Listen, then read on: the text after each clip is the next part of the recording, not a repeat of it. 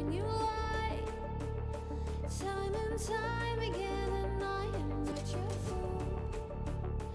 Not this time, 'cause I'm the wiser of us two.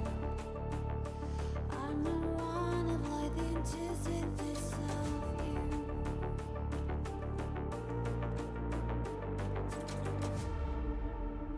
If you shoot, I'll take you.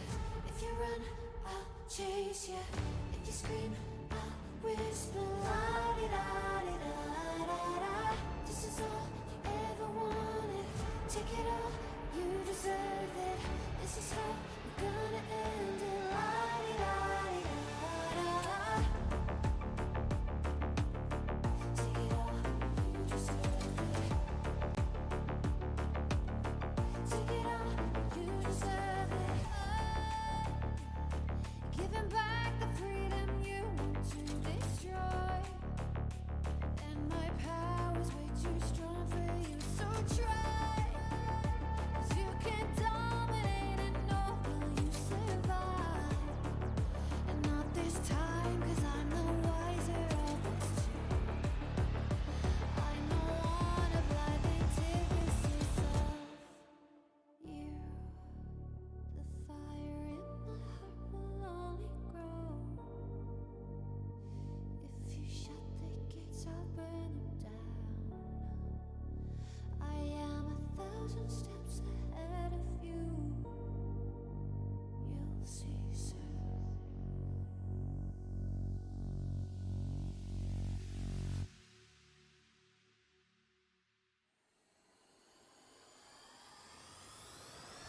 If you shoot, I'll take it.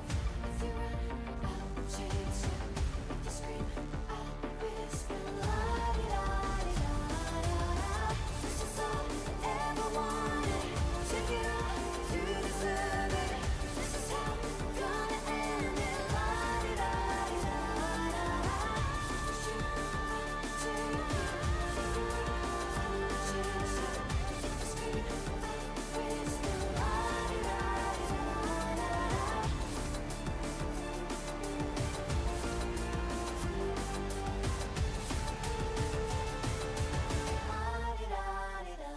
da da.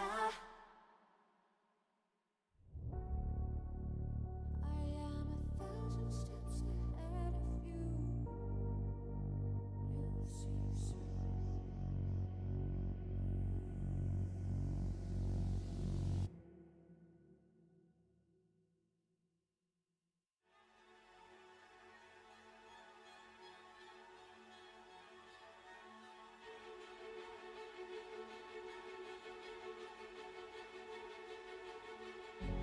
This world is slowing down. How can I fight it? How can I listen when there's no sound? Oh, the wolves are out. Yes, the wolves are out.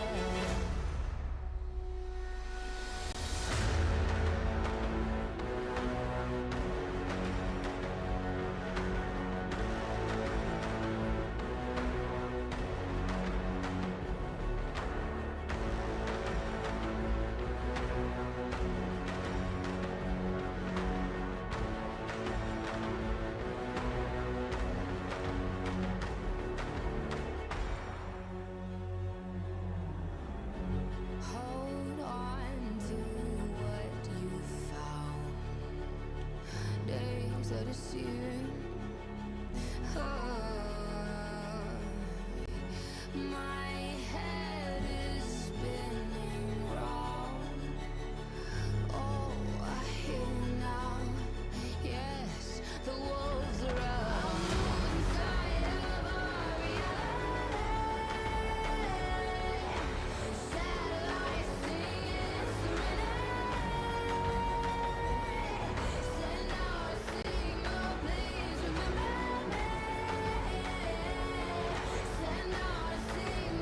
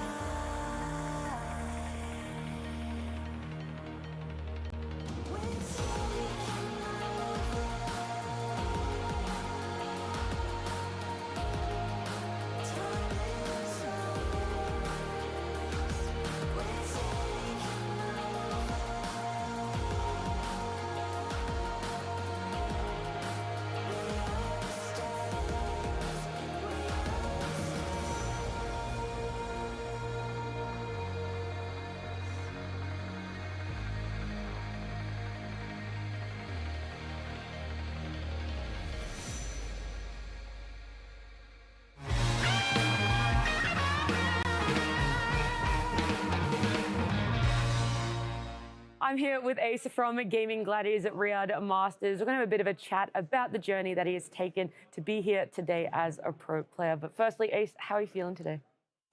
I'm a little bit tired, but besides that, I'm feeling pretty good. You guys got in pretty late last night, right? Yeah. Yeah. And also, I had a hard time sleeping. Usually when I sleep in a new place, also a bit jet lagged, it's just woke up a lot.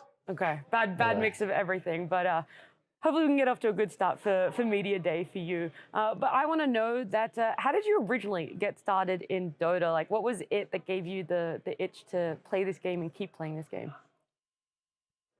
It's a long time ago. I think first game I played was when I was either 11 years old or 12. And I was kind of just, my brother was playing it first. And as a little brother, you always kind of follow your big bro.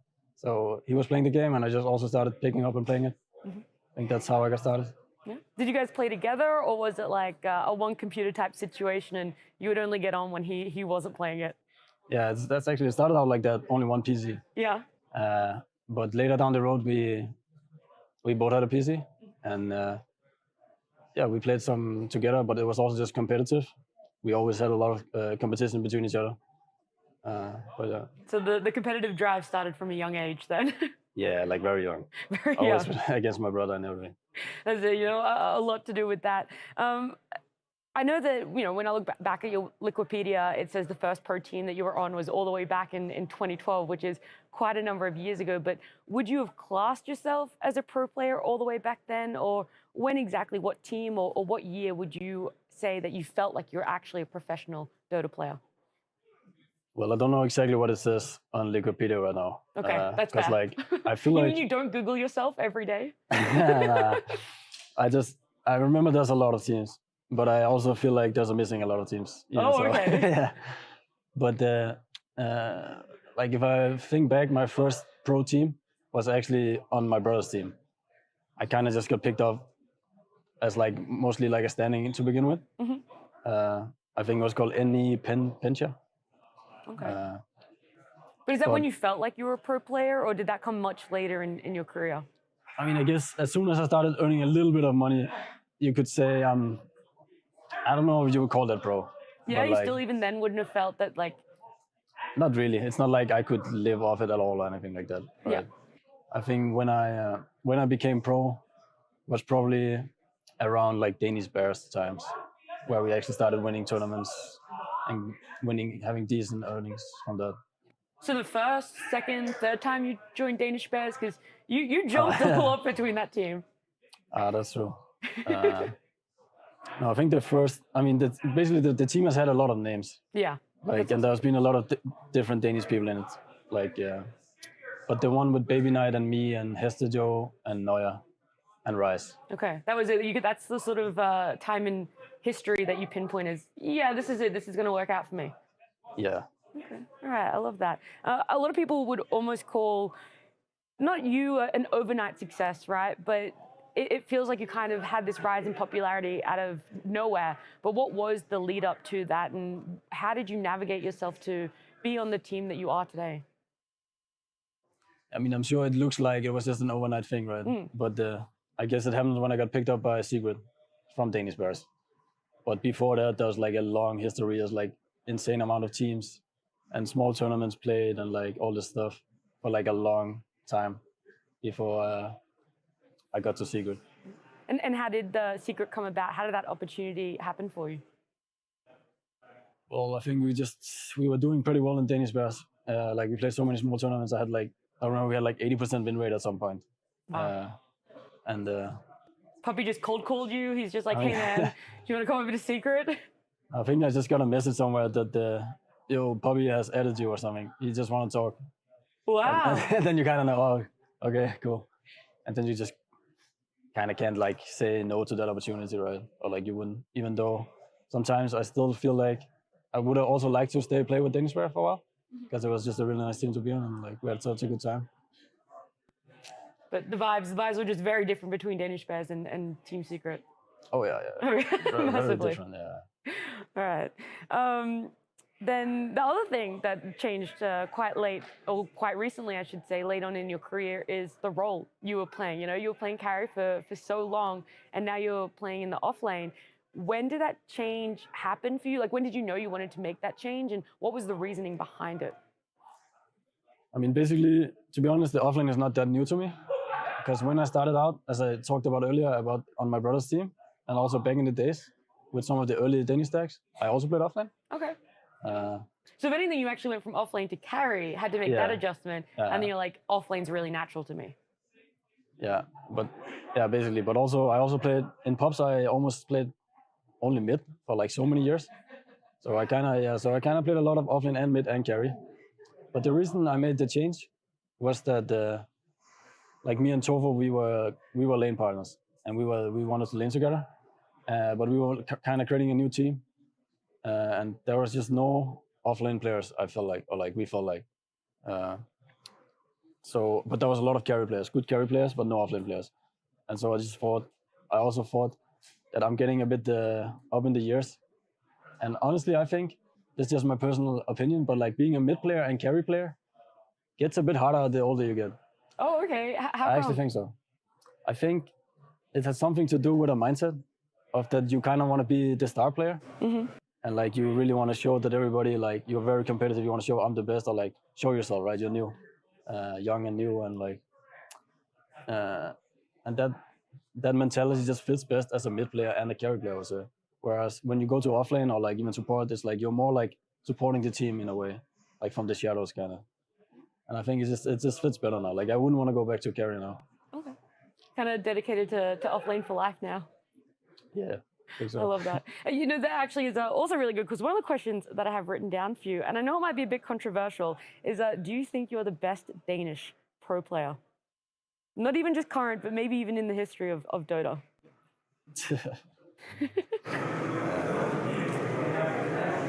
It's tough. I said it'd be controversial. I mean, I would always say I have like, I mean, I can say, think about one other player is just Crit basically, Okay. which I think we always have this rivalry. And I feel like I'm supposed to say, yeah, I'm just better. Yeah, like I would say so, yeah. I believe in myself, you know. Yeah, you're gonna back yourself a little bit. I have to have this mentality. Yeah, you yeah. do. I just know that you guys are very like nationalistic. You love to support just Danish people in general. So Yeah. that's why I thought I'd throw you under the bus a little bit with that one. Yeah. No, I'm glad you liked it. More questions though about this progress in your career. Is there anything that you would change in hindsight? You mentioned a little bit that you would have liked to stay with Danish Bez for a little bit longer, but going back in time, would you actually change that at all? No, because like the opportunity was there and like it grew me a lot. Like it was good. Of course, I was supposed to take it, and it was good for me. I think there was some times where I took some break, not really from Dota, but just competitive stuff. Like kind of wasted a couple of years. I feel like where I was also really good, and like I didn't really need to waste those years. But at the same time, I was also just kind of exhausted a little bit. So maybe that was also what I needed. Hard to find that balance. But Ace, thank you so much for taking the time to talk to me. I really appreciate it, and good luck in this tournament.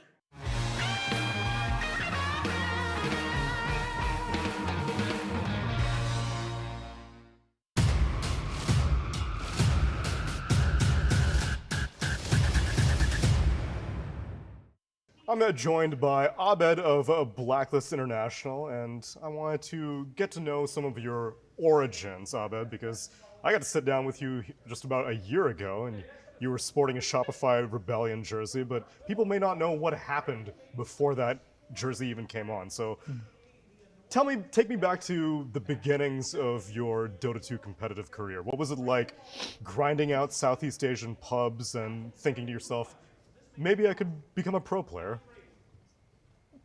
I started out playing just a lot of pubs basically, and then when I got like into the top 3, top 1 of the Southeast Asian leaderboards, I think that's when the teams started to notice me or looked at me. That's also how I got picked up by my first professional team at that time, Execration. Execration was your first professional team.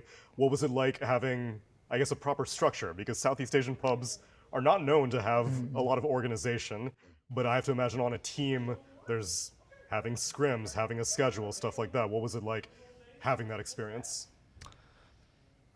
Yeah, on that team, I would have, basically we would have to scrim when I'm done with, like when I'm done with school. I would have to go to school, go to boot camp, and then go back home. So it was like, yeah, I could only play Dota for like maybe like 5 p.m. onwards until like 4 in the morning. That was my schedule back then.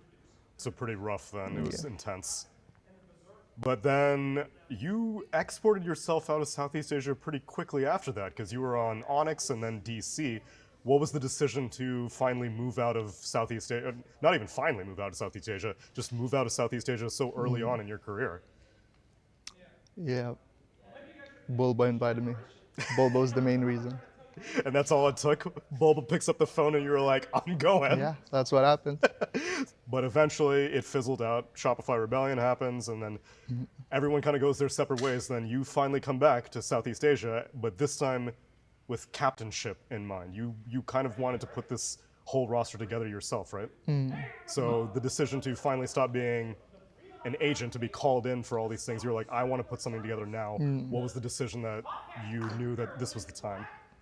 Yeah, after TI, which the last TI last year, Seattle TI 12. yeah, I talked to basically the Blacklist owner, Trike, and we kind of put this team together. And I've always wanted to play with these guys too on my team, so and the timings aligned for us, and now we're here. Well, the growth has been exciting to watch, Abed. Can't wait to see how you do at Riyadh Masters, and thank you so much for taking the time to speak to me. Thank you.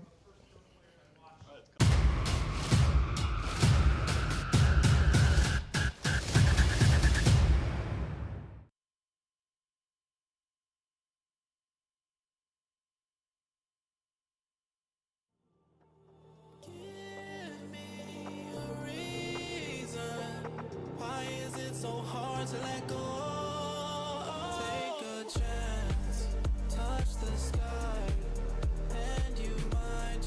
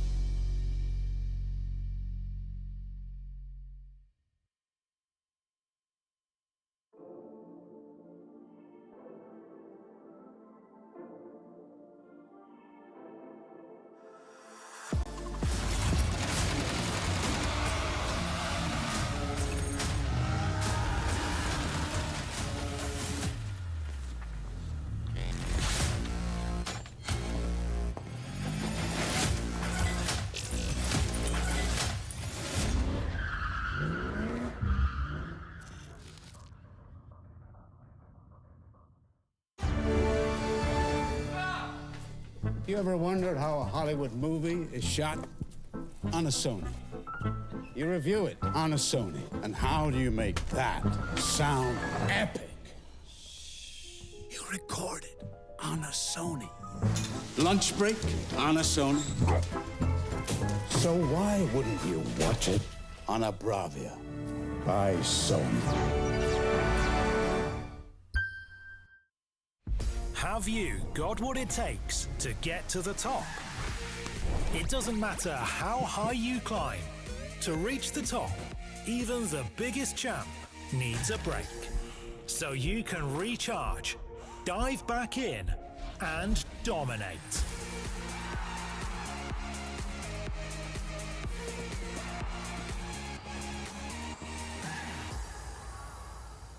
Have a break. Have a Kit Kat.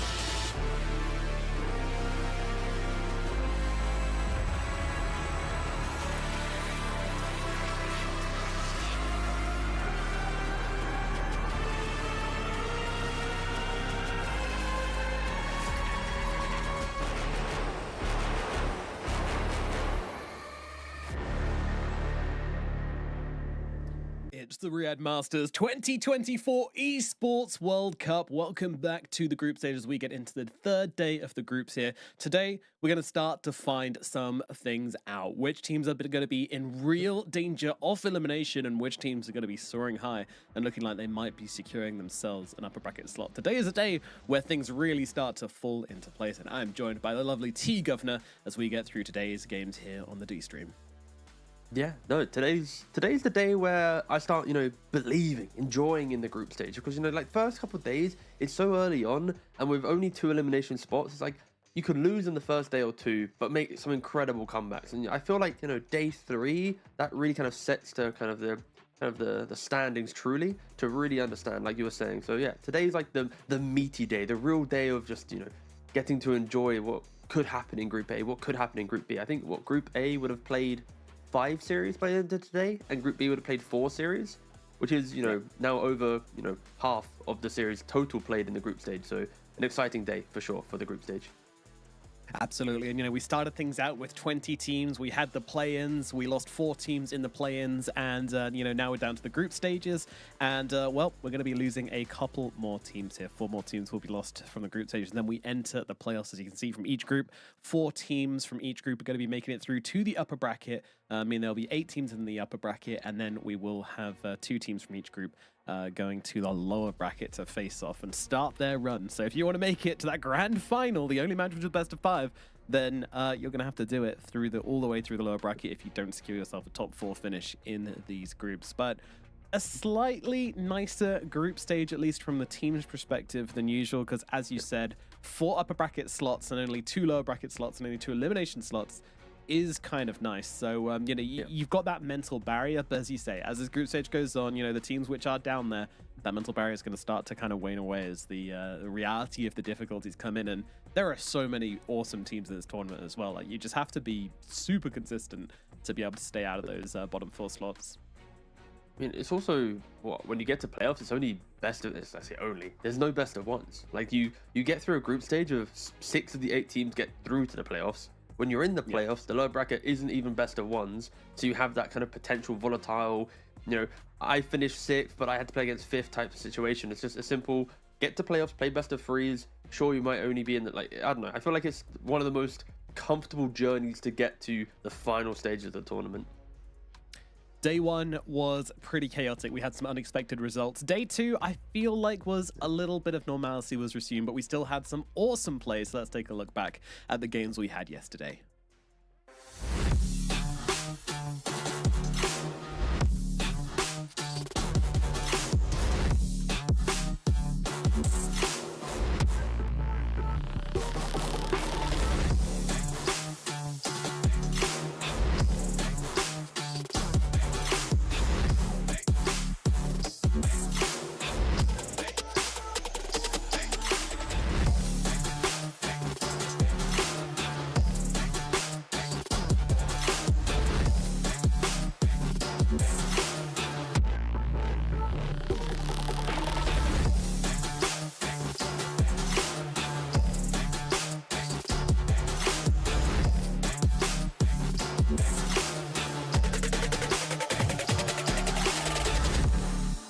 Beautiful stage, beautiful teams, and beautiful Dota is what we got to witness over the past few days here, and it is just ramping up and up and up as people really get into the spirit of things over in Riyadh.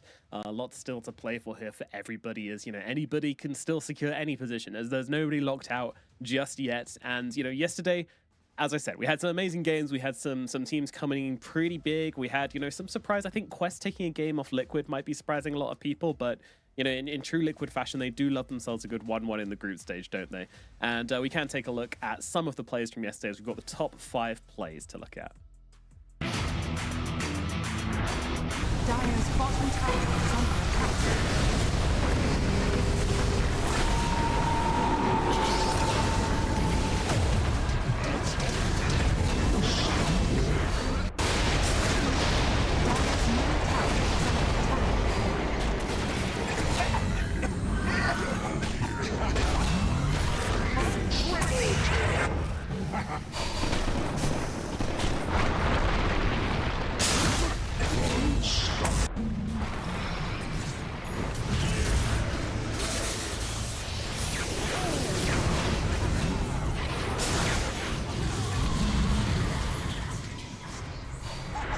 Immediately making the move up here. They know that the Aegis have been picked up, but they're not afraid to try and find a fight. They get a two-man hook shot. The 2 of them. They get the cogs down to Supernova as well. They've got to push forward to be able to take on 3. With the 3-man black hole, it's a beautiful one from Malik as they get the clean up.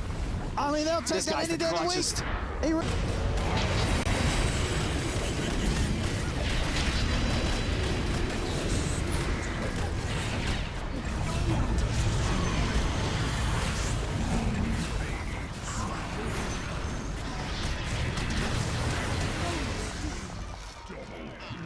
Awesome plays there coming out across the day yesterday. Hopefully we get to see a little bit more of that today. I believe we most certainly will, T. Let's take a look at some of this series we've got coming up today across, you know, pretty much the entire day. I think there's some huge series. I mean, for the first round, I think Falcons versus LGD is going to be interesting for a lot of people. LGD, despite coming through the play-ins, have still managed to go 3 draws so far, which I think is quite impressive. Well, Falcons are actually below them in the leaderboards right now, so that's going to be an interesting series for people to watch. Yeah, I think for me, LGD is probably one of the bigger shocks, I think, of their journey so far. When you look at their previous qualifiers, you know, putting it bluntly, they were very, very underwhelming. Like, when you think about like the legacy that this organization has, to think that they weren't able to qualify to TI, they did qualify to Riyadh, but like it just was uncomfortable. It just wasn't like in a dominating fashion. Of course, they've had a multiple roster shuffle, so I am all eyes on LGD Gaming on how well they can do. Can they actually convert on some of these draws and maybe turn them into wins? It's yeah, that's a team I'm looking out for so far in the group stage. Yeah, I mean, today's going to be do or die for them, though, because they've got both Falcons and Spirit coming up today. So good luck, LGD. You know, hopefully they're in a good mind space and, you know, can see this as an opportunity rather than a big, scary thing. Because, of course, the mental game can get a lot, especially when you're in these situations. And talking about the mental game, we can have a look at some of the players' reactions to some of the plays we saw yesterday. So let's take a look.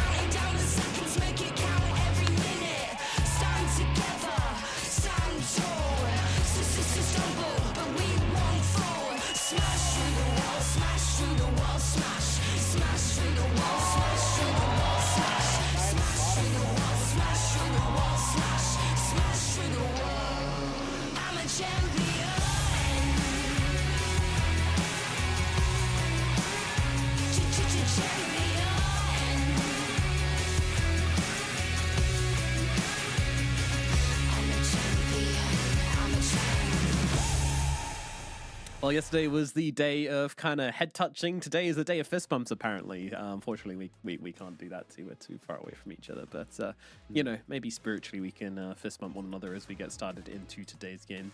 And I think it's time to start talking about some of the games we've got coming up on this stream, because we've got lots of exciting matches to come. Obviously, we're going to be starting things off with Gaming Gladiators versus Blacklist. So, yeah, I mean, out of all the games we've got today, I feel like that one might actually be the most exciting on this stream. Let's have a look at what we've got coming up, though. So, as you can see, starting things off, as I did mention, it is Gaming Gladiators versus Blacklist over here. Then we're going to move on to Entity versus Mouz, and then finishing off with Falcons versus Blacklist T. Yeah, when you think about the games that we have here, of course, Gaming and Blacklist, they are currently sitting at both 3-3. Entity Mouz, they are looking...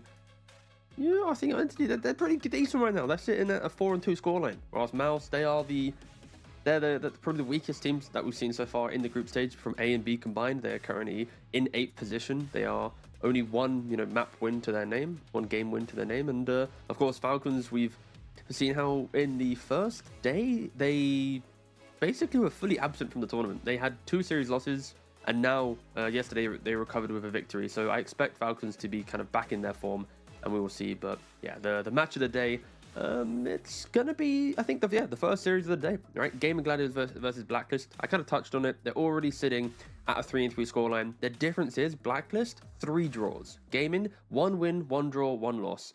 And I think Gaming, they've lost to Heroic, which also is kind of like a crazy upset to some degree. But Blacklist, they need to find a win. Just draw. Sorry, as I choked just a little bit.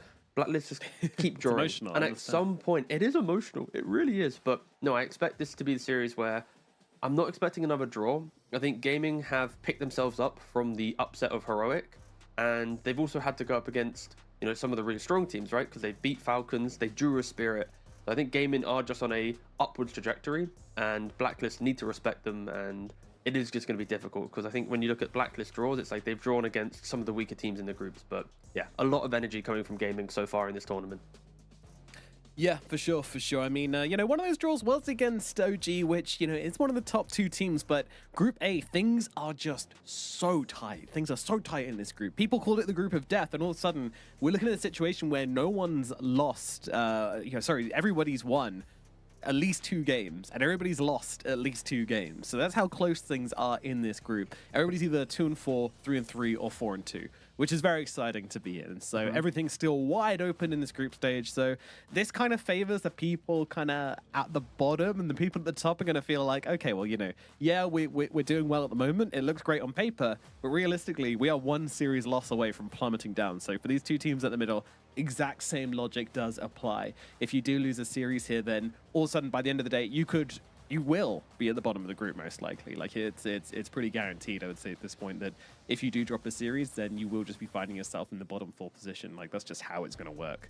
So a lot of pressure. Don't be thinking about that. Keep your head in the game, and we'll see if these teams can pull out a bag. But yeah, I think it would be kind of strange not to favor Gaming Gladiators in this series, just because over the past 2 years, the strength this team has showed. You know, they've made so many major runs. They've won so many majors, you know, made it to TI finals. Sure, this year we haven't seen quite as much from them. They have been beaten to the post a little bit by Falcons, but this team is going to show up. It's a huge international event. There's loads of money on the line. They will be on their best form. It's up to Blacklist to prove that they are here to bring the competition to them, to bring a challenge to them. Yeah, and I just think so far that their tournament has been a little bit volatile, right? Like if we just look at group stage only without the play-ins, like they lose some games in like 20, 29 minutes or 25 minutes, and then they win like these epic like hour-long clashes or these like, you know, 45-minute bigger games, right? So it's like, I think Blacklist are showing a little bit of kind of crazy variations in their best of two so far. I am hoping that they've kind of found a little bit more form, because against, you know, a team like Gaming, every single day, even if they have an off day, you know the next day they're going to show some strategy or some next belief. Like they aren't a team that just backs out of a tournament. They, you know, they keep, you know, getting through it, and of course that is why they had such dominant years before.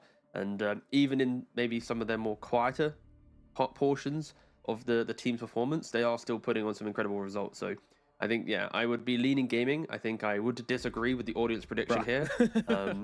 I would be probably saying it's like 60-40 to Gaming, but there's a high likelihood that this could just be another draw. I think that's what Blacklist specialty is so far in the group stages, you know, finding one victory and then not being able to replicate it again.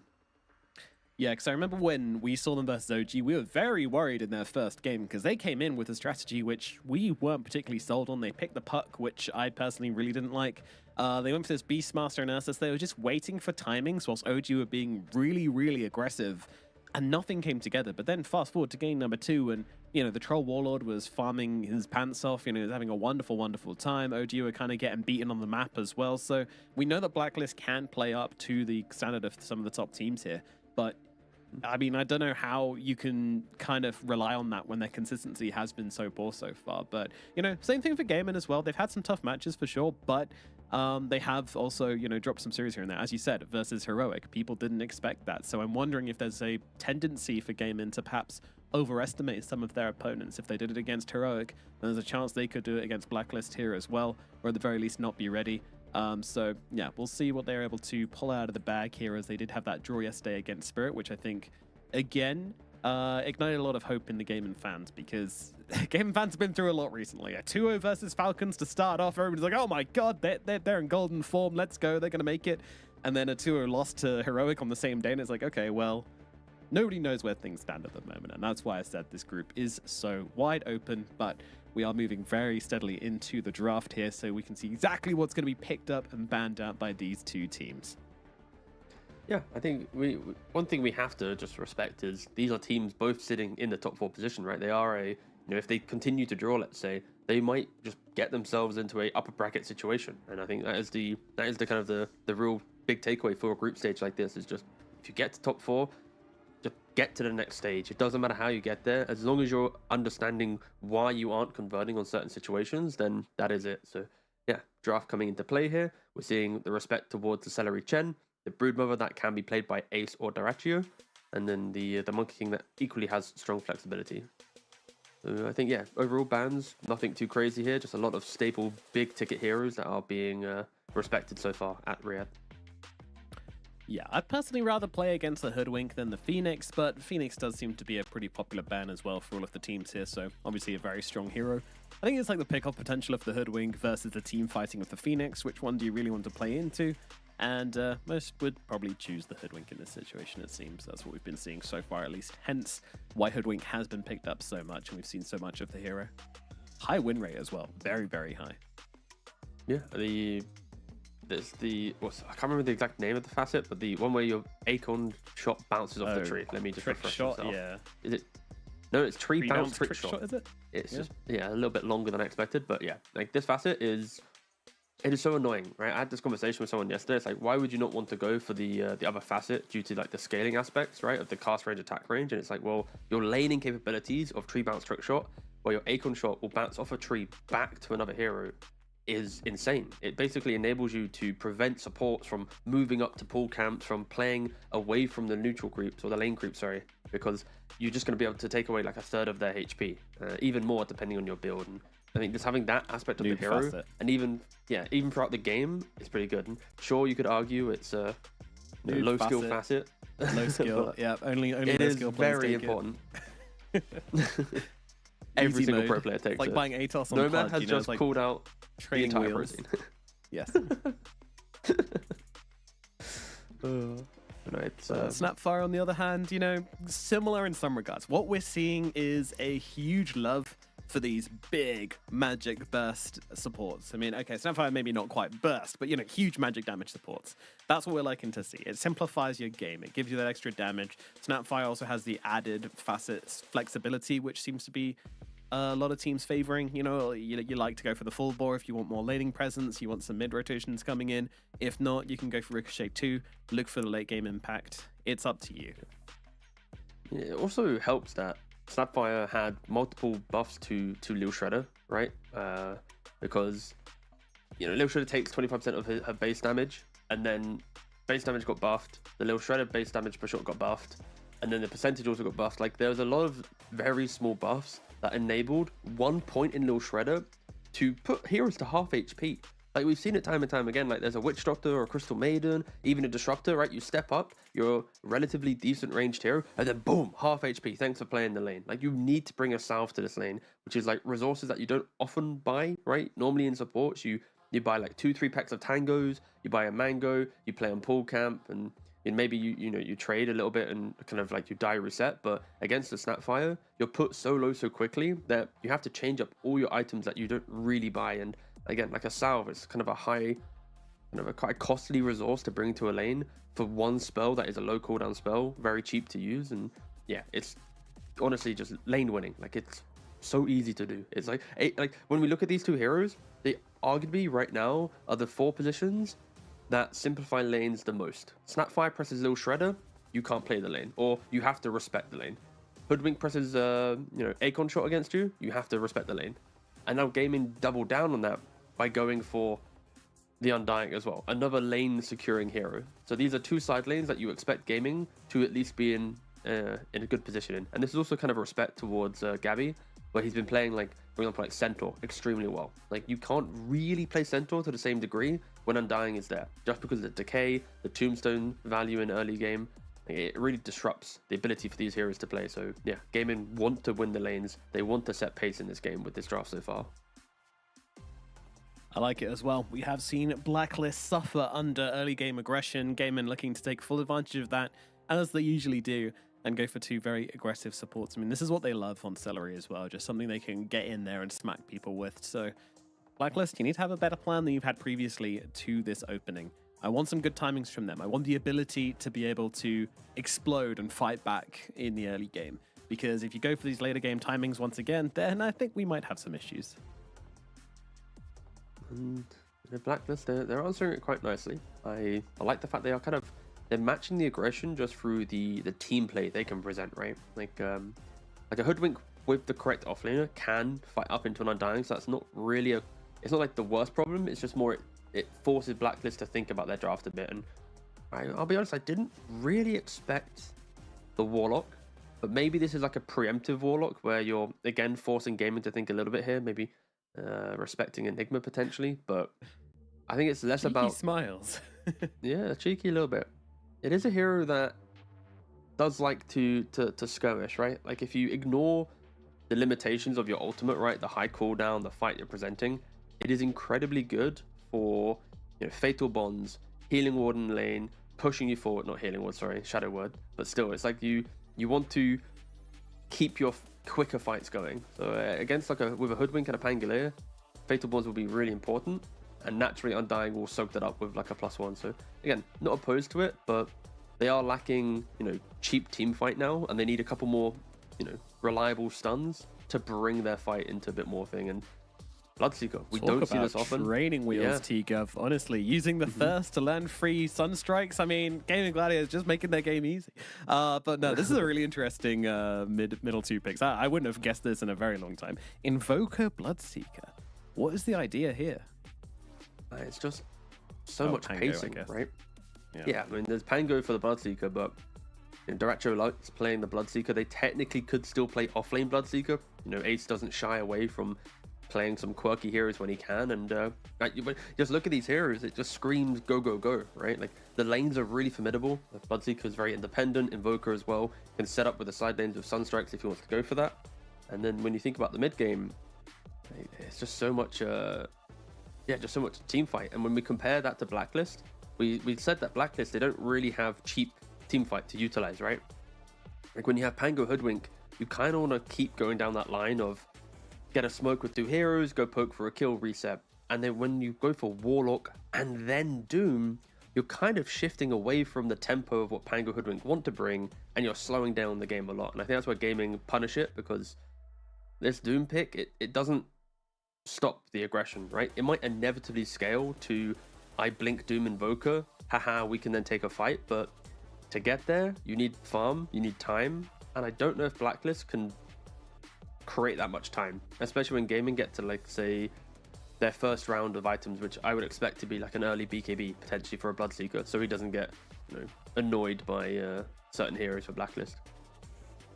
Again, the lanes are so scary for gaming. Like I think so far on paper, they're meant to be going even or winning all of them at the moment. Like they are in a positive position in all 3 lanes. There's not a single lane where I'm like, oh, Blacklist, they've got the edge right now. Maybe the carry pick helps them there. Another thing I really like about Bloodseeker this game as well is that Gleipnir is one of the strongest items to get versus Hoodwink. And Hoodwink is a hero you should think about in your draft, because if you leave this Hoodwink hero unchecked, then it does silly things. You know, it's going to Gleipnir you back, it's going to cut your waves, you're going to have issues. So just having that hero who can find her without too much difficulty, and an actual Gleipnir builder at that, is very, very nice. So unlikely that Hoodwink's going to be able to be, you know, cutting waves and being super annoying in the team fights as well with the Bloodseeker on the board. Yeah, I think it's just more annoying that gaming have last pick in the draft, and the Bloodseeker is, you know, it is going to be flexed to the end, right? Like, as much as you might argue, I don't think we see enough Bloodseeker to even entertain it having to go into a certain role. Ace hasn't played it so far in a pub match, but also if I double check the Rapture real quick, you know what, let's just say Bloodseeker. Has anyone even really played this as a pro? Not really. Arme's played it a little bit, Shiro's played it a bit, and that's it. So this is very much like a scrim invention, because in the pub scene, neither the offlaner or carry of Gaming Gladiators have attempted to play it in the last 8 days. And then, now we see this Chaos Knight come out. Now there is a world where Bloodseeker can go for the Aghanim, for the Blood Mist build, that sort of stuff, but, you know, I don't know. That used to be an answer to some Illusion heroes, but I just haven't seen it in such a long time. I just don't have a power read on it. It might be awful. It might be a throw. They might just go for a classic. But even, you know, going for like Maelstrom and stuff's always nice versus the big tanky heroes. But yeah, CK just a hero who never really gets brought down very low. So always going to be quite nice against the Blood. Final pick now, Fort Gaming Gladiators. Choose where your Bloodseeker's going. Choose what your answer is to this Chaos Knight. And we'll see exactly what's going to go down for them. Anything standing out for you right now across the 2 roles? I think I would like to see, is there maybe a Darkseer? Not opposed to it. There's not. What do they go for? I heard the sound. Clinks. So they do put Bloodseeker off. Okay, fair enough. So the reason why I was maybe leaning Darkseer was because of Warlock. You don't have as much of a scary laning impact compared to other supports to enable CK. That you can push the lane out with like Fatal Bonds plus CK aggression, but you know, it could enable certain offlaners that want a little bit more time. But instead, they are going to keep the Bloodseeker in the offlane role. We've already praised how it can be very annoying for a Pangolier to play into.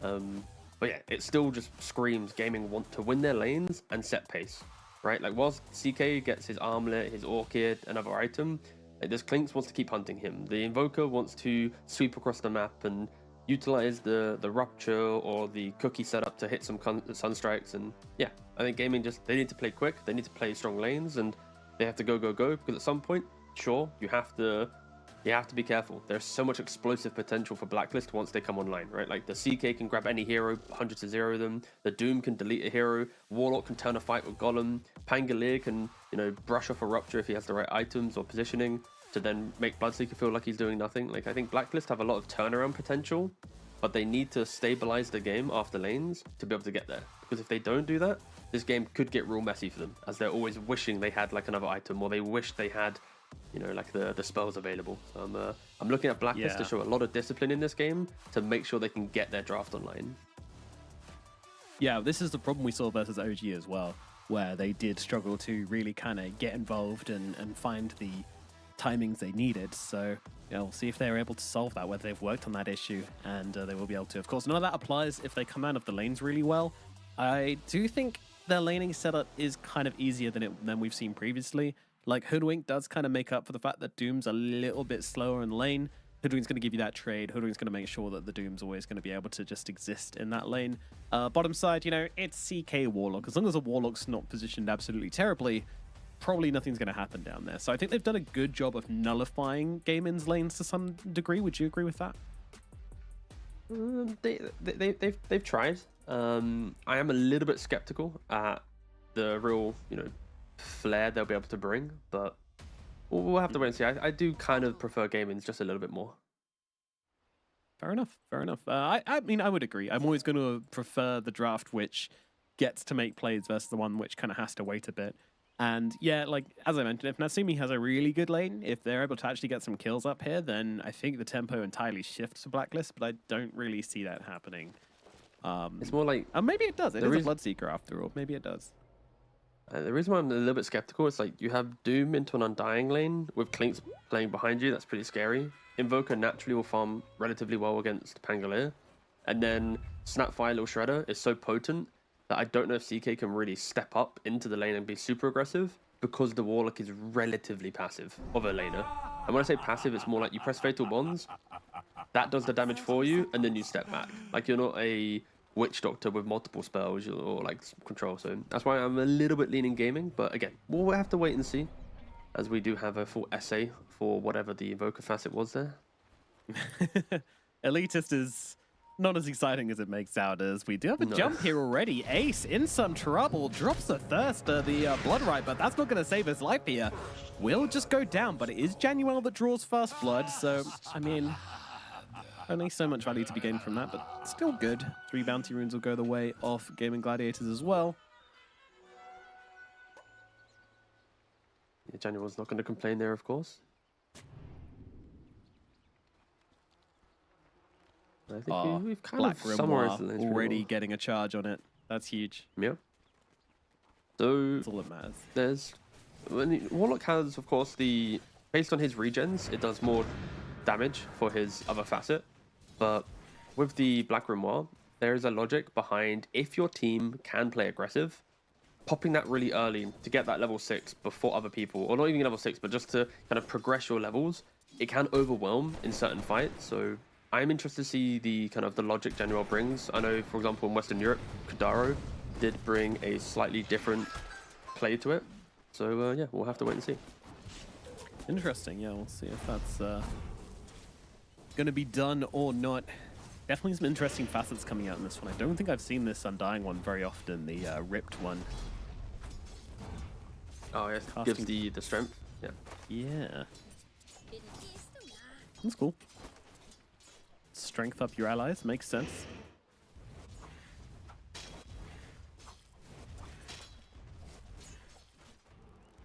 And we're going to be getting the Quas Wex Invoker today, so no big Sunstrikes coming down anytime soon.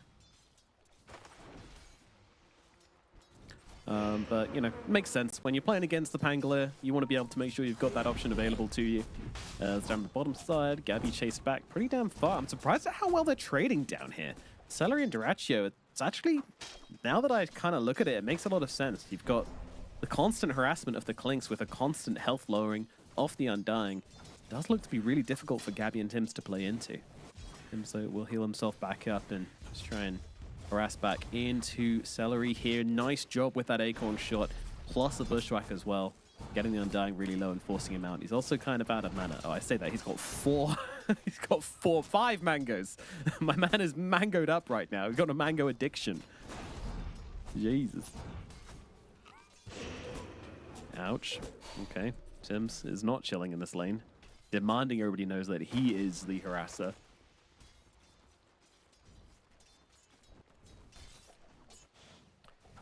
Over towards the mid. It's just a trade at the moment. really not sure how this lane's going to go down. I feel like... Ooh, nice try on the deny there, but not quite working out for Quinn. Yeah, I do feel like Invoker should start to take over this lane. Oswex Invoker is just annoying. Yeah, I'd say that's the best way of wording it, right? He didn't go for the Exalt build, he's gone for Coswex.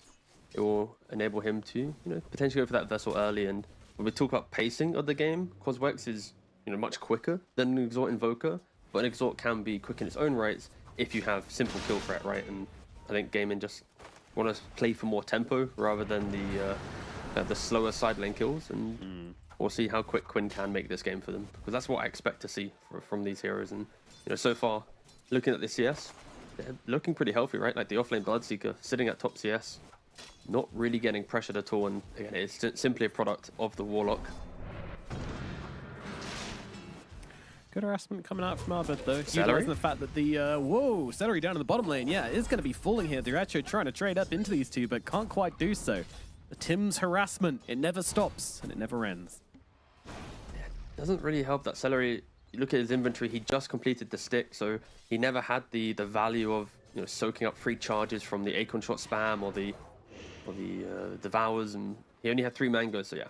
Being level 2, no stick, he is kind of susceptible to dying, and yeah, he does go down.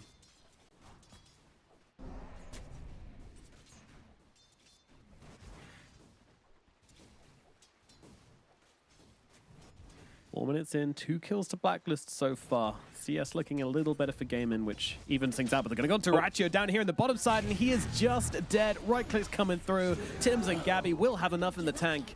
And that's going to be another kill down here for these two. I started to question whether this lane would actually work out for them, whether we would see this Hoodwink completely owned like she tends to in lane, and well, I was wrong to ever question it. Yeah, I take it back. I'm sorry, Blacklist. I kind of expected Undying to be a little bit stronger, but maybe Celery's starting items, his trajectory into the lane, the level deficit plus kills have given Blacklist all the life they need in this lane. Gabby has consistently been a very, very strong offlaner, I feel. Like I don't think he gets as much respect as he deserves. Like, some of his games have been absolutely stellar. Yeah, and his success is kind of the team's success. If he has a good lane, they know exactly what to do in the game. They know who to play around. They can just leave the other two and go and make things happen. I feel like if I want anybody to have a good game on the side of Blacklist, then it is Gabby. Good start for them, for sure. Top side has been really quiet, which I think is kind of what you want, especially when your Bloodseeker has this much CS, so yeah. Great start for Gaming up here. I'm happy we haven't really looked at it, to be back fair. to base. Also, I'm a big fan of this little kind of mid-lane summary. It's quite delightful, but you can see here Quinn has the 11 CS advantage. No kills either side, but was able to get to level 6. Abed still not level 6 himself. And this is normally a window where that 6 active rune with a Pangolier can be quite a disruptive time, but Gaming already here. Both supports coming mid. Of course, Pangolier was back in base. I think luckily for Blacklist, it was only a shield rune. If this was maybe like a DD or something, then you could argue this is walking towards back to mid, utilizing his catapult, maybe chipping down the tower just a little bit, but yeah. Nice general map movements from Gaming. Being chased here. Rolling Thunder being used by Abed as well. The first ulti of the game used to try and secure this kill. Onto the Undying, but a little awkward there as Celery just finding the right spot. But luckily Tim still has his spells available and will be able to blow up this Undying regardless. But did he die though? That's the real question, because he's still alive on my screen. Yes, he did.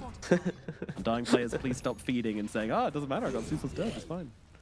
It was 3 seconds on cooldown, and to be fair, I think Celery's probably quite upset that he died in that exact moment, because it's like, do you really want your first usage of this to be just a random cheap kill, right? Like, you kind of want to have some like TP and map value from it, but yeah, it doesn't really matter. It was used, and we are seeing both Wisdom Runes, shared between the two teams 1-to-1. Dude, look at Quinn just get busy on this tower. He is using the shield rune to tank every single tower hit, keep his catapult alive, give time for his creep wave to come in and also help take this tower. So yeah, even trading a lot of his health as well. But of course, you're Invoker, you've got Quas. You can lifesteal your way back up to health. Abed can't really do a whole lot about this siege creep. It's just going to lose most of its tower's HP from this. Celery. Where you going, boss? down on the bottom side. Diór, nice usage there of the engulfing step to get himself away. That, of course, does allow you to teleport to your death pact targets and makes you very elusive indeed on this Clinks in the right situation as Januel now getting ruptured up on the top side. He's got nowhere to run, nowhere to hide. Yeah, the heals will make this annoying, but Ace is still going to be able to run him down, and this Bloodseeker is having a phenomenal game so far. Yeah, you can already see the kind of the pace in gaming they're trying to set right there. They're sacking their Clinks, they're accepting that he's going to be by himself, hope that pre-Doom he's able to make the plays with that Facet, and then you bring the supports to top. And Quinn's constantly poking down this Pangolier. We are not seeing Pangolier ever make a TP rotation, ever make a move, and Natsumi already at 8 minutes in is having to play deep into the jungle. And it all is because Diór is just soaking everything, yeah.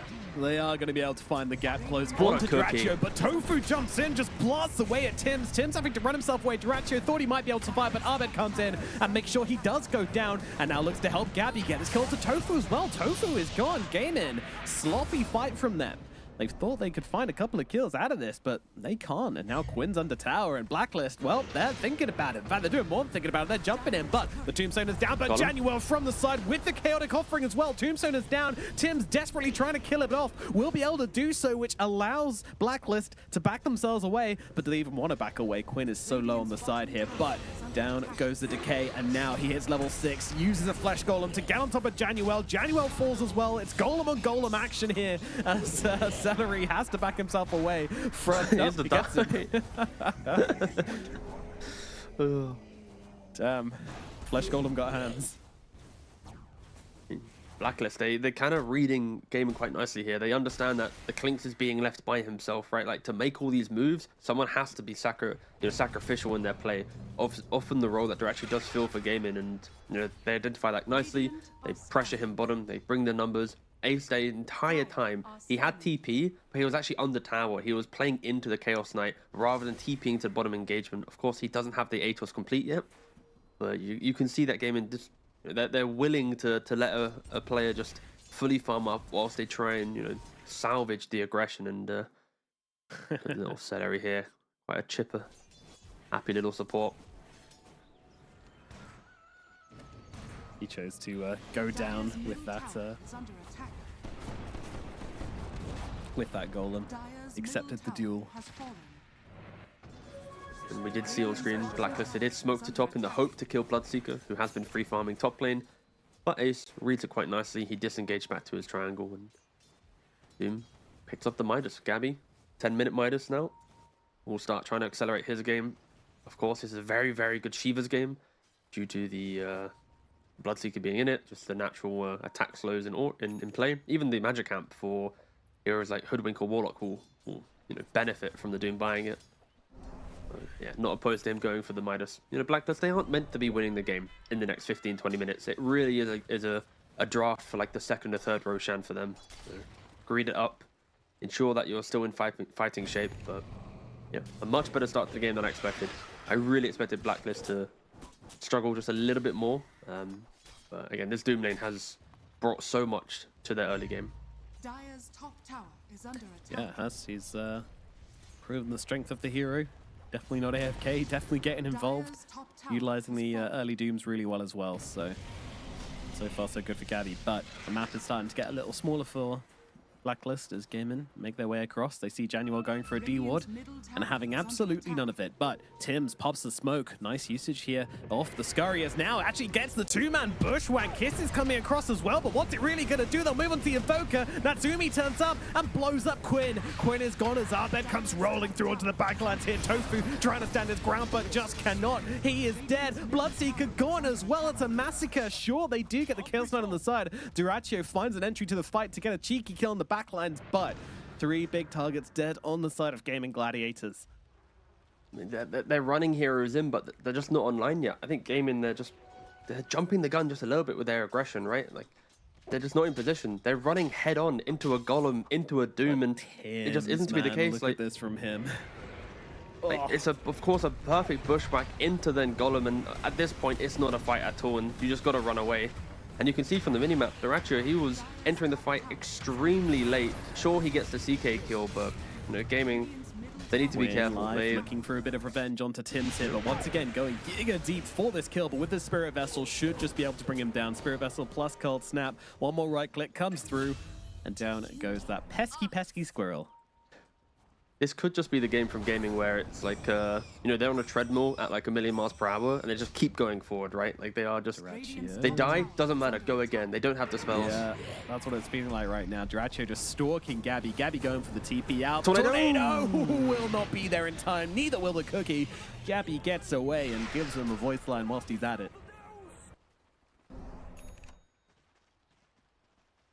This will open up the tower, and Dyrachyo, he is looking to, he just completed his Desolator. So the way in which gaming is playing, it's very relentless. But this Deso will be able to convert on the objectives. Roshan towers, of course, helping out in kills. That is one of the kind of nice revelations I think people found against Pangolier was beforehand, it was always lock him down during roll. And then in the last like half a year to a year, people were like, wait a second, just pick a ranged hero and kill him. Right, like TA become a big counter, Terrorblade, of course, Glinks as well. You know, it's kind of comedic that it took a little bit of time. Window as well, yeah. It took a bit of time to get there because everyone was always like, pick Bane, pick Warlock, pick Bloodseeker. Yeah, Grimstroke. Yeah, Grimstroke as well. People were very into the stop him rolling, but kill him. It's now the logic as Quinn getting jumped once again by Tims. Tims being very annoying here. Silence out onto the Invoker as well, forcing him back.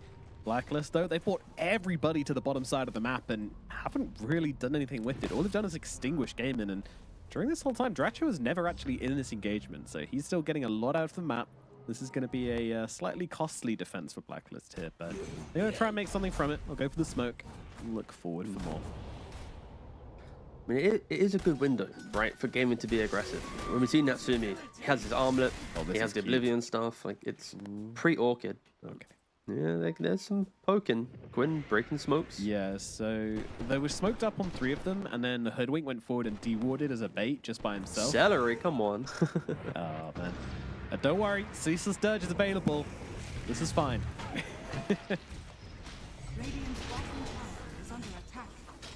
Back he comes. Radiant structures Ah, are well. fortified.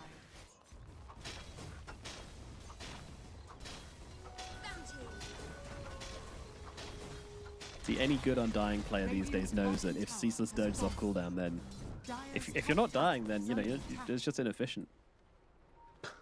Go get some valuable information. You scuffed a little Wraith King.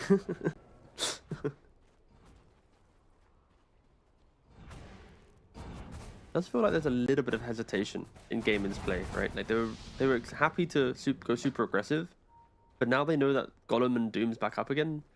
They are, you know, taking a step back. It's not as if Gaiman have itemized to deal with this, you know, abundance of teamfight that Blacklist can bring in the mid game. Ace, we'll see Gabby here. Gabby has a TP available. We'll be using it, and no cancels available. The TP in was from Celery, who wouldn't have had a stun anyway, so wasn't going to be there in time. Quinn was kind of nearby, but yeah, it started a little early on the Bloodseeker, sadly.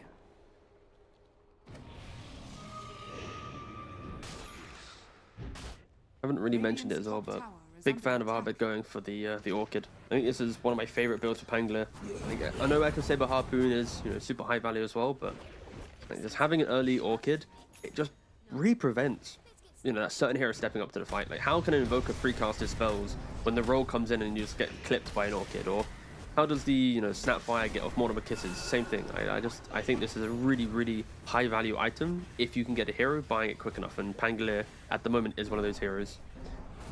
Blacklist, they're smoked up. They want to be the aggressors. They understand that Gaiman have, you know, took a foot off the gas, have really kind of sat back into the game. And Smoke revealed. Gabby, dust is out. Doom is there. Quinn in trouble. He's got to back himself away. Celery will be able to sacrifice as he gets beaten down by the Chaos Knight. Tofu letting these kisses go and getting a decent amount of damage off onto Natsumi and Gabby, but Gabby just healing himself right the way up again. Januel's here as well with the Shadow Word, so doesn't really matter. Blacklist taking the win here and going for the tier 1. But now that Doom is on cooldown, is this going to be the brakes taken off for Gaiman, or do they really want that Golem as well? it's difficult, right? Like, this is a state of the game that I didn't expect Blacklist to get to so quickly, right? I expected them maybe to hit this stride, maybe to minute 25, but they've been able to, execute on their lineup so much earlier. And Abed is They going to have be to the respect the target golem. now. He's got nothing to get out of this. The golem does come down, and in comes Natsumi from the side, but the silence is there to help Dyrachyo get himself away, and Abed does fall. The golem as well might be in some trouble here. They're just trying to finish off Januel's friend, and they will. No Doom, no golem.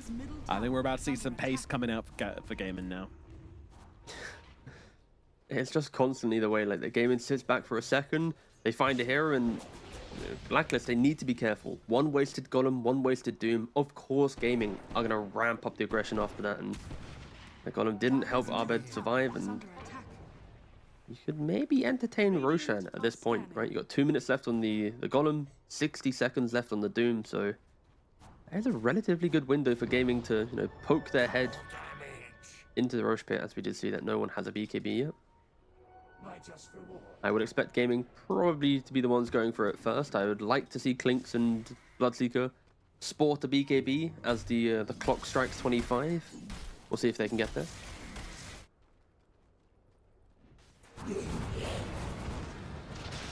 Not as much excitement as I thought, but, Gaming, they are playing very deep here. Once again, they are showing their teeth a bit. And Gabby might be the target for Dyrachyo here, but there seems to be a bit of hesitation.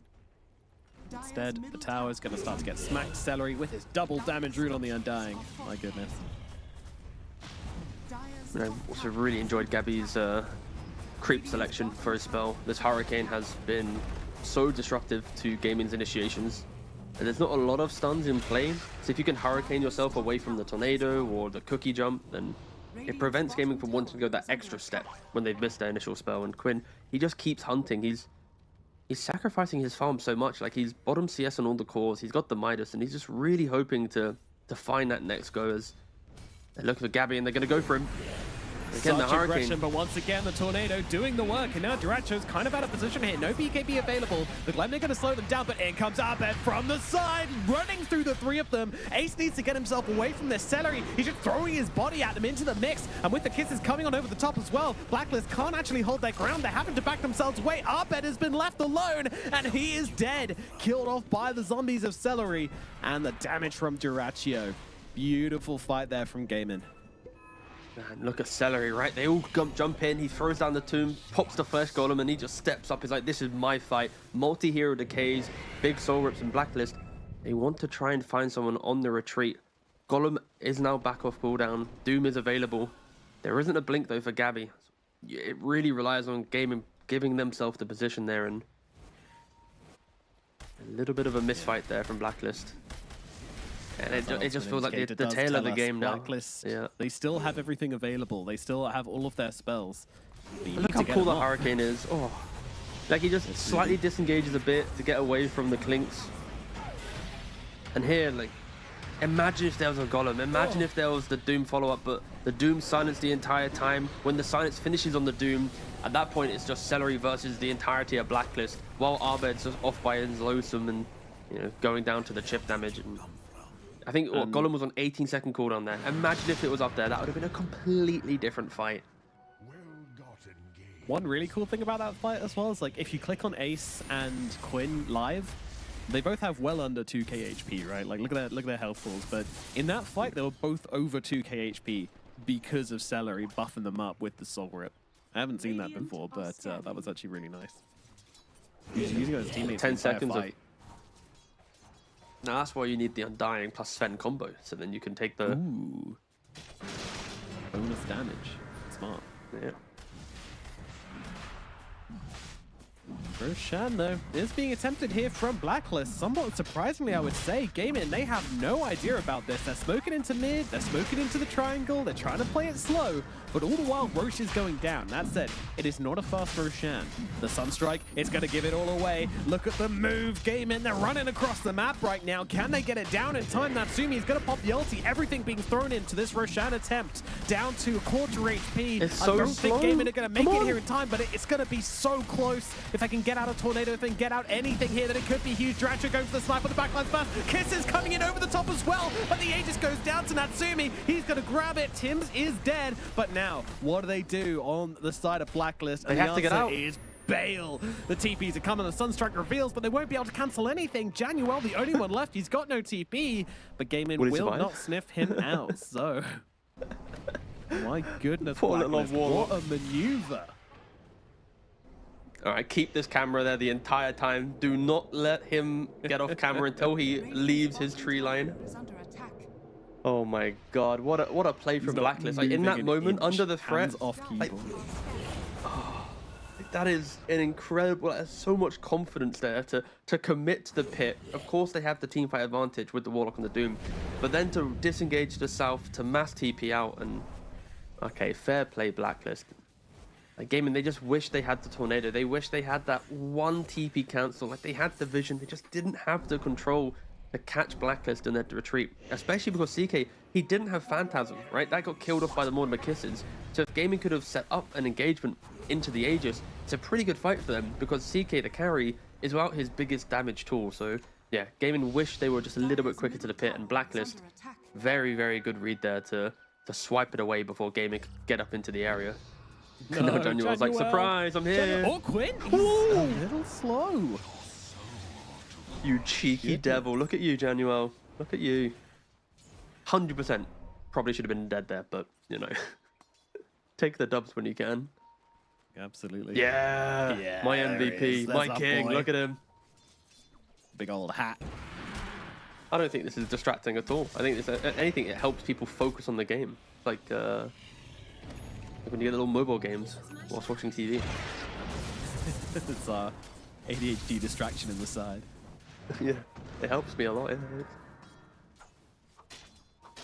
Well, Ace is looking for a BKB, but Nasumi is looking for Celery here. Very aggressive indeed, but Celery does have himself the 4-staff as Duracho picks off the kill all by himself onto Abed. Kind of insane that he's able to just do this against the Angler. Like, that's wild. Like, he doesn't have an Orchid, he doesn't have anything. He's just going in with pure damage and ruining his day. The moment he uses that Swashbuckle, he jumps him.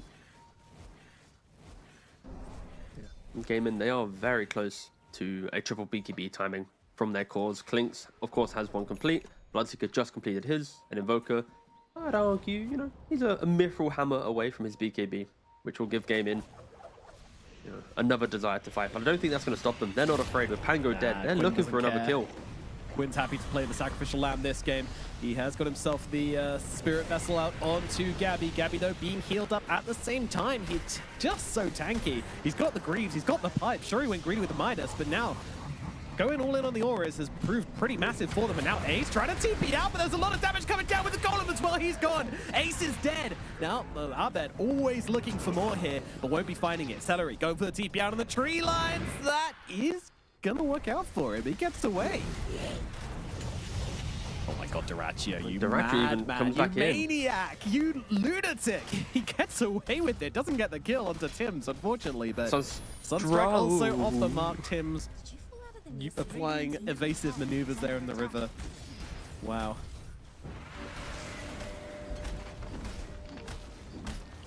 Blacklist is just playing so well.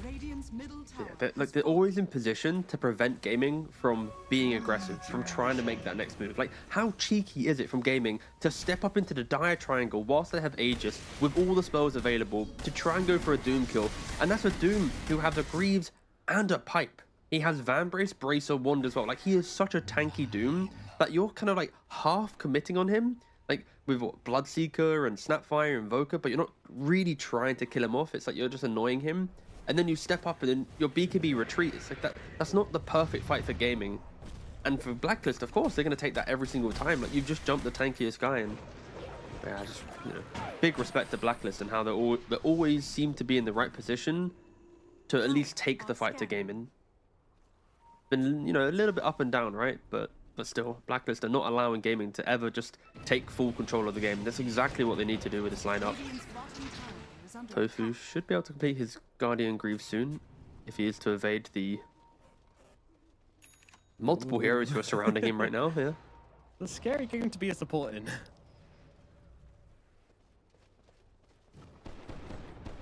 Here's the smoke again. Golem on cooldown, but they have Blink now. Blink reveal from Doom. Aegis they is find the gone. Invoker? Can they find the Cooldowns are Clint? still there for a lot of spells from Blacklist, but it doesn't stop them being aggressive here. Ace, he's going to be the target. BKB is available, but he runs himself back, and it's going to be all right for the time Big being. tombstone. Celery drops a tombstone on the high ground. There comes the Doom out onto the Bloodseeker, but Bloodseeker got off the BKB in time, so he's going to be okay for the time being, and it's actually Gabby who's taking serious hits here from the Clinks. Gleipnir is there. Kiss is coming through as well. Sunstrike is off the mark despite the Gleipnir, but Gabby might just get brought down regardless. It takes so long, but they do get the kill, and now Blacklist, they want to get themselves away, pull the parachute cord. Phantasm comes out from Natsumi though, open to the option of returning into this fight if there is a possibility of doing so. Gleipnir comes down onto Tims. Tims on the side, being that target. They gotta be careful though. No one wants to get caught by Natsumi in just 100-0. And in they go, they find Tofu. Tofu should be an easy pick. Golem coming down to two of them as well, just to make sure that Tofu is absolutely dead, and he is. Abed jumps through, doesn't really get punished too much for his role in there, thanks to that Golem protecting him. But it's a lot of commitment just for the Snapfire kill. I gotta be honest, I think Gaming Gladiators are gonna be feeling okay about this one.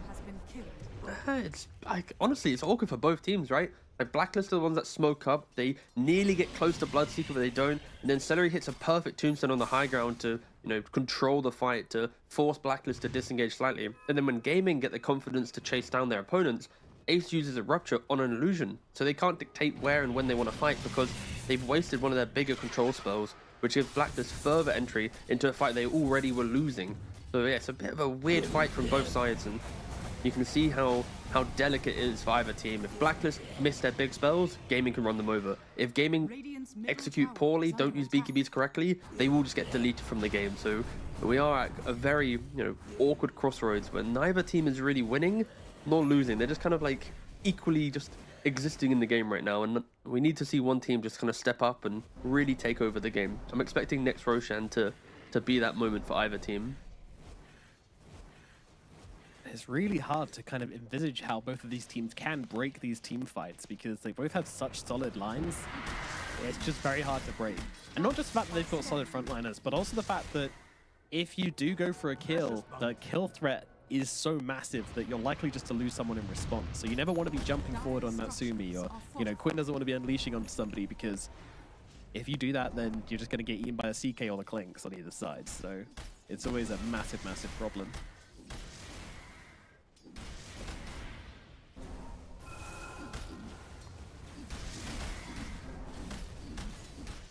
Quinn's going to be pretty grateful to receive the shard from the Tormentor as they find Tim's here, but now they look over towards Durancio. That's a lot of damage coming down on Tim, but he's got the engulfing step to get himself away, and now stun comes through. A lot of damage onto Natsumi now as he's trying to keep himself alive. Will take down the Bloodseeker, but trades his life for it as Celery gets him gone. And now Abed has to back himself away, cannot withstand the damage of the Clays, but Quinn with a wonderful tornado catches out Abed. Now the ice pass down as well. Abed's not going anywhere, trying to TP out, but that's not happening. Durancio runs him down.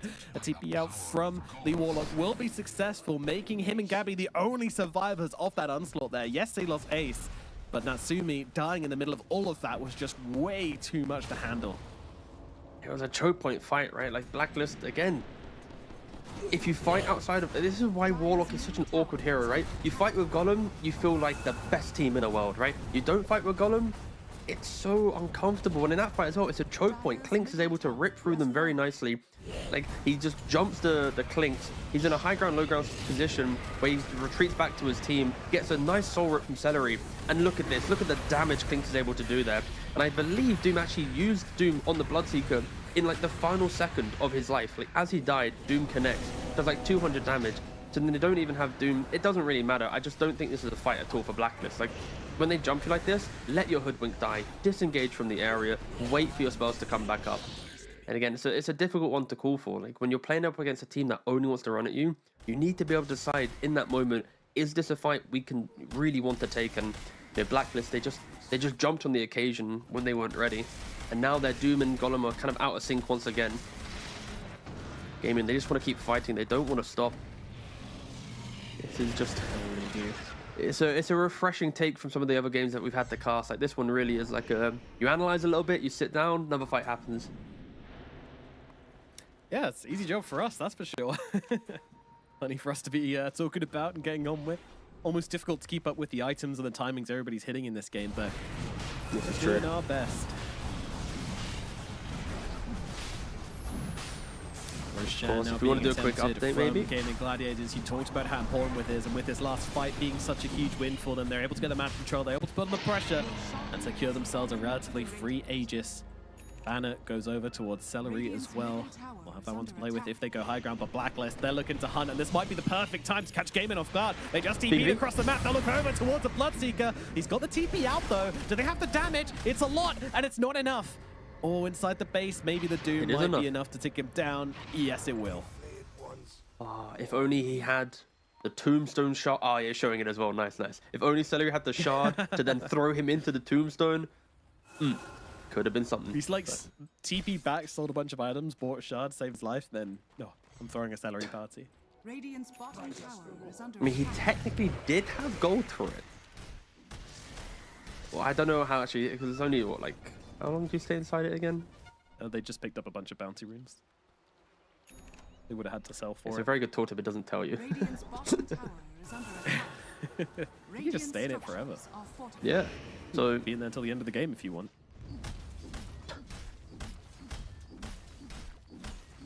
Yeah, incredible shard game for the Undying. I'm actually a little surprised he hasn't picked up. Oh, there you go.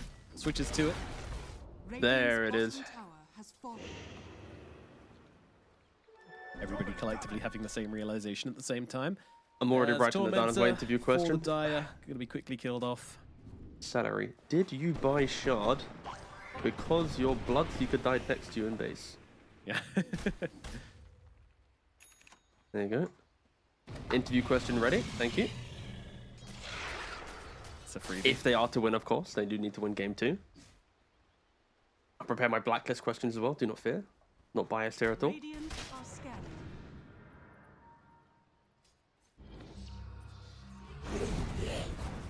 Oh, Januel. No. Jesus. I mean, this is a Daedalus Desolator Clinks, right? Like, he's got one thing he wants to do and one thing only, and that is damage. And to be fair, he's doing it. Abed's going to be the next target here for Duraccio. Duraccio, my goodness. With the help of Quinn, with the help of Tofu, ripped through the Pangolier. Another hero dead. Blacklist, you cannot let your heroes get caught off like this. I'm actually surprised they're not running around as 5 together, but just not respecting the threat of the Aegis Clinks. Yeah, brief lapse of judgment, and you all just get picked off. You know, this entire game has been Clinks and Invis hunting you down, Invoker and Ghostwalk hunting you down, and then of course the follow-up from the rest of the gaming squad. And Blacklist, they have sat back for a couple minutes, which has allowed gaming to step up to the high ground. Luckily though, Gabby does have the Crimson Guard. They're able to delay the siege just a little bit here, as Pangolier doesn't have buyback, completing the Aghanims. Dire's top tower has fallen. Radiant's Ooh, nice little cookie there to dodge out that sharpshooter, allowing Duraccio just to continue doing what he loves, hitting these buildings. Entire lane of barracks now disappearing from Blacklist. The game, it was so even, it was so close, and it still is pretty close, but all this damage stacked up on Duraccio, and then getting him an Aegis has just put Gaming in such a strong position. Blacklist, they kind of don't know what to do at the moment. I mean, everything has to go so right for Blacklist to win a fight. They need to, I say it's so right, they just need to be in position as 5 in an objective area that when they use the spells, they instantly convert to pressure. But the way in which Gaming plays, it is pretty difficult, right? I think a lot of people watching it's like, just go as 5 guys, just make the play. But when lanes are constantly getting shoved into you, it isn't that easy. Now Blacklist, they are smoked up. The lanes are a relatively okay spot to maybe find a jump, but they need to find the jump. They need to use their spells in, you know, in harmony to find the Two big kill. items, so Lotus Orb and Lincoln's picked up by Duraccio and Celery, so all of a sudden dooming something could go really, really wrong. And these are 2 fresh items which they haven't seen on the side of Blacklist just yet, so Radiant's bottom communication tower is has to be under clean, attack. checking the items has to be perfect, but it does look like they're not going to run into each other right now. Duraccio is just forcing TPs. He just walks up to the high ground and Invis is like, hey, Radiant's bottom you don't show on the map. We are going to take your buildings. Alacrity Clinks, they do disappear. It's completely ridiculous, but you know, down on the bottom side, we got some Pango illusions and a double siege creep. They are going to be able to take a tier 4, so Radiant's sorry, bottom tier 3. tower is under attack. Imagine. It's something, I guess. Hold. Dead. Radiant's bottom tower has fallen. At this point in the game, you're always kind of expecting the CK to have a blink, right? Like, of course, he's itemized a little bit more defensive with the AC due to the minus armor of Clinks and the Desolator, but it does get a little bit uncomfortable. There are some fights where having that burst potential on an Invoker or someone, if they get caught off guard, would be quite game-changing. And Tim's, Tim's gotta run away, boss. Oh, one more click. If it's a crit, he's in trouble. He goes in, Vids. He disjoints it. Jesus, that was a lot. And now they jump in. Doom, not used. They got the purge to blink the Lincolns. Gabby's on the case. Look what in. Jesus, everybody getting jumped here on this Blacklist of finding the catches, but just not able to keep him locked down as Ace. He's going really, really deep here onto the backlands. He's used that rupture onto the Bloodseeker, but Bloodseeker hasn't even used the Rolling Thunder yet, so he's not really too bothered. And now finally they find their target. Tofu gets caught out and brought down, but this Tombstone, it's doing work. It's giving. Wait, Natsumi, he's blocked. Stuck. Where is he? He's stuck. He needs some help, and he's not gonna get it. The damage is there from Draccio. Oh, what an unfortunate death for Blacklist. Holy. And now they use the again, I mean, spells. Ace is just running around the fight 1,000 miles an hour. Draccio bullying supports as usual. Januar's going to be the next target. Now they move over. They'll deal with Gabby as well. Gabby is gone. Triple kill for Draccio as he rips through the fight, getting anybody he wants. With a CK taken out of the equation, it's just a little bit easy. What a fight from Gaming, but also so uncomfortable for Blacklist, right? Gaming, the entire time they're poking, they're kind of, you know, baiting Blacklist into an area that they probably shouldn't fight. And then, like, there was no Golem, there was no Doom. Look at this. Like, this is what I meant about the blink. The fact that CK is chasing the entire time. Sure, you grab the Snapfire, but then look at all the zombies body blocking the CK. He has to try and, you know, chunk through them, but they were just spawning quick enough to keep him pinned in. And I just think the lack of blink dagger from CK hurt this fight a lot. But also, look at the top bar. No Golem used, no Doom used until after the CK has died. I think Blacklist, they panicked in that fight. A lack of communication or something. They were chasing for kills that never really came. And then they used the spells way too late. And that is all because Gaming just baited and, you know, poked Blacklist into, you know, just wasting most of their toolkit. So yeah, incredible stuff from Gaming, but I expected so much more for Blacklist. At this stage of the game, it should be a lot easier for them to connect on their big spells. I love how in that fight, the Bloodseeker used Rupture on a Pangolier, which hadn't used Rolling Thunder yet, and then got doomed up himself. And he just ran around the fight the whole time, pretty much. Ace is just running in, running out, you know, using Gleipnirs and whatnot, being annoying. Didn't feel like an effective Doom usage at all.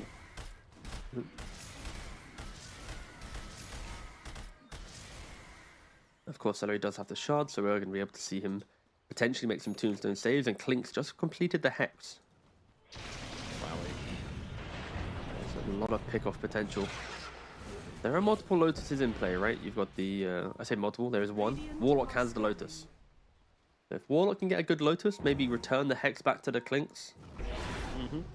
Able to fight him. Natsumi now choose up the Blink Dagger. Because there's one on Gaiman as well on Celery, so... True. Don't worry, you're correct. Your integrity is intact.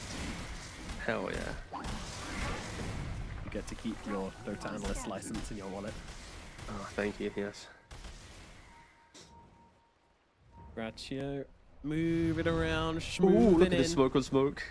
Yeah. They just passed each other. Look, up the steps, down the steps. Wait, why? They found Ace. Ace is just very really far from his team here. Might just be the target. He goes immediately for the BKB TP away, and he is going to get out.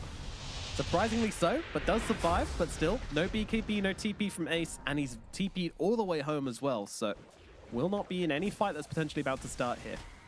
Don't forget, this is all about Roshan. Both teams just vying for control of this part of the map. As Roshan is respawning in the next minute.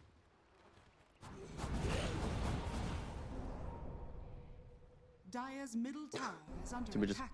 3-man goes like, oh yes, I'm ready to fight. Get your 5 a day. You think playing Dota increases your mango consumption? I mean, like, actual mango? Players don't eat fruit as they go Yeah, exactly, to the CK. CK plenty tanky to be able to at least live through this for now, but it's just constant roots, constant damage, constant control. He's sitting here with the BKB, but he's ruptured up, so he doesn't want to move. Now moves forward onto Tofu. Tofu, once again, that juicy target, which Natsumi cannot resist. Doom out onto the Clinks, forcing him back as well. Gaming Gladiators just looking for the reset here. They have lost Tofu, who does have the buyback. Ace is going to be a tempting target here. No BKB on Ace still. 20 seconds until he's got it, as Abed just running through the fight, giving them the vision they need, allowing the Gladiator to come through. Duracho is dead. No buyback on the Clinks, and now they're going to follow up onto Quinn as well. Both of them have been brought down. Blacklist relentless with the chase. They don't need the ultimates. What they need is a better catch, and they find it at last. Abed doing buckets in that fight. What a fight to win. Roshan was respawning in game, and they weren't really ready, were they? I think they got a little bit baited by CK being, stay.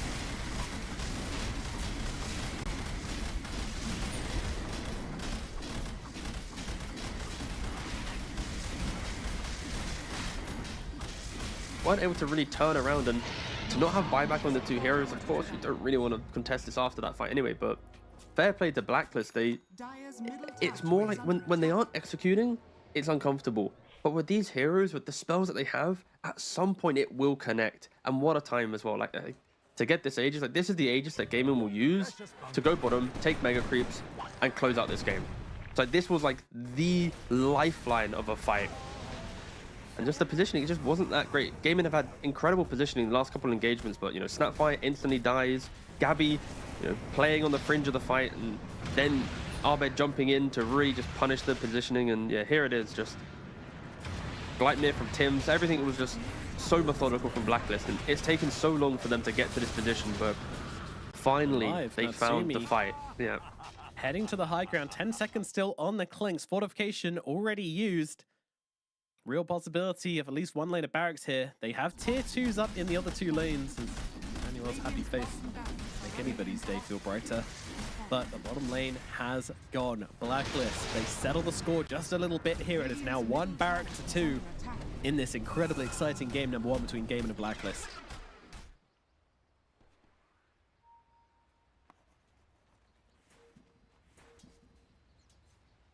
Now we gotta start looking at buybacks. They can push real fast, Blacklist, if you're not careful. Gaming are currently very, very comfortable in this game. All of a sudden, really need to start thinking about the late game, about their win conditions. Not just the win conditions they have, but the win conditions which Blacklist might have as well. It's kind of been the entire game. It is this balancing act, and I'm very happy that we're getting to a position where it really is just the one fight that can make it, right? Like one fight for Gaming to get mega creeps, one fight for Blacklist to shove Gaming back into their base and play on their timings. Like when you're playing with such big cooldowns, if you win a fight, you can control the map to then get to your cooldowns to be reset quick enough that you're basically winning every fight, right? Well, not winning every fight, but controlling or dictating every fight. And we've not really seen that from Blacklist at all this game. But now with the Aegis, with that previous moment of confidence, the smiles from Januel we saw on the player reactions, this should give them a little bit more desire to push up. If they can take control of this triangle, clear up the tier 2s, it's a very good location to fight. This tier 2 tower probably not going to be alive for such a long time here. Ratio still looking for a target now. I want him to highlight here, no buyback available for the Clinks if he does go down here, so very scary time to take a fight. Quinn, he has his. Ratchet does not.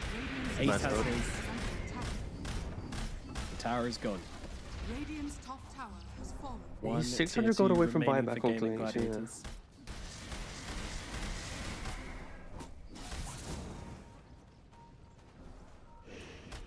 A few pings here. I mean, Duracho, is there a world where he goes for... there's a tier 2 up, never mind. That sounds like a wild play. Yeah. No, I kind of feel like Blacklist... Yeah, let's relax. I think Blacklist, they go back, grab mid wave, walk it down mid, take the tier 2, and then they know that if they win the fight, they're pressuring for mega creeps rather than it being, okay, we're going just for top cracks. This is just like the process that you need to make.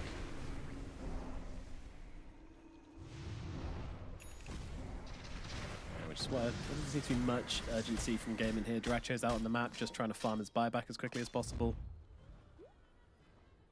He will have in one more creep camp. Middle tower is under attack. Quinn just going to do his best to annoy them as they come for this tier 2 in the middle lane. But Natsumi will not be deterred. 1 minute left on this Aegis. Not close enough to be any sort of risk for Blacklist. Radiant are scanning. And they're not really super committed to this tier 2 tower here, which is interesting. Finally, Natsumi will come in, deal with the Forge Spirits, deal with the tower, and they will get what they wanted. Radiant's middle tower has fallen. Is One there a lane buyback of on barracks, Quakes now, two right? tier 2s. Yes, we do. Natsumi tornadoed up. 19 seconds. Uh-oh, Quinn, he's very out of position here. BKB is up, but he's already been doomed up. They're just going to have to get him to safety, and he is not going to be in this fight. His Celery has lost his life. Dracho being chased by Abed here, but he'll turn around and stand and deliver onto Abed. Oh my god, when those arrows connect, you got to be ready. Abed nearly just gets taken out by a barrage of crits. But that said, nothing major really happening here. You know, a death on Celery, not the worst. Buyback available. Doom used, but Quinn survives. Gets his health back, and they're ready to reset. Gabby doesn't have a refresher orb, doesn't have a refresher shard, so... They have one on Abed though, so they can pass the refresher shards to Gabby if they want to take the fight. If they want another Doom, it just depends. Do they value roll over Doom? Well, look on to Quinn once again here, and he is just dead. They don't need Doom. They don't need anything. They'll just take him down. Natsumi just BKB TP's out on the high ground. Pulls parachute cord instantly. And then the rest of Blacklist trying to get themselves away.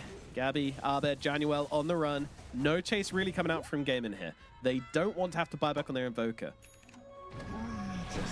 The ultra late game Blink dagger pickup from CK, like we finally get to see the explosive potential this hero has, right? It's like Quinn steps up, gets hit by a bushwhack, and then surprise, CK's already on top of you, obliterating. And look at the value of the Blink. He's backpacked his AC. That's how much he wants the initiation. And there's like 5,000 gold resource that he purchased quite early into the game. It's like, whatever, this isn't important anymore. Let's just go for the cheap 2,000 gold. And yeah, I expect him to backpack his treads. Yeah. As he's doing now. He was just moving over back to his team, but here we go. This is it. Gaming probably going to have to use the Invoker buyback. They want it. And they want it very badly. 20 seconds on Doom. Abed still has that refresher. But it's a resource that they're really going to like. Nice cookie out from Tofu, but Tim's catches out Tofu. Where's the reality rip coming out on Snapfire once again? And he is dead. The Tombstone not there quickly enough as Abed on the run here. Backing himself out. A lot of damage being taken from the CK inside that push as well. You don't want to risk Natsumi dying in that situation. Shadow Word, a couple of crits, will heal him back up again. Look at the minimap though. Blacklist, they're drawing the line. They want to do the smoke wraparound where they poke their heads up into the bottom taken racks, use the fact that the racks have fallen so they can smoke into the high ground. I really hope they do this. Okay, this is my favorite smoke. I love when you take a racks and then it's like, do you think they're ready? Oh, they're not ready. And then you just break them from inside their own base. This has to be it. Abed has the double damage. I mean, to be fair, if they lose a fight here, Roshan could potentially go to gaming. So there's a risk factor involved, of course. Tims and Gabby both drew the same line here. And Natsumi is taking the risky path, that's for sure, but doesn't get popped, so we'll be okay. And now, Duraccio, what a target to find here. They're going to jump him immediately. The Klings is in trouble. Forced off and BKB out from Duraccio as he now turns around. He's got to get some damage out. Gabby does have that Doom available because he's already used it onto the Bloodseekers. The Bloodseeker just running around the back of the fights. Not able to do a whole lot. Not the initiation you were hoping for. Don't have a crit wave. Ooh, no, they do not. It is coming down the bottom side. Tim's trying his best to shove it in, but there is no push available. Roshan is a long respawn as well. And now they have nothing. Until Roshan. And that's the type of call where if you go up that high ground, you need to be ready for your smoke to instantly pop. You have to react accordingly. But finding Duraccio, having to then combo the Lincoln's break, there wasn't a golem quickly on top, and there was just enough time for gaming to retreat from what could have been an absolute perfect fight for Blacklist if the the cards fell differently. 120 seconds for Golem as well. Like Januel has to be quicker on that Golem in that situation. Like he's had a flawless game so far, but in that situation, Dire are scanning. You need it. It's your one easy stun to always get off your first target. But that said, Gaming, they go smoking out. They try to see what's around. They don't really find a whole lot, and you can see Tofu, his gameplay switched up. Now that he realized that we are heading to a super late game situation, he built the Gleipnir, he's farming up every camp he sees. He's just trying to get that 25 online. Still a long way away. They're going to need to win a fight, probably, before we see it. As Tim's is the one just smacking away at the high ground now. He's got himself a Gleipnir and a Lincoln, so this squirrel, it clicks. Radiant's top Tim's is up on the high ground. My goodness.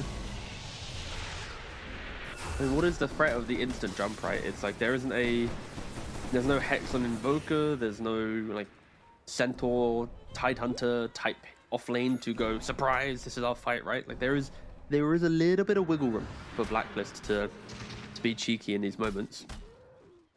And of course, now that Gaming are pinned into their base, like all of the advantages Gaming used to get the first 2 racks of the game was on positional advantage, right? Like kind of playing out in the open areas, forcing Blacklist to kind of spread their resources quite wide. And when you're kind of balled up into your base, it's so much easier to hit the multi-hero bonds, for Blacklist to be the team fight, you know, winners that we expect them to be with these heroes. And now Gaming, the lanes are in a pretty good spot. You know, top, mid, bot, all relatively pushed out. This is their moment to try and get back out onto the map and find something. Roshan is spawning. Illusion rune in the river when they got out of base early with that smoke, and that's honestly like such a big rune for them to pick up. And look at this movement here from them. They just going for end or going to what? respond and Hold up a try second. and respond. No. There's a fortify available. Yeah, but is even insane. forcing that is pretty insane. Yeah, it's not bad if they can get out, and they do get away with it. My God. Oh, okay. So It's a Blacklist is now risky play, one, but it pays off. And yeah, now no fortify. You know, any fight now which Blacklist take, they have to be thinking, all right, our lane's pushed out. Are our lane's pushed out? Because if they're not, Klink's going to have something to say. Tofu sees Gabby. Gabby, I'm not sure he's wanting this. He's going to get ruptured up for the time being. Gleipnir after Gleipnir coming on down. Abed's going to come rolling across. They want to bring down Tofu. There comes that tombstone, but Natsumi's going to break it open, find the squishy tree inside and blow up Tofu.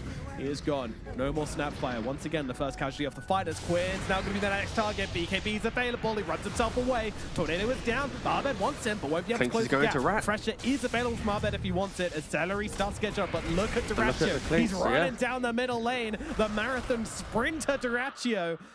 I don't think he's going to get here. And Invoker's TPing as well. Are they committing for this? Whoa, Quinn! Duraccio, what are you doing here? Tim's is already here looking to defend. The BKB is out. They've got the tier 4 down, but surely they can't end this game right here. I don't believe it. They're I don't think so. The Ancient, it's not even low here. Wait, he buys back. They want to do this right now. But Quinn, he's getting so low.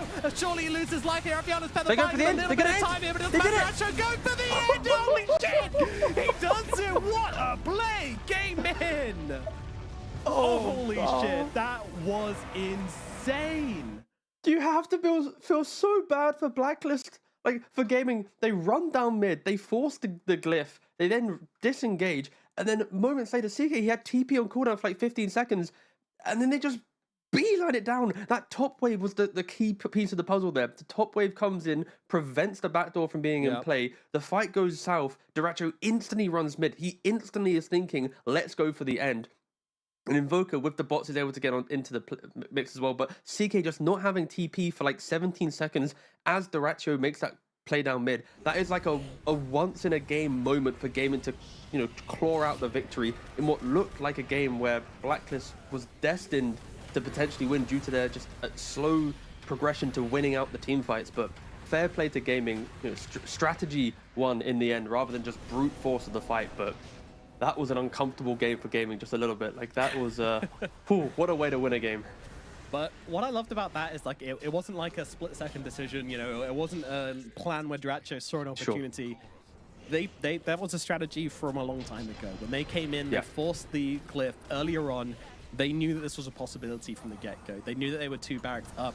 These lanes would naturally be pushing in. All they needed to do was distract on the map a bit, and they could force the end here. Like, yes, it was a little bit of an uncomfortable way to try and finish it here, but they do it. They pull it out the bag, and yeah, I mean, what a victory for them. You gotta say, like, Duraccio and Quinn just teaming up and having an absolute blinder to have that foresight to go for that play at the end. And yeah, one of the best plays we've seen so far, honestly. Like, that was super clutch to force that one out at the end. So yeah, full credit to Gaming and their ability to come back into this game.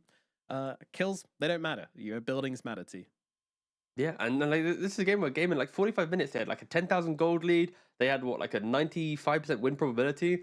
You know, 5 minutes later, the gold lead shift all the way to Blacklist. The win probability went from 95% down to like 60, 70%. And like the game was just, it was meant to be Blacklist's. But again, I'm just, fair play gaming, fair play. That is some real class to be able to make that type of move. And you know, they could feel the game slipping away. Incredibly commendable stuff there from them. And you just got to feel bad for Blacklist. Like it. You do. It's rough. They but played it well. That is what. It's why Gaming are a team that is so incredibly strong. You know, contenders for most tournaments they attend. You know, dominant in previous years. Like it's moments like this that you know they have their brilliance. So let's see if in game 2, Gaming can potentially be a little bit cleaner to just close out the game in their own way, or if Blacklist can just put the pieces of their puzzle together a little bit earlier, so they don't have to try and create these 60 long, like 55+ minute long games. There you go. That was a bit of a tongue twister. Absolutely. Well summarized, T. And we're going to throw it over to a break, after which we shall be back with game number 2. Now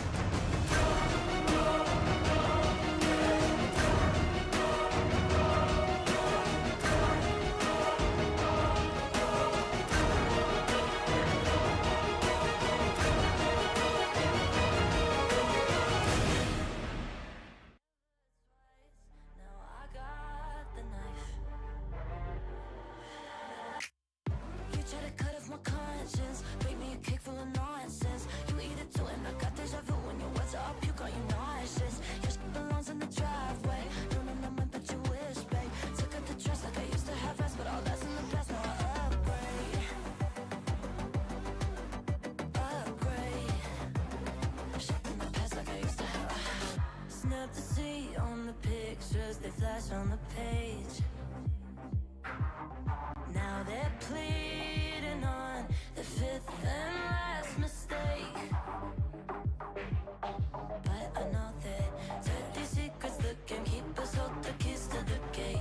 Only open for the pawns who sell their souls just to play. I don't keep up with the fake. We are not the same, so go take your license. Plastic and products left in a box with nothing to promise. Get out my face. Try to stab me with a saving grace. Fool me in one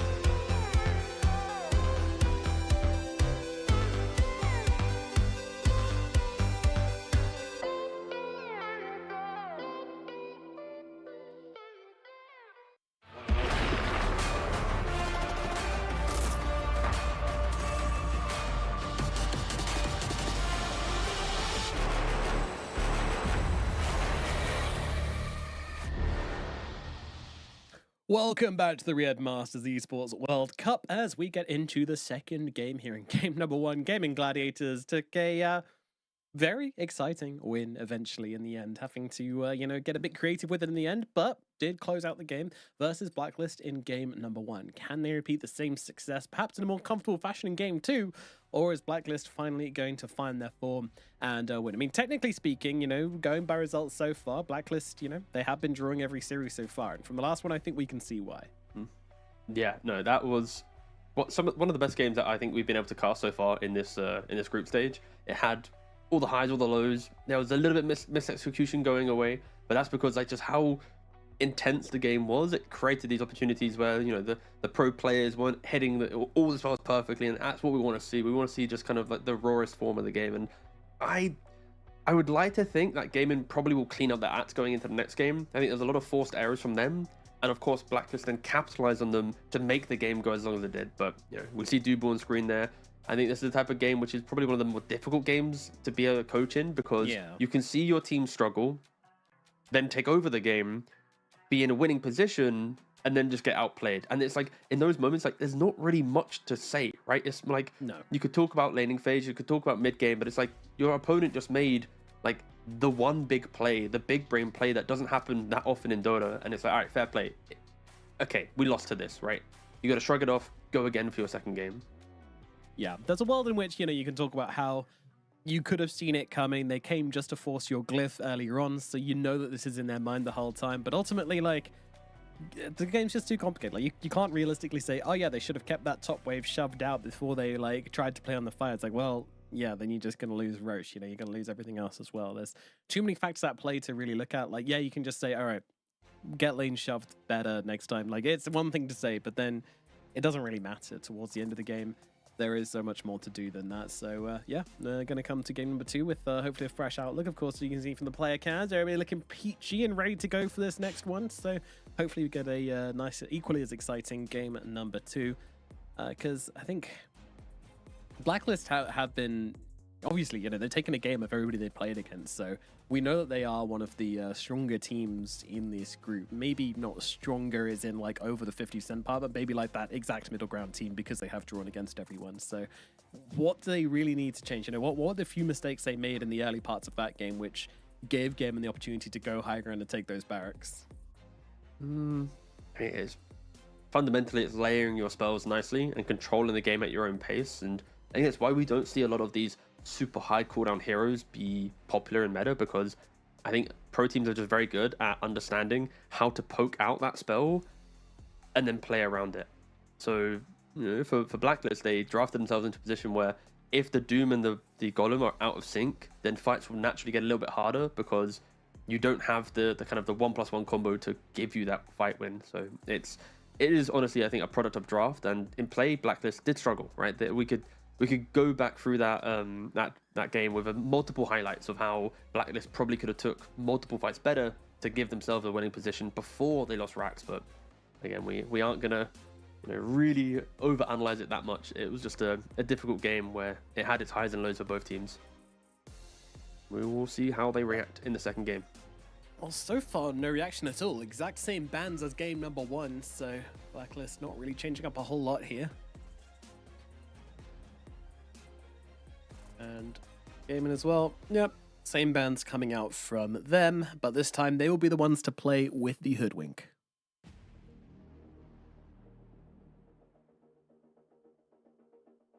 It actually looks very stoic. There you go. Yeah, probably a lot of emotion going into that last game at the end there, so, you know, in mode recovery for now. Ready to get settled into the next one. So, Hoodwink. Luckily, there wasn't MMR on the line. Bench. That would have hurt them a lot more, I think. I mean, they didn't double down, right? Oh, imagine if double downs were actually impactful for gaming. Have you used make a their tournament group where, stage like, double a team down. after the draft, a team can double down for more group stage points. I'm actually saying Yeah, exactly. That sounds kind of hype. Yeah. Gaming decided to double down against Blacklist. Blacklist wins. Gaming are now in last place somehow. Yeah, you lose double the I'm sure points as well. you double down your prize pool. But yeah, it feels like an interesting pick into a Hoodwink, like the Ench into Hoodwink, because I feel like Hoodwink is kind of fine with this. The harassment is really, really strong. Sure, Ench can heal up through it, but she just doesn't match Hoodwink's harassment ability in the laning phase. Later on, again, her untouchable doesn't really matter to Hoodwink either, so...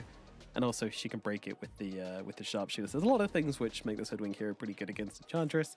But of course, Hoodwink also can't really deal with the creeps which Enchantress throws at you super well either, so... I don't know. I kind of disagree in regards to the Ench laning. I think that the heal plus the creep is very good against Hoodwink. Like, having a support that can actually survive through Hoodwink's toolkit is already a big win. Because Hoodwink wins most lanes, right? Because of the damage. So if you can already nullify that in some capacity, you're already taking the hero from like S tier to like an A tier or B tier potentially in regards to laning phase impact. So that alone is like a big W. It's now accept the fact that your Ench will be kind of like a body for you and pick a carry that will then farm behind that and, you know, utilize the freedoms of Ench kind of absorbing everything for you. And of course, Ench just needs to be careful that you don't overplay your hand, think you're tankier than you are, and then step in and start feeding away some cheap kills. It can be a little bit volatile, but also it can just be like a super passive lane. And we get a Clockwork. Have we really seen a Clockwork?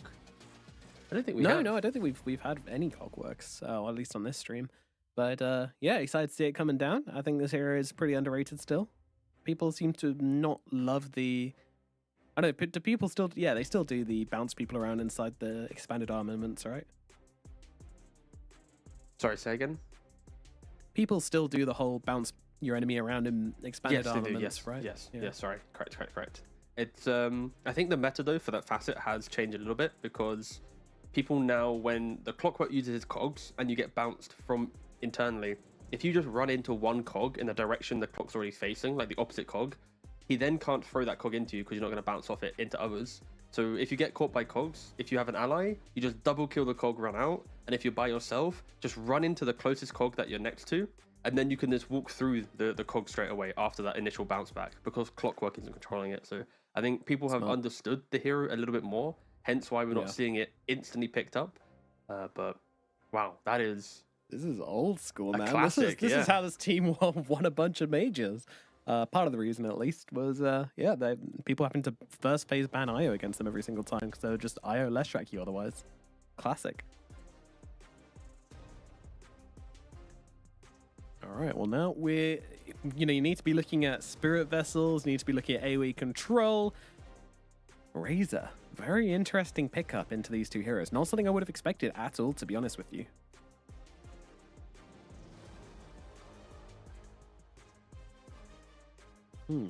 Why Razor is my question. It's a one of the better combos against Leshrac, just because when Leshrac wants to step up into the fight and do damage over time, Razor also can step up into it, right? You put the link onto Leshrac. Sure, you're not really taking away tag damage from a Leshrac, but you're also just threatening his life with it. You buy early BKB. You're a hero that doesn't really, shy away from wanting this item compared to other cores. And just strong lanes, right? Clock Razor should be a really strong lane together. You then have Ench +1. Like, technically, Clock Razor could be the offlane combo. It could be the safe lane combo. Ench Razor could still be a lane together. Like, there's a lot of, like, where are things going? It's a little bit flexible. And then on top of that, you have Storm Spirit. There is zero good lockdown for gaming. Like, sure, Bushwhack's a thing. Yes, you have Leshrac as well, but there isn't that simple punish Storm with this hero. So I think it's a very high pace, strong laning phase start of lineup from Blacklist that can actually threaten this Leshrac in the early timings. Gaming, they do respond with the Underlord that can match the global presence at any minute now. If Hoodwink by himself is running around with Scurry, finding a hero Bushwhack, there'll be a Rulicate, there'll be a Fiend's Gate, there will be plenty of ways to punish the hero you find. So I'm expecting this Hoodwink to be very, open in map play and trying to set up moves, whilst also Blacklist with the Clockwork and the Storm will be doing the same thing, but less global presence, more positional presence. Yeah, so in a way it becomes a little bit easier for Gaming to pull it off than it does for Blacklist because of those abilities just allowing you to be anywhere. And in addition to that, like, it's easier for them to make the plays, it's also easier for them to respond to the plays as well, because if Blacklist aren't really convincing with their initiation and their ability to just blow somebody up, then there will be a response from Gaming. So a little bit scary to put themselves in a situation, but a lot of confidence from Blacklist with these two picks, showing that, they are willing to take the fight to Gaming despite the responsive power they have.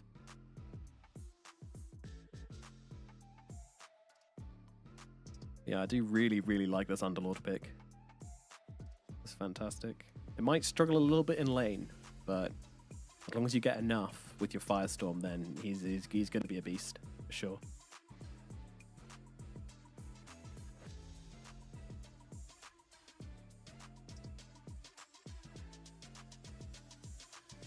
I'm just already picturing like this mid game, like Leshrac with a Bloodstone, an IO with the mech.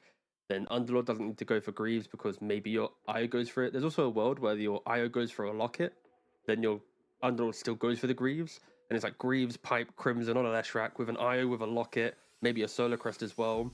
Everything getting thrown into this Leshrac, and is there enough damage on Blacklist? Like, they kind of do need that one explosive source, and I love the fact that Gaming are actually banning out carries here. We've already entertained that Razor could be an offlane hero here, like Clock Razor offlane combo, and I kind of like the idea of your carry being that explosive damage source. Like Ursa can muscle up into the Underlord. Trying to think what else would be the hero that can provide that like explosive damage from the carry role. Load up my notes. Yeah, I think Ursa's a really good ban for Gaming, but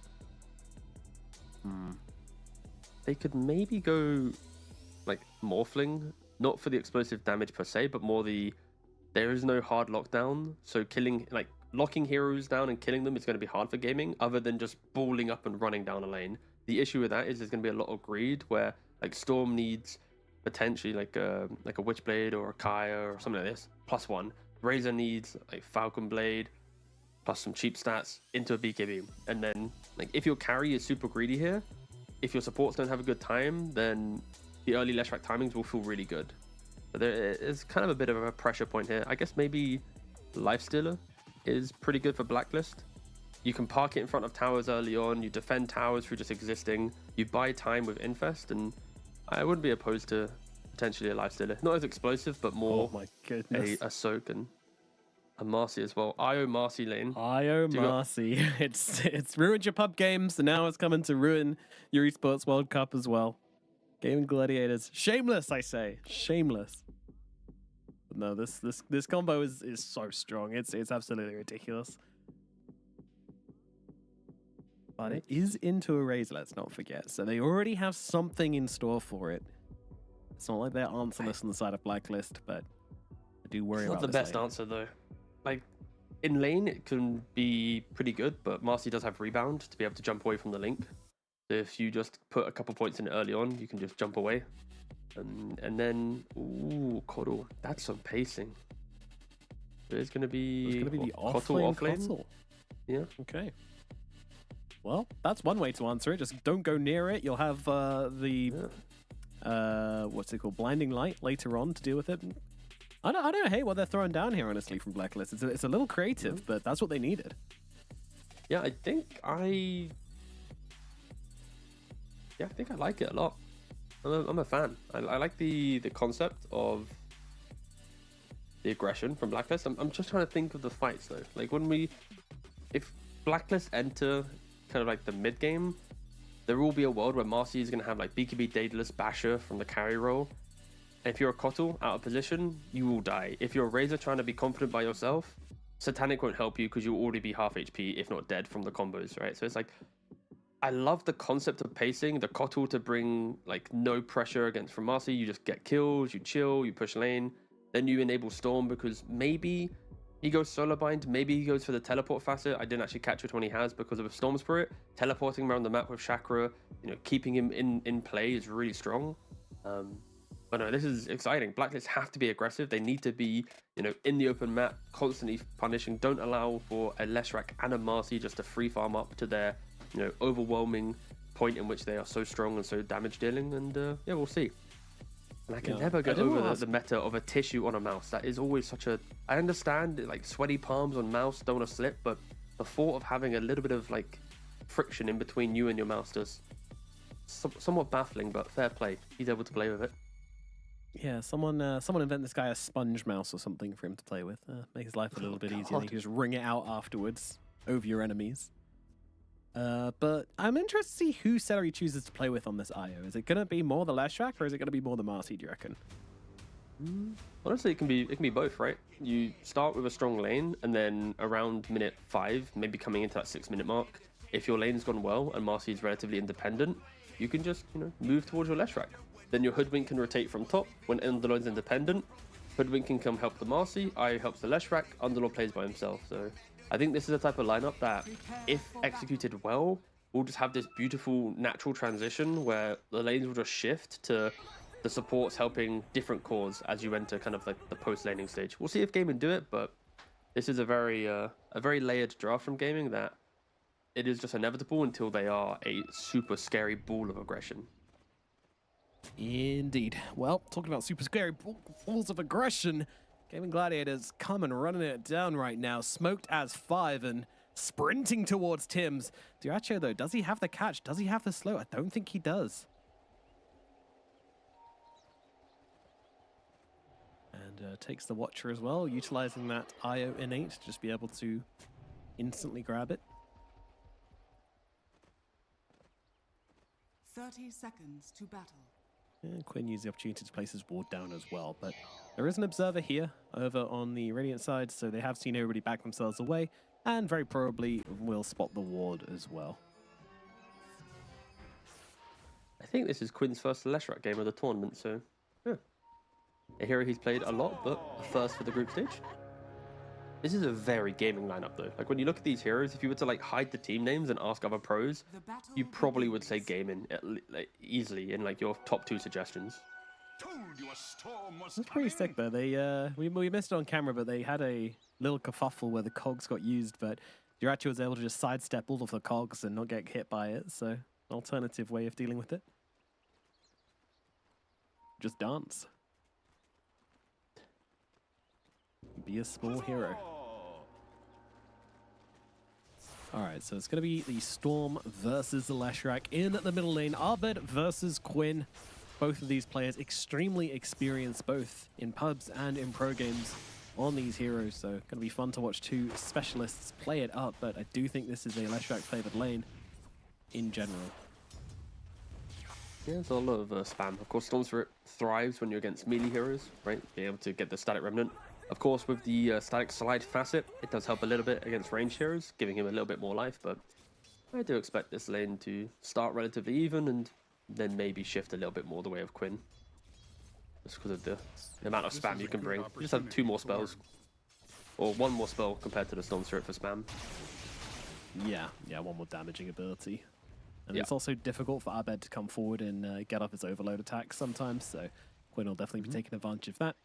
Use the lightning and whatnot. Well, this is really awkward in top lane. They've started dragging waves, but Dyrachyo now actually has like a double wave on top, so they've denied an entire wave away from this Kotal off lane. Yeesh. And bot lane, we're seeing just the lane kind of pushed up. So you have one lane where Ace is getting constant creeps just thrown into him, whilst in top lane they've denied an entire wave away from the Kotal. Hence why he's sitting at 2 CS 4 denies. And this is still the same lane that I was talking about, by the way. It's the same lane they're still holding here to try and further deny more XP away from Blacklist. Well, top lane definitely off to a worrying start for Blacklist there. We'll see if they're able to stabilize it at all or not. Januel, meanwhile, trading with Tofu down to the bottom side. As bottom lane gets started in earnest, we'll see some links coming out from Natsumi. Januel not able to do a whole lot to help out. I mean, could throw out an enchant onto the link target to try and get a little bit more damage out of them, but overall, we just want to see Januel grabbing himself a ghost. Although, maybe looking to fall instead. Yeah.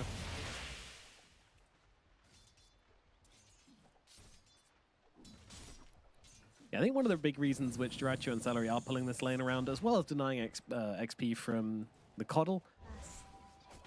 Oh, sorry, Tim's actually doing the pulling. Yeah, it's due to the kill threat. Like, you want to at least get a point in rebound before Dyrachyo and Celery can really start getting up on Gabby, because Gabby, he's a very fast hero, he's a ranged hero, he plays pretty far away from the waves, so in terms of actually getting the kill, it might be kind of difficult, but down at bottom side, it is Natsumi that ends up taking a step too far forward and gets killed off by Ace and Tofu. He just stepped up a little bit too far. He had stick available, but with the bushwhack, with the root, he was dead either way, and that's not what you want to see. I guess because of the healing style of Ench, like Ench isn't really, like, sure, you're preventing yourself from dying, but if you're not next to your Razor, I just think you have to be very careful. That is the annoying thing with Hoodwink. You always have to respect that at any minute, Hoodwink will combo you to low HP. And clearly, there was a disconnect between the Ench and the Razor, preventing Natsumi from being healed up and protected.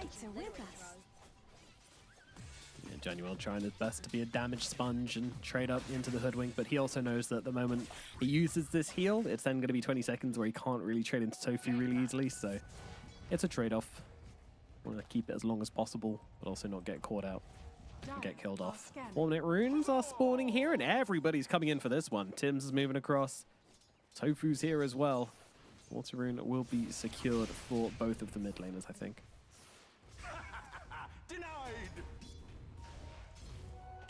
It's kind of a game and they want to try and set up Dyrachyo for as much success as possible, because you want Celery to move to Leshrac as relatively early. Like an IO Lesh in this kind of portion of the game, you're invading stacks, you're preventing Storm from farming up like Storm. Even though you're a spirit hero, you kind of don't make early moves unless the active rune falls into your favor. Other than that, you are just farming jungle, trying to be as efficient as possible. Of course, if they're close to your tower, a TP will present itself. Once Look at the again, down in HP. the bottom side, getting jumped. They've got a lot of damage, but not quite enough to finish the job. Blood Grenade won't do it. So, Tofu and Ace, they will be left empty-handed this time around, but still a good amount of damage dished out to this Razor, forcing him to get back and salve up. Dire's top tower is A really under brutal attack. combo, but luckily, Januel was able to come in this time. Throw in a bit of Nature's Attendance as well, just to make absolutely sure the Razor did survive. I guess that's an interesting thing about overprotective wisps as well, is that you can jump into these big AoE spells and you'll start getting some extra wisps to throw in a bit of extra healing onto your teammates. So not just good for you, but good for your teammates as well.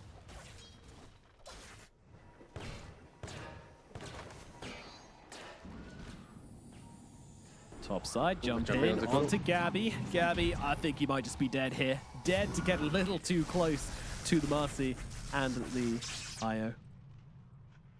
Ooh, and actually, we didn't really cover this. Dyrachyo, he went for the bodyguard facet. Yeah. I love this. Yeah, so because he's a carry, he's always going to be able to press on himself. Couldn't actually, though, getting jumped in mid lane. Yeah, Januel and Abed on the case right now with his Hellbear Smasher helping out as well. Quinn is going to lose his life. Can they get any revenge? I don't think so. I think Tofu has actually just thrown his body into the mix as well and will also be falling down here. Nice moves across from Januel and Tims as Blacklist start to pressure that Quinn mid.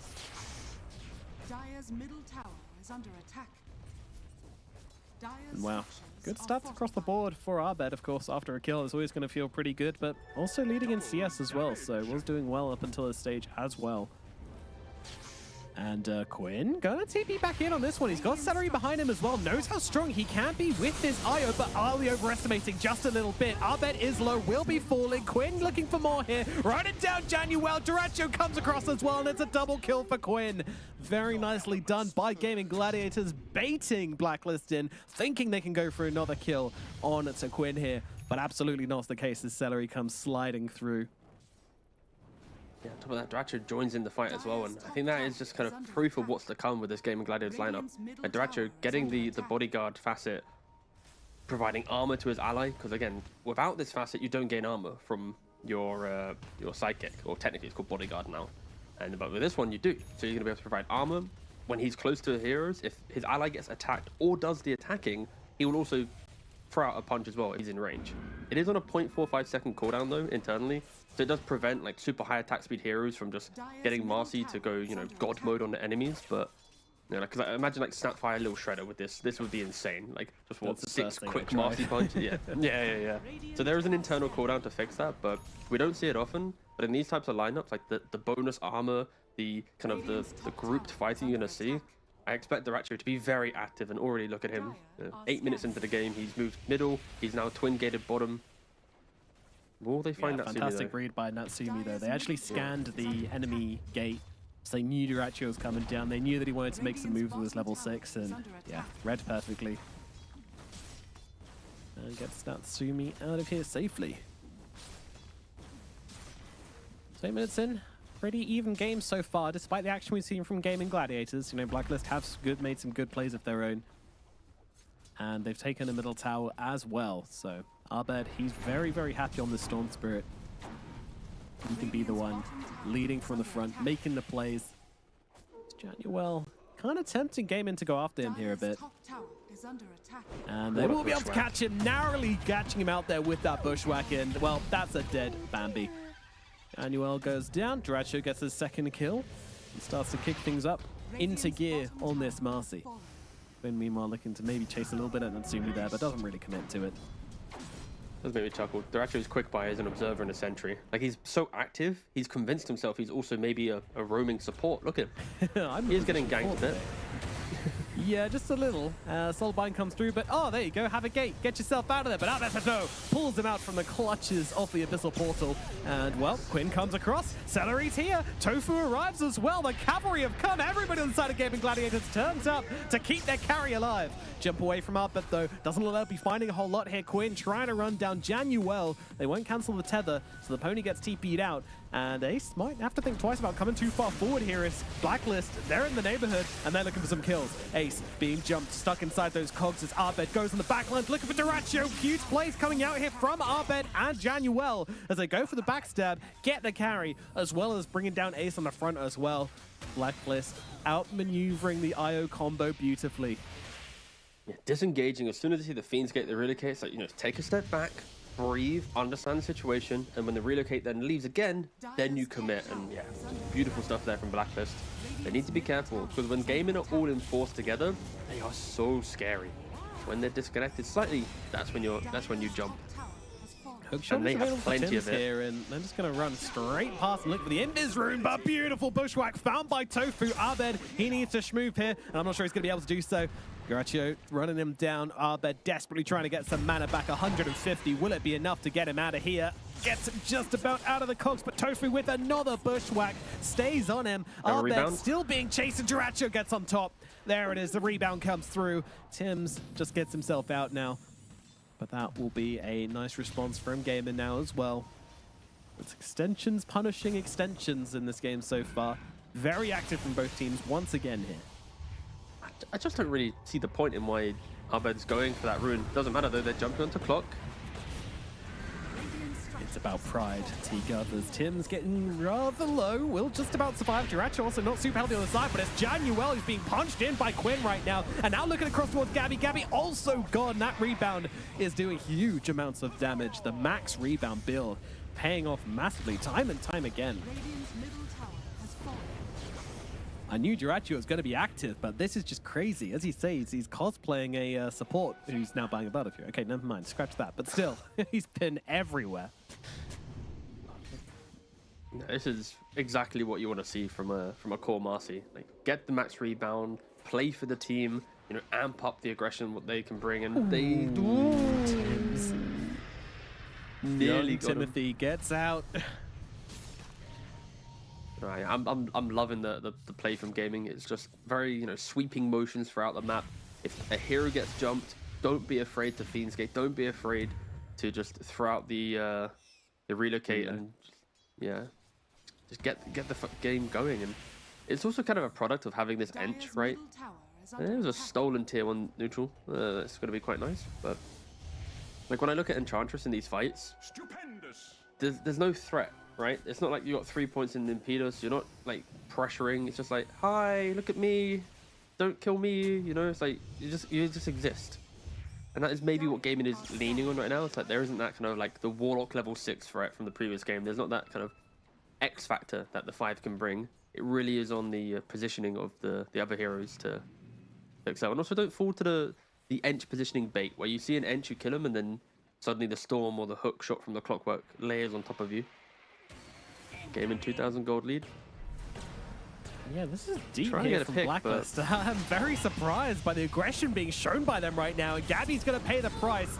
Meanwhile, Tim's has been able to move away, but there's a Fiendskate coming on through. Ace looking for the target here. Sets his eyes onto Tim's, and the gate does connect. The pit is there.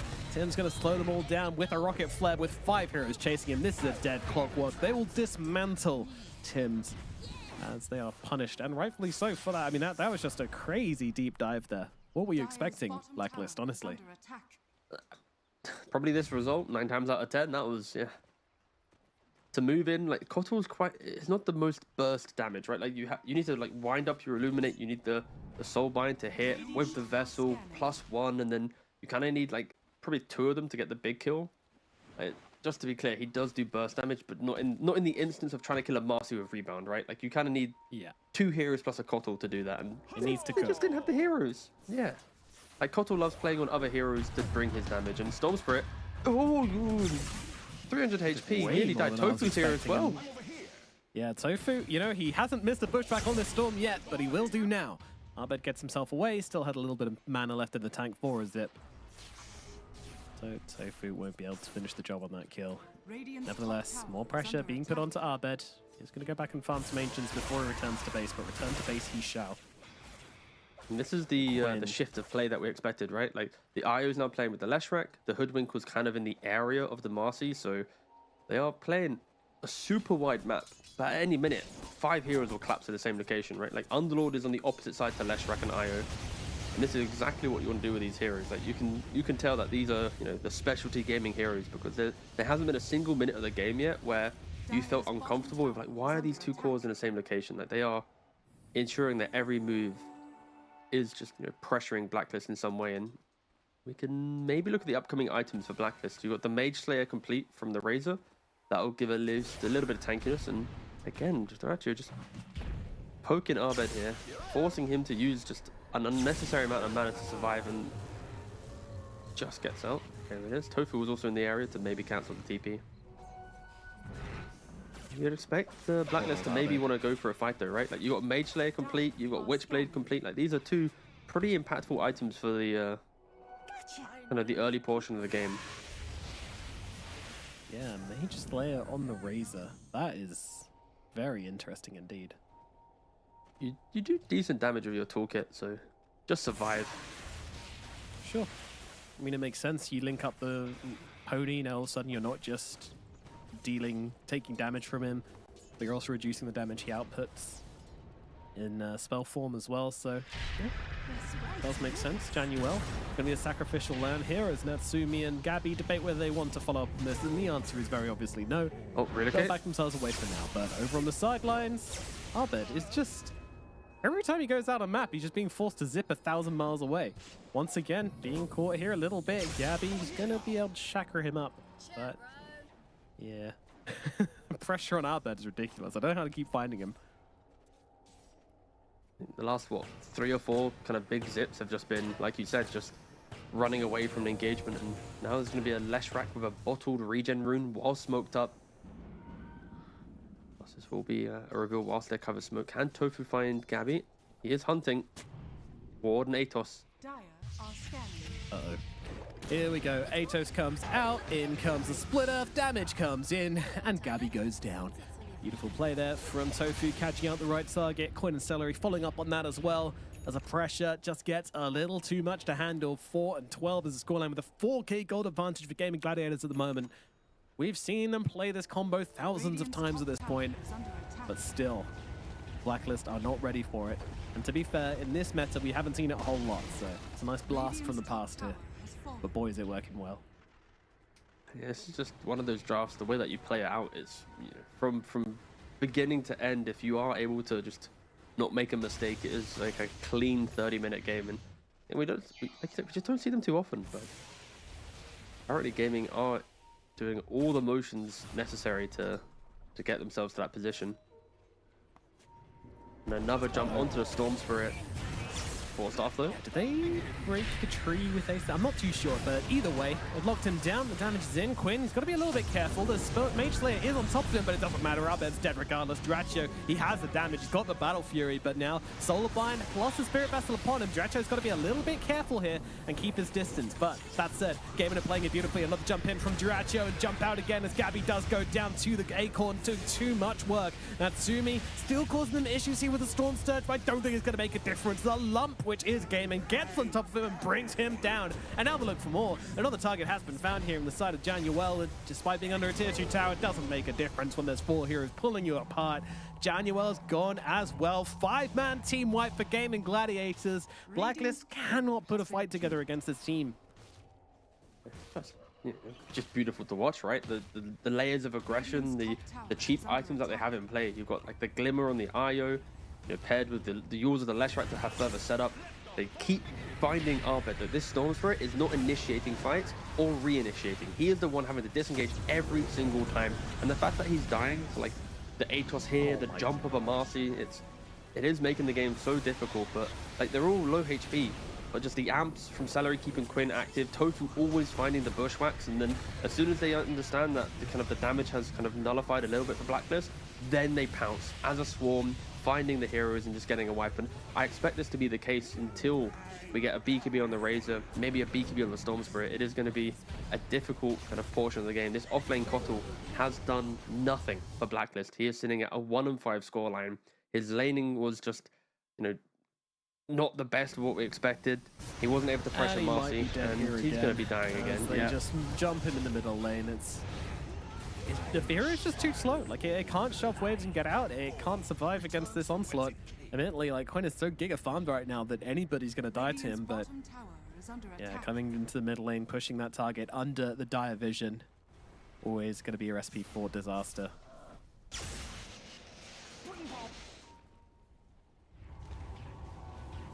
Storm once again. Oh man, Abed's game. It's very, very sad indeed. Radiant's bottom tower is under attack. Bloodstone out now for Quinn. If you thought he was a problem before, it's gonna be an even bigger one now. Radiant's bottom tower is under attack. Dire's top tower is under Let's not forget as well, Defilement also being a pretty awesome innate ability as well. Got to give him loads of extra AoE on Split Earth, on Pulse Nova. Even on the I'm trying to find some hope for Blacklist, but I just keep looking at all the items of Gaming, and it's like, damn, they're so strong. They've even found the Holy Locket on the Io as well, so extra burst healing coming through. That's going to be an issue. They got multiple Atoses to give the Storm problem. Storm, he's a long way off BKB. In fact, is he really going to go for the Eternal Shroud this game? We're seeing all the items, right? We've got Locket Glimmer on Io. We've got soon BKB on Marcy. Bloodstone, Yules, Kaya, and a Plate Mail on Quinn. Plate Mail's come out on Courier. Pipe on the Underlord. Double Atos, like you mentioned, with a mech as well. Like, they have all the items possible to win the early game. And we didn't even bother talking about Blacklist because they don't have anything to compare. They got triple 4-star and soon double BKB. It's like, just saying the comparison, it's like, what, you've got 3 repositioning tools versus just innate tankiness and ability to remain in a fight. It is a night and day difference right now, the items they bring into the game. It's 21 minutes in, a 13,000 gold lead to gaming, 14 kills as well. Abed somewhat terrifyingly had Eternal Shroud queued up for quite a while, but did just pivot back to, just to hit the amount of gold he needed for it, he pivoted back to BKB. Thank God, because the amount of roots, the amount of damage, but that said, Marcy maybe a step too far forward here, but immediately once again, Feeds Gate comes out from Ace, looking for the target, and that target is going to be Gabby. Gabby baited into his demise here by the Storm Spirit, and Dyrachyo brings him down. You dare come for me if you come for the king. Well, you better not miss. Didn't even have the damage to kill a lone Dyrachyo all by himself, pre-BKB as well. Yeah, just came out to him there on the Courier, so it would have been an excellent time to get the kill, but they just couldn't commit to it. I mean, if you could make that same play with your Clockwork in the neighborhood as well, maybe an Edge to throw out Impetus, then it looks so much better, but then if you don't have heroes on map, then probably Dyrachyo's not showing there.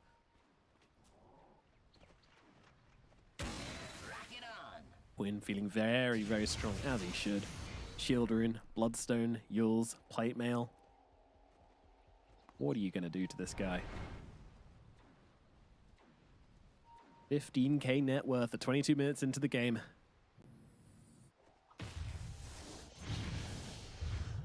The IO is richer than the Kotl, T-Gov. How does that even happen? It kind of helps when you take 6 towers. 6 towers, 1-0-15 also probably helps out. It's a pretty nice scoreline for an IO to have.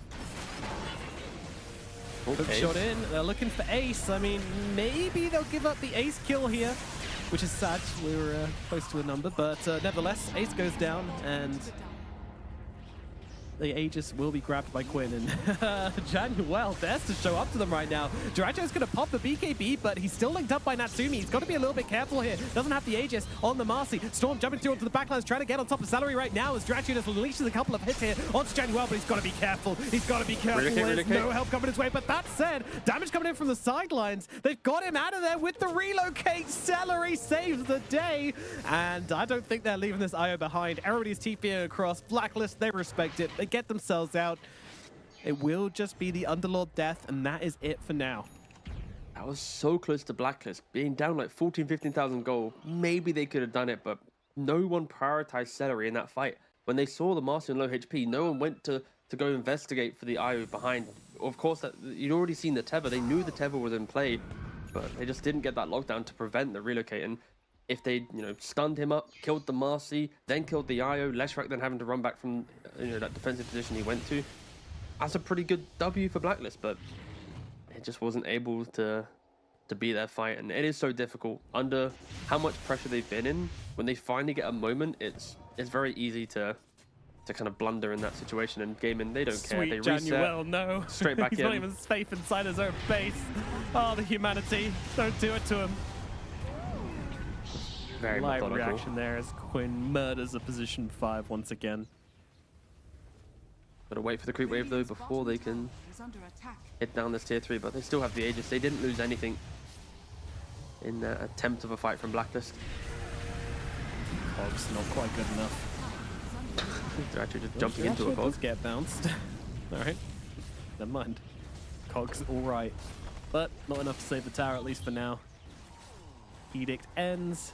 Ace is still nearby with a ton of damage, but fortification is going to come in. Hook shot in from Tim's, just holding back Ace. Once again, they're looking at the Underlord. They know he's not really going to get tethered up here, but oh, Celery actually forced in here. That was cute. That was nice. Is it enough to get the kill here? I think so. 2 heroes dead on the side of Gaming Gladiators. They've only traded it for their Enchantress, but Tim's is going to fall as well on the front lines as Dyrachyo punches his head in. They might have to get themselves back now on Gaming Gladiators, though. They don't have their battery. They don't have their TP response, but do they care? Dyrachyo blinding jumps light. forwards, but once again, Abed now with the BKB takes down Dyrachyo as well. Gaming punished. And now they want to finish the job. Blacklist on the run. Natsumi chasing onto Quinn. Quinn sure he's got an Aegis, but what do they care? Nice little bushwhack coming out from Tofu. Tim still trying to catch it, but can't quite get in range for the power cogs. The whip is down. The damage is in. The hookshot is there. They'll force back Tofu. Tofu might be the next one on the shopping list for Blacklist. Tofu, he's gone. It's going to be another target for Blacklist here. 4 heroes dead, and Quinn, all he can do is watch. There is no reasonable expectation for him to jump in on this at the moment. He just has to back himself away and sit there, Aegis in hand. Got a little bit excited, right? They have the Aegis on Quinn. They can chip down the buildings with the Edict, but Ace steps up to the high ground. We are going to see the replay here. Ace steps up, they're going to still hit throughout the glyph. He then disengaged with the hookshot from Tim's, using the cogs to also push him just a little bit further back. And I think the blinding light from Gabby, I hope we see at the tail end of this highlight, is the key thing here. Of course, Celery, he tethered in to try and help out, but just... where is it? I think it's in the round 2. It's a very long fight. It's a really long fight. Hold a second. It's going to be coming up in a second. Dyrachyo, they try to... Okay, here it is. They reinitiate. And as Dyrachyo jumps in, boom! Blinding light. And just pausing that with the ult in play. Of course, Abed still BKB, but just preventing Dyrachyo from connecting on that stun to maybe layering was just exactly what we needed. And, Gabby, he's had a very, very quiet game, but in that position, Gaming just completely squandered their Aegis. And yeah, got punished. So props to Tims, props to Gabby. They really, stepped up in this fight to just look at the net worth as well. It was like 15, 16k. Now it's back down to 10. A really, really good hold from Blacklist. Like, look how despair the game was into just clutch spell usage. Yeah. Despair going downhill. Then all of a sudden, the glimmer of hope for Blacklist. But Quinn looking to snuff it out, sets eyes on Gabby, trying to run him down, but don't forget, Kotl is such a fast hero, they can't close the gap. Ignis used as well. That's the Aghanims reveal for the Kotl. He's going to TP himself away. Blinding Light was always going to be a huge spell this game. The problem is you just don't want to level it up early. Chakra Magic and Illuminate are far too important for getting Kotl online as a hero to help him get farm, especially when you're that far behind. So we haven't really seen it in play yet, but there we see it. In the big fight, huge impact. It's one of the reasons they picked Kotl. Yeah, although Dyrachyo, they are getting to a sniffs out point. January. Oh, never mind. Kinda did. He checked it, but didn't fully check it. I'm saying that, props to Blacklist though. Even though the game's been very difficult, the amount of moves Gaming have made, it has offered up opportunity for Blacklist to, sneak out some farm, right? Razor just completed the Sanjin Yasha. The Storm's got a Parasma. You've got, relatively soon a Crimson Gun or Clockwork. Like, we praise Gaming in their kind of 23, 24-minute item timings, but then when we compare it to, like, as we hit the 30-minute mark for Blacklist, like, they themselves have been able to find quite decent items across all of their heroes now. Especially when we were worried about their triple 4-star timing, right? It was triple 4-star timing into actually now some substance. Is there a point where this game in draft falls off, like last game, where they ended up having to do some silly things to keep themselves in a winning position? I would argue yes, but more on if Marcy doesn't itemize like for Daedalus and to be a right clicker, Leshrac naturally always fall off when BKBs and magic resistance comes into play, right? So I think Gaming's draft only falls off if Dyrachyo doesn't itemize to continue being high physical damage and position correctly to execute heroes. And of course, Blacklist, how bad their early game was. They'll scale at any portion of this game. Anything smaller than nothing. Dyrachyo, is he the target they want? Is he the target they need? They're going to go on in BKB very quick from Dyrachyo here, but can he jump himself out? He's not jumping out at all. He's standing his ground. He's getting the punches off, but now he's going to back himself away. The whole of game and sticking to the high ground here, not looking to come down and meet Blacklist in the river, especially with Abed with the Arcane Rune looking for a target to pounce on. Now they'll move across. They're leaving their backlines undefended, and Storm goes in, but a beautiful pushback from Tofu keeps Dyrachyo alive. Dyrachyo up onto the higher ground, pushed around like a ragdoll. Can't stay on his target. Everybody's solo. Finally, Ace will fall. Dyrachyo looking on trouble as well on the top lines as well. Gabby finds him, takes him down. Abed's there as well. They'll lose Dyrachyo. Can they get anything from this on the side of Gaming Gladiators? Natsumi, he's got no health left, but is it going to matter? Tofu taking big old smacks from the low ground. Quinn is back from the dead with his IO to try and get something out of this. And the Coddle is going to be that hero. And the 4-staff won't be enough to save him. He does go down, but that is the only casualty for Blacklist here. Insane. Really, really good fight from Blacklist. Was constantly poking out Gaming. You asked about if Gaming are going to fall off slightly, and we kind of saw it there, right? The Marcy wasn't able to perfectly commit in that engagement. The Leshrac wasn't really pumping out a lot of damage, and it is testament to Storm always finding the picks, Clockwork, initiating the fight and being able to disengage, Razor being tanky with his item build. Like, look at it. SMY, Mage Slayer, BKB, like, Razor just wants to exist. So, yeah, the Blacklist, slowly clawing back in this game. All because Gaming just fumbled one high ground siege at the bottom side. If they didn't fumble that, they probably would have a little bit more confidence to reset, go again, but Blacklist showing something. They're showing mechanical ability. I don't know where I was going to go with that one, boss, but yeah. Tenacity is what they're showing. That's the word. Tenacity. Yeah, sir. No, these are SEA players, all right. They've had lower lows than this. Still in it, still ready to play up into these guys, and will never ever back down. Sorry, look at that smoke. It's hilarious. You're like, they're never going to back down. They walk up the high ground, instantly back down. Oh, God, it's the left track. Run away, run away. Oh, no, I don't want to be there. Thank you. Oh, let's not ignore the fact that Gaming's still in a very good position in this game. Nullify now finished up for Dyrachyo, so getting on top of these targets with their pesky 4-staffs and bouncing around this is all of a sudden going to be a lot easier. Dyrachyo, Quinn, Celery, looking for something here. They do take this fight. Tofu will not be able to join them unless he goes and hangs out with Ace, who has got that Fiend's Gate, and that's exactly what the call is going to be. So these guys are just going to stick around together. The Slug and the Squirrel. Taylor Zola's time. Inside the pit, there is a Centaur there, monitoring things for the Radiant. Januel knows that's the next big objective, which they're going to want to be taking. 24 seconds left on it as well. Dyrachyo's like, maybe if I move it outside of the pit, he won't notice, and we can sneak Roshan.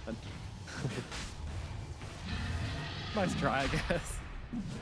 Imagine if that works. Anyway, Roshan's starting to fall. Dyrachyo, though, just kidding. Smoke out, run out. This could be good from Gaming, but the Rocket Flare's going to reveal everything. They'll see Gabby, nice glimmer coming out, and Januel's going to be absolutely blasted on the front lines. Dyrachyo has to get out. That link cannot stay upon him, but Gabby, his days are numbered. That number is 0. Now they'll look at Tim's as well. Quinn, he's going to turn around for the main target. They want to bring down Natsumi here instead, and Natsumi with another fire upon him cannot do a thing. He's gone as well. 4 dead. They cannot catch Abed. Abed will get away, but a huge fight for Gaming. This is how it was meant to look, and as we know with this team, they're not going to stick around for Roshan if there's buildings to be taken. Nope, they are coming up onto the Blacklist high ground right now. In Blacklist, they tried to step up, they tried to, hold aggressive position, but there is no way to start a fight like this. The double 4-staff to go back, you got the what's it called? The Will-O-Wisp, as I panic in the moment, the Will-O-Wisp to try and control the fight, but it doesn't matter. This BKB, Quinn picks up the BKB, runs through them. At Blacklist, the reason why they were winning out fights was because they had like really good just poking, waiting, biding their time, dragging the heroes of Gaming to be very, wide and not in just a condensed ball. But that was probably one of the worst fights Blacklist could have taken. Going for the third fortification, it is available, but after last game, Blacklist don't want to use it, but they don't have a choice if they want to stay in this game. But I don't think it's not going to matter. It's not going to matter. The push is too strong. It's too much, and GG is called just like that. They back out. They realize that Mega Creeps is just too much for them to handle. Well, I said, they've got the tenaciousness, but they also know when it's over, and over it was. My God, Gaming, I mean, all it took was one fight in the end. All it took was one engagement. Yeah, I mean, this is, again, it was an incredibly scary draft. When you look at the heroes that they have, it's just constant aggression, relentless pressure on the map. Sure, they fumble one high ground. They give hope to Blacklist with the, the Clock, the Storm, constantly poking, finding, the pickoffs. But, again, a team like gaming, that in the moment they're going to be able to understand what went wrong, quickly adapt. And it's like, why are we getting dragged apart in the fight? We have heroes like Marcy, Underlord, Io. Let's just hug each other, prevent that kind of split fights that Blacklist were utilizing, and then moments later they're getting mega creeps and winning the game, right? So fair play to Blacklist for showing some signs of life, but it did feel like gaming were just doing everything the entire time. It was very like, even when gaming were losing a fight, it was because like they misplayed rather than Blacklist really kind of overperforming, right? Maybe the tier 3 siege was good for Blacklist, but still it was a very scary draft from Gaming Gladiators. It really was, yeah, it really was. You always need to be ready to play out against the Leshrac and IO combo when you're playing against this team. And yeah, as you can see, starting off in these highlights, which was pretty far into the game. Game was kind of already in the hands of gaming, but this is a point where it did start to go wrong, where we saw a bit of life. And of course, high ground into Kotal is always going to look a little bit scary, and you could really see Gabby just able to not be threatened for a fight, get off all his spells, and cause some real issues here, which is the first point where we actually saw the logic behind this Keeper of the Light pick, and where it sort of started to make sense for us. But then obviously every single fight outside of the base, it didn't make any sense at all. It was getting jumped, it was getting caught. They obviously got the Gleipnir, which gives them the extra catch. Gleipnir plus Pit of Malice, and you've got serious issues for any of these heroes which just want to play in and out of the fight. And I think that was one of the biggest breakdowns for Blacklist in this game. Yeah, it's again relatively.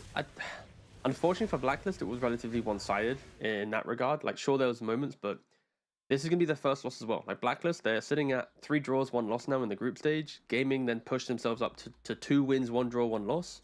And it was a very important series for both teams. I think this is like, entering the third day of groups. This is the moment where you either shift towards the top 4, or you're awkwardly contending for the bottom. And the fact that Blacklist haven't converted on a win yet, it is going to hurt them potentially down the line. And yeah, I think Gaming just, even after their day 1 kind of struggle against Heroic, easily I think should be a top 4 team based on their performances at least in this game and some of their previous ones from yesterday. Yeah, absolutely. They're starting to pull it together. They're starting to look like one of the major contending teams in this tournament, which is good to see because, as we said, they've had a quiet year. Yeah, they've made it deep in some tournaments, but others, we just haven't seen it from them. But yeah, this is gaming as we know and love them. And our MVP for this second game is going to be Dyrachyo on the Leshrac. Wait a minute. Dyrachyo was not playing the Leshrac. That should be Quinn on the Leshrac. So Hang on a minute. It's technically inverted. The Leshrac was great. Dyrachyo was great. Why?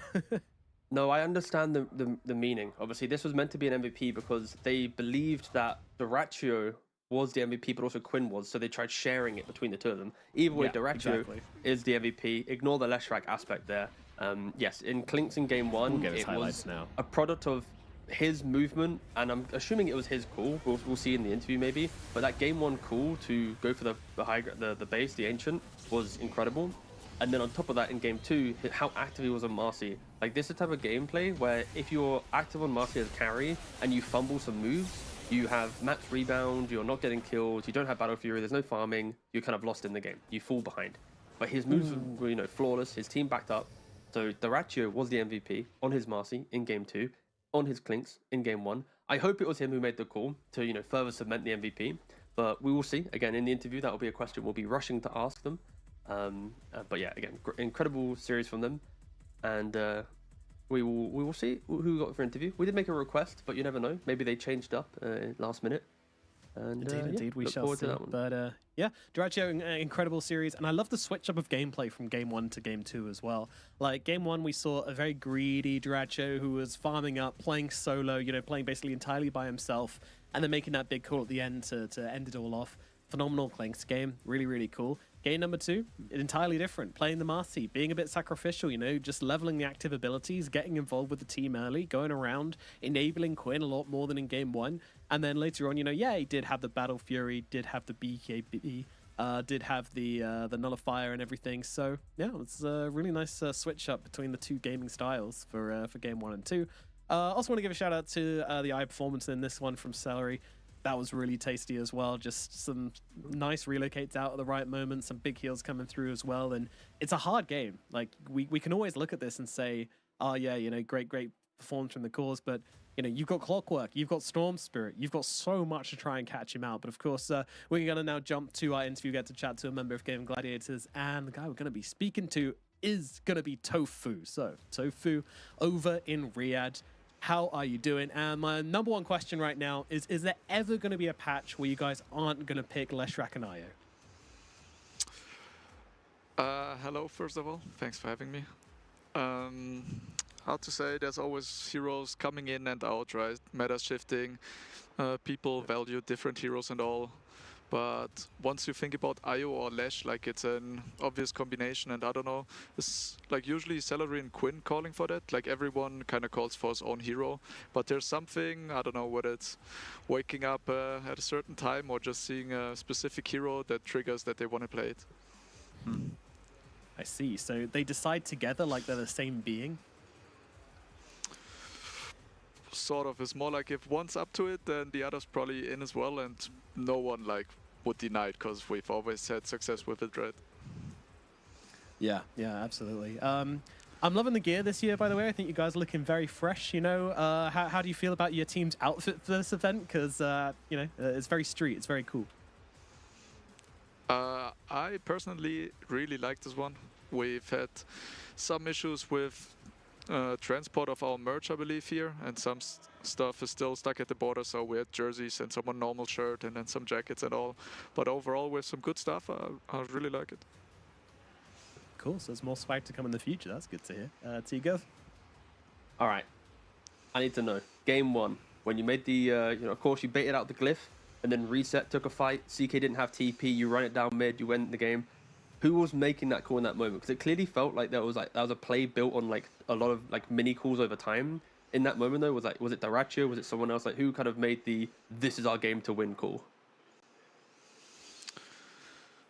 Okay, game eventually got pretty heated, right? Like I believe we were up for a really long time, and we eventually threw it away a bit. And there's a Roche standoff, and I want to smoke, and we're a bit too late to contest this Roche. So I see creeps constantly pushing in their base. I believe Quinn mentioned the creeps. It's like, yo, if we can stall this Roche, they need to TP base. And then I was like, yo, what if we just thrown them, like force them back? And then nice. I don't know who was like mutually. It's like, okay, we go for this. And then they TP'd back. We were like, okay, out, get the fuck out. And then Ace said in this moment, like, yo, they wasted their glyph. We can actually rush their throne.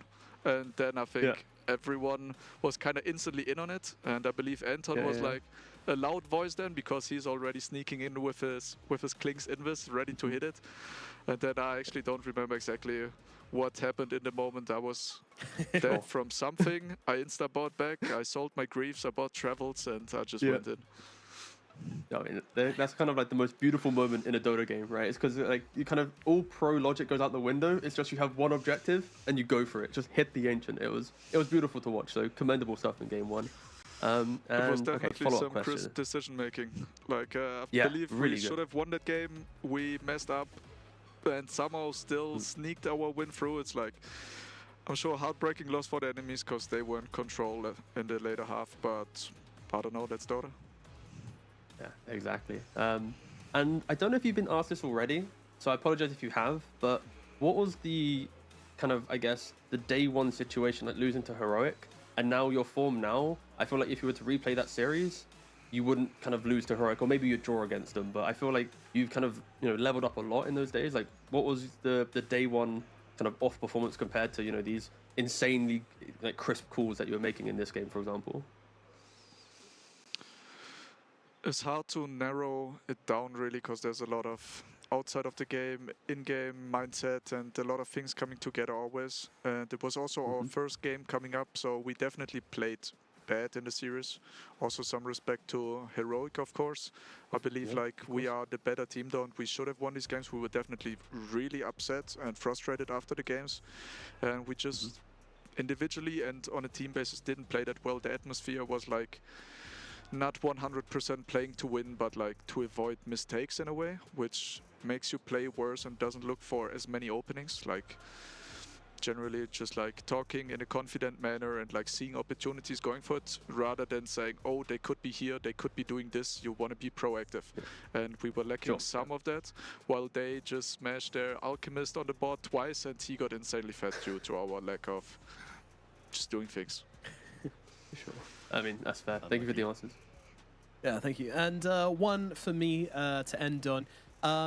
Obviously, when we're talking about big tournaments like this, you know, like Esports World Cup, like TI, etc., we're always talking about the tournament meta, but, you know, any event has its own meta.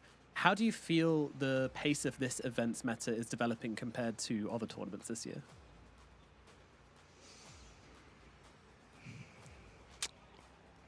Hard to say if something's really different. I didn't feel it much myself yet. We also didn't play too many teams yet, and there's many games going on at the same time, so I actually don't really watch many others. Also coming off a break, everyone just had a boot camp. We had a lot of scrims against other team, and you kind of see how the meta shifts, and also on ladder boards how people start tryharding. Like, there was just a lot of Dota going on. Yeah, sort of similar than other tournaments, just that everyone is really on that 100%, whereas in other tournaments, also us previously in the season, not saying that we could have won, I mean, we could have won under different circumstances, but not everyone was on the same page in terms of commitment and just how much time we put into it, and I believe every team here is trying the hardest now. That's beautiful to hear. Tofu, thank you so much for coming to talk to us, and best of luck with the rest of your games. Cool. Thank you, guys. Cool. Thank you. And that's going to do it for the first series of the day, and what a banger it was. Blacklist do go down. They finally break their curse of getting tires, but probably not in the way they wanted. 2-0 over Gaming Gladiators, as Gaming Gladiators take the win here and move on with their very successful run so far. Guys, we're going to throw it over to a break, after which we shall be back with some more Esports World Cup action, so we'll see you on the other side.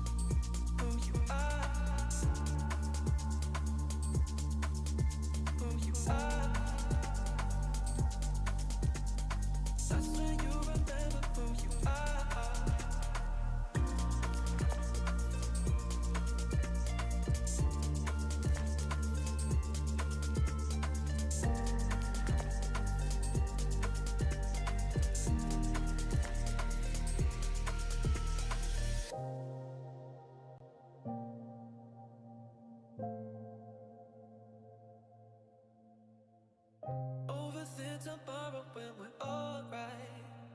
That's when we forget just who we are. Make us come together and it's alright. That's when you remember who you are. That's when you remember who you are. Who you are. Who you are. That's when you remember who you are. Who you are. Who you are. That's when you remember who you are. Overthink tomorrow when we're alright. That's when we forget just who we are. Make us come together and it's alright. That's when you remember who you are.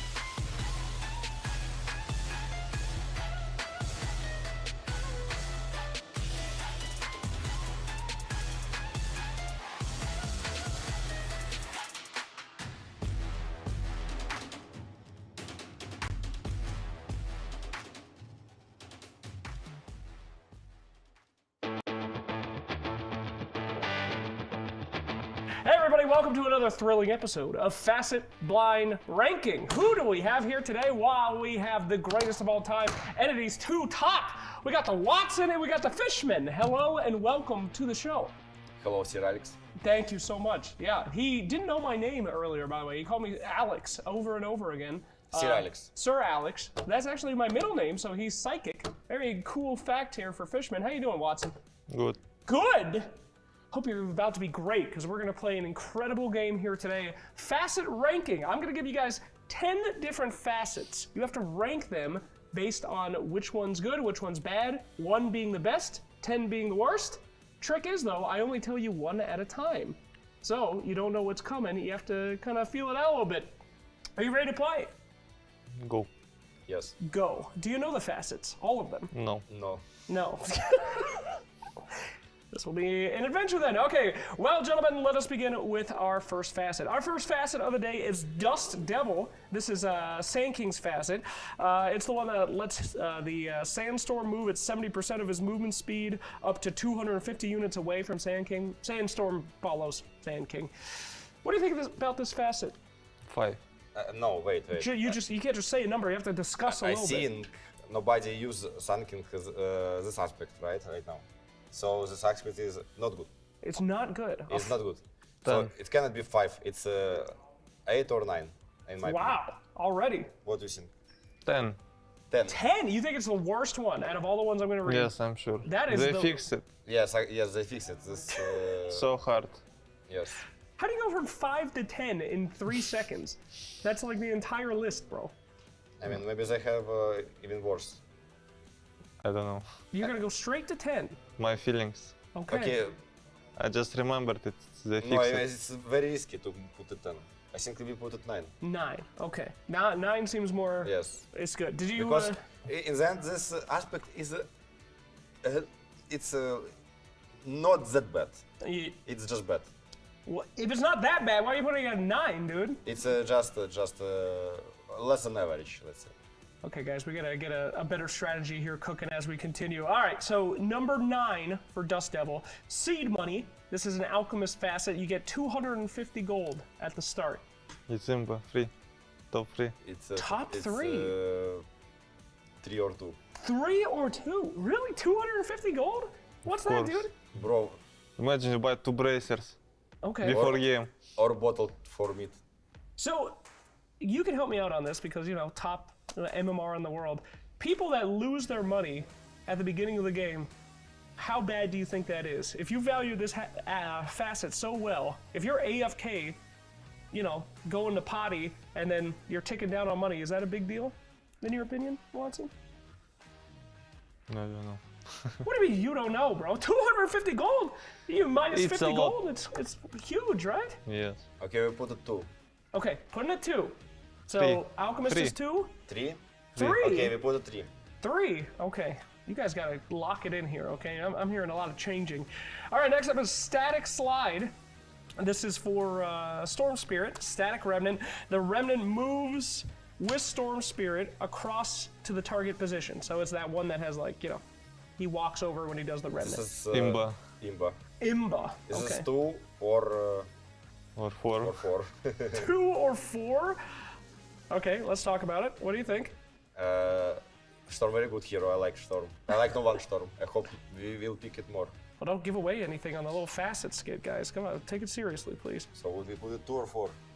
2, my Storm Imba because of this. Yes. Okay, so we this put one, it 2. this one is 2. Yes. And the last one, Seed Money, was 3. Okay, cool.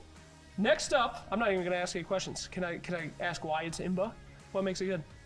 You destroy enemy mid like so hard because of this first spell. I don't know second aspects, honestly, but I know Storm is a good hero. With What? this aspect. What? So you know second aspect of Storm? Did you ask second aspect? No, I'm just asking. Do you know? No. Okay, great. Well, that's how Imba it is. You only need to know 1 on Storm. I'll take it. All right, next up is Hookup. This is the hookshot aspect for Clockwork. When hitting an ally, hookshot has a larger impact radius, and they both get a physical damage barrier equal to hookshot damage, and it refreshes Clockwork cooldown. This is the one where you shoot it at your allies. What do you think about this one? I don't know this aspect. It's I will answer this. Okay, okay. So, first aspect of clock good. I mean, better, but this aspect as well played by Creed and by Snaking. So by one of the best team, actually best team, Falcon, Dota 2. Okay. So this means this aspect is not that bad. It's okay. It's just 7. 7? Yes. But it's spanned by the best team in Dota 2. Are they dumb? 8. Okay, got it. 8. I won't even argue. 8 on that one. Okay, next one. Static field. Static field deals more damage to nearby enemies. Static field.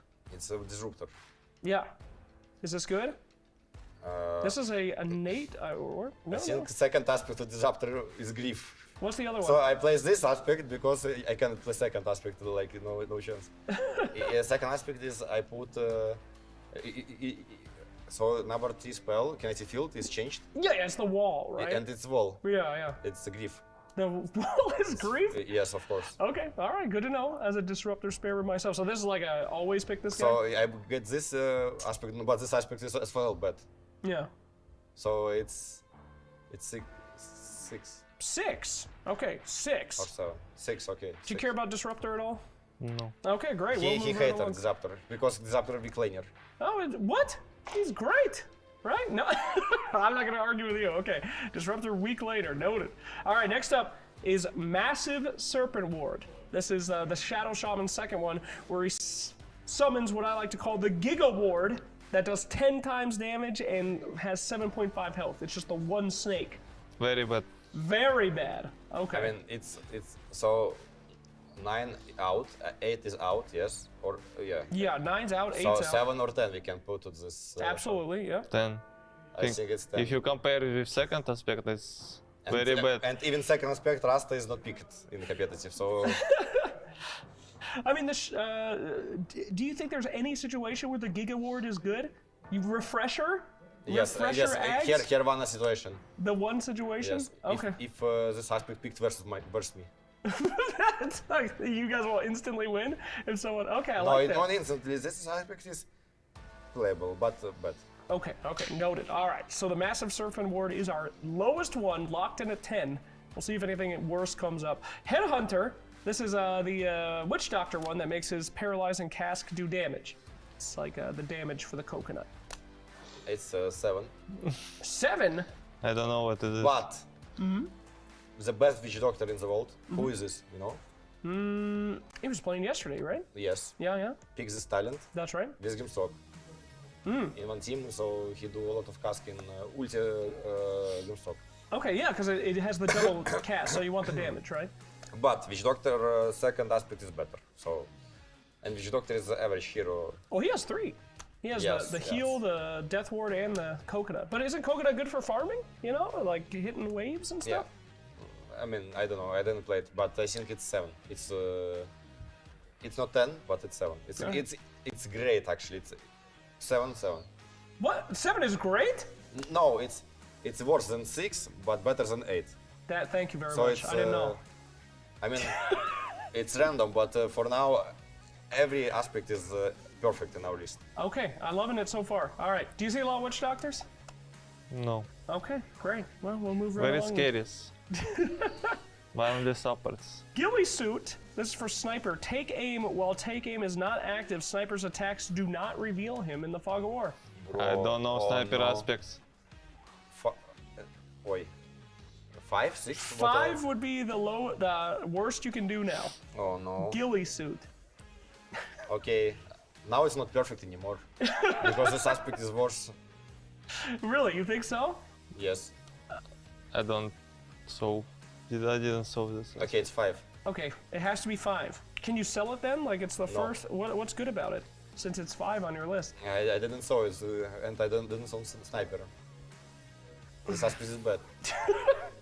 But invisibility equals invincibility in all MMRs. I don't know. I don't think it's good. Okay, all right. I think it's bad. You ever play Sniper these days? No. No? Have you ever killed a Sniper using this? No. Okay, great. We'll move right along. This is a Bloodbath for Huskar. Life Break also slows enemies in a radius around the target. Oh, this is good talent. Oh. Which is a minimum we can place. Let's see, I think you still have 4 and 1. And 1. Oh no. 400%. It's 4. This is 4. Okay, this Bro, well, this is good. Bro, please give us last some, I don't know. Ricky Marva. Okay. Yeah. So why is this one good? Because it's you guys were not too disappointed it was 4. I played on Huskar. It was good aspect. Yeah. Okay. Good.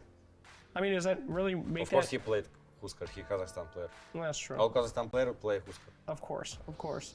Anyone that you don't want to get this against?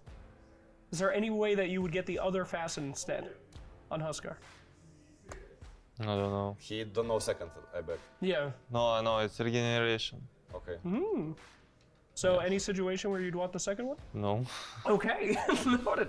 All right, and the last one we have here, this is reverberating silence. The first time global silence ends on a unit, it's applied again. This is your #1 best Facet in the game. Can you It's tell me best Facet. why is it so very good? nice. Yes, fine. Because it's silence. It's silence. Which hero? I think silence. Silencer, that's right. Okay. Okay, so jokes aside, is this one actually good? Because you like pop a BKB, you didn't still saw get Silencer. silence, right? It's very annoying. It is We annoying. play it like when silencer is global, you press Manta, you anyway in silence. Oh. That's Yes? right, instant. Okay. You use Reverberating. BKB, you anyway in silence. Silenced. I think it's what is our number 2? Well, that's your #1. #2, I believe, is the Static Remnant from Storm Spirit. I was better. That one is not better. That's #2 Yes. is where you put it. So, Silence is better than Static Remnant.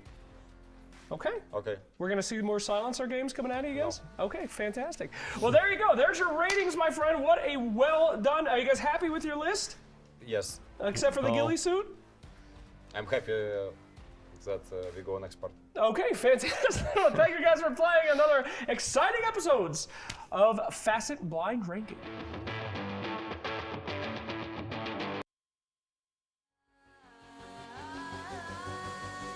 Nothing's gonna stop me now. Nothing's gonna stop me now. Nothing's gonna stop me now. Nothing's gonna stop me now. Nothing's gonna stop me now.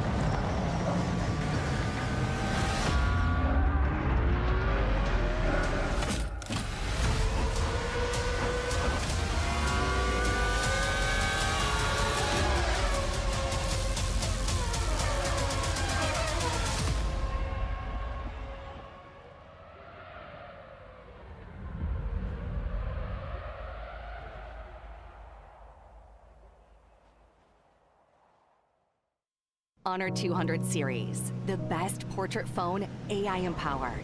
Studio level, AI portrait camera, 3 hardcore portrait modes. Color, vibrant and classic to capture portraits that truly stand out. AI empowered magic portal. Snapdragon 8S Gen 3 AI chipset. 5,200 milliampere per hour's silicon carbon battery, 100 watt, Honor Supercharge. This is Honor 200 series.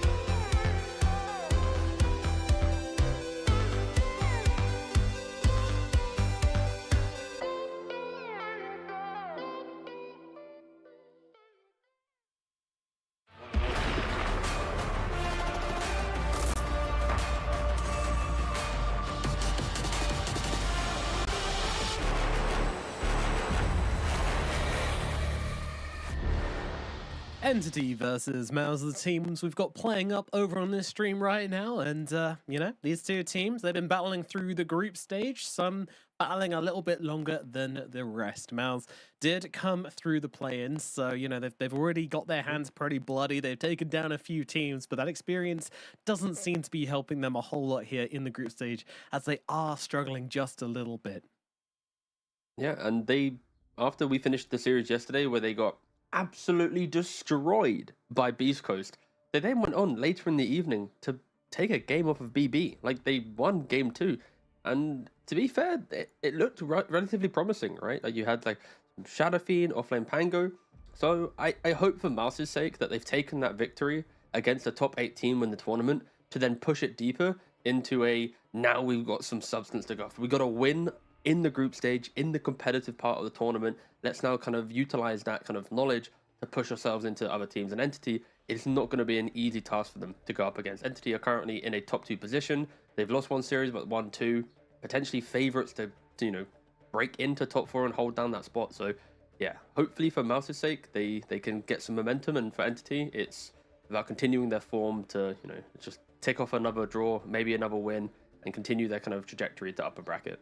Upper bracket? Yeah.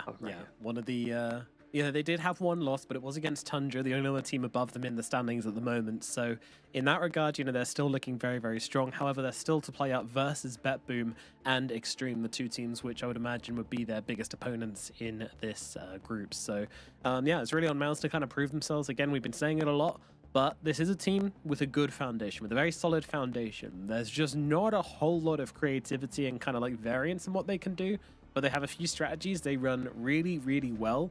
And, you know, we second into it. Like I said, this is one of my dark horses. I think they can take some wins off some of the best teams here if they do get caught into kind of not thinking too heavily about what Mouz are doing. You know, if they underestimate Mouz at any point, just like a real mouse, you know, it'll come nest in your walls, it'll have loads of babies, it'll eat all your rice, and then you'll be sad. And that's what happened to BetBoom yesterday, and if Entity aren't careful, it's what will happen to them today. And you can see the group standings here and exactly how things are going down at the moment. So yeah, Entity in that second place, tied up with Extreme at the moment. Key thing though, Nomad, from this group stage, look at the new startle points from Mouz. Because they took a draw against BB, it actually puts themselves in a position where they have a higher score than Beast Coast, even though they're lower on points. So if they are able to get themselves to a slightly better position, maybe they get a win under their belt, PSG Quest drop a game, like that is the type of, like, you know, journey towards, okay, Mouz, they can find it. I think for Mouz, they'll be happy to get to lower bracket, right, after the start they had. Yeah. So it's like taking that one win against a high value seed team, it really does help with the kind of the scoring of the system. But either way, this is probably the, I guess the biggest story I think so far of Esports World Cup is just kind of the glow up of Entity, a team that was absent the entire year pretty much from Western Europe, and they've just kind of rocked up to the tournament and they've shown some, you know, incredible Dota. They were very shaky, but this is it. You know, you got no one from the mid lane, Watson, incredibly high MMR player, you know, rank 1 multiple times, Kotomi, which has been a on and off. He has had stints where he's been sometimes one of the best 4 players in Western Europe, and I mean like maybe 2-3 years ago, and then he kind of like fades away, and then he comes back again, and his hero pool is always you know, maybe 3-4 heroes, but he's incredibly good on them. So I'm looking forward to seeing where he's going to go with that. And yeah, we spoke so much about Mouz on the D stream that I feel like we are now Mouz specialists, because I think every day we've covered Mouz in some capacity. Yeah, you and me have had Mouz more than anybody else, that's for sure. We know this team very, very well inside out, but if you don't, a little run through them. Olnit is the carry player. He's been playing for this team for a little while now. Good friends with Immortal Faith, who actually coached him up from 3K MMR here to Riyadh. So that's a journey he's been on. Obviously, it wasn't a quick thing. It wasn't just in 1 year. It was over the course of many, many years. But needless to say, this is his first really big tournament, and he's been doing pretty well. He's a very, very consistent carry player, and definitely one to look at as an upcoming talent in the scene. Supreme as well, you know, you may know him. He's been around for a while. He's been on Ninjas in Pajamas. He's been all over the place. Never really kind of broken out into the tier 1 scene in any way, but he does occasionally put in a performance which turns some heads and makes people think, you know, they see the promise that this guy has, the potential this guy has. Hasn't had a chance to do it. We've got Force on the offlane, you know, very consistent offlane player. Occasionally, he will have these games where he just gets bodied out. Often it's due to them not giving him, like, the cleanest draft, a counter matchup, and then he starts to struggle, and the team can sort of fall apart around that. Same with Narman, the position 4 player, and then Bengen is pretty much just a normal position 5 player, except he's got a hardcore Witch Doctor addiction, which he just cannot shake, and I'm very happy about it because his Witch Doctor goes pretty hard. Actually, if you were listening to that content piece just then, he was praised by Entity for being the best Witch Doctor player, full stop. So, you know, if you want to apply anything to Bengen, then it's definitely his Witch Doctor speciality. Yeah, no, Bengen is the lad of the tournament, I think, in regards to Witch Doctor, because like we saw in the pre-video, like Fishman, he's going for the healing facet, but Bengen going for the Headhunter, and I think Fishman rated the Headhunter at like rank 7 out of the 10 he was doing in his content piece, and I played some Headhunter Witch Doctor yesterday. It's not a joke. Like, this is a real facet that you have to respect, what you have to care about. So I think that is going to be potentially the hero facet combo that maybe in this tournament players respect it a bit more. Maybe after the tournament, going into TI, people respect it a bit more. But that is probably my, I don't want to say hidden gem, but it's my favorite little combo that isn't seeing as much light of day. And we are seeing a little bit of a team huddle. They are kind of memeing a little bit. I'm seeing it's kind of like a slightly ironic team huddle potentially, because a lot of giggles, but still, it's whatever that helps them get into the position of feeling like they got the vibes to go compete, to go give us their best. I mean, that's a huddle I want to be part of. You know, they're laughing, they're having a good time. See Olnit looking across, being a bit jealous. I wish we could cuddle, huddle. I mean, that would be nice. But, we can. Oh well, focus on the game. And yeah, it's. I mean, it's stuff like that's always good. You know, I always remember back in day, Final Tribe used to be a big ones for that. They used to do their little. It was like the Swedish chant or something, kind of like the similar to the haka, which the New Zealand rugby players do. They used to do a little bit of shouting before the game. That always got them nice and pumped. It was kind of scary for the other team to look at. So I'm always down for that sort of thing. And see just huddling up and getting everybody in a good mood with big smiles for this game. And it's kind of scary, honestly, to see a team so casual, so happy, just kind of like, haha, yeah, this is going to be a good one. But could it also be weakness? Could they also be underestimating Mouz here? That's what we're going to find out in this draft. Anything you want to see from this one, T?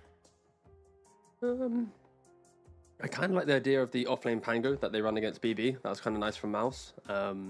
Again, it's difficult because it's easy for us to talk about Mouz due to the fact that we've seen so many games from them. But they like to have kill combos. They like to play aggressive. Just their laning phase isn't that strong individually. And then the way in which they play the map is a little bit slower than other teams. They just aren't as polished as the teams in this group stage. So I think for me, I just want to see clear concepts from Mouz, good combos, and allow them to play out the game. So an interesting start here is Enigma is going to be picked up by Entity, and we've got Spirit Breaker coming out for Mouz. So sort of unconventional when it comes to the starting picks up here. Usually at this point we see something like the Hoodwink or the Phoenix coming out for these teams. Both those heroes still available, but a little bit of difference coming out from these two. Yeah. And there's the Shadow Fiend respect ban. No, okay, that's first phase. Sorry, I misjudged the bans. That's all right. Yep, 4 bans available for Entity, 3 bans for Mouz. They've now got their second phase of bans now. I'd like to see some Entity Pudge. I always like to see some Watson or No One Pudge coming out. Always a fun one. it's always a hero combo that you kind of want to see. But at least with draft opening, at least you got, when you say Pudge for Entity, it's also, I feel like DM Enigma is kind of in the same vein. Like, it's such a player hero combo now we see pretty much in any game they can get it. And it fares pretty well against Spearbreaker. Spearbreaker is, struggles a lot against tempo early game. As much as he's an aggressive laner, he really hates playing into, early group ups. Like, you don't protect towers as Spearbreaker. You might set someone else to do something, like a Spearbreaker with Snapfire behind you, but by yourself, you just charge in, get one stun, and you're dead. So I think they're already making the Spearbreaker feel a little complicated in the game, because you've got maybe out support, maybe out core. Out core doesn't really care too much about Spearbreaker early on. Enigma doesn't care about him as well, so a lot of whatever heroes getting picked to annoy him. Indeed. I'm going to have the Phoenix coming out from Mouz, that one making it through the draft somehow. And now they will go back to their Pangolier as well. So no matter what position they put this in, I think this is a good stable hero for Mouz to keep going back to. They seem to have quite a lot of confidence with. We've not really been able to cover Entity too much, but I will just double check what the... Okay, so they are actually picking out support, sure. That's fine. Cool. And you can't swap in Captain's mode once you get into the game, because there is a bug where if you actually start in an all-pick game with Alchemist and then swap to another hero, that hero actually takes your seed money gold. So obviously you can't do that in Captain's mode, so it's not really a competitive bug, but alas, we will we'll potentially see the out support. It's also kind of a really annoying lane, right? Acid Spray with the Enigma Eidolons, thrown in with like the double stuns between two of them. It can be quite disruptive, but Mouz, they have fixed some of the problems of their Spearbreaker with some anti-aggressive heroes, right? You've got the Pangolier with Swash and Roll, Phoenix with the Egg, so that will deal with the early map movement that Enigma wants to bring from the offlane, where you naturally go for like a drum and stuff. And an Ember. This hero has like 75% win rate so far in the tournament. It is disgustingly good. Yeah. From day one, I will say, for day one, I've been on the Ember love train. An Ember fan, yeah. Good. Yeah. And the flames. People realizing the strength of that hero just does a lot right now. It's just a very do everything hero. It doesn't really seem like you get many games where it could be that bad. And another big thing about it is our instant catch supports are very out of favor. When you're looking at Shaman, we don't really see it. You're looking at Lion, you don't really see it. Rubik is kind of okay at the moment, but also favored other stuff. What we're looking at instead is these Phoenixes, is these Hoodwinks, is these Clocks, which just don't quite have the same threat onto an Ember Spirit as something with a bit more lockdown does. So, but Entity, they're going to prove me wrong a little bit and pick the Bane. But also, this is Fish, man. He loves his Bane. He'll always pick up a Bane when he can. And it makes sense. You're playing Pango. Mouz should have seen this one coming. Yeah, this is, I guess, securing lanes a bit more, right? Like, it's technically, due to the pick position they're in, they are going to be able to flex out between 4 and 5 into the very end of the draft. No, sorry, 4 and carry. My apologies, 4 and 5. 4 and carry. So they are controlling the out just a little bit here. So Mouz, obviously they're going to be aware of that flex potential. They aren't as stuck when they pick Alk like other teams.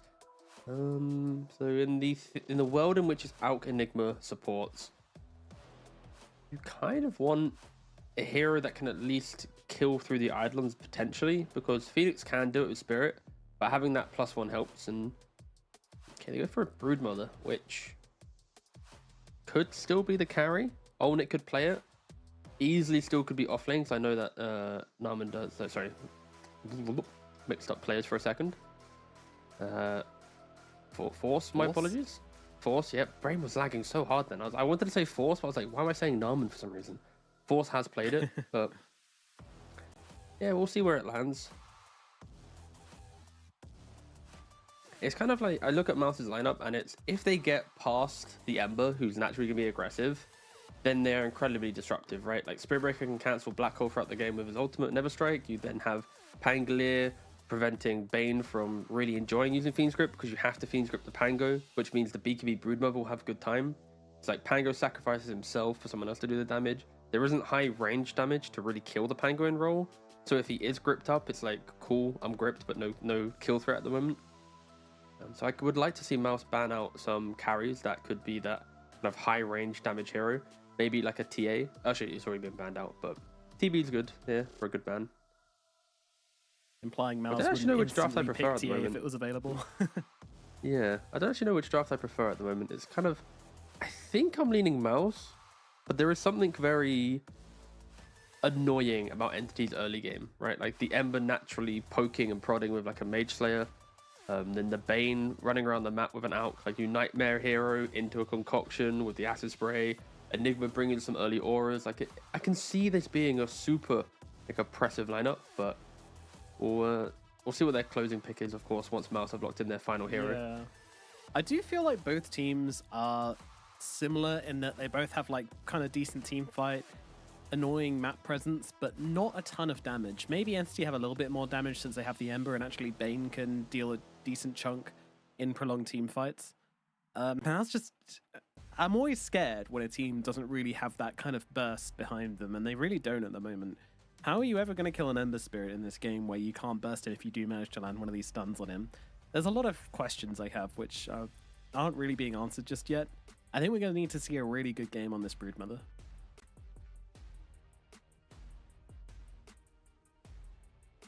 There's a bad pudge. Yeah, there is the pudge banner. Sad to see it, but also a smart ban as well. Final pick from them. You need a lot of damage for me coming out of this final pick here. What is it going to be? And they're going to go for the Snapfire. The Brood carry, Pango mid, and then Snap 4, Spirit Breaker offlane is potentially it. Like technically here you can do Spirit Breaker 3 or 4, Snap could be mid 3 or 4, Pango could be 3 or mid. Like there's between Snap, Pango, and Spirit Breaker, there's a lot of like depth to where the heroes can go. So it's on Entity to decide which variation they're afraid of the most, and then pick, or just pick to finish their draft. And I think right now, you basically go to Watson and go, Watson, do you want to play Alk carry? And he's going to go, no. Maybe. And then we progress the I draft. want to kill spiders. No, I want to kill spiders. I want to really kill spiders. The bear coming out for Watson. Yeah. Not too contested so far in the tournament. Also 9 wins, 7 losses. But yeah, in this game, of course, when you think about the strengths of Broodmother, right? She wants to step up to the fight, utilize her lifesteal, her high damage, and kind of enter in like a one-on-one duel with you. Ursa is, one of the best carriers at just winning the 1v1s, right? When you stack up your Fury Swipes and just go to town, yeah, you are perfectly fine at dealing with a Brood. And it is going to be, mid Snapfire. Okay, so it is mid Snapfire, off lane Pango, carry Brood. All right, so mid snap, it's a bit of an interesting one. I mean, you have to be aware that you are playing this hero tends to lose a couple of last hits every now and again. One solution to this, which I've seen a lot of players do, is stack up some early nulls, get an early Bazzy, get the bottle out, literally just stack mana and use your spells like crazy to get quite a lot of CS and to harass the enemy mid laner. It's a pretty viable strategy, so we might see that from Supreme to kind of avoid the Ricochet naturally missing you CS annoying thing that happens there. So we'll see what the pivot is there from Supreme, but overall, it's a pretty decent hero. What does it do? I mean, what most mid laners do. Builds a Gleipnir, builds a Hurricane Pike, goes around the map, shoots a lot of things, and has some very strong timings with that Gleipnir as well. But then you do kind of dip a little bit towards like the 30-minute mark whilst you wait for you to hit that like level 20 and 25 talents. And then all of a sudden the hero enters its own kind of late life where it is one of the strongest heroes in the game. So a very interesting hero to watch, and I'm excited to see Supreme play it.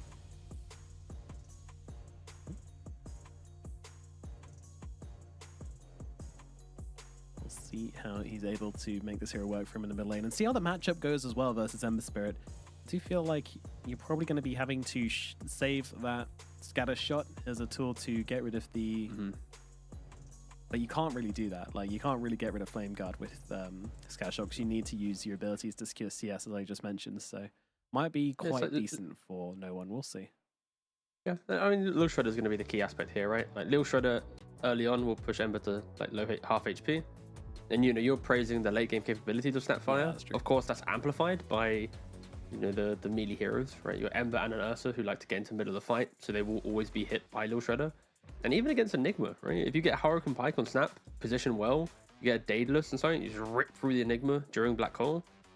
Yeah, this Snapfire will be the key component here. Like Mouz, this is probably one of the best looking drafts I've seen from them so far in the group stage, but they are victim to just the natural skill of Entity and how good they are at hitting timings and playing around like the setups that they have. So this is going to be a good test. They've got a good draft from Mouz, they have good scaling, but can they just play their lanes well enough against what is, you know, a really strong laning team that is Entity? I really want to see Bengen getting himself a decent timing on a Yule Scepter. I feel like controlling this Ursa is going to be quite important to their game. And being able to do that with a Yules and also with the Spirit Breaker, who could also most likely go for a Yules, could have some good stuff coming out. And let's not forget Necrotic Webs. I love it. You just come, you just poop a web down in the middle lane, and no one's like, oh, cool. 15% health reduction. Thank you. Or regen reduction, I should say. This will get nerfed at some point. There will be some type of proximity for web, or like a web must connect to another web. Otherwise, if it's too far away, then it will like expire or something. Like the fact that you can just slap a web mid, slap a web in your lane, and you know it's 30 seconds to it's battle. just stupid.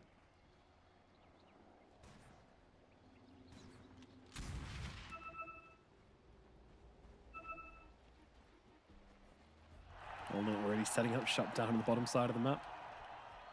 In fact, no, this isn't his side of the map. He's just gone to lay another web down.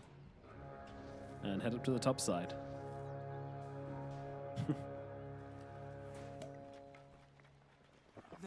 Here we go. Fight for the rune taking place as Entity come charging down onto Supreme here. And it does look like this will be the first blood going to Entity. Watson will grab it for himself.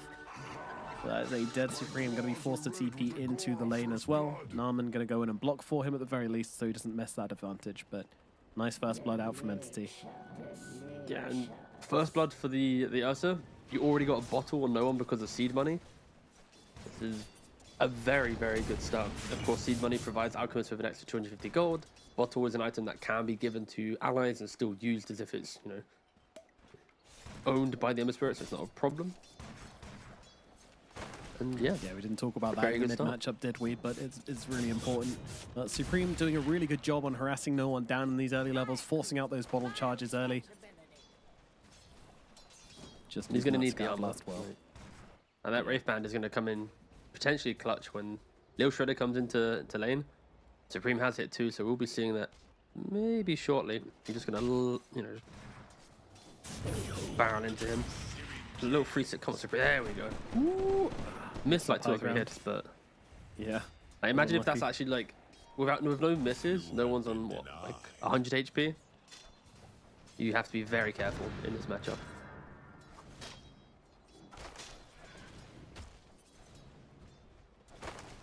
DM meanwhile in the top lane. Doing good damage to Bengen here, but well, it's going to come through and eat a couple of these Eidolons. Making DM a little sad.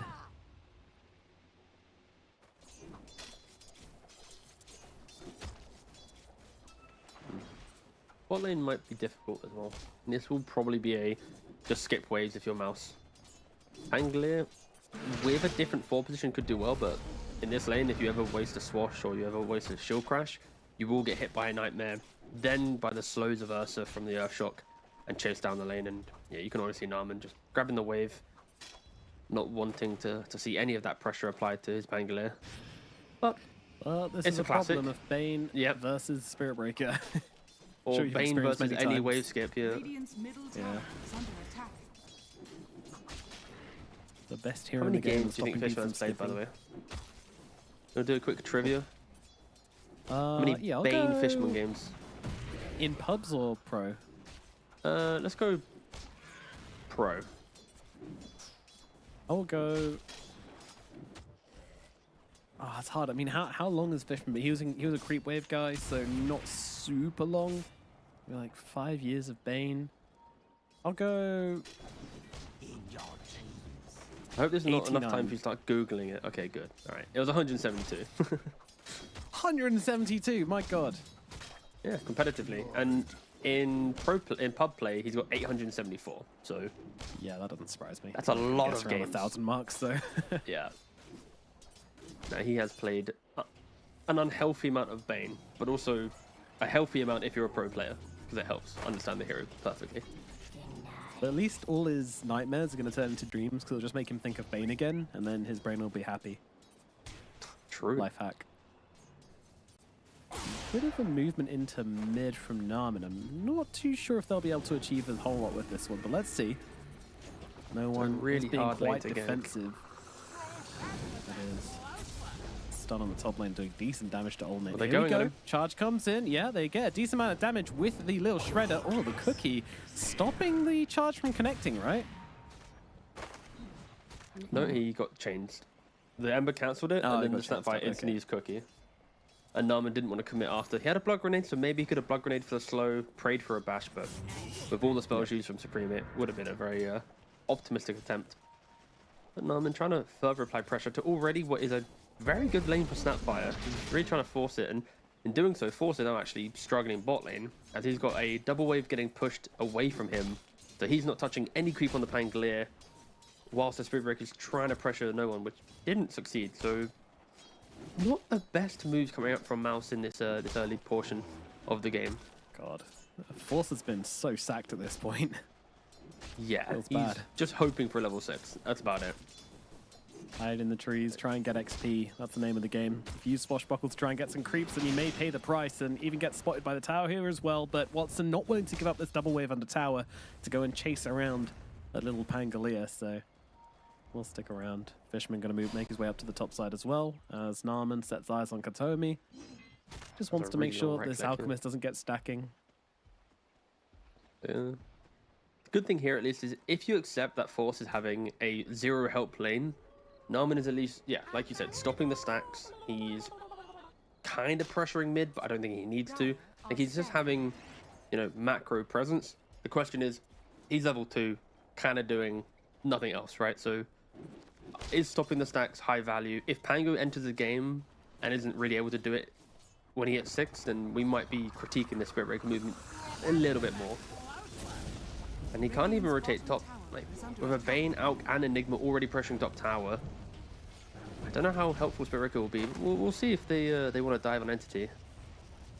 Yeah, Narman just kind of rocks up and starts clicking away at Fishman, but Fishman's pretty scary. You can't really trade with this guy.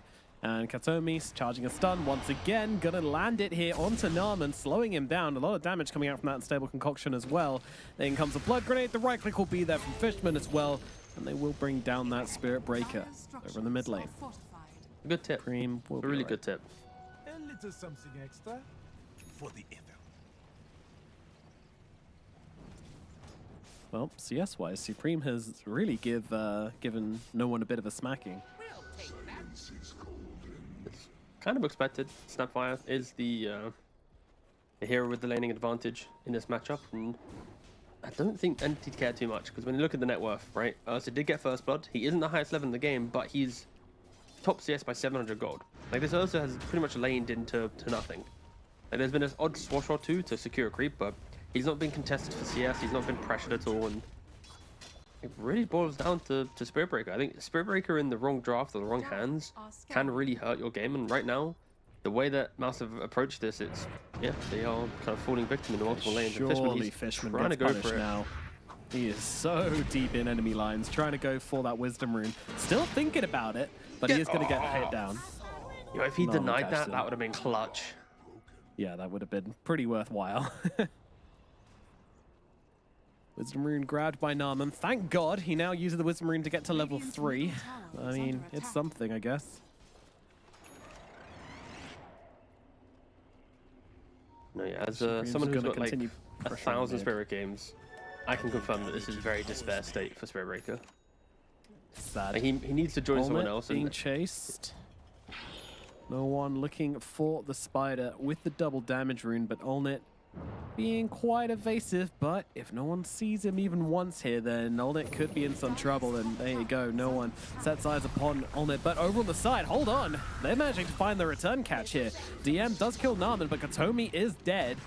And Supreme guns him down with that little shredder. DM holding his distance here, doesn't really want to get caught out by the Snapfire, so yeah, just a big old bunch of nothing in the top lane. 2 supports dying, spells being traded. Yeah, I just don't think it matters too much for Entity. They dragged 4 heroes top to kill an Alchemist, and what is this play on Supreme? The invis block just stopping Supreme from getting back to his tower, but he does get the bottle refill. Narman jumping in here. Oh, big mess on the little shredder though.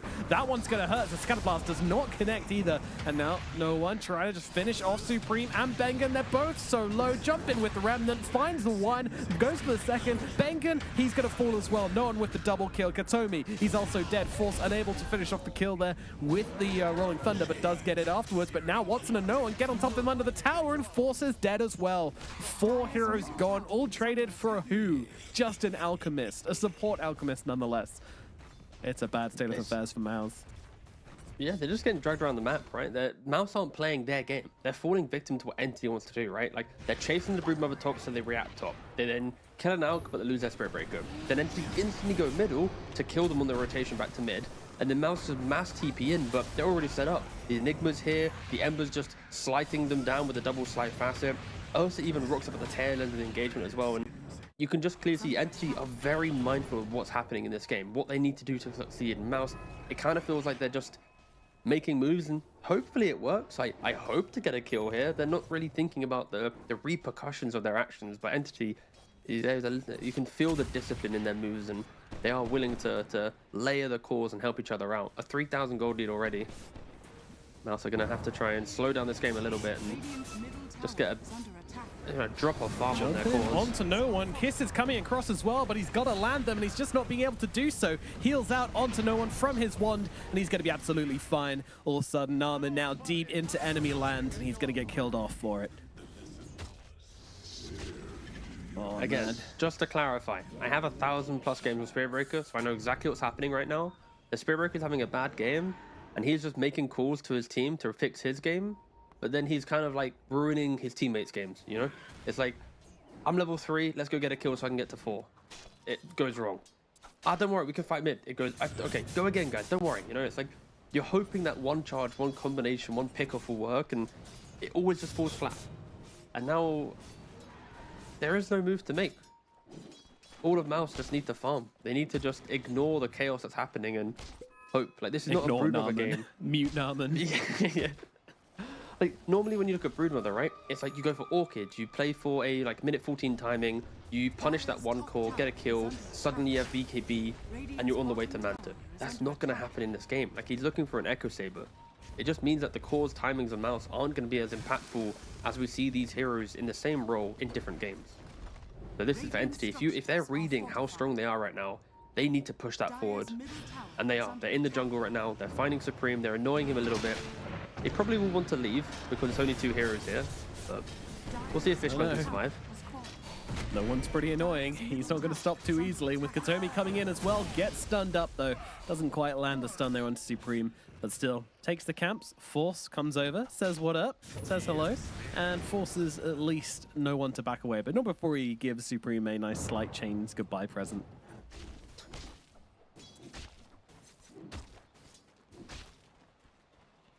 Level 6s on the support still lacking. Bengen trying to get his from somewhere. Same with Narman. Both stuck at level 5.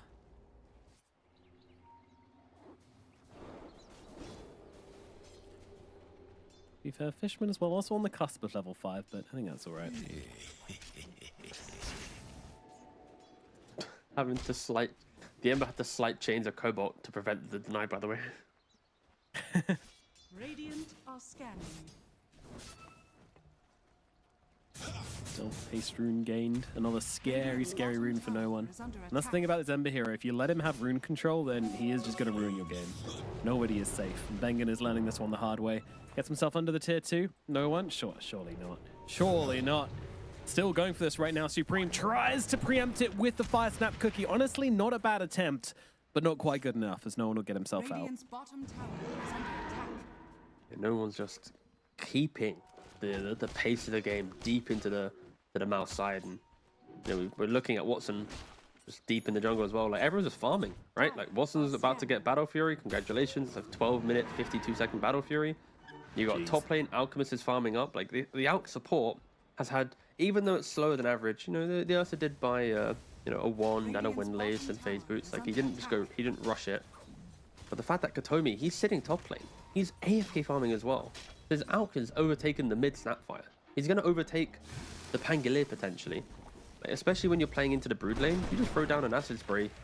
If Owner isn't microing the spiders, he's just going to get 3 gold. And at the current rate, that is going to be like a Solar Crest entering like the 15-minute mark. That is one scary support to play into.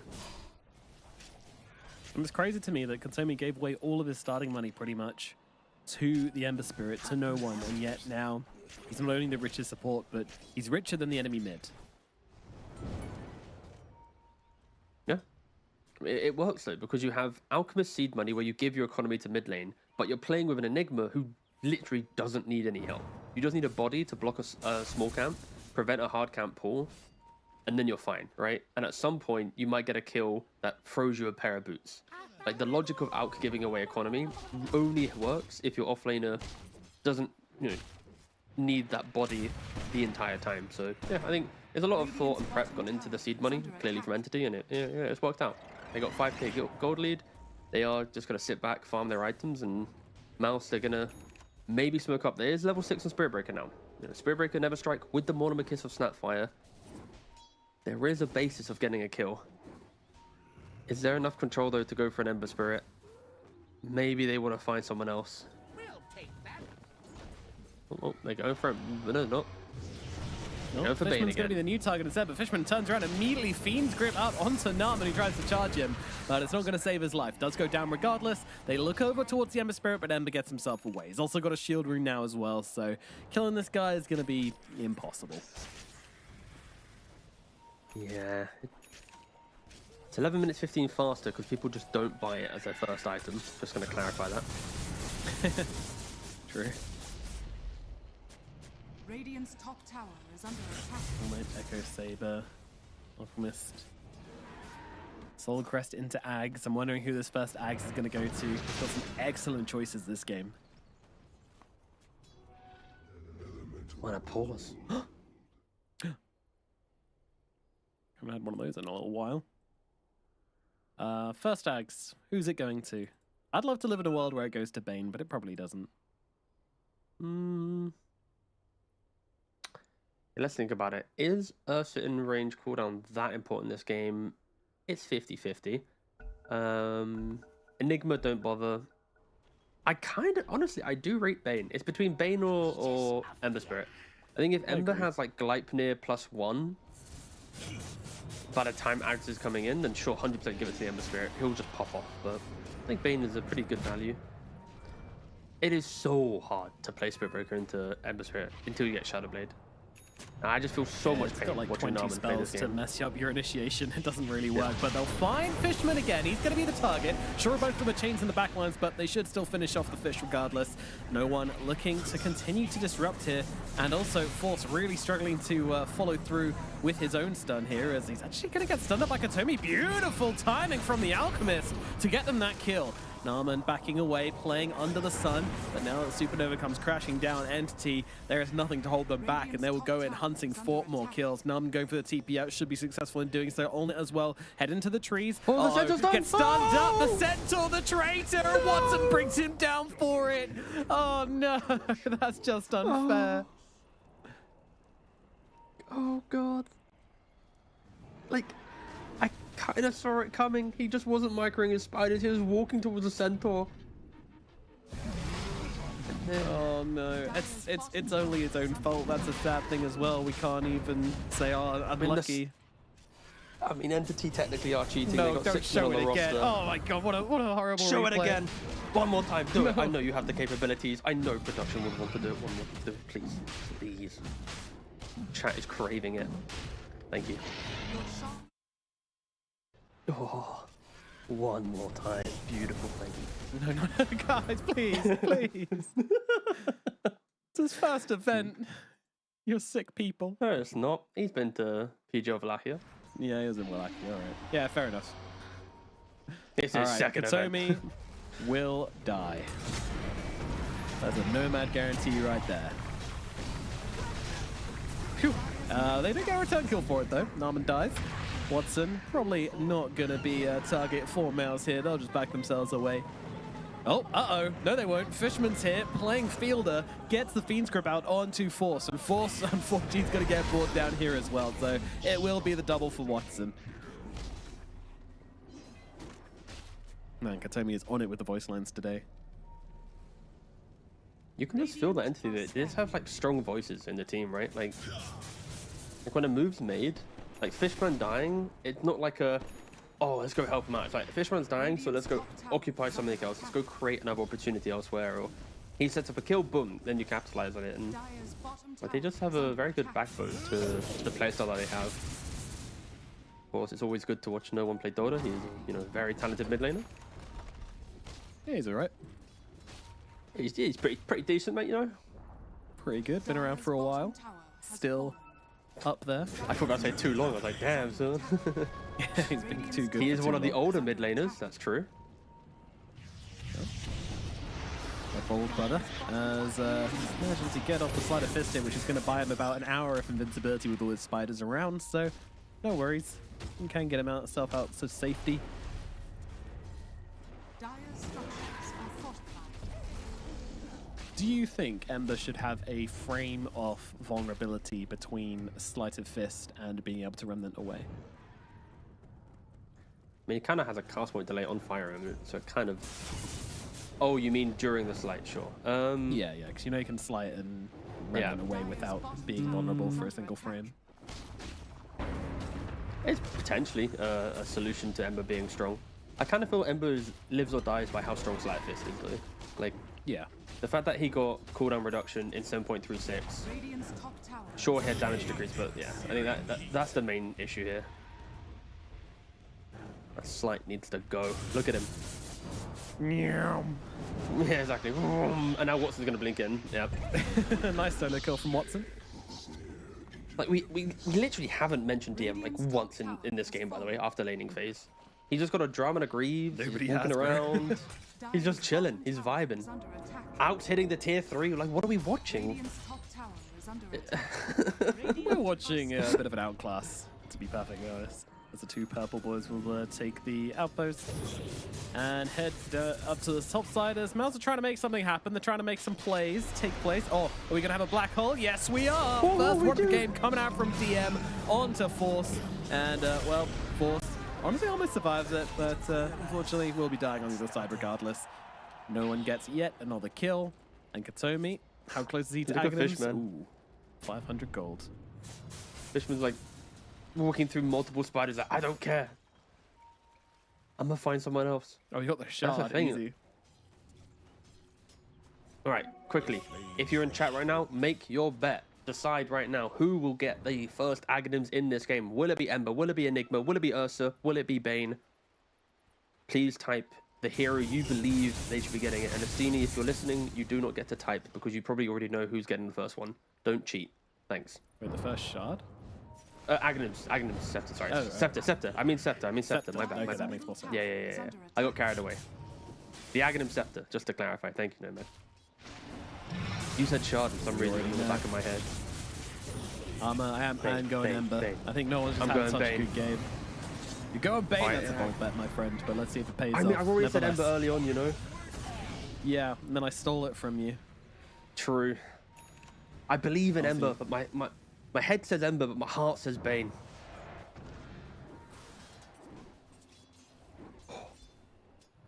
My stomach says Enigma.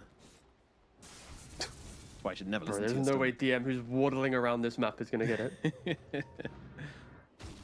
Wait, no, what? DM had the... What? Don't look at his inventory, don't do it! Wait, there's a smoke. They're looking for us. Wait, focus up. Yeah. They might actually... Watson, heading to the tree line. Please show himself at mid. Aegis just running out here, going for the rune, but he taunts the BKB, turns around immediately, starts jumping Supreme. Supreme needs to get away, Cookie out, but he's gone. Watson, he gets him down. The BKB is so quick from Watson. No response from Mouz. They're just going to lose one. Now they're going to lose two. Watson gets a double kill. And yes, if we click on Enigma, if you have the shard in transit to you on your courier, and then the Tormentor dies, you can still get the shard. So he got griefed by a silly mechanic. Some might say a bug. And Pango's dead. And Pango's dead. The game is a little bit over, but we shall see. Entity head to the high ground. It was the Ember. Which again, head wins, heart loses. As always is the case. Or something. Oh, what a one-sided game. Yeah, this was a bit of a smackdown. Can be the case for Mouz, unfortunately. You know, their ideas, their depth, it just isn't there yet. They're a great team, but you know, this is no place for a team which isn't at their absolute peak, and Mouz, they're still climbing that mountain at the moment. Second event for this team. Yeah, they've pulled off some good stints and some qualifiers, but in terms of actually threatening the top teams, they're still a little bit of way off. And see, just looking to prove that one here, as they are on form at the moment. Little Barracks should be falling anytime now. Unless no one wants to run into 3 heroes and chain them all together. Oh my god, it's disgusting, it's brutal, and it is beautiful all at the same time. No one taking them all down. Double kill for the Ember. Watson sneaks one in as well. They'll find Olmec going for a run on the side. Little hero we haven't really seen this game, this Broodmother. Just kind of been chilling, trying to hit some timings, but kind of unable to do so. What a scoreline. 0-1-1. I like DM's making a statement. Like, he's not getting rid of the shard from his inventory. He's just, you know what? This is now my He wants to inventory. end the game with it. Yeah. What's the win rate with Enigma with double shard? At this tournament, 100%. Livia's now dead. Yeah, Supernova comes down. Watson, he's going to have the overpower in just a second. Should be able to finish the job here just about. Pretty close, but not close enough for Bengen. Buyback from him as no one, once again, coming very, very far forward here. Feels completely unleashed with this Aghanim Scepter given to him by Katomi, allowing him to fly around the map, do what he wants. As Katomi will be stunned up in the middle of everybody. I mean, running out of health a little bit, but not as quickly as the side of Mouz are. My goodness. Buyback from Supreme, immediately dropping down the Model Kisses, but Watson, he's got the Enrage available, so we'll be absolutely fine as they just look to re-engage once again, blasting the damage down into Mouz. They've got their Fountain, they've got their buybacks, they've got everything. Maybe they can grab no one here, but no, gets himself away with the Remnant. Narman continues to chase those Force and Olnit. They're on the case. They might be able to bring him down here. He's getting off so much damage. No, he kills Narman on the escape. Oh, that's insane. The chains, the slights, it's just too much. And now he goes back in once again. No one. He's styling on them right now. Goodness gracious. And there's the GGs coming out at last from pretty much all 10 players by the looks of it. An absolute beatdown from Entity. Yeah, this was such a strong game. And I think there are teams in this tournament that are able to have their strategies and they know them so well that if they get them, you expect to have these games, right? Like we saw Gaming Gladiators with like the IO Leshrak. The equivalent for this is like Entity. If they have like Watson on like an Ursa, Fishman on a Bane, no one on a hero that wants to explore the map and poke their enemies, like these are like the concepts that Entity thrive on. Like DM playing the Enigma offlane, buy a couple auras, pressure the lane. Like this is, yeah, one of the scariest forms of Entity. And I am surprised that Mouz allowed them to get to like this position in the draft. And I'll be honest, I hated the Spirit Breaker pick. Like when I saw it enter the game, the way in which they played around it, like it was uncomfortable to watch. I really wish they went on a different angle. Like we've seen them play like Earthshaker, Tinies, any of these heroes, but they opted to go for a Spirit Breaker. And if anything, it was the undoing of their early game. And yeah, it happens. So I think Mouz, they beat BB, then they get destroyed. Like they're too volatile for me. It's difficult to watch, but we'll see what they can do in game 2. The Entity though, yeah, incredible stuff. This was a strategy that clearly was prepped very well. They knew exactly what to do with it. Their timings were great. Katomi on his Alchemist, he gets a Solar Crest, he free farms top, he then gets an Aghanim. Like he's on cruise control the entire game. Like there was no punishment at all from Mouz. Like this was just a simple victory for Entity, and we'll see if they can replicate it again in game 2. We will indeed, yeah, because this game 1 was absolutely beautiful from them. Even though, you know, the issues with the draft from Mouz, the kind of gameplay being a little lackluster, all the same. NC, they didn't give them room to breathe. No one especially didn't give them room to breathe, despite having a slightly poor performance in the mid lane just due to the matchup. He was able to bounce back magnificently, play around the Bane, play around the Alchemist, who, you know, I haven't seen been that active really before. You know, Alch support for me is usually a bit of a sleep.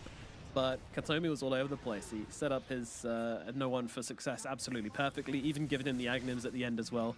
I find it funny that he gave him a bottle and an Ags as well. You know, that's just like, that's a true support right there from the beginning till the end. Yeah, it's the correct way to do it. You know, if you're playing out.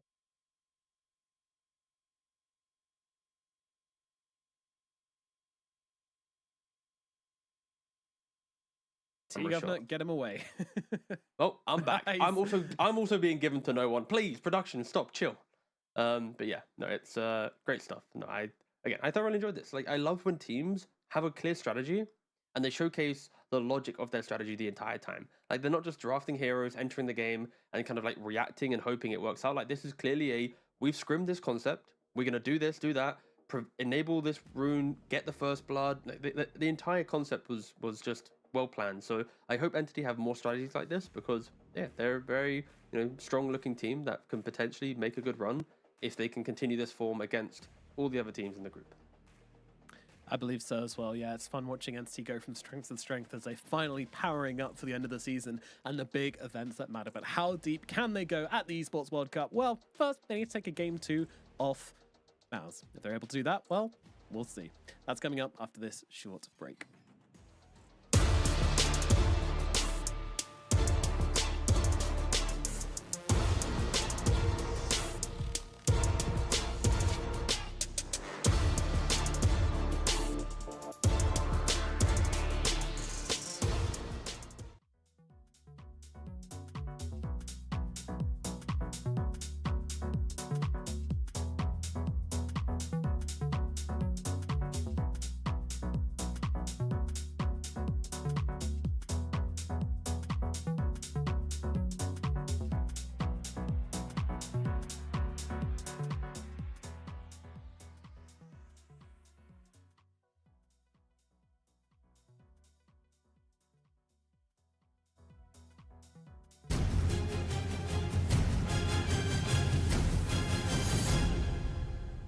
Hello everyone, I am sitting by with no one from Team Entity, a player who I'm immensely familiar with, but if I'm being honest, no one, a lot of people haven't seen you on LAN in quite a while. We saw you on SMG when it was Seattle TI, but making out of groups was a little tricky, and before that maybe Arlington Major with Na'Vi, but for maybe any of our many newcomers, because we're getting so many people who constantly tuning into Dota, they might not know too much about you, so I was hoping I could spend some time talking about your origins into our game. Sure. All right. At what point did you start watching competitive Dota then? I would say I started to play Dota because of competitive Dota, because I saw Na'Vi and like my goal was to become a pro cybersport player. Did you start watching around the same time around TI2, TI3? Yeah, we won ESL. Okay. Yeah, 2015. So like we got qualified second place to go to wildcard at 2015 TI, and then immediately we lost it completely. But we lost it to second and top 6 of TI. Yeah, because that was when CDEC. Yes, and like, and we all like we had the chances to win them. Like we felt it, and like we keep our roster, and then right away, like in a month or two, we won ESL. Yeah.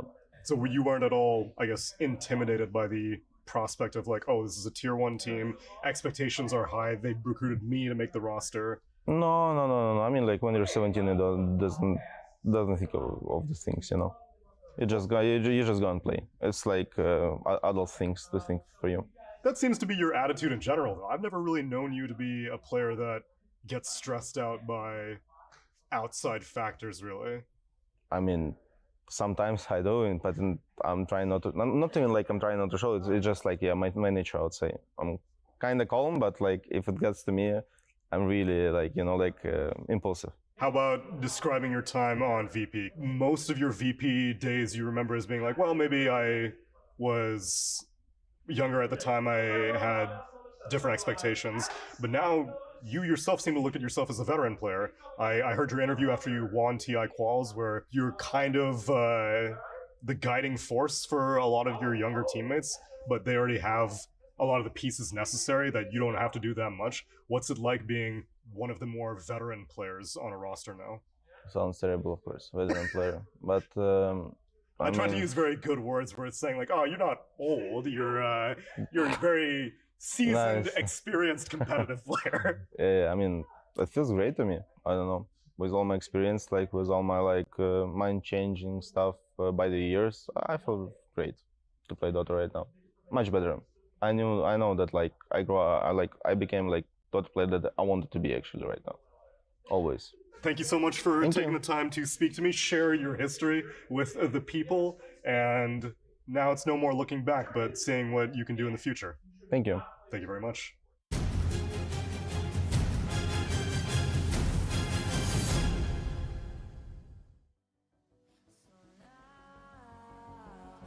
It's time to fly. Nothing's gonna stop me now. Nothing's gonna stop me now. Nothing's gonna stop me now. Nothing's gonna stop me now. Nothing's gonna stop me now.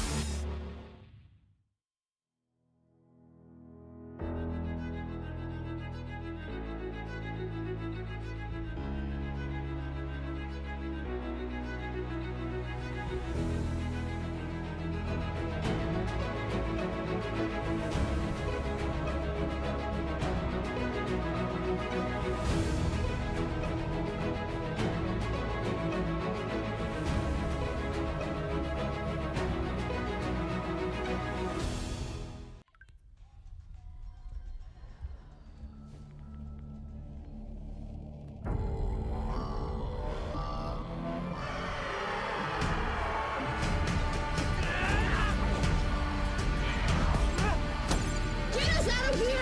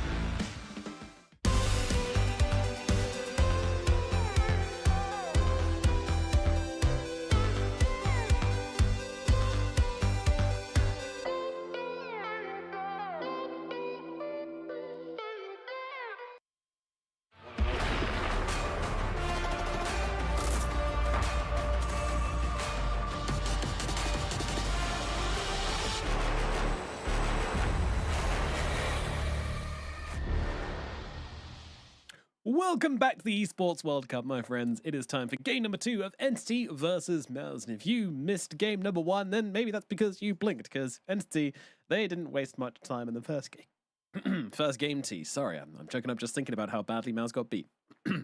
Yeah, no, it was rough. And we've covered a lot of Mouz at this point, and unfortunately it has been a constant theme. It is upsetting because I kind of like to, in group stage at least, show signs of improvements or something, and it's really commendable that they got to the group stage, being a qualifier team to play the play-ins.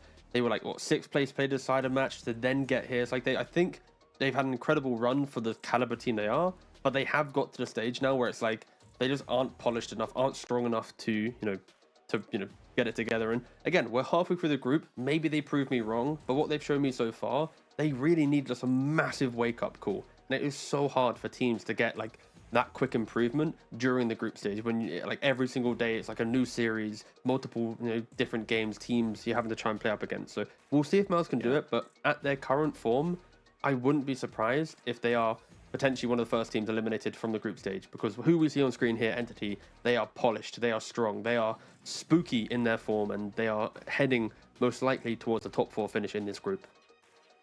Yeah, and I can't even look back at this Boom series and be like, well, at least Mouz got absolutely crushed game 1 and came back from that as well. But actually, Mouz showed quite a lot of life in both of their games versus Boom. They had much better starts than in both of those games than they did in this last game against the side of Entity. So yeah, a little bit concerning, but we do know that they have the capabilities to put up a good performance here, and that's all I'm looking for from Mouz. I don't want to see a game like that from them ever again in this event. Like, I understand the ideas of taking risks, pulling out the brood, trying to change things up, and they do have a few of these pocket picks, and I feel like that's been something they've been discussing, because through the play-ins at least, they were a very predictable team. They were always just going back to stuff they know and love, going back to stuff which there's like really kind of safe for them. But now we're getting to the point where they're getting read too easily and they're being forced to kind of change things a little bit, and that is seeming like it's making them a bit uncomfortable. So we'll see what they come out with in this game when they go back to what they know and love. At the very least, they get a chance to pick up their SF here by the looks of it, so maybe we'll see that coming out from them. They do like Shadow Fiend. Yeah, it's like they are going to be first pick, so there's Pango available for them, Shadow Fiend's available for them. That's probably the big heroes, maybe even Brewmaster.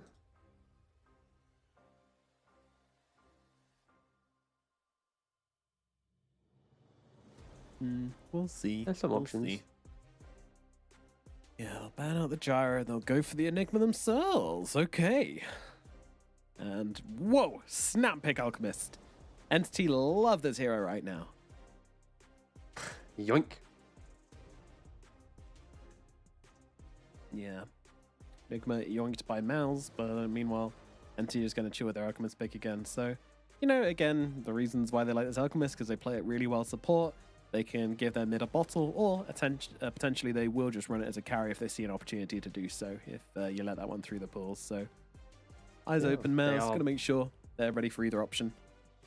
I mean, it helps that the second pick, right? As soon as your second pick, you pick Alchemist, there is no real pressure with getting this hero, especially if your player in your 4 role likes playing it. Like, in what world does your mid not want a bottle at the start? Sure, if there's like a Invoker pick or something, but when you pick Alch and you're flexing it, that'll be clearly at the forefront of their concepts, and they'll go, okay, what do we go for then? Let's pick an Ember, a Void Spirit, a Storm Spirit, like any hero that utilizes bottle, and then your flex is alive. So yeah, not opposed to it. And Mouz, of course, like we said, did take the Enigma.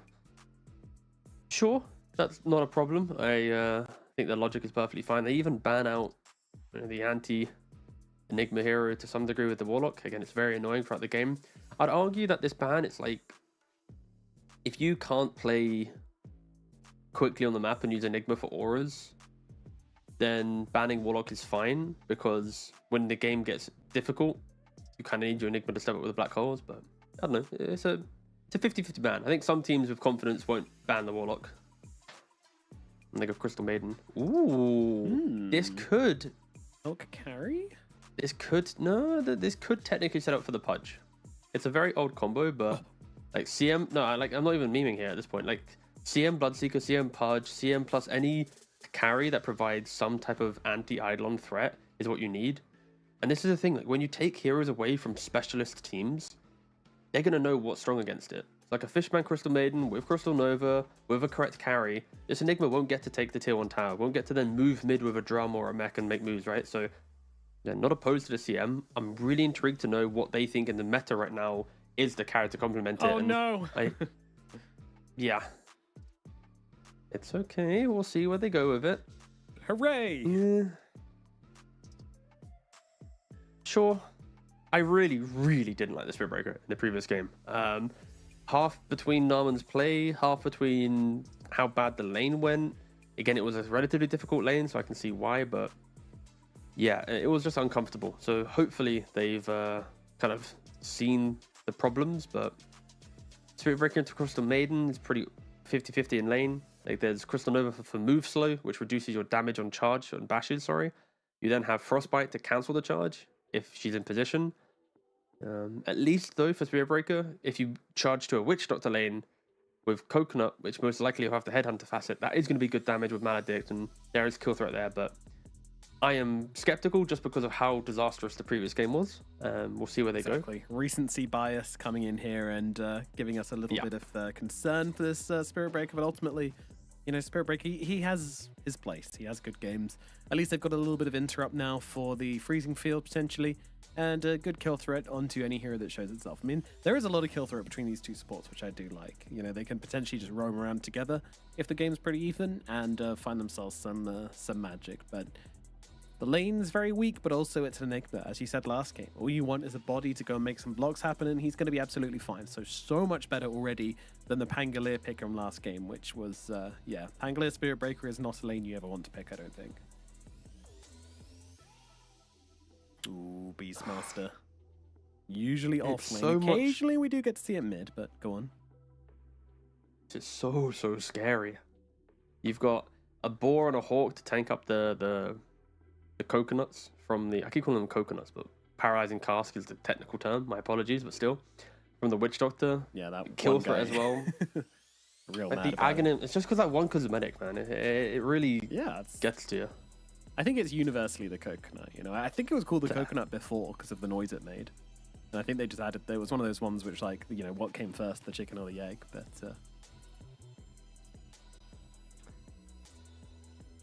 Mouz have relatively average lanes with minimal damage in the mid game. When I see Beastmaster with Ags, maybe even Blink, this is spooky. Of course, the Beastmaster pickup and the Hoodwink does shove the Alk to carry, so there isn't going to be some crazy flex, no weird shenanigans, but still, it does go back to the point I was making about CM plus Eidolon killing hero is good. Acid Spray plus Crystal Nova, that is going to be dead Eidolons, even kill threat sometimes. So they have two side lanes that are incredibly strong. Beastmaster Hoodwink, one of the best lanes. CM Alk, very good against Enigma. So the 2 picks for Mouz here, they need to bring the game to life for Mouz, because if not, then it's a lot of staticness with awkward damage. And okay, they're going to go for a bit more of a map play, right? No, it's an alternate specialty. It can have a little bit of kill threat in lane, right? If you get a good Maledict with Coconut, with the reflection, it is going to be a really important lane to watch though, because if the first minute or two you aren't seeing like level 2 advantage for Terrorblade, which are getting kills, using reflection, keep using Maledict, then the lane will just heavily shift to Beastmaster Hoodwink. But yeah, I'm very uncomfortable looking at Mouz's lineup. It's a lot of map play, a lot of waiting for items, when Entity are just going to group up and rip through the map. What will Supreme pick to fix this now? They need a really big playmaker from the mid lane. Once again. So many times with Mouz, it's been like, all right, Supreme, you got to solve like 10 issues with your final pick. And every now and again, he rises to the occasion. So perhaps it's a possibility. I'm going to check. Are we but casting more Mouz games? I'm going to create a soundboard for next time if we're casting Mouz again, just so I don't have to repeat myself. Record our voices. Okay, tomorrow we're casting Mouz again. Okay, so tomorrow we're casting Mouz, and on Sunday we probably not, but things could change. Who knows? So yeah, one thing I will say about this Terrorblade pick as well is that Beastmaster with the Drums of Slum is very good if he can get on top of you. Very good against the illusions, very good against the hero itself, low HP people, lots of magic damage. So you have to have a good plan to deal with this. You can't really enter a fight until you see the Beastmaster. On the counter side of that, if you do get your Skadi timing, then it's also really hard for Beastmaster to play the fights, because if he jumps on anybody but you, then you just pop that Metamorphosis, you gun him down basically, and he can't really do a damn thing. He needs to be moving around the fights to get up his damage with the Drums of Slum. You can stop him being able to do that. But we also see Beastmasters going for quite often Boots of Bearing these days as well. Sometimes they even sell the Arcanes to go back for Boots of Bearing. I watched a few games of that. So there's a lot of to and fro between this matchup, but ultimately I think it's quite hard for Terrorblade, especially with Hoodwink as well, with Bushwhack, AoE lockdown for you and your illusions. Yeah, you need to be a beast on this Terrorblade. What up? Quick question. Haven't all the teams have headsets on today? Why has Entity got the headsets off? They're in the same room. Put your headsets on, lads. Come on. Really? Yeah, that was interesting. Yeah, I mean, they're pretty close to each other. But no, Anyway, they got that that wall. aside. They got that wall in between them. It's fine. that very strong audio wall. Yeah. Locks out everything. I'm sure the admins there probably tested it and probably can't hear each other if they're whispering or something. Yeah, but still, Whip the headsets off and everybody's been like, "Oh, that's okay. We don't mind." I'm sure it literally doesn't mean anything. Yeah. What are we seeing here? Right. Storm pick up for Mouz. Yeah, it's a playmaker. Round It 2. punishes a lack of clean lockdown, right? You got Concoction, Frostbite, Bushwhack, and Aurora. They are all in their own rights a little bit harder to hit against high elusive heroes, so not a problem. Is it a little bit greedier? Does it take time to come online? Yes. Is that not the entire concept of Mouz's lineup to some degree? Yes. I know, I really feel this entire game was built on, can Enigma get more out of the lane than I expect? And can Terrorblade Witchshot to find kills to delay Beastmaster? Like, if these things happen, then sure, we got a game on our hands. But if Terrorblade and Witchshot don't punish Beast, I think the game is going to be very, very difficult. Final pick now for Entity. Do you want to really bully this Storm Spirit in the middle lane? Is there something they've got in mind to make them regret it? Well, they're going to go for the puck. What a no-one specialty as well. That is a very strong hero-player combination. On top of it, what we've been saying about the Storm to Entity's lineup, I mean, the puck does the same thing, right? I love when teams look at Spiritbreaker and go, how do we stop him from playing the game? Naturally, when you play in the 4 role, you want to pressure the offlane or enable in some way to then rotate to mid. In the previous game, there was an Ember with slight chains. You are not ganking mid lane. He tried, it was kind of whatever. Now, he's going to be charging a puck that can just phase shift, dodge the charge. He can coil it down the line as well. So Narman, again, is in a very difficult game with the Spiritbreaker because he cannot utilize his charge between the closest lane that he's going to be next to. And that even puts more pressure on Narman bringing Force into the game, because if he can't do anything in the off lane, there's nothing to do mid, and then you might argue he goes top again, but if he goes top, then you're obviously sacking your off lane again. So all eyes on Narman Force to do well in bot, so Narman doesn't have to try and be active on the map, and Bengan Onit need to win their top lane. Like, I don't know, Mouse just have to win their lanes. If they don't win their lanes, this game will be very, very difficult. Yeah, absolutely. It's a tough old time once again. They need things to go right for them. I'm a little worried. I mean, we have seen Beastmasters struggle, but they always come back because they get those stacks made for them. So expect to see Katomi, you know, trading, dumping all his mana into this Witch Doctor, and then running off to make some stacks for DM to make sure that he has something to fall back on. And yeah, see what Supreme can get done on this Storm Spirit, of course, making sure you don't get too behind in the lane. But, you know, won the last lane against no one. So if you can pull that off again on the Storm, then suddenly you have something quite active to play around, and maybe we get to see a little bit more coming out from Mouz in this game number 2. We shall see. A few specialities this game as well. As you mentioned, the Ultimate Terrorblade, quite a popular one for him. The Bengen Witch Doctor, which was on our to-watch list, because it can't be a Mouz series without a Bengen Witch Doctor somewhere in there. So we get to see that one as well. And Supreme also plays an absolute ton of Storm Spirit as well. No One Puck, DM Beastmaster, yeah, you get the message. There's a lot of comfort picks coming out here. There's, yep, 3 Grandmasters. Smoked up. Oh, yeah. They might bump into Katomi, as we do see the puck orbing as well to mid lane under the cover of smoke. And no, they aren't gonna meet. They aren't gonna clash. Yeah. Oh my god! Oh, wow. The boar. Did they see the ball? Maybe they didn't quite collide. Moving around. Entity. The smoke is now up, and they will lay eyes upon each other. Narman's going to be their target. Once again, Entity get the first blood, and they will bring down that Spirit Breaker. Bengen being body blocked. Being body blocked. Oh, no one putting on a masterclass here. Bengen, he's going to get brought down as well. Set up by no one, and they get another. This one goes to DM. Good luck. Have fun afterwards as well. That's like double downing after 2 kills, you know? That's like the pro equivalent. Until you make mistakes. Goodness me. Oh my god.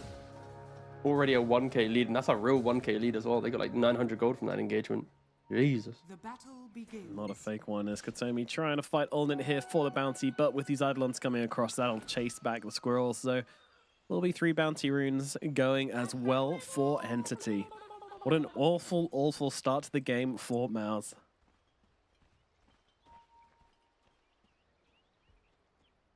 And this time around, actually, interesting. Watson did start with seed money as well on the Alchemist as the carry. This was kind of one of the debates I was thinking with like Alch Core. Do you want to go seed money for 250 early gold just for like the Bracer? But then you kind of forget you even have a Facet, right? Because it's impact in the first 3 minutes that hopefully catapults you into the game. Or you have cooldown reduction on Unstable Concoction whilst in ult form. It's like, yeah, it kind of feels like you just always go for CDR. But Watson, he wants the early gold, he wants to get online as quick as possible.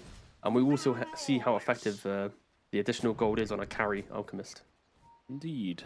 I'm wondering if it's something about this particular matchup where he feels like he's going to need a little bit more to help him out versus the Enigma, as the stun does connect here onto Narman. That might seal his fate. He's got a wand. A few more clicks will be required, and they won't be coming through for Watson. So Narman does live, and an entire wave of creeps has been missed here, except for the range creep for Watson. So relatively nice time waste there from Narman.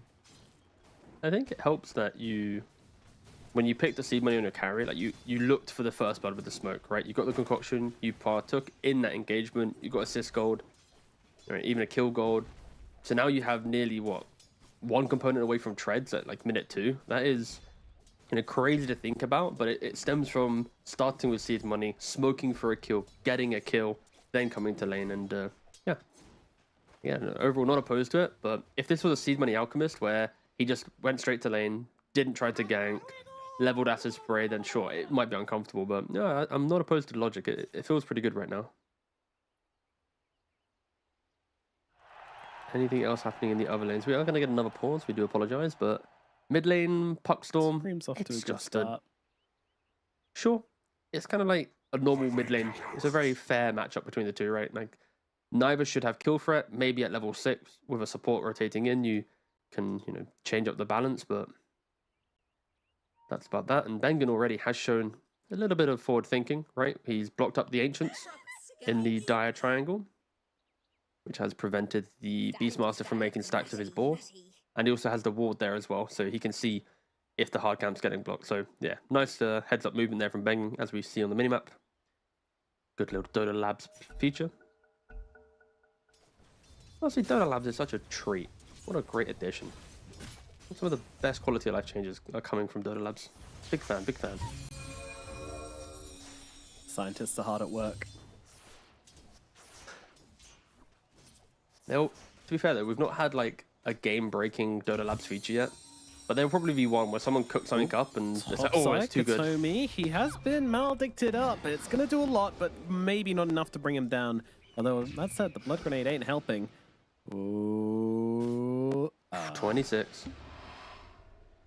Having the salve ready, he's instantly back to lane. And this is what I expect, though, from the Terrorblade and the Witch Shot to lane. Like, every time you have spells, you need to throw them into the lane. You need to make sure that you remind Entity that they can't, you know, just bully, own it back to the jungle like they did in the previous game. Yeah, definitely. Yeah, I feel like about Witch Doctor is that he doesn't trade brilliantly, but he sets up for kills brilliantly. So comboing that up with the Metamorphosis, maybe you'll get something, but every time you don't get a kill with Meta, it feels pretty damn awful because it's such a long cooldown. Yes, that's true. And it wasn't the best go, right? Like, if they go onto the Hoodwink, don't get the kill, it's exactly what you're talking about. They're now in this kind of absent part of the laning phase.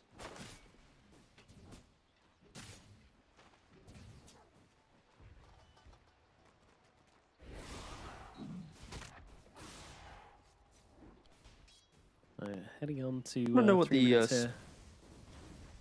What do you think is the average for treads on Alchemist? Do you think it's going to be like quickest? I'm going to argue it's going to be like a pop up. I think there's going to be a pop up. I'm guessing, I'm hoping, and it's going to be like 5 minutes quicker than average, or like 4 minutes quicker than average. Or maybe Entity have been pushing the average down by playing it as support so much. So. True, they've been ruining the stats. Good point, good point. Yeah, they've been cooking the books a bit. Oh, mid lane. Roll. We got a charge coming on to no one here. He has already used the phase shift, so maybe it might connect. It does. And wait, he killed the tree at the same time. All right, beautiful stuff from Narman. Completely defusing the gank attempt.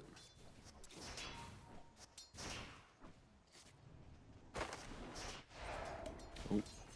We got a unstable concoction down to the bottom side. They try to find force in the tree lines here, and they're going to be able to do exactly that. Fishman and Watson punching down the Enigma, and they are going to be able to grab that kill. But Narman comes in, gets a return to onto Fishman. That's going to give him a decent amount of XP to not be stuck in the same position as last game. So it's something. It helps, but it's also kind of proof in the... Because of the mid lane pick, the Spearbreaker just isn't having a good time, right? Like, he rotates to mid, he doesn't stop the bottle getting refilled by the water rune, then he rotates back to bottom. Heavy aggression after his Enigma's died. Orbing under tower, Why not? looking for the keep kill going. here, but he has got a lot of heals coming through, and now Bengen turns up to the mix. Nice dodge on the paralyzing cast from no one. It is going to get him the kill, but he is going to die for it, but absolutely worthwhile for no one there. What a play. What a play as well. Like, he doesn't even have level 6, he's just fully pushing the limits of Puck there, dragging the Witch Shot to mid lane, and now because he's dragged him to mid lane, it's now under threat of top. Should be dying. It's starting to go pretty wrong here for Mouz. Like, yeah, Mouz are getting some return kills, but the kills which Entity are getting are so much more value. Like, ridiculously more value. Identical to the previous game. What the hell is Fishman off to? Oh, he's off on a wander. He's just dragging them around the map, I guess. He's pulling them like a creep wave. This is very rude. I mean, it's in his name. Look, the Enigma's given up. Force is just like, yeah, no, I got better things to do with my time. That's crazy. He can stick charge. I don't know if he wants to, but he might. This is really awkward. Yeah, alright, no one's going to see FG take the kill. I mean, he lives, right? Like, it's got very fire available. Yeah, Narman. Waste the coil. All right, another big dub from Narman, gained by just being annoying. I mean, Puck did use the orb earlier, so Narman didn't see the orb get used and then kind of committed, but either way, sure. Very strange moves getting made by Mouz. 2,000 gold lead now for Entity, and I think they're just very good at dragging Mouz around the map, right? Because of no one making these big moves on Puck, Bang and TP's mid, they kill Witch Shot, they kill Terrorblade top. Then they're doing moves bottom, dragging them again. Even killing, no, maybe killing Narman, but he does live. And a sliver of HP. Supreme trying to steal some stacks. There's no call for 24 seconds. Yeah, I'm wondering if that's been communicated though, because they are playing very defensively here on Supreme and Bengen. I mean, you have to respect that Roar is going to be up any second now. But DM's actually a little bit further away from 6 than you might expect, so I'll just clear through the stack. No one in DM will take that for themselves. Bengen trying to be annoying, but maybe he's just feeding away his life here. Yeah, more than enough damage on no one to bring him down. And now Coil comes down onto Ulnit. They find the big target, the Turret Blade on the run. The follow-up not really there though, as Supreme's coming on the side. He's given his life. Can he get away? There's the Bull Lightning. Maybe that makes him spaz one. Narman once again jumping in. He's got the Bulldoze. Is it going to make a difference though? I don't think so. Ooh. Oh, he lives? What? Oh, okay, the Maxes will find him. Blimey, the heal's coming out from nowhere. Go for body blocks again. No, Ulnit, not like this. DM just hit level 6 by the way from that kill. Roar. Oh, the Roar, it's there. The damage is in. Ulnit is down. Bengen trying to get a bit of revenge. The Coconut, it's good onto DM along with Maledict, but there is no follow-up damage, so DM will be okay. An entire time, DM was like 1 XP from level 6. He needed a creep, a neutral, little anything. A kill, and eventually got the kill, but if he had level 6, he would have been able to combo onto the Storms for it and get the kill. So if you rewind 8 minutes, there's going to be 1 deny in laning phase, 1 drop of XP that he missed. That then prevented him from actually getting that Storm Spirit kill, but still the pressure is applied. 4,000 gold. They are just whittling down Mouz in the early game. Everything we needed Mouz to do to be competitive, it's just not happening right now. They are popping meta. They're hoping to get onto DM. Yeah, but another huge coil coming out for no one on the sidelines there, landing onto all 3 of them. Ulnit trying to be aggressive and getting punished for it. He's dead again, as is Bengen. Short, Narman will be able to run down DM on the side with the help of that Maledict, but he's going to chain his life for it. Bro, I saw DM TP out and I was like, he was in Fountain. I was like, maybe he got like a Fairy Fire or something to keep himself alive, but he does die to 66 damage from a Maledict. But if he doesn't die there and he gets some like clutch base Fairy Fire or something, then yeah, this is ultra despair for Mouz. Again, they're just forcing it. Like, they can feel how comfortable the game is. They cancel the charge. They tried to commit for DM. Bengen even throws out the cask onto the bird to then bounce to DM, and yeah, no one's in position to hit the multi-hero coil. You'll see it off camera, but it's a really nice bore to body block the Spirit Breaker, and he actually just instantly died, so there was no time for him to purchase the item like I was mentioning, but still. Entity are reacting beautifully, dragging Mouz around the map, and it feels just like a repeat of the previous game. Entity are just very, very strong at laning, knowing exactly what they want to do. Yeah, definitely. They're not afraid to bring numbers either, which is quite tempting when you're going that hard on so many heroes from Mouz onto a kill near a tower like that. Radiant are scanning. Dire's middle tower. Ulnit has ultimately been the biggest sufferer from all of these plays gone wrong. He's been there a lot. Very, very active on this Terror Blade, and you've got to be asking the question at this point, you know, why? Too vulnerable to this magic damage. Such a low HP pool. Supreme jumps in, finds Fishman. Fishman with Maledict out onto him will be dead here. Coil comes down once again onto 3. No one is not missing today. But still, doesn't really turn into any kills. They will still lose their Crystal Maiden, and they won't be getting anything for it.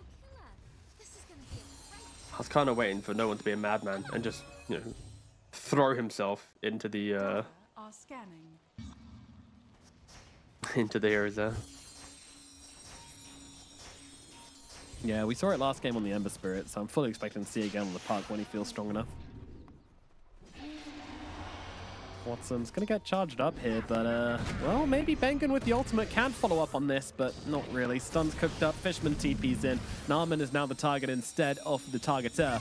Makes his way through the tree line. He won't be able to finish the gap on him, though. Nice jukes through the trees from the Spirit Breaker. That should get him out of trouble. Bengen still waiting for an opportunity to drop down this paralyzing cask, should he see one. But Entity being respectful at the very least and not approaching these two supports, as we have an 11-minute, 11-second Radiant, 7 seconds faster than normal.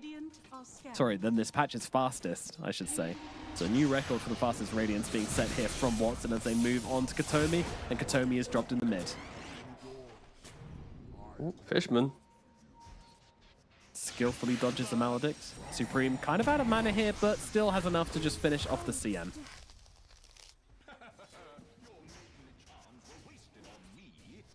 Yeah, Mouz, they're trying to make some noise. They're trying to just shift the balance of the game away from the top side of the map, allow Own It to farm up, and you know, they're doing an okay job, but the issue is they're fighting into support and a puck, whilst Alk farms, you know, the bottom side of the map. You already mentioned how quick the Radiance was, and you know, DM, top lane, only 1,000 gold away from his Aghanims. It's just a little bit too late for the aggression from Mouz. So we expect the side lane cores to come online exactly when they want.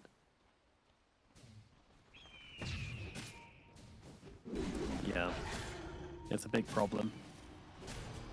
I mean, exactly when they want, maybe even earlier than they would have wanted, as Bengen falls again. Katomi being targeted up here on the top side. Katomi should get brought down, although it's a nice jump down to the low ground here. Eidolon's trying to finish the job here onto the Squirrel, and they will be able to do so. Force grabs that kill at the very least. So no one comes limping back to lane, back to the base in the middle lane. Not too sure what happened there. A run-in with Supreme left him very weak indeed. But credit to Mouz, you know, every single outer tower has been taken, all tier 1s are dead. They're getting themselves something.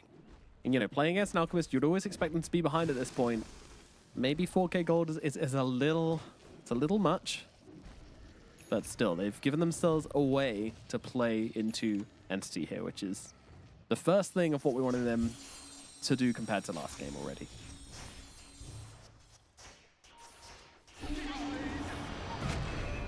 Forward here onto the puck, and they will be able to bring down no one. The aggression continues. Big jump forwards from Supreme. Looking at Fishman. Fishman trying to go for the TP out here. His stun is not available from Bengen in time. They dumped it all onto the puck as they had to, and that allows the Crystal Maiden to escape.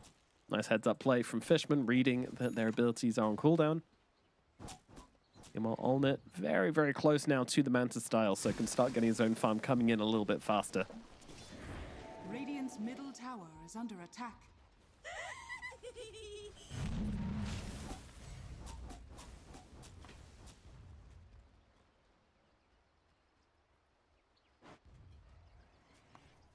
My goodness. It's like kind of like the quiet before the storm. You know, like Entity, like after their early aggression, they just sit back, they chill. They don't need to like overreact now.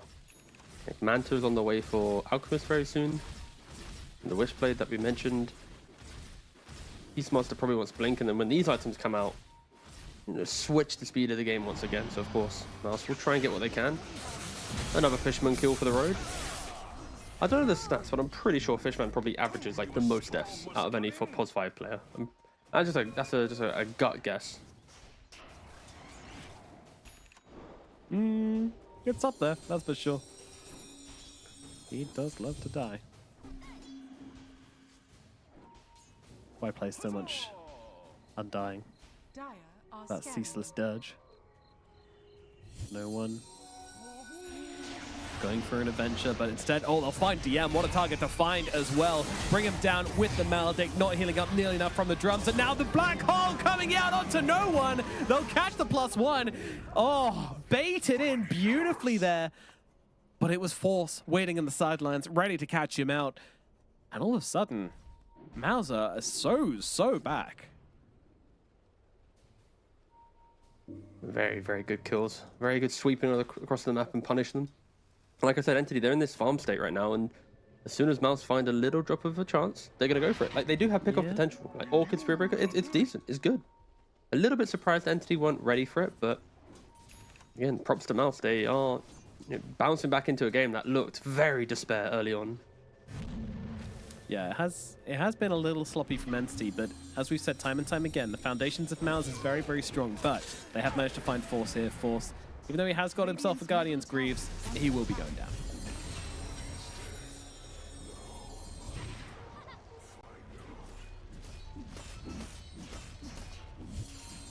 Dire's middle tower is under attack. Greaves is always a weird one, because people quite like to kind of like edge with the Greaves a bit, where They let themselves get down really, really low and then try to pop it when they're low to make usage of the 25% health increases. Olnit once again has been found. When the silence ends, maybe he can get off a Sunder. It doesn't look like it's going to be possible. Although he gets it off in time, it might be onto an illusion, but nevertheless, Olnit will live. Narman won't be so lucky as no one committing to this one, looking for the Storm Spirit, but Storm is going to be okay for now. Force moving in, round the side. Black Hole still not on cooldown though, so no chance of that coming through onto the puck, but Katomi might just die to Supreme. Certainly will. Roar on the sidelines from DM as he gets entered into the fight, finds Enigma and brings him down. Another big kill for the side of Entity here as this fight goes to them. Yeah, Entity getting a little bit more confidence right now that they're not getting picked off and actually in full force. It's a very different story. It's going to probably shift towards that, right? DM's going to pick up the blink now. Of course, we have the Diórs on up. Was anybody able to finish off this kill onto the Terrorblade? Oh, they were trying. They were trying. Even the Manta from Watson to interrupt the Sundercast, but not enough. Not enough, yeah. When your supports go down at the start of the fight, it kind of gives Entity kind of free pickings to play on the outskirts and kind of choose when they would initiate, right? Like DM just kind of waddles in at the very end, like, oh, hi, let me just get a free kill. Hello, friends. A little bit of tension here. Entity been a very heart on the sleeve kind of team. No one has been seen. Drops a coil immediately down onto the Storm Spirit. Storm's going to snap it and try and get himself out. Won't be so lucky compared to the Witch Doctor, though. Supreme does get the zip. DM won't be finding, but this is going to leave Roshan open. Entity, do they want to go for it? With Alchemist already in the pit, yes, they ruddy well do.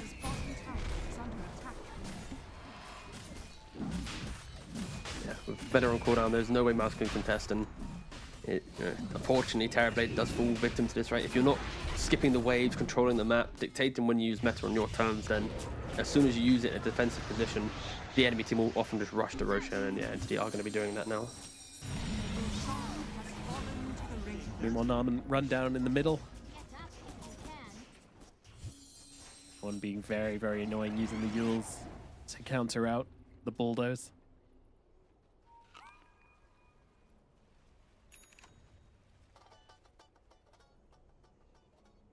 So Aegis onto DM, which I'm a big fan of. You know, this Aghanims Beastmaster loves to get involved, loves to blink in there and get off a bunch of damage with those drums of Slom. And keep him alive and give him another round of drums, then he's going to be a happy, happy Beastmaster.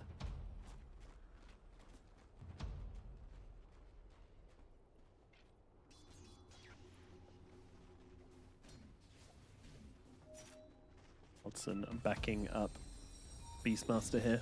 Blink Dagger complete on the Alchemist.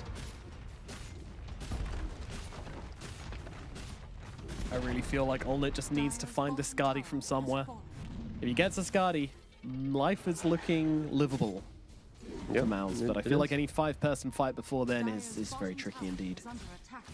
The fight just comes into the fact that you need, like, I think when Beastmaster picks up the blink post Aegis, like, if he jumps in, then it allows for the, Spirit Breaker charge him with the coconut, out jumps in as well. Like, there's opportunities where Entity can put themselves in bad positions for the spells of Mouz, but it just kind of requires Entity to misplay their hand a little bit. They are stealing Tormentor. Very much running checklist Dota right now. You take Aegis at around 19 minutes, you take Tier 2 Tower around 20 minutes, you take enemy Tormentor just after that. And the profits are large. Solar Crest now complete on Crystal Maiden. A very important buff up for your Alchemist. Even your Puck enjoys it. Just any additional attack speed, move speed, it's very good to use. Universally a very good item. Even with some of the nerfs that they tried to implement, the item just didn't disappear. And very defensive TPs coming from Entity, all the way back to their Tier 3. They have a, they don't actually have a smoke available, just kind of walking in.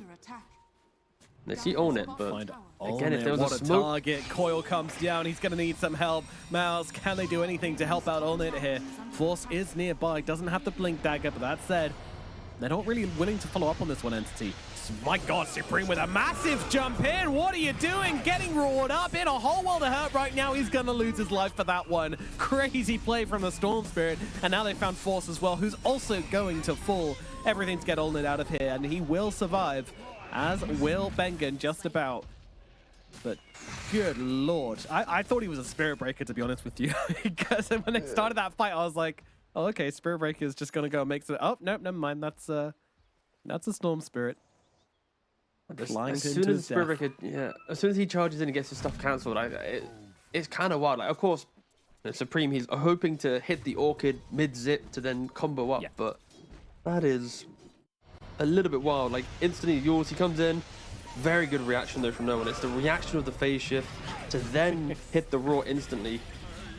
That was, not a very good fight from Mouz, and it could have been so much better, but yeah, not to be the case. Anthony now walks towards mid, throw DM up front with that Aegis. And no one, he doesn't want to have to think about the Spirit Breaker in the future. He's trying to go for the Lincoln, sorry, not the Orchid, the Lincolns. Who is getting an Orchid? Thank you for the segue, Watson. It's the Alchemist. Just to prevent the Storm from enjoying the game. Sure, he's going to BKB, but there's a very brief, window in which the Orchid could be utilized quite nicely. And into the Terror Blade as well. If he pops Manta too early, Bloodthorn down the line, it's going to be disastrous for this Terror Blade. Massively, yeah. And multiple Bloodthorns will be a huge problem. Of course, not up yet, but we'll see if Puck does pivot for that one. Probably not, though. He's already got a silence, doesn't he, Zelda?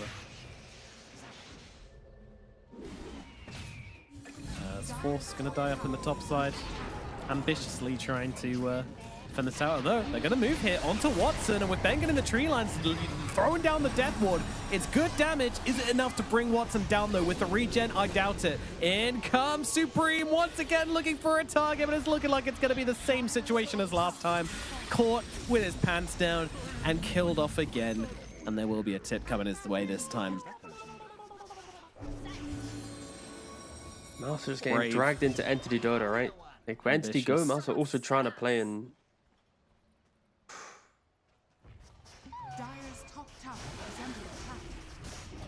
Jesus. 9,700 gold gained over the time of that Aegis for the side of Entity. That is a huge problem. Well, there's Mouz to look back on. Playing into this Aegis, playing into this tempo.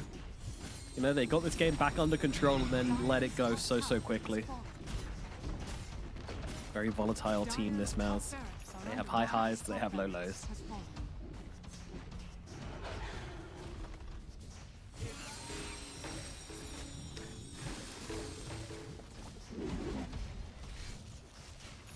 Everybody is back. I mean, if they want to really try and defend this melee barrack, they maybe can, but again, do you want to be the ones to press the button on the fight, which could potentially end it all? It's a scary proposition. Charge. The attempt was made. A little surprised not trying with the Shadow Blade, but they just move forward onto Force once again, and Force, well, he's got the BKB, he's turning around, thinking about Black Hole, but not going to cast it. Supreme, he's already dead, caught on the sidelines by Watson. There's your Black Hole coming down. It's not bad, it's not bad. They've lost one, but they're not going to lose Watson. Watson's going to be absolutely fine. It's not who's dying instead. Fishman just letting it go in the middle of everybody. Oh, Crystal Maiden getting it done. Narman charging through, trying to buy all the space. He needs to get back to the Fountain, which he absolutely will, but Entity, they're dealing with the barracks right now. They've got the top sorted. They're going down for mid.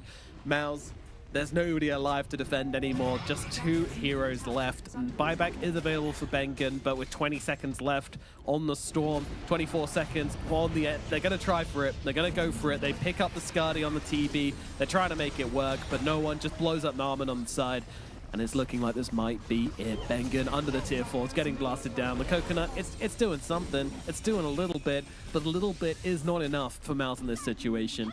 That said, they will back themselves away on Entity, at least for now. Maybe look for the reset. I mean, they do have another Chemical Rage. I don't see any reason for them to chill out here as they catch out the Storm once again. Supreme is going to be okay for the time being, but unfortunately, Bengen will not. No one hammering into the Witch Doctor. Witch Doctor going to turn around, drop down the paralyzing cast and the ulti and try and get themselves a target here. They're trying to blow up Fishman. Fishman will be the one to fall. They get something as a stun, not going to be used from the Alchemist. He backs himself away. Finally, a bit of restraint being shown from Entity here as they lose their Crystal Maiden. They will accept that they're taking no more of the base, at least immediately. And they've got so many resources already back. It's, yeah, they'll call it at last. Another little bit of a lifeline though for Mouz, right? They only lost one lane of racks. They get to breathe. They get to, you know, consider their position. Hope that Olnet can get towards a BKB, and that's kind of it. Like when you click across all the heroes of Mouz, their economy is shattered. There's no, you know, future item for them to lean on. Narman is nowhere near a BKB. Force just completed his items and is like blinks 1500 away. It really is just what can Terrorblade get with the space to then hope for the next fight. They are down 23,000 gold. Entity, they just want to reset, get the Roshan, build up the, I mean, they don't even need to build up confidence. They got, you know, buckets of it, but Roshan and end. That's all I see from Entity, yeah. Radiant are scanning. Yeah, it's tough. Maybe a Blink Dagger on Force is what we're looking for. I don't know. He's going for an Aether. Look at the smoke though. They didn't even wait for an item. They don't care. It's like Mouz. Yeah. It's like if we don't fight for this Roshan, we just lose the game. They found no new items in this time. Of course, they've been losing every fight, and no one just blinks in, breaks the smoke, and dips out. Whew. He's got himself a shield rune, so even if they did get a little bit of tick damage on him, he would have been fine to blink away. Dire are scanning. Get the D ward taken care don't of. kill the Observer, yep.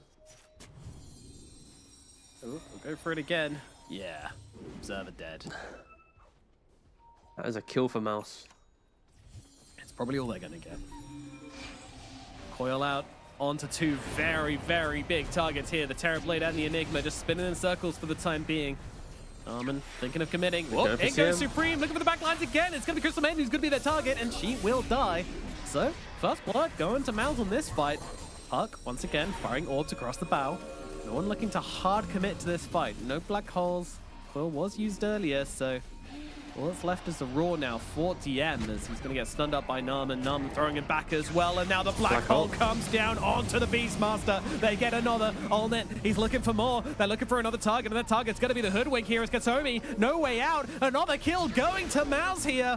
Did they just secure themselves Roshan? I mean, they're still a little low on resources. Force going to get healed up by his own Greaves, and now they found the puck. They land the stun. Have they got the damage? Where is the help? DM, he's coming back from the dead. Buyback from him, but not enough to save no one. He's got to get out. He just bought back here. Oh my god. How does this team do it? Like, you count them out and all of a sudden they come streaming back into the game, and now Roshan might just be theirs. And simply wards win games. Look at the ward placed down that lane. That ward enabled the charge. It enabled just kind of the aggression on the retreat. You know, a lot of Mouz's problems have been, you know, poor initiations. Now Supreme jumping in again. Looking for more. Fishman, he's nearby. He's got a freezing field from the low ground. He's going to throw it down. Supreme, no. He's dead. Narman as well, also gone. It's Watson versus Olnet right now. The carry battle is on. And Olnet says, yeah, no, I'm good. And backs out away. so after things go so right, they then go so wrong. Like, the puck's dead. Beastmaster bought back, so he's maybe a little bit careful. Don't you just, I mean, okay, sure. But this is the ward I was talking about. This is the ward that won them the fight, right? Like, they play behind the tree line. Force, it's a beautiful black hole, just instantly removing the Beastmaster. They just play on the distance really nicely. Of course, with Meta, with Skadi, Bengen pumping out heals the entire time. They're able to get everything. No one's trying to be a little bit cheeky, by himself, get a kill. But of course, with the Orchid, the stun, the layering, the bash as well, very nice. Hold on, live. Olnet and Bengen looking for a target here. They've got the charge out onto Watson. Watson with no BKB could actually be in some trouble here, but he needs some help. Steeping in. Yeah, they're seeing all the targets here. Olnet, he's top the meta now and is kind of just wandering around without a real target to jump on. Katsomi throws out the bushwhack. Once again, this is Mouz playing under their envision. That's why they're being so confident. That's why they're playing up into Entity here. They want to keep control of this Roshan area. Unfortunately, their lanes look like absolute garbage. Top lane is about to push onto the high ground. Middle lane also pushing in heavily as well for Mouz. Staying for this Rosh would mean heavy damage to their base and maybe even some permanent damage if Entity wants to take advantage of it. And now, because of this, surely Entity get Roshan, right? Meta's on cooldown. There's no way Onet's going to have a refresher orb at this time in the game, so you are just going to be waiting over a minute for your next metamorphosis. They're going to have to TP back, defend their lanes, push them back out. The game has been a little bit shaky, even with the 20,000 plus gold lead that Entity had, but I'm intrigued to know, when they take this Roshan, do they give it to Beastmaster because he kind of fumbled his buyback? Or do they still put it on the Alchemist because he is going to be the building hitter? I'm maybe even leaning Beastmaster. Just let him get into the middle of the fight. Of course, Aghanim's will be very annoying throughout 2 lives. We'll see which one they go for. Again, I don't think Entity are just hitting buildings. I think they're getting the kills and then hitting the buildings with this type of lineup. Where's it going to go? Yeah, it is going to go the way of DM. That's somewhat expected. Roshan's banner. Fishman goes back. Get it? Every support player's got eyes on that Roshan's banner. Finally, something Well, from Fishman Roshan that didn't. we get to Someone play pinged with. it for him.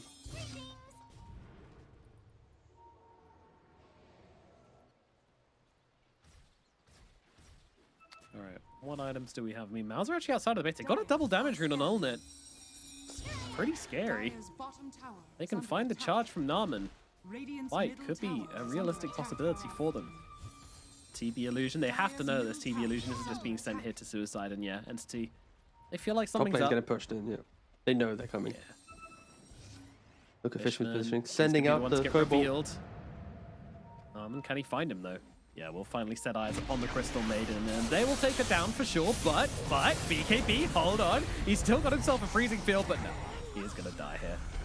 No chance of getting away with that Still one. positioned, they're waiting. Watson stunned himself. That's a little scary. On it though, he's gonna get sharpshooted. You don't really want to fight on this bridge. The 3 of his teammates have been held back by the Puck, who threw down the coil. That means no coil available for the fight in earnest. And now Watson looking for an entry to this engagement. He's got himself a blink. He's got himself a BKB force. He's gonna have to pop his own BKB. Just survive through this one. Trying to look for the target here, but doesn't really find it. And that means no BKB for the Black Hole to get the roar out on Supreme. But Olnet's here to help him out. They cannot just approach the storm and kill him with Olnet's damage threatening them from the side. So much respect being shown here by Entity, and they're playing a careful but beautiful fight as Mouz slowly run out of resources, and well, Force being pecked away out. Their illusion needs to move. Door stuck. Force getting themselves up to the high ground here as no one just pecking away at them, daring them to approach him. They will not. Mouz finally retreat back to their high ground where Entity want them. What a engagement of no engagement, right? Like they played in the choke point, they didn't really fight. Hoodwink dies, CM buys back, and it's like, you know what? Cool, let's call it quits. Let's just slowly walk away from the area and just get back to our original positions. It's interesting, they've actually lost money under this Aegis, which tends to happen when you bleed away a couple of kills. But Entity looking to keep the pressure on here. If they can keep Mouz in their house, then the money will start coming in. My God, big commitment here onto the backlines. They managed to find out Force the Enigma. He's just chopped up by the Alchemist. Bye-bye, and now they move over towards the Storm Spirit as well. He's also dead. Buyback is available for the Storm if he wants to come back and help out here. Narman on the run, getting chased down. Watson, he's killing everybody right now. Olnet even being chased by the Crystal Maiden outside his own fountain. Entity with the change up in tempo. Catch Mouz completely off guard, and now they're looking for the finish. They're in charge of this game, and they want to make sure that Entity know about it. Mouz, though, they do have some buybacks available. Yule's out onto the Storm meets it. Only Supreme can really go in on this one. They've stopped the Spirit Breaker from really joining him on the front lines here. DM, he is taking damage, but not enough. Stun out onto the TB. He is a #1 target here. BKB is available for him, but he might just have to use it here. There he goes, the Sunder onto his teammate. Not the target you really want to be using it on there. Black Hole will be coming up in 2 seconds, but again, no Blink Dagger available for this Enigma. Getting in the right position to have impact is going to be so hard. Storm caught off guard. Supreme, he might be dead again. Just about gets himself away. And now they'll jump back in. DM's going to be the target as no one thrives. A few shots over the sidelines. They've got Force stunned up. BKB's down. He's got himself the Ogre Seal Totem to get himself to safety. He is going to live for now, but Supreme is gone. And another day, another coil. Terribly and desperately tries to break. That's not going to happen. He's dead. Buyback is there. But with the Ancient exposed, there's not too much to play for here. Only the dream of a black hole, which will likely remain a dream.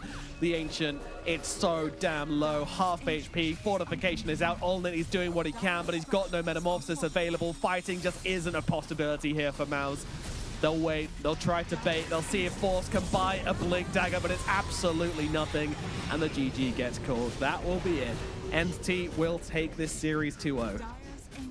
Again, a very, very strong showing from Entity, but this game had its moments, right? Like the fact that Mouz were able to get a couple smokes to at least, you know, warn Entity like, hey, if we were just better in the laning phase and had a bit more control in this game, we can fight into you. They had great choices in some fights, but fundamentally, it doesn't matter if you win one fight. You need to win, you know, you need to do things for the bigger picture of the game, and that is what Mouz are lacking. They just are lacking the big picture understanding of what they need to do compared to Entity, where even when they falter, it's just like, you know, pick themselves up, go again. And, you know, fair play, both teams had some really nice positional moments in this game, you know, utilizing smokes in certain areas of the map to try and give themselves advantages, but yeah, it just wasn't to be the case. Entity were just the better team, and we are going to see it in the highlights. So a lot of these highlights were both teams trying to get that extra little bit of an edge over their opponent. I hate to say it, T, but two massive blunders from Supreme this game. Right when it counted, right when it looked like they were going to be able to drag the game back into their position, you know. It's tough to point to like one hero, and you know, I'm not saying the whole game is his fault. Absolutely, I'd never. But you know, there were two really big moments where he did mess up, unfortunately, and that caused his team to sort of crumble around him, you know, without that storm. But he had to go in and make those big moves, you know, like every time the Spirit Breaker tried by himself, he'd just get used up, you know, completely taken out of the game. It needs to be like the double initiation to actually be any sort of threat, any sort of catch. And unfortunately, sometimes, you know, it just wasn't the right call, or it was a little bit too deep, or NC were too ready to respond. Some bad reads and some good catches is always a combination of both. And yeah, ended up in a bit of a tough situation. You can see, you know, a little bit of stress, a little bit of, you know, upset here from the side of Mouz. No, it is. You know, of course, they're gamers. You know, they're here to try and win, and that's exactly what they're trying to do. I'd be very upset if they weren't showing some emotion here and some stress, because it shows that they are here to win. They're here to play, and they're trying their very hardest. And you know, it's a nice thing to see, honestly. Yep. You know, again, like the way that they draft, the way they play.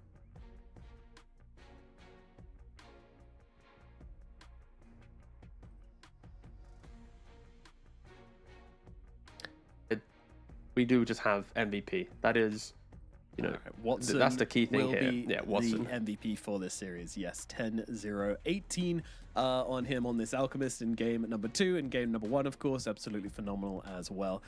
Just, yeah, back-to-back great performances. It's really hard to say anything bad about how Watson played. In fact, I don't think he had a death this entire series. Nope, 13-0 on the Ursa as well. So back-to-back, just completely owning on the carry role, and also unthreatened by Mouz, to be perfectly honest as well. Like he was just having a absolutely free time.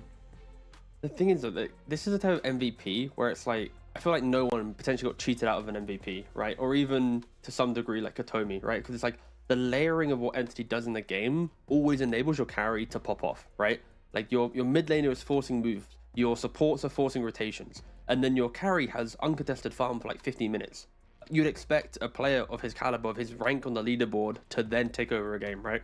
So it's like, yes, he's the one with the big stats, the big impressive scorelines, but it's like he wouldn't be there if his team wasn't doing all of the important stuff to get him to that stage. So yes, he is the MVP, but I think easily we could have probably, you know, concocted a storyline or some, you know, nice little package to bring someone else to light. But I think that is where it's like Watson does look like he's in his best form when his team does this, and I think Entity is kind of a team that likes to follow a good script. Sometimes when their script isn't good, they can falter and look not that good. It's kind of what's happened throughout the year, right? They've had some scripts that aren't very good. So I think we've seen 1 or 2 ideas that are very good from them. They are sitting now at 3-0-1 in the groups. We expect them probably to be a top 4 team at this trajectory. But again, overall, they have improved a lot. They probably are going to be contenders for a decent run in this tournament. But yeah, we'll see how far it goes. We will, yeah. I mean, they have all that playing experience to follow up from as well. That can always be very, very helpful, especially in some of these high-pressure games, to just have that extra experience under your belt, have the pressure kind of relieved a little bit, knowing that, you know, you're just in the flow now. You've played so many games in this tournament that it's just another day at the office, and that kind of repetition can become your ally. as it feels like it is becoming for Entity now. So yeah, I'm definitely excited to see how far they can take this.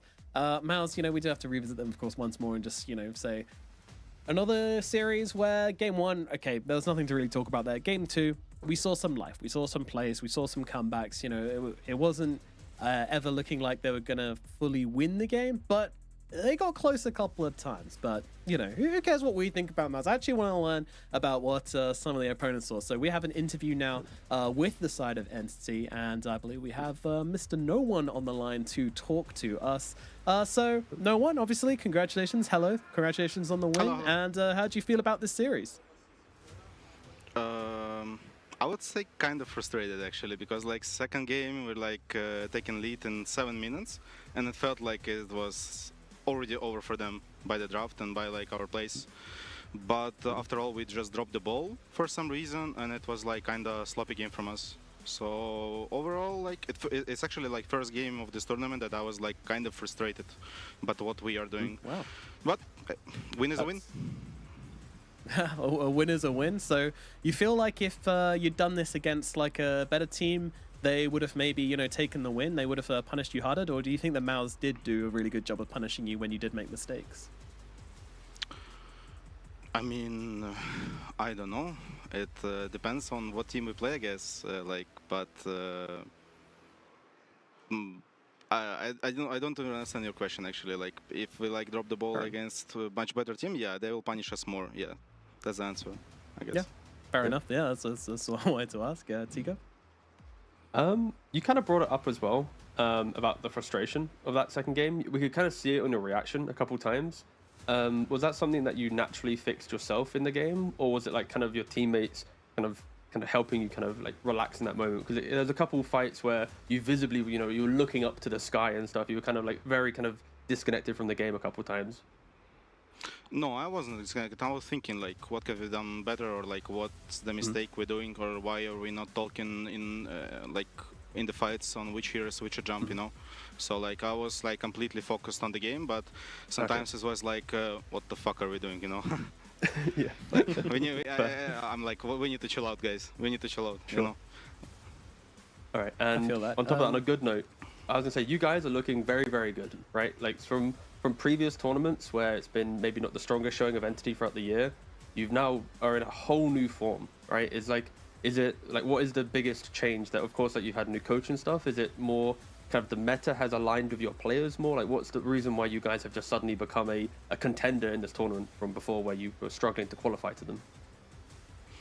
I mean, I wouldn't say like we hadn't faced like like Gladiators, Spirit, Extreme Gaming still, so I don't know like how it will be in the future. So it's early to say that we are like really strong team right now. So we need to like show it against strong teams. So, but overall, of course, patch helps a lot with the heroes. It's like renew the game.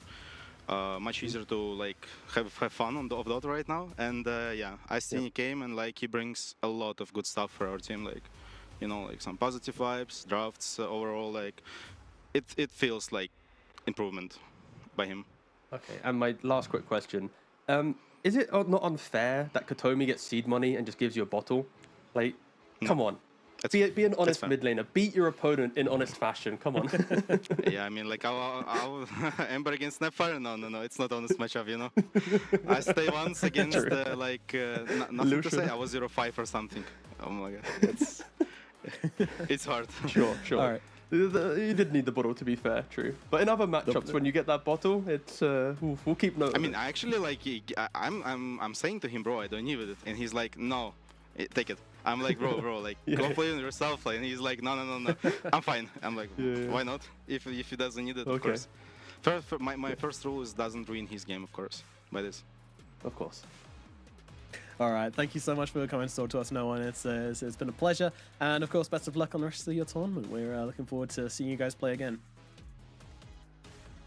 All right, well, that's going to do it for this series, and yeah, which means we've only got one more left here on the B stream, so stick around, or of course, check out any of the other games which may still be going on right now. but this will put Mouz in a very precarious position indeed, as now with another loss to their name, they're now going to be right down in the bottom of their group and fighting their way back up. 1-7 is not a place where you want to be in this tournament, so hopefully they can find some way to squeeze out some wins here, but of course they're fighting against the tide now. A lot of other teams as well have also been able to get some wins, so it's going to be really, really hard for them to qualify from this point onwards, but you know, hopefully we get to see some good performances coming out from them, and NC now rising to the top of their group, very deservedly so. And T, we are all done for today. Yes, we are, and this is where we often conclude the segment and we go to a break. And newcasters come in and continues to talk, and more Dota gets played. It's the group stage. It's a vicious cycle. Bye-bye. Bye-bye.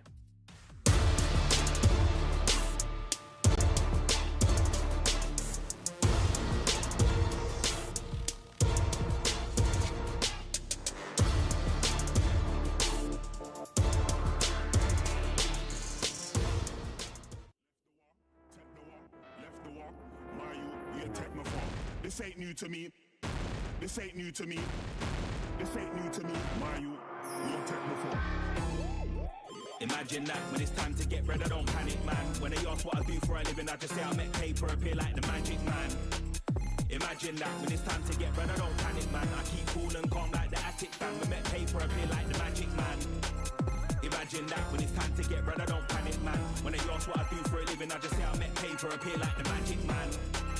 Imagine that when it's time to get bread, I don't panic, man. Keep cool and calm like the attic fan. We make paper appear like the magic man. Look, man, I don't wanna hear no talk. Look, man, I don't wanna hear no talk. Look, man, I don't wanna hear no talk. Man, I don't wanna hear no talk. Look, man, I don't wanna hear no talk. Look, man, I don't wanna hear no talk. Look, man, I don't wanna hear no talk. Wanna hear no talk, no talk, no talk. This ain't new to me. This ain't new to me. This ain't new to me. This ain't new to me.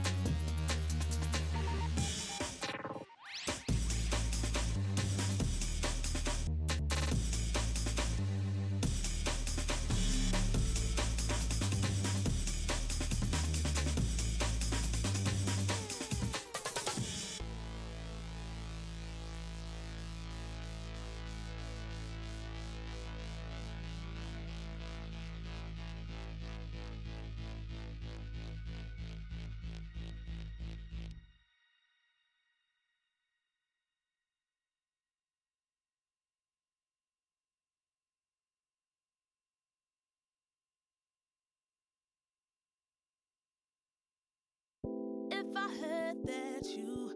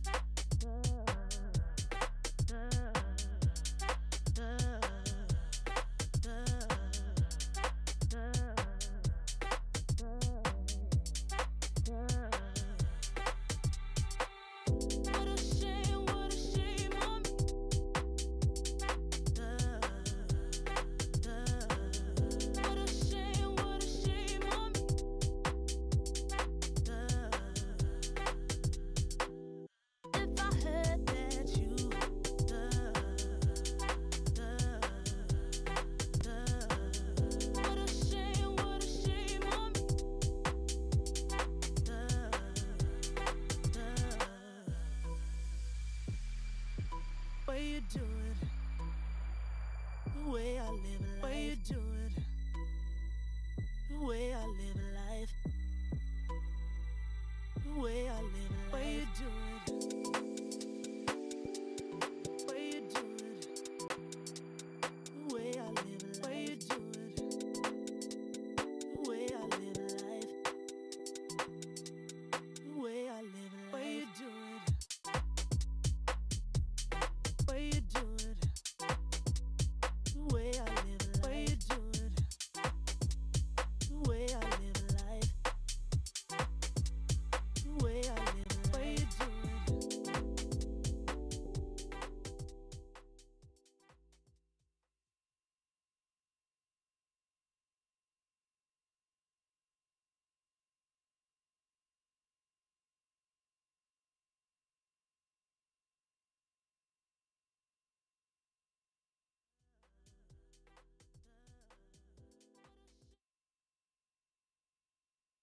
That started in Dota?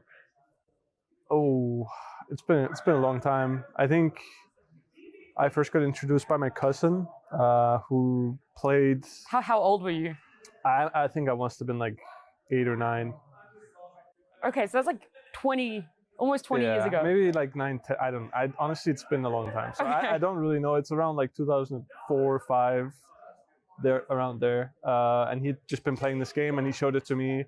And I remember playing Keeper of the Light, buying Ring of Bacillus, and that's all I remember. That was my first game ever, and I think I'll never forget that. But there's so much in between that and now, but I just don't remember any of it, you know? Oh, well, you're going to have to dig through the memory because that's okay. what we're going to talk about Great. a little bit. I mean, you know, you don't have to go all the way back that far, but when do you think was the deciding point of wanting to go professional or making that decision that, hey, something can come from this game?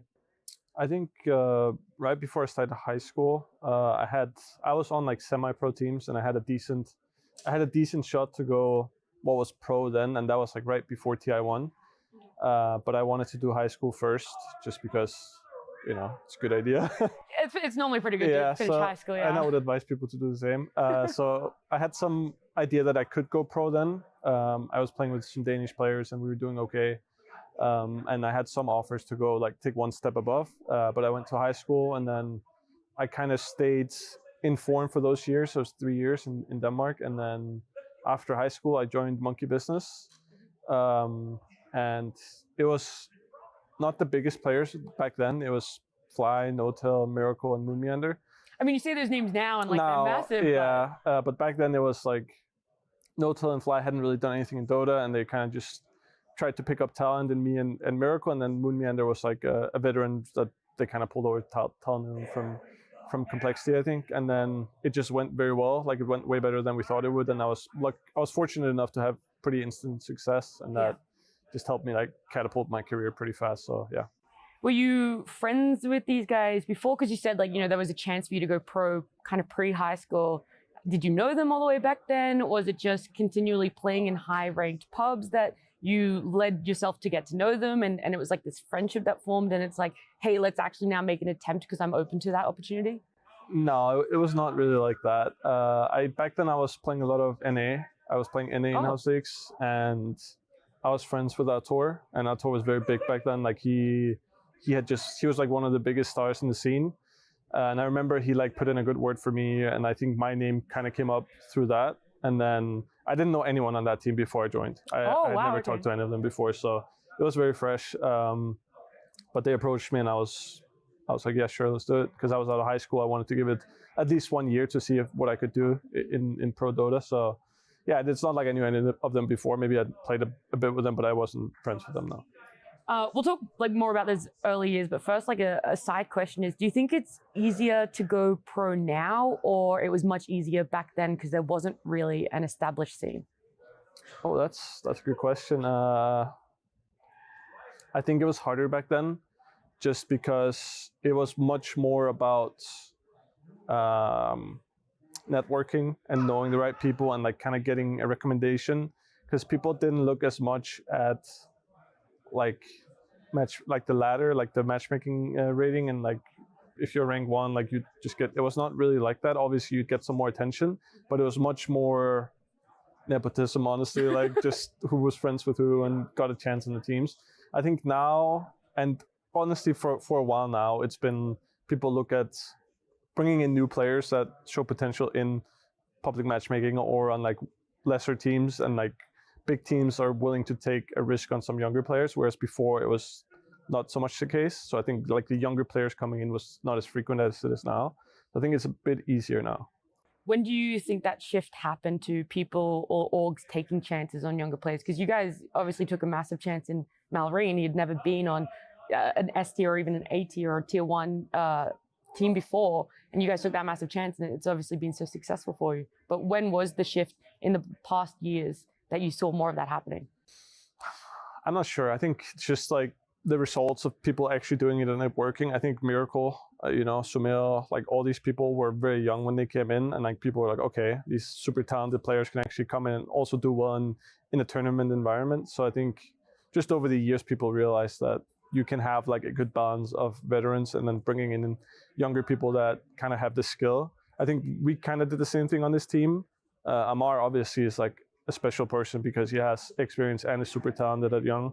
But Malrine was very unpolished. I know the Tundra guys knew him from last year because he was standing in for them, but I'd never talked to him. I didn't know anything about him, and it was a bit of a, it's always a bit of a gamble with when you bring in young people. But I think we also knew that we had a good foundation that we could bring in people and help them improve with. So I think it worked well for us, yeah.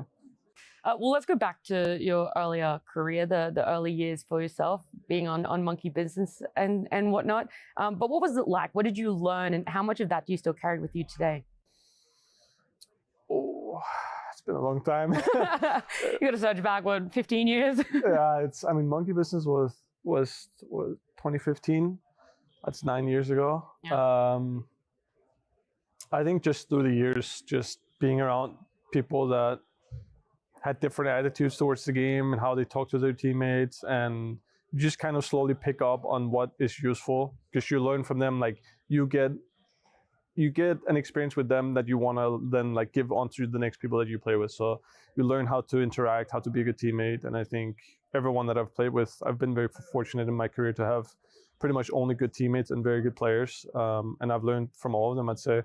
I can't really specifically say anyone because I feel like it's not really fair. I think everyone kind of had a big impact on me, and you pick out something specific from everyone, and everyone's different. Some are more strict, some are more loose, and I think it's just important to learn from what you're experiencing, and so that you can give on what's actually good and not what's bad, So yeah. I think the biggest question for a lot of people is about like conflict resolution. If you guys have different ideas around Dota, if something goes wrong for you guys, how do you resolve that as a team? Do you think you've always had that ability? Do you think that's something you learned early on, later on? And was it in Dota or even outside of Dota that those skills kind of developed? I think for me, I've always been very, I wouldn't say conflict shy, but I always would rather just avoid it. Yeah. So I think for me, the harder part was actually having the conflict when you have to have it. I think that's something that this team is very good at. I wouldn't say we have a lot of conflict. Obviously, we've been pretty successful, so the conflict is less frequent. But I think we are much better at just having the talks when you have to have them, even if they're a little bit uncomfortable. And it's something that this team does much better than any team that I've been on before. Also because the teams that I've been on before have had big names, and it's been like, I wouldn't say high ego teams, but people are like, don't want to step on people's toes because you think it might do more damage. And on this team, it's much easier for us to just talk and figure things out. Well, look, this could be a good segue or a bad segue. I want to talk about the years that you spent on EG and most recently Shopify, most of that roster going over to that org as well.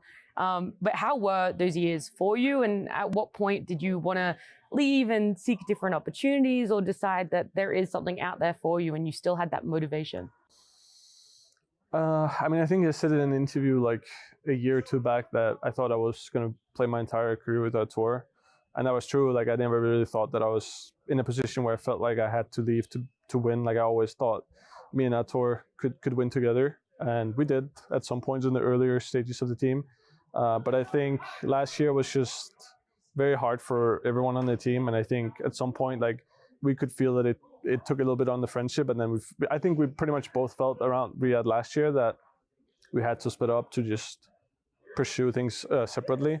And it was very easy for us because I think we reached that conclusion at the same time. And I don't think before that there was any point where I was like, oh, this is, you know, it was always just, I always had faith in that team.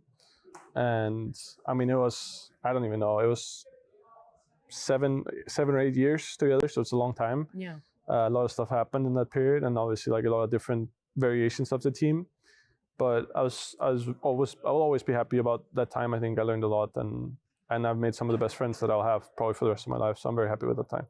And when you came to that conclusion in that short time frame of, okay, I'm probably going to be leaving Shopify, was it set in stone that you wanted to leave NA, or were you open to almost any region? No, I knew I was not going to be playing in NA. Like, I think I was in NA for that team. Mm-hmm. It was not so much for the region, it was more for the team.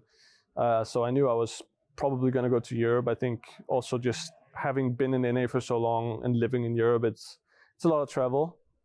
And I just wanted a season where the travel was just into Europe and then obviously tournaments. So I think that was a big part for me to have a little bit more focus on the Dota and have like as much away from that. Like, I didn't want the travel to distract me or make me perform worse. So I think Europe was for sure where I wanted to be. When did you feel like you made it? Was there any point in your career that you felt you had made it, and did it fluctuate that you might have had that moment and then you thought there was a little bit of a step back?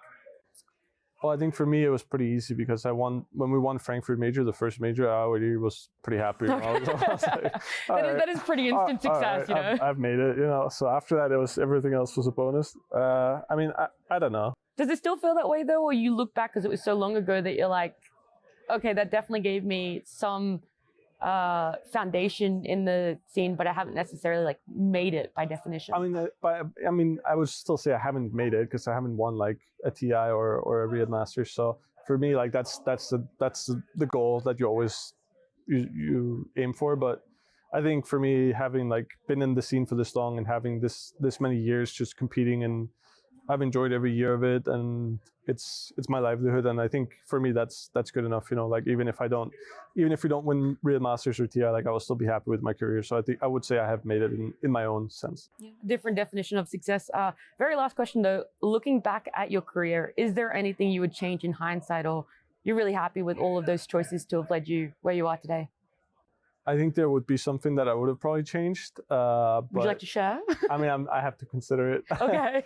I think some of the roster stuff maybe could have been handled differently. I don't know how much of that like was... bringing on new players, letting yeah, all I think players just go. like the way it was done. I don't know if it's necessarily was my part or like I was doing it. I think I don't have that much regret. Other than that, I think I'm very happy with my decision on staying with the team that I stayed with for so long. I think it was very good for me. I think all of us were super happy with competing with each other. So I would say probably just like some of the ways it was handled, like bringing in new players, and maybe some of the choices we made with bringing in. We had CIS players coming in, and there was a lot of, you know, it was a bit hard for us. I think especially for when we got Nightfall, it was a big transition. I think we might have made a mistake there. Bringing in him and Jerix was a bit too much. So I think that was probably one thing that I think everyone on that team kind of understood, like we made a mistake with that roster. But other than that, I think not really, no. Awesome. Well, thank you so much for joining me, Crit. I appreciate the time and everything that you shared with me. Yeah.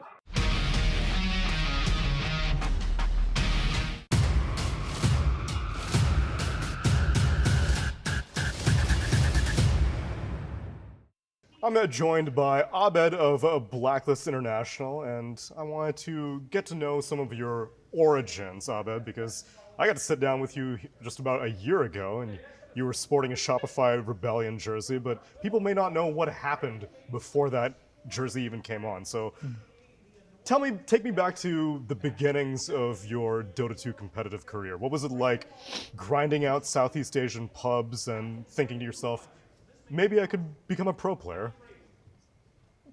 I started out playing just a lot of pubs basically, and then when I got into the top 3, top 1 of the Southeast Asian leaderboards, I think that's when the teams started to notice me or looked at me. That's also how I got picked up by my first professional team at that time, Execration. Execration was your first professional team.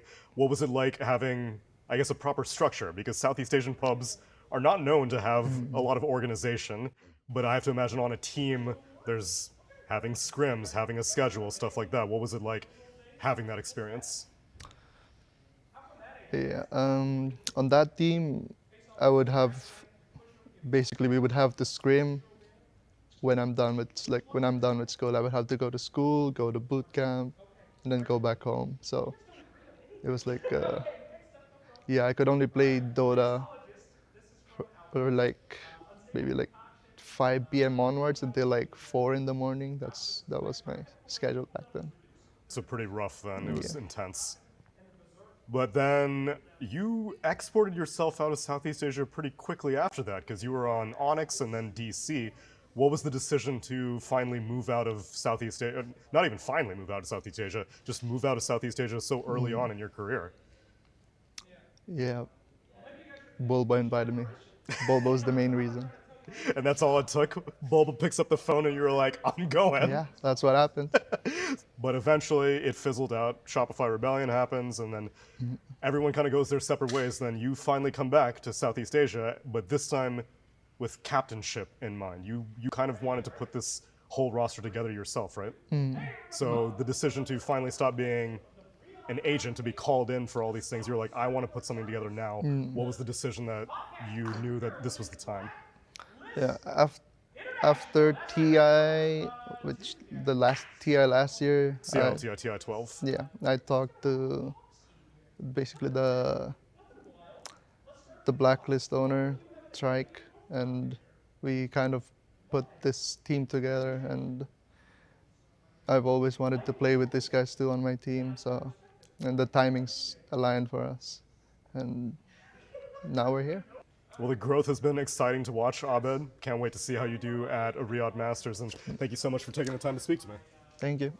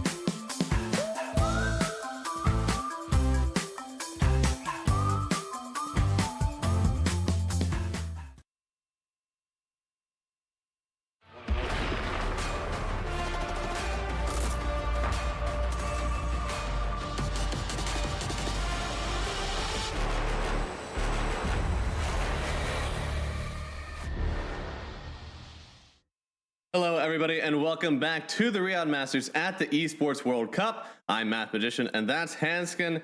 Hanskin, we've seen a lot of this Blacklist team, and with their matchup versus Falcons today, one of the best things we've seen Blacklist do, it's the laning stage.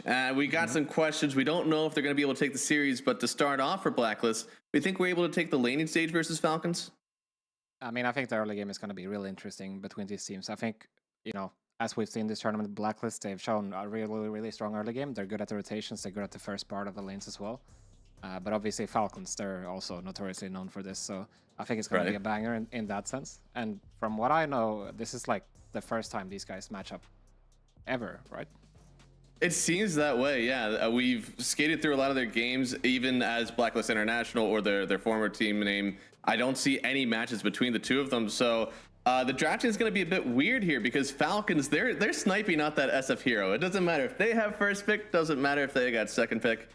They're always taking it out. So the showdown here, it certainly is going to be in the laning stage and not maybe including an SF, which will be the first time I think in all of our games.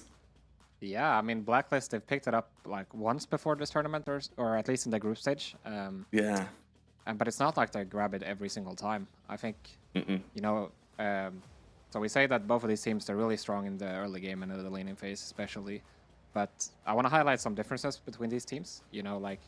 So for me, I think their main differences in terms of like playstyle comes from the mid and the off lane. Whereas, let's go to mid first. So Abed, he's known for this being like a traditional mid, right? Playing all the spirits, like sort of the Flasher, the Storm, the Ember, Invoker, Pango, all of these things. Malrine, he plays some of these heroes as well, but typically he's more of like, how to call it, like a new school mid, I guess. He's very known for his like primal, tiny, Batrider, even this tournament playing Sanking and performing very, very, very well on it. Yeah, I mean, it feels like it's a difference between like elusive initiation and like strong lockdown initiation. Because Abed, like they're both trying to catch the front line or back line, depending on what the hero is. And in Abed's sense, you said it's the Storm Spirit, it's going to be the Void Spirit. It's more like kind of your team setup. But with Malrine, it's like, you're playing around me. I'm going in. They're not going to kill me. Just follow me up on this. Yeah, exactly. And if we look at the offlane then, I mean, so Gabby, what he's been showing is like, he's going for the more like standard stuff. I mean, obviously he plays the Beast and all of these heroes, but where his comfort lies is usually, on the Mars, Centaur, these kind of initiators. Sometimes they branch out. For example, he played Coddle earlier today. It didn't look that great though.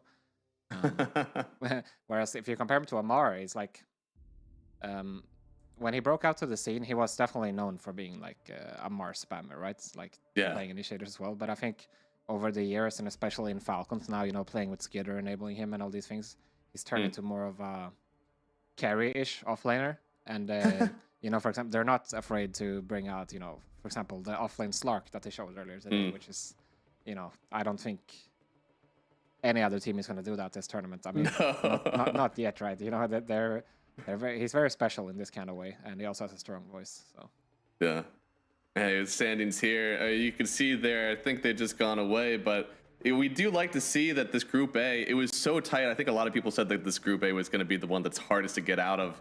But right now, it's still anybody's. Only 2 wins are separating top and bottom teams right now. So for Blacklist, they're by no means out. Even though they're showing tied for 6th right now, they're 3-5. A 2-0 in this series puts them back up to the top of the group. But for Falcons, they're also kind of looking to break away from this one. They've had a good streak today. They 2-0'd Aurora, and they also 2-0'd LGD already.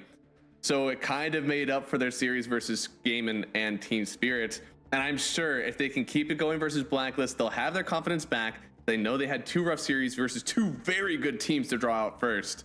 So I think they're going to be back in their form. But Blacklist, they have the opportunity to kind of, hold them back, grab them by the ankles and say, you're not out of there yet, and pull themselves back up to top spot. Yeah, definitely. I mean, this group is so tight right now. Like, as you said, two games away between, or the difference between bottom 8 and top 1, so you mentioned also that Falcons were able to like turn around their slow start, and they got 2-0s versus both LGD and Aurora, and those were teams that Blacklist were only able to draw against. So Yeah. You know, we can't go off previous head-to-head matchups between Falcons and Blacklist, but you know, hey, that shows some form from Falcons.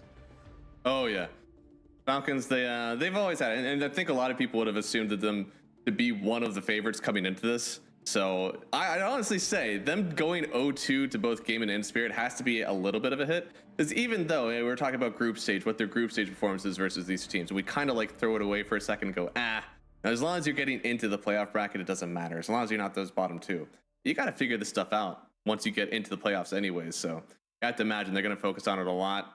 We've seen a lot of this Blacklist lineup already, you and I think we've got a pretty good idea how they want to play these. Again, we're going to focus a lot on the laning stage, a lot of aggressive heroes from Abed.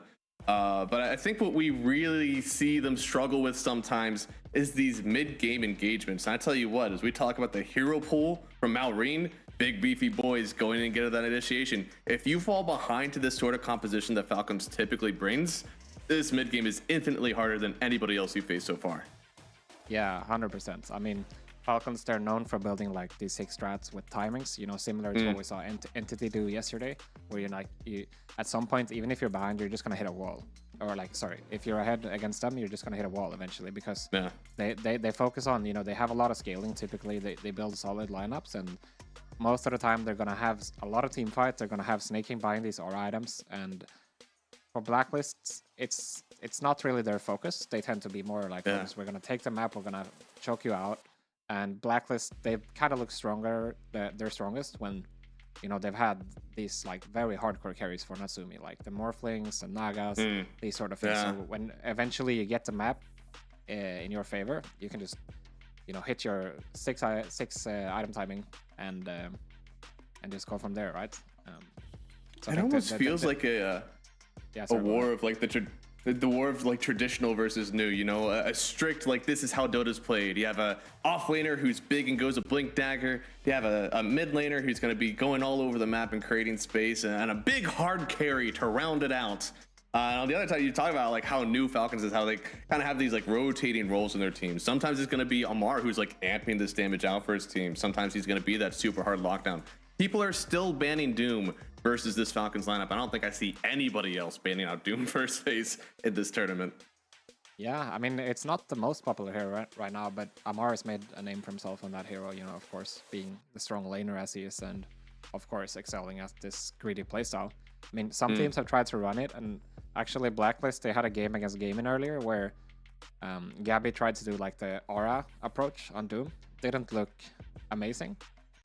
So I think the understanding that Falcons have, I mean, they're never, first of all, they're never going to do the aura Doom, like sacrificial type of style.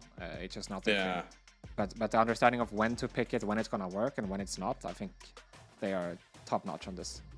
Maybe the only team that will be comparable is like Liquid with Free perhaps.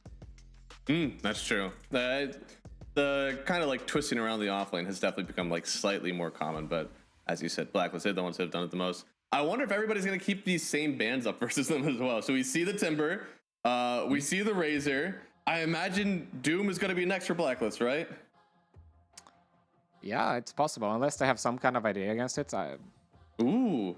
Well, hey, I know one hero I love playing versus Doom, but I don't think many people are picking Medusa right now. Yeah, true. I mean, we haven't really seen this hero at all this tournament, I want to say. Bit of slow hero, not the best laner, so... You know, SCA, they're known for their Dusas, but so it could happen, but I wouldn't bet on it. Oh no, you made me look. Medusa is still one of the ignored heroes so far. Oh man, so there's 19 ignored heroes. Medusa is one of them. I don't think there's any other hero here in the ignored pile that could step up to a Doom, so I imagine we are going to see the ban out from Blacklist. Ignored. Medusa is like my number one core. I think of all cores that I played on my Dota buff. Oh yeah, 250 games of it. I like the hero a lot, but wait, look at the meta too that we're seeing right now. We still like the Diffusal Blade on a lot of people. We still have the Darks here that's super meta. I don't think there's enough bans in the world to put yourself in a Medusa lineup right now. Yeah, it's tough. I mean, yeah, Falcon's really targeting the cores here, looks like. First phase banning the Storm, which is generally a pretty strong hero into Malorine's hero pool. They also Yeah. Falcons are known for not wanting the SF, as we mentioned earlier, and they take it away straight. And also another thing for Falcons is they haven't really played Beastmaster, even though it's like one of the best offlaners. True. And the hero is super good. You can see like the top heroes that Blacklist wants. It's the Hoodwink, the Beastmaster. And yeah, I believe you're about to mention here that they didn't ban out that Doom hero, and they seem to have picked that Doom hero. Yeah, here we go. I mean, it's you know, Hoodwink, nothing surprising there, but the Doom first phase already. I mean, it just, for Falcons, this is one of those heroes that they feel like they cannot be stopped. You know, like he's gonna do well in his lane, even if he gets counterpicked, and then, you know, he's gonna hit his timing, and then he's just gonna remove heroes from the game, right? This is a position they've been in many times before. They know how to draft around this guy, right? I mean, ideally for Blacklist, you're looking at Centaur, but you have plenty of carries under Ratio that can still play into that one. Lifestealer actually being one of the big ones still in the pool. It's definitely possible. Another thing about the Doom here is that now suddenly you're not really that concerned about the Enchantress anymore, which is something that Blacklist have been really successful with for Janual this tournament. Yeah, I mean, they haven't taken out the Clockwork yet. That's something else that we've seen him play. But yeah, in terms of the top heroes here, Hoodwink #1 so far for Blacklist International. 7 picks, 71% win rate, so they're definitely having a good time with it. It's just whether or not they can kind of keep that success going here when they don't have the Beastmaster pairing, you know, because both of those heroes have done really well. Just one of them, sometimes they have some issues. Yeah, 100%. I mean, for Falcons there, since they're going to be picking first after second stage, I kind of expect them to go for the Phoenix here. Just, you know, we're talking about that, you know, Aura Buyer potentially getting the pipe and snaking. He has shown that it's like his most comfortable hero pretty much right now. But that matchup can actually be tough into Hoodwink, I want to say, because you start the game out with 1 armor, and as we all know, the Acorn is devastating right now. But I still think they're going to go for it, because Falcons is just this type of team. It just be like that. You can't stop them. Yeah, because, I mean, you definitely want to get a support next, right? And you don't really have this S-tier +4s available for you. Like the Snap is gone, Rubik is gone, and now Hoodwink is on Blacklist as well, right? So getting a crit hero here might be difficult straight out the gate. Well, there's one thing you can do. This tiny hero that we've seen so much in these drafts, still available, still a crit hero, and still a flex if you want to put it into the mid lane. Yeah, you could definitely go for the tiny here if you wanted to. That's true. I like the Lifestealer ban out. It's a little bit telegraphing the Lifestealer to me, but maybe I'm too eager. Or not the tiny, the Lifestealer. It feels like that's already, you know what you want to pair up, not only with the Hoodwink, but also Centaur is one of the only heroes that you love playing into the Doom because you can get people away. And they end up picking Heal to come back with the Doom. So I like it. It's lane winning on your safe lane. You have anti-heal on your Doom. You're all of a sudden winning the sustain battle. Yeah, and now you're getting a hero that can grab all the auras as well. So, you know, nobody has to really be concerned about that. It's also, you know, pretty useful against the Hoodwink. You can get that the third spell of Chen and just bring out a lot of armor. I wonder what Facet is going to go for, because typically we see people go for the Satyr one right now, but obviously with Chen, it's like still fairly unexplored, I want to say, since the changes. Yeah, because there's 5 facets. Oh my goodness. Yeah. So basically you just, I mean, I know that Snaking, when he started off, he would go for the Troll or the Wolf sometimes, but I think Satyr one makes the most sense. You get that mana burn in the lane. We've even seen some people, they just camp the creep mid from level 1 straight up and just mana burn that guy 24/7. So it'll be interesting to see what he does. Jakiro, no, so you're a believer in the hero, and I like that you are. So you can tell me why on earth are we picking Jakiro into what I'm assuming is going to be a Doom? It feels like that's not really how you get people away from Doom. It's not really how you shut down this hero at all. I mean, the Jakiro is nice on lane because, you know, Doom, he relies on the Scorch Turf to deal most of his damage, and also the Infernal Blade, of course. Jakiro both slows your attack speed and your move speed, so it can be tricky to play offensively as the Doom. Also, kind of depending on what facet you go, I think the Liquid Fire is generally better for trading and obviously pushing towers, but the Liquid Frost is slightly better for going for kills because it adds that extra slow. So I just think it's a solid hero on the +5 right now, and the Ench is not appetizing. You know, a lot of the you know, considered S tier supports are out already, and I'm not sure you want to go Warlock. So then I think you're just the safe option. I want to say. Okay. I mean, I like the idea of it. I want to see him do better. We've seen him much more versus the Underlord, so versus Doom is going to be uncharted waters. But I like how on the other side, Falcons here, they've really diversified their lineup. They have this heavy single target on the Doom. They have illusion clear and wave clear on the Sven. So all of a sudden, you don't have this one size fits all to counter, and you still haven't dealt with this Windrunner yet either. So Shadow Demon feels off the table. Neither the Hoodwink nor the Jakiro can be a core. So you're out of Dispel. It might be time to work in an Invoker or something, but even that seems a bit far-fetched. Yeah, I mean, this Windrunner, by the way, is really interesting because I want to say it's like 90% likely that Crit is going to play this because he's shown it before that he wants to play Wind 4, but I don't think he's done it since the introduction of Facets. So now you got a Tailwind, which is basically like an AoE drums for your whole team whenever you press Wind Run, which is really cool, of course. Also, you get the Shard, of course, which helps your Sven deal damage and stopping people from running away from that Doom. I feel like Blacklist just played into this.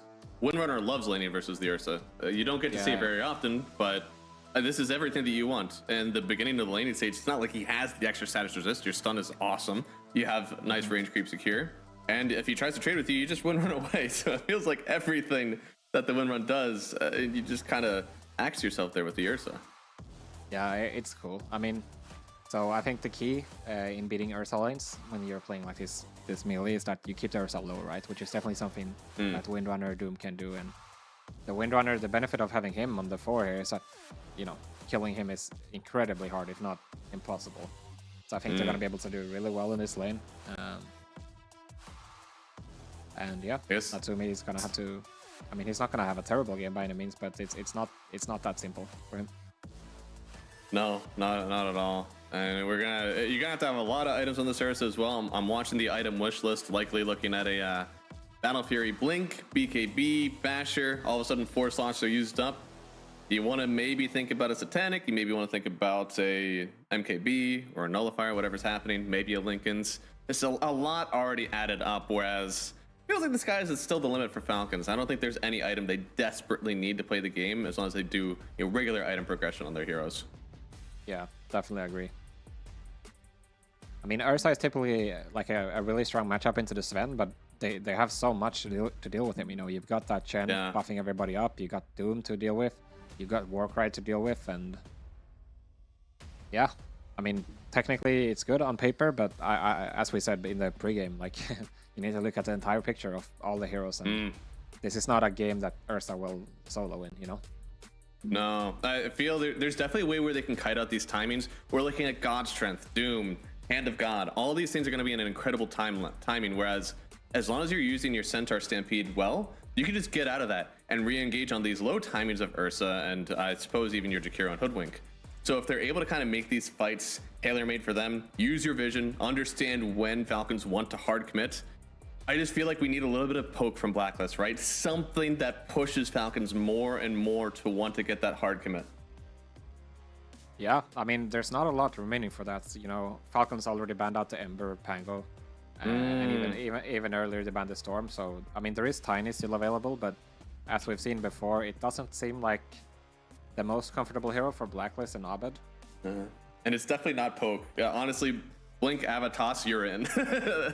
That's kind of a bit committal for you. Maybe go for the Crown.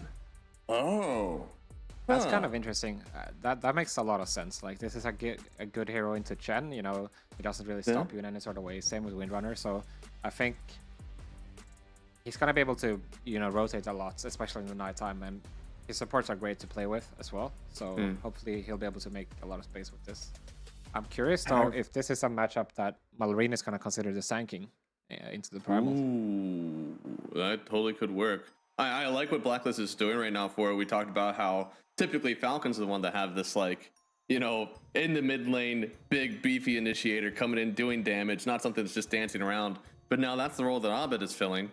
And I actually kind of like when we talk about like high CDs on Falcons, you can only do one of these guys. So theoretically, Blacklist now have this early game advantage. It's up to Falcons to kind of counter that themselves.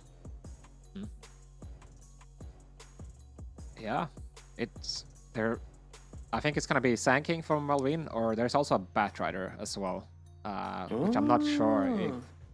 I haven't yet figured out when he wants it and when he doesn't, but in theory it should be really good against the Primal, right? And that's fair. Not so bad against the others.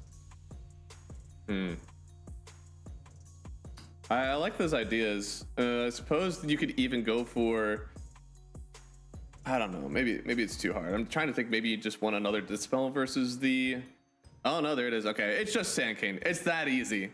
They like the Sand King. They've already done it once today. They're definitely feeling powerful on it. And it seems that it should do well in the mid lane enough. You do have a stun to escape when the tramples start coming through from Abed. And you should be able to CS well enough for yourself with the Stinger. Yeah, for sure. I mean, I think this is just going to be a lane where you wash, you know, both heroes are going to push out the wave each time, and then it's going to come down to who's going to be able to do more, you know. We've seen some games, Malrine plays really active without the Sandstorm. I'm not sure if this is going to be it, so depending on what skill build he goes, it's either going to be a matchup where Abed tries to make a lot of stuff happen, Malrine is farming, but knowing Malrine, it might just be that, you know, he's the one going to try to be really active with the max stun and Stinger instead. So curious to see what happens there with Malrine's skill build. Yeah, no, it'll definitely probably determine the pace of the game. But everything is so slow, right? Like we're talking about a Doom that sometimes takes a while to come online. You have Doom early, yes, but he's looking for like these big ticket items every single time as a discrete increase. Same with your Sven, right? He's going to be, you know, locked in, farming around with a Mask of Madness, trying to get everything that he can out of this game. So definitely, I want to say, even though I didn't love this Ursa lane, I think this game can actually go really well for Blacklist. Yeah, it's definitely possible. I think they're going to be looking at... So, obviously there's a lot of damage coming out from the Sand King and stuff, so you're going to need some ways to kite it. Obviously, you have the Stampede already, but I'm curious about what are Blacklist going to do to like counteract this. Is it going to be, you know, double Glimmer approach from the supports, or is actually... Is Gabby maybe going to go for the pipe? Because so far he's only been going for the Eternal Shroud, not really playing for the team so much, more so for himself, which is something that can work. Yeah, they have a good showing. It's going to come down to the early game. They need to be able to do a lot, and specifically getting Roshan, the first and the second one, you know, playing as Doom, you always want to have the Aegis, so you're confident, you know, you can obviously play into his ulti. So I think if they're able to snowball the early game, get a Roshan or two, then, you know, they might just be able to overrun this map with an Ursa Blink Basher. That's something that Blacklist did really well versus LGD. They were very good trying to grab Roshan away. But for this one, again, Group A, the group of death, some have called it. Sitting atop right now, Gaming Gladiators at 5-3. Blacklist tied at 3-5 for 6th place. So not a whole lot of wins separating top and bottom here of the group. They're looking to keep themselves up here, Team Falcons, with 4 wins. But we don't know. The draft so far looking like it could go either way. Blacklist has historically been very good in the early game. Hanskin, do you think this is finally going to be enough to take down Falcons? Or will Falcons continue their sweep so far with 2 O's after falling 0-4 to start the groups? I mean, I think it's going to be a nail-biter for sure. A lot of it's going to come down to execution. I wouldn't say that the draft favors anyone particularly, but if you let Falcons hit their timings properly, you know, you get that farm on the Doom, you get it on the Sand King, the Chen as well as Doras. If you get to that point where Falcons are able to like play their draft out as they intended to, then it's gonna be tough. But the Blacklist, they definitely had the tools to play a bit faster than that. All right, hit them hard, hit them fast. You can find yourselves a win here on Blacklist. I like it. Falcons definitely is a team that you never really want to take into the late game. They're always so coherent there, but also, I agree with this lineup. It seems that the later it goes, the harder you hurt. And yeah, he is. They do have the Liquid Frost starting up here, and Gabby in with the stun. They'll give this one over to Januel. Hey man, supports need to eat too. Damn, interesting. He just goes for level 1. Not everybody does that, but it doesn't cost mana. That's the benefit. And obviously, a good setup here. You don't really need the dual breath to secure that kill. So far, so good for Blacklist. It's interesting. I always feel bad doing that, right? There's very few heroes that you genuinely want to take like a passive or an ult ability first, especially if it takes no mana, because you're just sitting there full mana in the lane. The other guys get to use spells. You're just sitting there on your HP. That's the only thing you can trade away early. Yeah, definitely. Unless your name is Huskar, right? True. People are going Q first on Huskar. He doesn't know. Yeah. Right, Alright, so I like what he Marina. did in the mid lane here. That onslaught to secure the CS. Marina's actually doing a really good job of kind of like fighting under the sandstorm. I wonder if we're going to see a sentry ward here again. We saw that versus, I believe it was also a Blacklist series. Yeah, I mean, usually these matchups in mid Sanking, you know, it's a lot about whoever gets the sentries, right? It's kind of like a TA matchup, but from level 1. Whoever controls the sentries wins, but in a matchup like this, I'm not sure it matters as much as it would, let's say, you played against a Quap or a Puck or something that can harass you a lot, right? I think the Primal is, he's going to have a hard time staying in the Sandstorm for long durations anyway. So we'll see if Malrines really cares about it or not.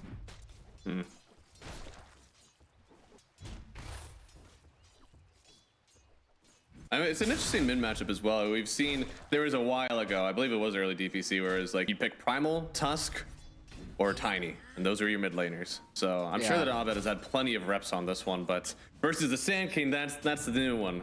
He's gonna be able to just clear waves. He's even go so aggressive on the wave right now, and Abed just taking so much damage right away. If he's not careful, Malrine might just go for the kill.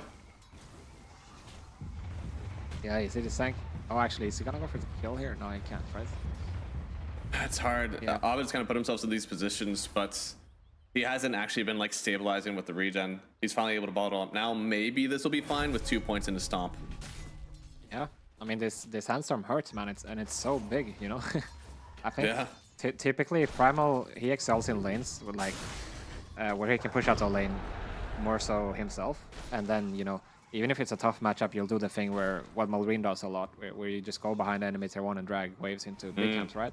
But in this matchup, you're absolutely not going to be able to do that because Sank can just do it better than you. Oh, he actually took the aggro? Whoa! They didn't get the flag bearer CS then. Unsure if that was intentional because he did take some tower shots, but he's all full HP now, so it doesn't matter to him. Yeah, always fun. Doing a really good job of just like keeping himself healthy this whole time, right? Like Abed never feels like he really wants to trade into him. It's always nice to watch these like really high tier mid players and their mind games. It's so different from even, you know, top tier pubs. Right. You can see early on here, he's not even like, he doesn't want to commit the trample until he sees the stun, but that's always going to go in favor of the Sand King.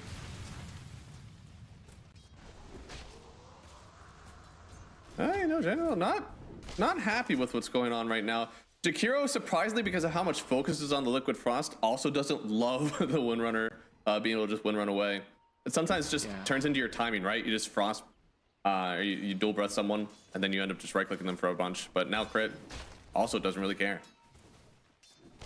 Yeah, definitely, definitely an annoying matchup for Jakiro. Windrunner is like, it's one of those fours that he does super well on lane. You know, he can enable pretty much any hero, but he kind of falls off a bit later in a sense, where he relies a bit more on his items. You know, is he gonna have a dagger or a mech or even a maelstrom? You know, that's really gonna be his impact. So laning wise, he's like one of the strongest. And you know, especially when you play two heroes that kind of rely on your right click primarily to do proper damage, then it's gonna be a problem for you. But so far Natsumi is keeping up rather well, but right, definitely it's gonna be costly in the region departments. It'll take a lot. This is one of those as a pause 5, like you don't see many position 6 anymore, but whenever you have a carry that just sees constantly fed tangos, you're gonna find out. Yeah. The worst is when you play against two, like when you have two lanes that are, you know, they're needing a lot of region, you can actually run out of tangos so much. Right. That's the worst thing in the world, where your mid laner's like, we're out of tangos. What's happening over there, guys? Yeah. Bring back the days when the post 5 was just a salve bot, right? So Natsumi is gonna have face boots actually fairly soon. That could give them enough to actually go for a kill on Amar potentially. Oh, actually he's got his face boots already, frost armor and wind lace on top. So I don't think, never mind what I said. I don't think this Doom is gonna die anytime soon. No, I mean, you'd almost have to have an Orb of Venom, and even then, that extra slow just isn't enough. You have to hit him so much. The Scorched Earth by that time will just burn you down anyways. Yeah. Dire's structures. Really, so far, quite a slow game. We'll see who gets the next rune, minute 6, you know. Obviously, Primal with a rune could be very, very deadly. Especially if So it's, how do you know when to call for the supports, right? Because they're both a very high skill mid matchup. Both these heroes are kind of just beating each other down, but in between every rune. They're gonna try for more here first. Nice double ice path actually on the two of them, and this might be the damage they need. Natsumi not able to pick up the last hit. Instead, Tim's will be the one to get it. And I guess this is why we don't see people going into the mid lane, because, well, they're going after the offlane duo right now from Blacklist, and it'll pay off. Natsumi to pick up the second kill. Very well done, enabling the Ursa, and now Malrine didn't actually get the rune. It was topside, so he just has to go down and get himself a bounty. So far, really nice rotations from Blacklist. Not force it into the mid lane, but rather focus on those side lanes. Yeah, definitely a really heads-up move by Blacklist, and all the while Abed was able to secure a region top, so now he's going to be able to have resources for days here. I mean, where's he going? Yeah, he's also going bottom, so they really want to shut down Amaro. This is going to be... They do. This is huge. And they will run right on through. You only need a few more Fury swipes for that one. Another kill. They're going to go for the Wisdom as well. I mean, I'm no. not sure if Falcons can stop this. Like, is the Sanking going to be enough? He's going to have Onslaught. You almost need to bring two other heroes. The scan, it does connect. They see that everybody's walking down. Crit will try to be the first one to show. If it's only Abed, I don't think he'd do it. But no, Crit isn't even going. They're going to get double Wisdom. They're going to end up getting double kill on the Doom. I mean, this is just a disastrous XP deficit now for Falcons. Yeah, I mean, Falcons deciding that, you know, it's not worth it to even try to contest this Wisdom, even with bringing Malrine, because as we saw, like, Amar just died after TPing in bottom, so really good job by Blacklist, and they're showing, you know, once more why they're known for their early game. Really, like, they have a really good habit of figuring out these things. It's also never the same, you know, it's every game it's different. Some games are playing around the safe lane, some in the off lane, and they always just seem to have this unlock, so really well done. Yeah, no, a little bit of scouting. Abed does really well at trying to find out what stacks are in this triangle, see if he can take them himself. I don't think there was many over there, but he does get himself a little bit of extra gold. Yeah, it's 6 camps stacked. It's got to be topside, right? Because that seems like where this Fen is. Yeah, okay, here they are. Yeah, and I'm pretty sure while everything was going on bottom, Malrine must have taken some, because look at his net worth. He's almost 1k ahead of Malrine right now. Oh my goodness. He's feeling pretty good, and now bot side, they're forced to use the Stampede. Power Shot does some good damage, but it's not enough to get the kill on the Ursa. Was that a snaking Mud Golem? It must have been, right? Yes, yes it was, and it still is. Power Shot, dodges it once, tries to TP away, looks like he'll get out. Nice job, making sure he doesn't feed down here in the bot side.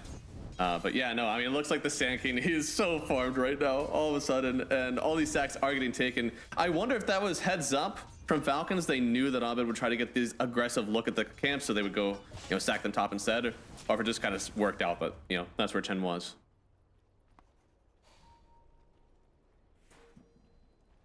Yeah, I think stacking top side is just, it makes sense for the Chen. Right. You know, he's playing top side, he wants to gather creeps there anyway. You know, you can't really get the big creeps, or at least most of them, until you have like level 5 or even 7. So going around to the bottom side, stacking Ancients, it's not that beneficial for your own game, and it's also like not a major difference. You know, you have crits that can do it for you if you need it. He's going to take even more now. Sand King just farming up as much as he can.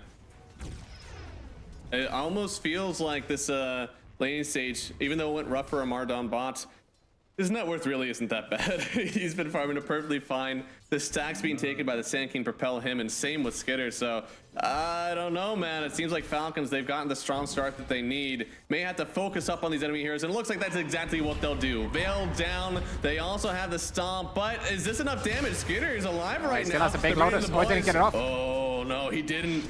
They'll actually get the kill. They're very fortunate of them that the Lotus doesn't pop, because if so, the team was TPing in. They could have gotten these kills. Damn, they just have so much damage actually with this Veil just picked up by Gabby, and as we saw, perfect timing on the Hoodwink stun there.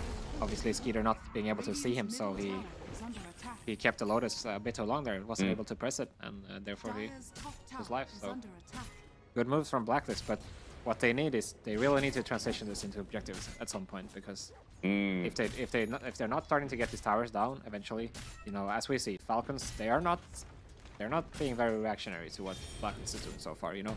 They are not too concerned about losing Amar once, twice. So if they can keep their towers alive, they're gonna be able to farm eventually, and we know what that means. That means that their timing around minute 30 or whatever is gonna Yeah. gonna be crazy. That's the best thing they can do, right? This Falcons lineup, they're so good at stacking, so good at keeping them protected as well. You got to take down the objectives or else. And currently, I mean, objectives are a little bit hard. You said Jakiro, the liquid fire is a little bit better for pushing those towers. He's got the frost, so they can still do it, maybe. It's going to take a lot more commitment, though, as your carry doesn't really hit them. Your offlane or your mid don't really hit towers. It's a little bit difficult. Yeah, they don't really have the best. Of course, Primal has this new cool innate, which actually makes you do more damage to towers just by right-clicking them. But it's like it's still a Primal, you know. It's not like some hero that's gonna build right-click items or gonna get an just have a death or AC or something. Guys, my moon shard's almost online. We're gonna be able to take those towers. Oh, something. Yeah. They already he popped the raindrop charges. That's pretty much all the defense he has versus that. So. Until the Glimmer comes out, which won't be for a while, that should still be free kills on the Jakiro. And yeah, Skidder also connecting here, which is going to mean that this tower is most likely to fall. And this is something that, you know, a lot of the really, really solid teams, they do well. Whenever they go for these side lane moves, they're ready to bring 5, you know, if necessary. So here, Skidder showing up. This has multiple benefits. One of them is that obviously now Skidder is not... There's no potential for Blacklist to, you know, get a smoke on Skidder, get some kind of return instead of defending the tower. And the other thing is that if this turns into a fight, you know, you're fighting S5 with your item timing, it doesn't really matter that Sven doesn't have his Mask Command as Echo Saber. You know, you're playing around the Blink Dagger Sanking, and yeah, just a solid move. You know, it's just like a hero, but they get a tower. So good job by Falcons. If you're Blacklist, then you know what Falcons are up to. They're stacking, they're farming on the other side. As you're saying, they don't have the greatest tower pressure. If you're leading this Blacklist team, are you clamoring to try to get under these towers and maybe bring 5 so that you can take down some objectives on the map? Or are you just waiting for your item timings and hoping you're farming well versus this Falcons lineup? Yeah, so basically they just picked up the Blink on Gabby here, so I expect them to do a 2 or 3 month smoke and to try to kill somebody and maybe go for this mid tower after it. Okay. So it looks like they're gonna do the 3-man smoke right now. It's a very good move. Kind of hard to read, especially if you know, Abed is showing offensively. If Natsumi is able to show as well, it's gonna be very hard to read. Yeah, I mean, this mid tower is actually pretty low. 1 kill is all that it'll take, but you gotta get it. If you make a move like this and you allow Falcons to TP in, it could be a little bit disastrous for you. So Amar can just level up that Doom, but instead they go after him, dropping down the Macro Pyre and the Ice Path. That's more than enough damage. Frost Armor ain't gonna help you there. They get themselves a kill deep on the enemy side, but as you said, objectives? There's no objective there unless you think you're taking a bunch of people down to take a fully healthy tier 2. Yeah, I mean, okay, here we go. They're gonna go on Tim's. Oh no, Tim's trying to get out of here. The Sandstorm definitely put in some work, but with the Stampede, it looks like he will be away for now. It does mean that if the Doom does come out next from Falcons, they'll have a way to get your hero out of there. Yeah, now Doom TP mid. Is he gonna be able to get the Doom? He could be. He levels it up. Doom's immediately. It's as if they know exactly the timing they're waiting for. Gets 2 kills immediately. God strength into the mid tower. Yeah, you can forward it up. That's not going to save it. Yeah, I mean, yeah, this is a really good job by Falcons, first of all. So, as we said, the top move, it's just a smoke for a kill. It doesn't translate into an objective. It does. Obviously, it slows down Amara a lot, but it doesn't put a dent in like the overall Falcons net worth side of things. Right. It's just gonna... You take it a little bit from Doom, you give it to the Sven or the Sanking, basically, because they have more space on the map, right? Right. But when Falcons, when they make a move now, they go mid, they bring 5, instantly a tower, and now the map is so much bigger, it's gonna be harder for Blacklist to make another move, and Falcons obviously still have their mid tower, so they can afford to play a bit more split if they'd like, and you know, being able to connect easier. I mean, it's a transformation here on the carry, right? It's so much easier to figure out when you can bring the Sven over because it's a checklist. Does he have God Strength? Yes or no? Yes, you can bring him. And that's exactly what they did, right? For Ursa, it's significantly more difficult. And it has to be at a tower. There already has to be some heroes diving. He still doesn't even have the Blink Dagger. So for Natsumi to get involved in this one, you have to really overextend on Falcons. Now I see another 3-man smoke here. Just going for kills once more. But if they can get Malrine, that's a huge kill. It is. They're trying to turn this one around now. That Shen in a bit of danger. The Ice Path's going to miss him completely, but they do have it on top of the Sand King. He's going to get into the storm, but it doesn't matter. They'll get the kill. Now charging through to take the Snake King as well. So well done with a 2 kill. I have to mention it though. Are they going to get this tier 1 tower? I think the answer is no. Yeah, probably not.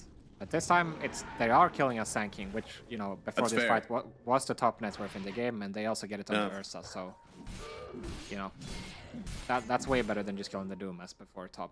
I think likely now, Blacklist, as we see the replay here.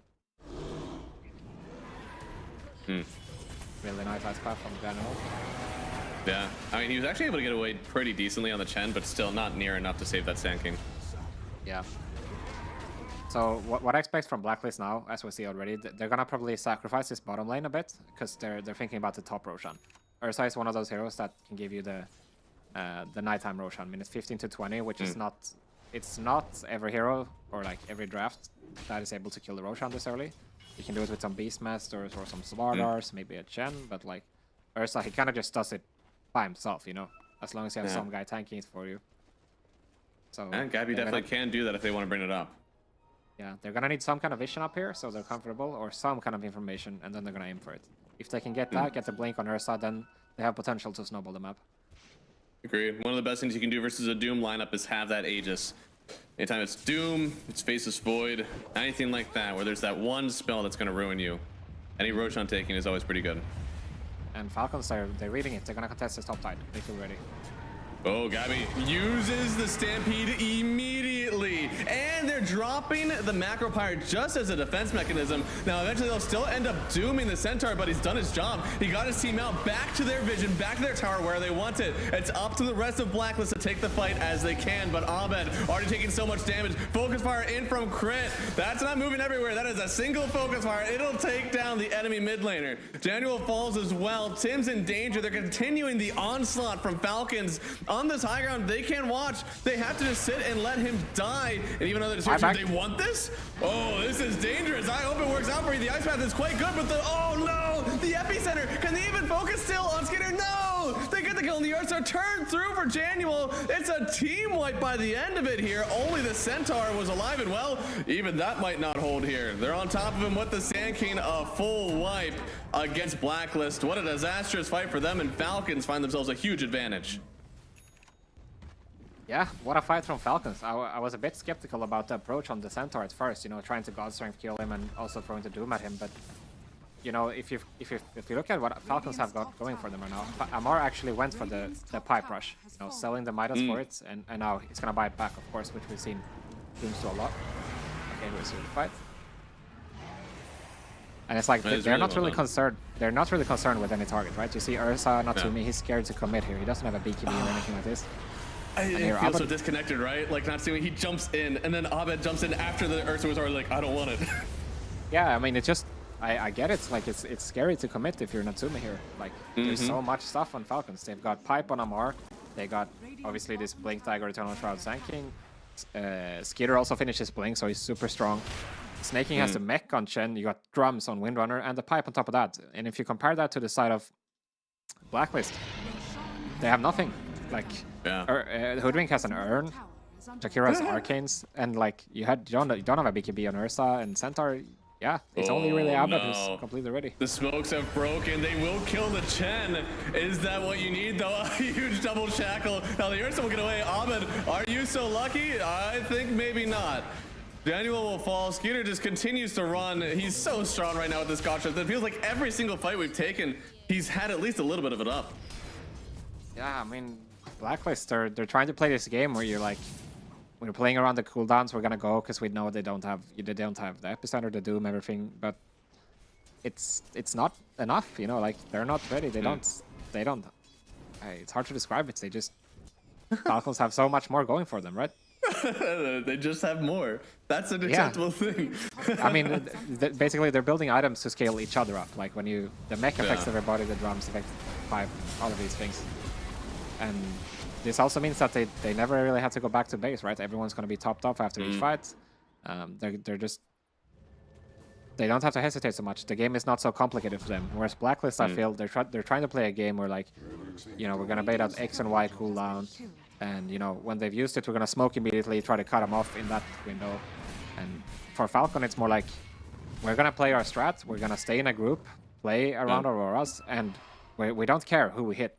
All we care about is our formation. If we keep our formation in a good way, we're going to win every fight.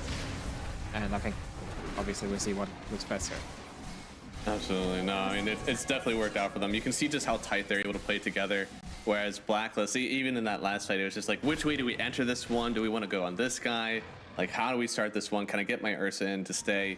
Just like, none of these things are adding up. I don't even know. Like, things can get easier. You can alleviate some of that pressure by maybe having the BKB on Ursa, or maybe even a few more auras on our Centaur. But I don't know, man. It's going to be hard. And there's no one item that fixes everything. Yeah, I mean, you know, since you're not matching the auras or the team items, let's call it, on Blacklist side, then the way to counteract it would be to have some kind of superior late game, you know, play mode spirit a bit, you know, with some crazy high ground defense where you have like some sort of crazy team fight spell, like an RP, or you know, we're talking this type of things, like, you know, some an Aghanim Scepter Macropyre. Yeah, I mean, you know, something like this. But how do you get there? Axe Macropyre is gonna do it? I mean, it could do it, but the question is, how do you get there, right? You're like 3,700 gold away, and I don't think you're gonna get gold if you're just Jakiro. No, unfortunately, you didn't have to use Macropyre to run away. The way to get gold would have been maybe get some of those kills, but I mean, how many of these Macropyres have just been, get away, don't touch us anymore? Yeah, it's been a lot. I mean, Falcons, they're not gonna stop now. The only reason they are gonna move to their own side of the map is because they want to kill heroes. Otherwise, they have no reason to stop right now. And obviously, we're talking about the tailgate on, or is it tailwind on Windrunner? So you've got the drums, and you've got obviously the added MS from the new Facet on Windrunner, and you've got Warcry from Sven. So you're gonna be seeing a Falcons, you know, a crazy pack running at you with Boots of Bearing as well. And how do you get away? You know, you're gonna need time for this Aghanim's Jakiro potentially, or, you know, some 6-slot timing for Ursa. But yeah, if you're not careful, Falcons are gonna come, and they're gonna come fast. Oh yeah, I mean, they've got the auras, the Bongo Boots online, Pipe on the Doom. They have all this damage mitigation, and because you're so far down to the net worth right now as Blacklist, you don't have the damage. So Skeeter, he's able to just come up here, use the God Strength, use the Warcry, and just start smacking away at the tower and Blacklist. I think since you just showed absolutely nothing to this tower, Falcons, they know. The next tower is free, because if you didn't defend that one at all, we're just going to keep on running you down. Yeah, and if you notice how well the Falcons are taking this approach as well, they're only showing Skitter anytime they're hitting towers. So Blacklist, they're not showing anywhere. They're not killing any creep waves. They're just literally hiding in the corners of the map. And, I mean, as much as we love the Sven hero, like as a support, he has so much armor, right? Well, as a core, he can also have that same amount of armor. So if you don't have the physical damage to burst him, and there's a pipe behind him, so you certainly don't have the magic to do it, how do you kill him? It's tough. I mean, you got the Divine Favor from Chen. He's got a Solar, a Mech, a Pipe. You've got a Shiva as well. And you've got this Boots of Bearing plus, you know, all the moon speed mentioned. But now you have the Natsumi BKB. That could be the difference maker potentially. Oh, jump in. No That detection. tanky is looking pretty thick, and they immediately have to run away. Ursa doomed up. They'll have to kite out for now, but can they actually get away from Falcons? They're going to link up on Tim's. Gabby, the first one, likely to get focused, and there it goes. A Centaur, the biggest boy you got on this team. He's just out of here, I think mostly to a Chen army. Yeah, it's rough. I'm not even sure, to be honest, if they hit their stuns in a second, is he gonna die? And yeah, nah. You can try to run, Daniel's but gonna die though. Yeah, it's just tough to be a hero, you know? You can't outrun these heroes. No. Now you don't have the can't fly BKB for away. Natsumi for 1 minute. And even if you have it, it's gonna be tough. You know, Falcons, they're gonna consider going for minimum of 2 lanes here. Absolutely minimum, because those are not a ton of your ultis, right? Like, yeah, you're using God Strength, but you're just gonna be able to take down all these racks, and if they don't step up to you, who cares? Skeeter will continue to take these towers. There's always going to be a use for it. Now with this fortification and both heroes coming up, I feel that they could stay, but there's no reason to throw it away, right? Yeah, I mean, this is a safer approach. I can respect that. they're just gonna wait for the Roche potentially, who could respawn in less than 2 minutes. So yeah, they're gonna probably flip into top side here and control these towers. Maybe get the tier 2 top, but they don't have to. Oh, Natsumi's in trouble. No, he's gonna. Oh, I got some massive minus on. Oh my god. I thought surely he was gonna get hit by the cleave there, right? Right? I didn't think there was a world where he actually blinked out of there, but it's so good that he's able to actually just like swipe twice and went, oh no, somebody else is here. He's playing his own horror game out here in the triangle. Radiant are scanning. Oh man, how do you solve it if you're Blacklist? It's so tough. And as you see, they're not even gonna wait for the Roche, actually. They're just gonna go, it looks like. Yeah, I mean, they have God Strength up pretty soon, I believe, right now. So, Skeeter, if you weren't fighting them for the first time, I don't know how you do it here. There's no relocation, and sometimes that's what really makes these high grounds a little bit hard, where there's a Tiny that's tossing you back. Maybe you're getting kicked away from a Tusk.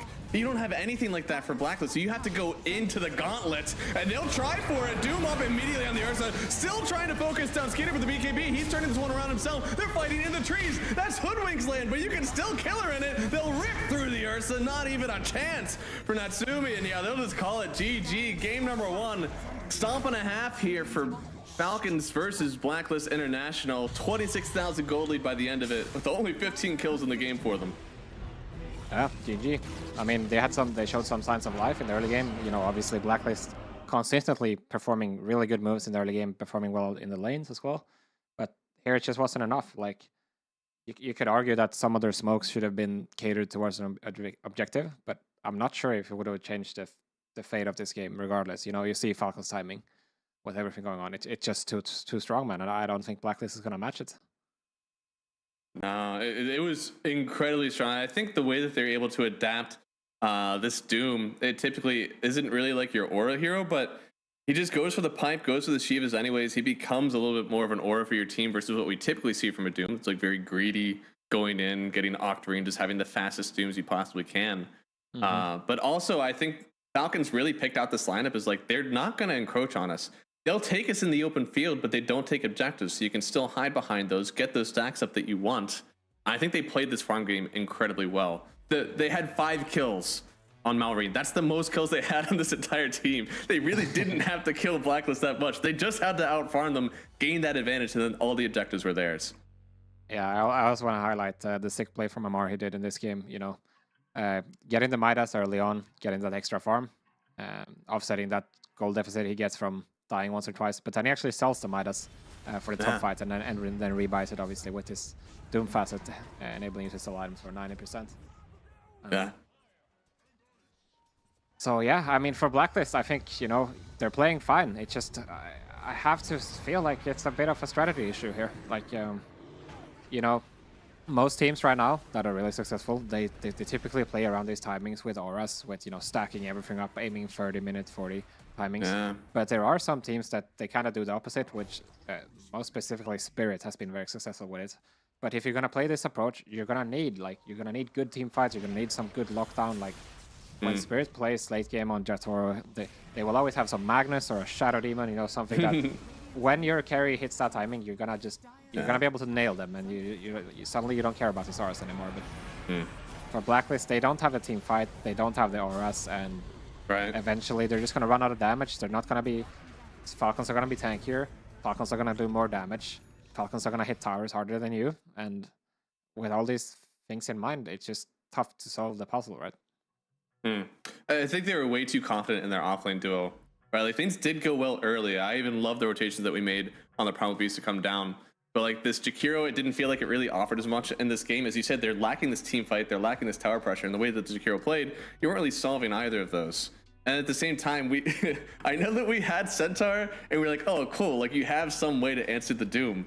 But Ursa clearly wasn't it. It wasn't really going to man up on the Sven. It wasn't going to be the one that like totally torches this mid game. I think they kind of fell apart on the draft towards the later end of it. I think if they fix those 2 last picks, I think we can see ourselves a much better game out of Blacklist. So, guys, we're going to go to a quick break here. It'll be about 5 or so minutes, and we'll be back to see if Blacklist, can they figure it out? Can they get themselves a good draft? Or will Falcons get themselves another 2-0, be 6-0, in their last 6 and climb to the top of the group? We'll see after this quick break.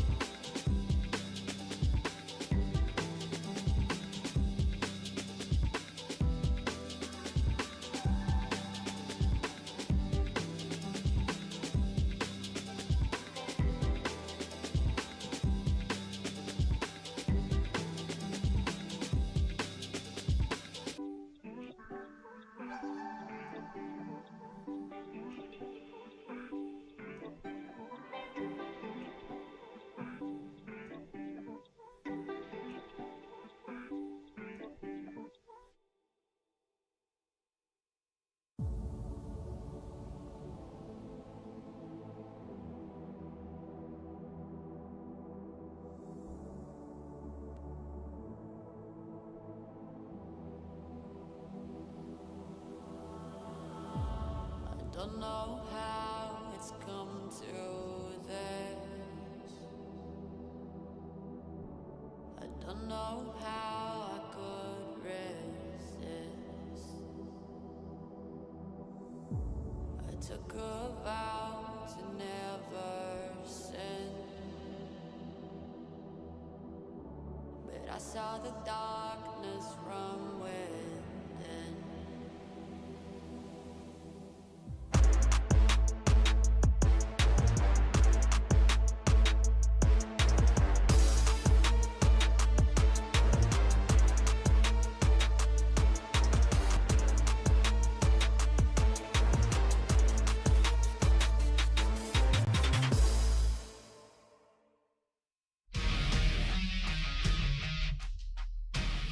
I'm here with Crit from Falcons. We're going to have a chat about his history in Dota and ask him some questions. When do you think was the deciding point of wanting to go professional or making that decision that, hey, something can come from this game?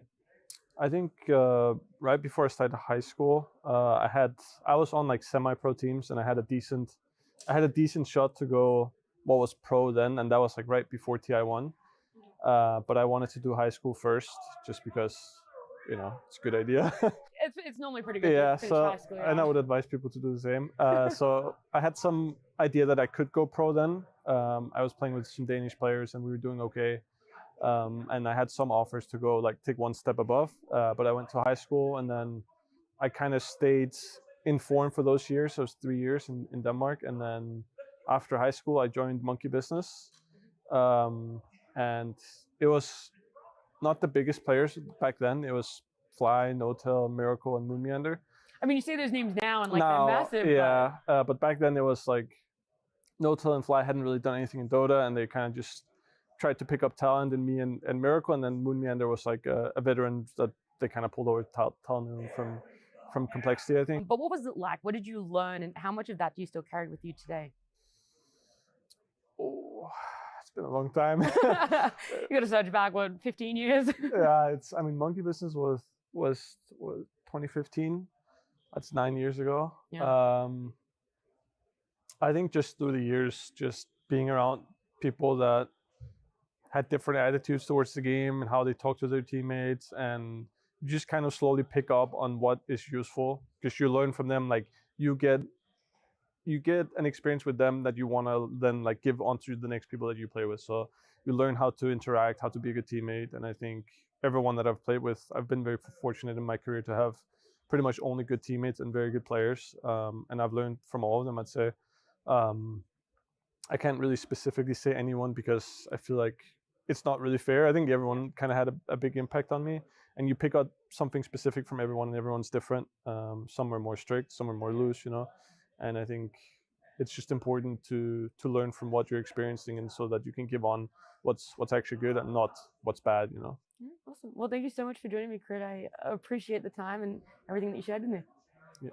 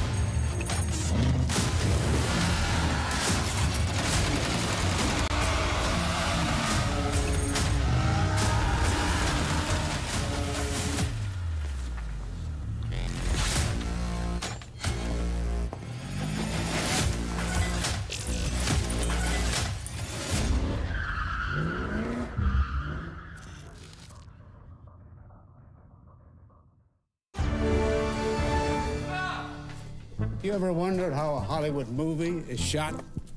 On a Sony. You review it on a Sony. And how do you make that sound epic? You record it on a Sony. Lunch break on a Sony. So why wouldn't you watch it on a Bravia by Sony? Have you got what it takes to get to the top? It doesn't matter how high you climb. To reach the top, even the biggest champ needs a break. So you can recharge, dive back in, and dominate.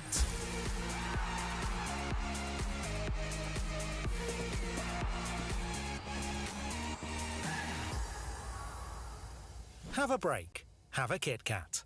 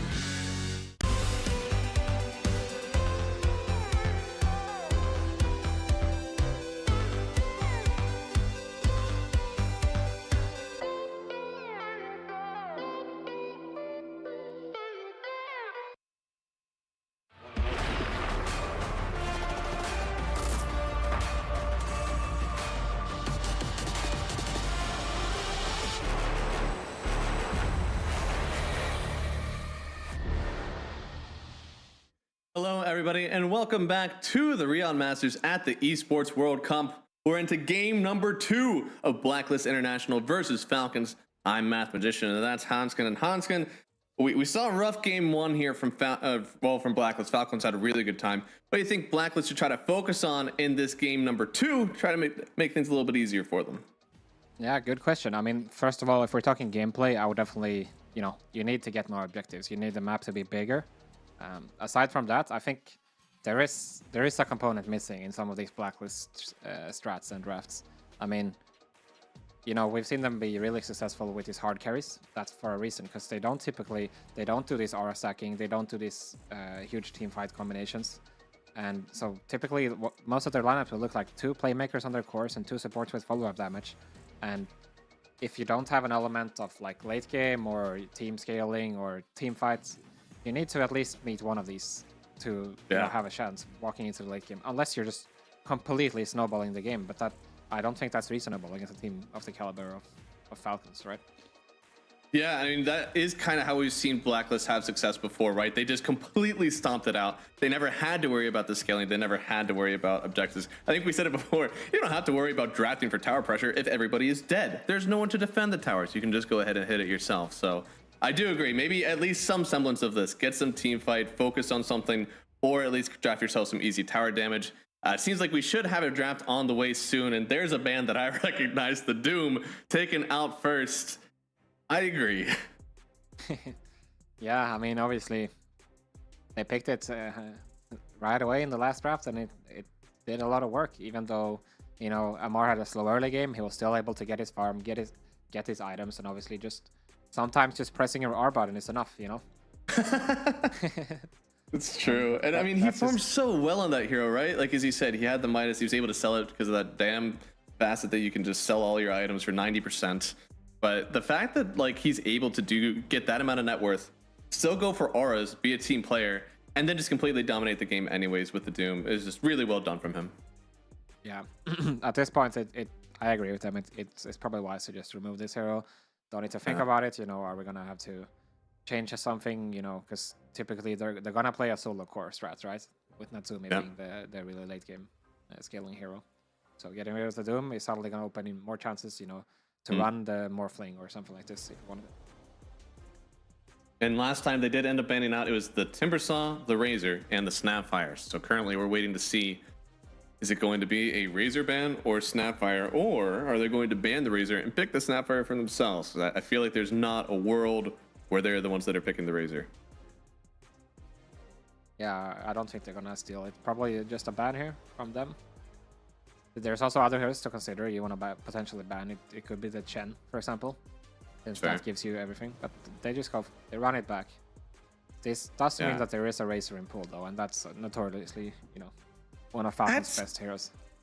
Right? It feels like I'm looking at this like, Timber, Razor, Doom. Those are all heroes these guys play really well. And especially this Timber and Razor, you flex them between 2 core roles. So to leave one of these 2 in, it feels a little bit scary for me. So for Falcons, we'll see. They haven't gotten to play it too often. I wonder if they get a chance to run it back now.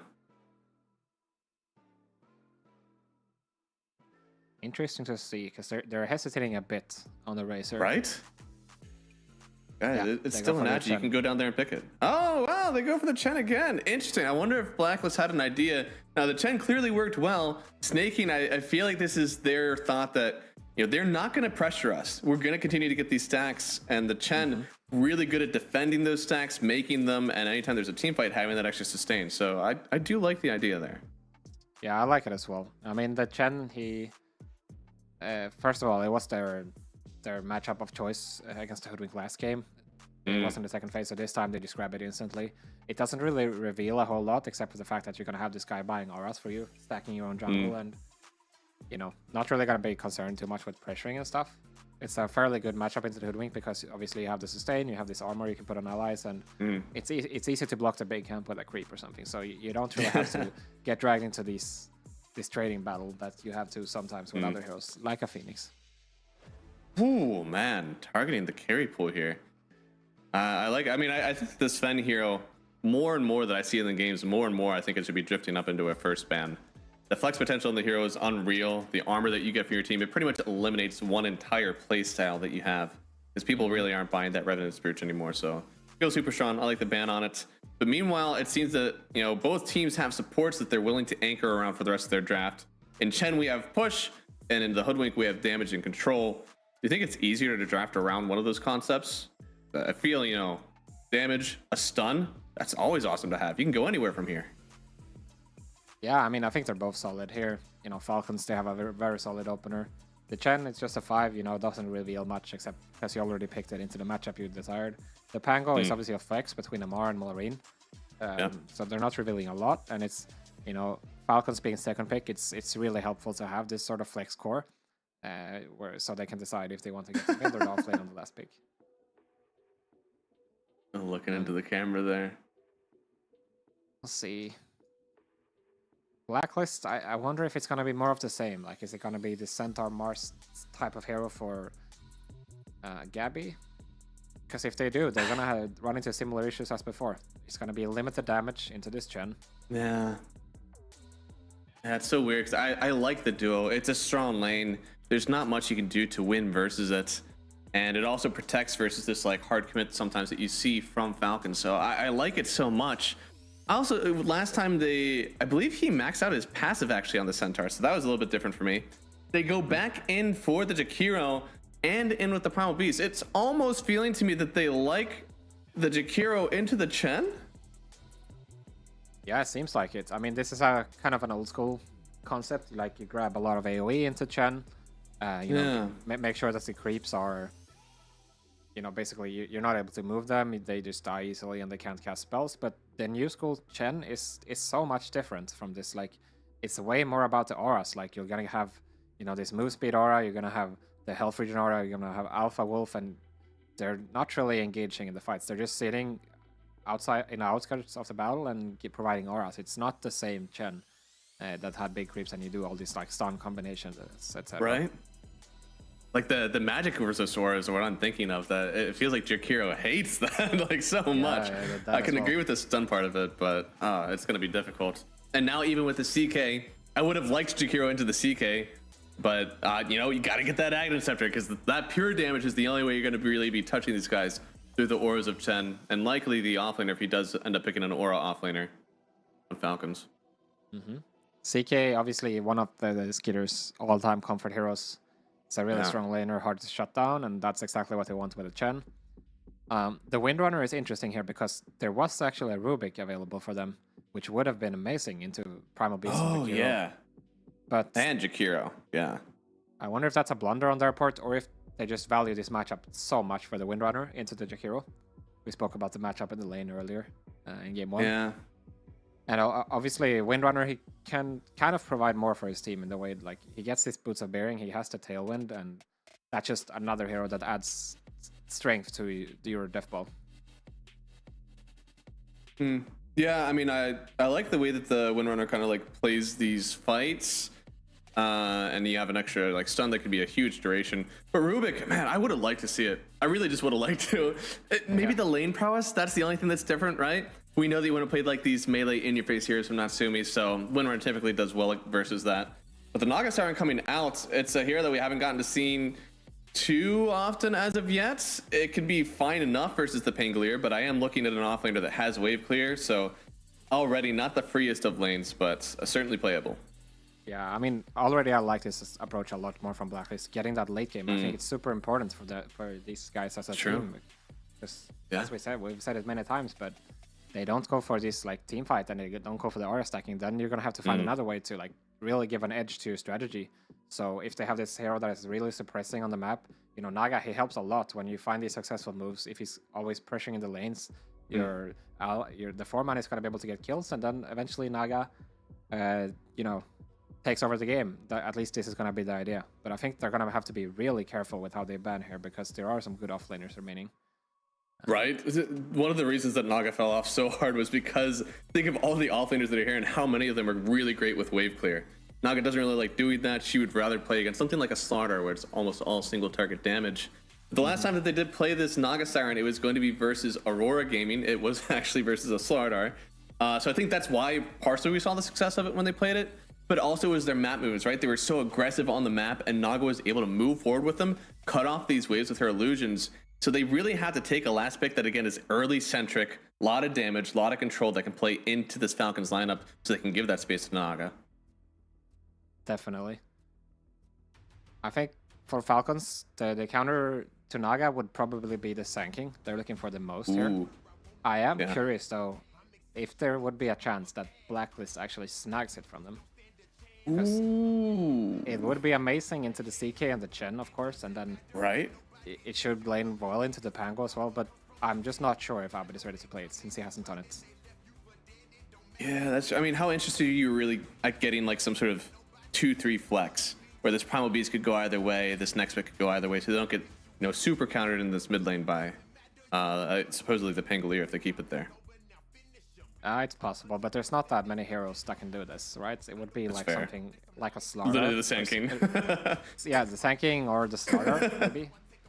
I mean, Slaughter could work, but it's also into a Chen and stuff. You will have trouble with damage eventually. I would rather go for the magic route. No, I agree. I guess Chen does well versus a little bit of magic, but versus overwhelming magic and all those creeps bursting around with you from the Stinger, definitely would still have a hard time. So I think you sold me. I'm sold on the Sand King. I hope they do it. I mean, you've got this Jakiro follow-up, you got the Hoodwink follow-up, you got this Naga song to bail you out as well. It will be amazing. If they don't go for the Sand King, it will be something like... Ah, man, it's hard to say. Like, they've liked DK a lot in the past. It's available. It would also make a lot of sense. It's more tower pressure, which they kind of need in the draft still. But it's not that suppressing for the Penguin. Okay, they go for the Templar. Oh, okay. So they are going to keep this Primal Beast in the offlane. Still does clear the summons of this Chen. It'll eventually clear illusions of the CK, but in the middle of the laning stage, CK doesn't feel like the worst hero to have versus the Primal since your Chaos Stun is going to be so much. Yeah, I mean, I can see the TA working for sure, but now you've got a pretty tough choice in front of you if you're Falcons. Are you going to go for the Sand King yourselves, put it on Amar, and sacrifice your mid lane a little bit? Which, I mean, Malorine is definitely going to be comfortable playing Pango versus TA. It's just not an amazing matchup, but they can do it. The other approach would be to maybe go for a Batrider, which would definitely be super annoying for the TA, but then you're not really addressing the Naga. So I think the Sand King approach is probably safer. It's going to work better with their tempo, and once you hit these timings, you can just go up high ground with all the auras, and you have CK sieging inside of the Sandstorm. It's impossible to play a Huskar into a Hoodwink, right? The break is just too much for you to deal with. I think it's possible, but Blacklist banned it out actually on the last one. Oh, they didn't. There. Oh, no, they are. Yeah. I mean, they're already hooked up, man. LC, huh? Nice. Okay, so it is the Dispel. I was thinking about it earlier on in the draft, but they didn't really want to pull it out just yet. I believe this is a hero that they have played before in this tournament. Yeah, it looks like they did play it versus Team Spirit. And this one was actually a Legion Commander for Amar, so he is going to play it again. It was hard. They didn't actually end up winning this game. They pretty much got stomped out the entire time. So this will be the revenge tour for Legion Commander. Do you like it in this game? I mean, I can see why they picked it, because it's a super good LC lane. Like, you're playing into Jakiro, into Naga, your Q spell is going to deal with everything, your W is going to remove everything, like the net from Naga and all the spells from Jakiro, obviously. So for this reason, they're trying to snowball the game a bit more. But what I'm worried about for them is that they don't really have that much to deal with the Naga illusions come mid-late game. And they also don't have the greatest TA punish. Chen is notoriously known for being a hero that is not great on runes, not great at ganking. So yeah, I kind of like Blacklist chances here. Like, if they're able to do the early game in a similar fashion like they did in the last game, find these rotations. Now they got a bunch of tower damage, they got crazy map pressure, I think. Yeah, I'm a bit more of a fan of Blacklist in this one, I have to say.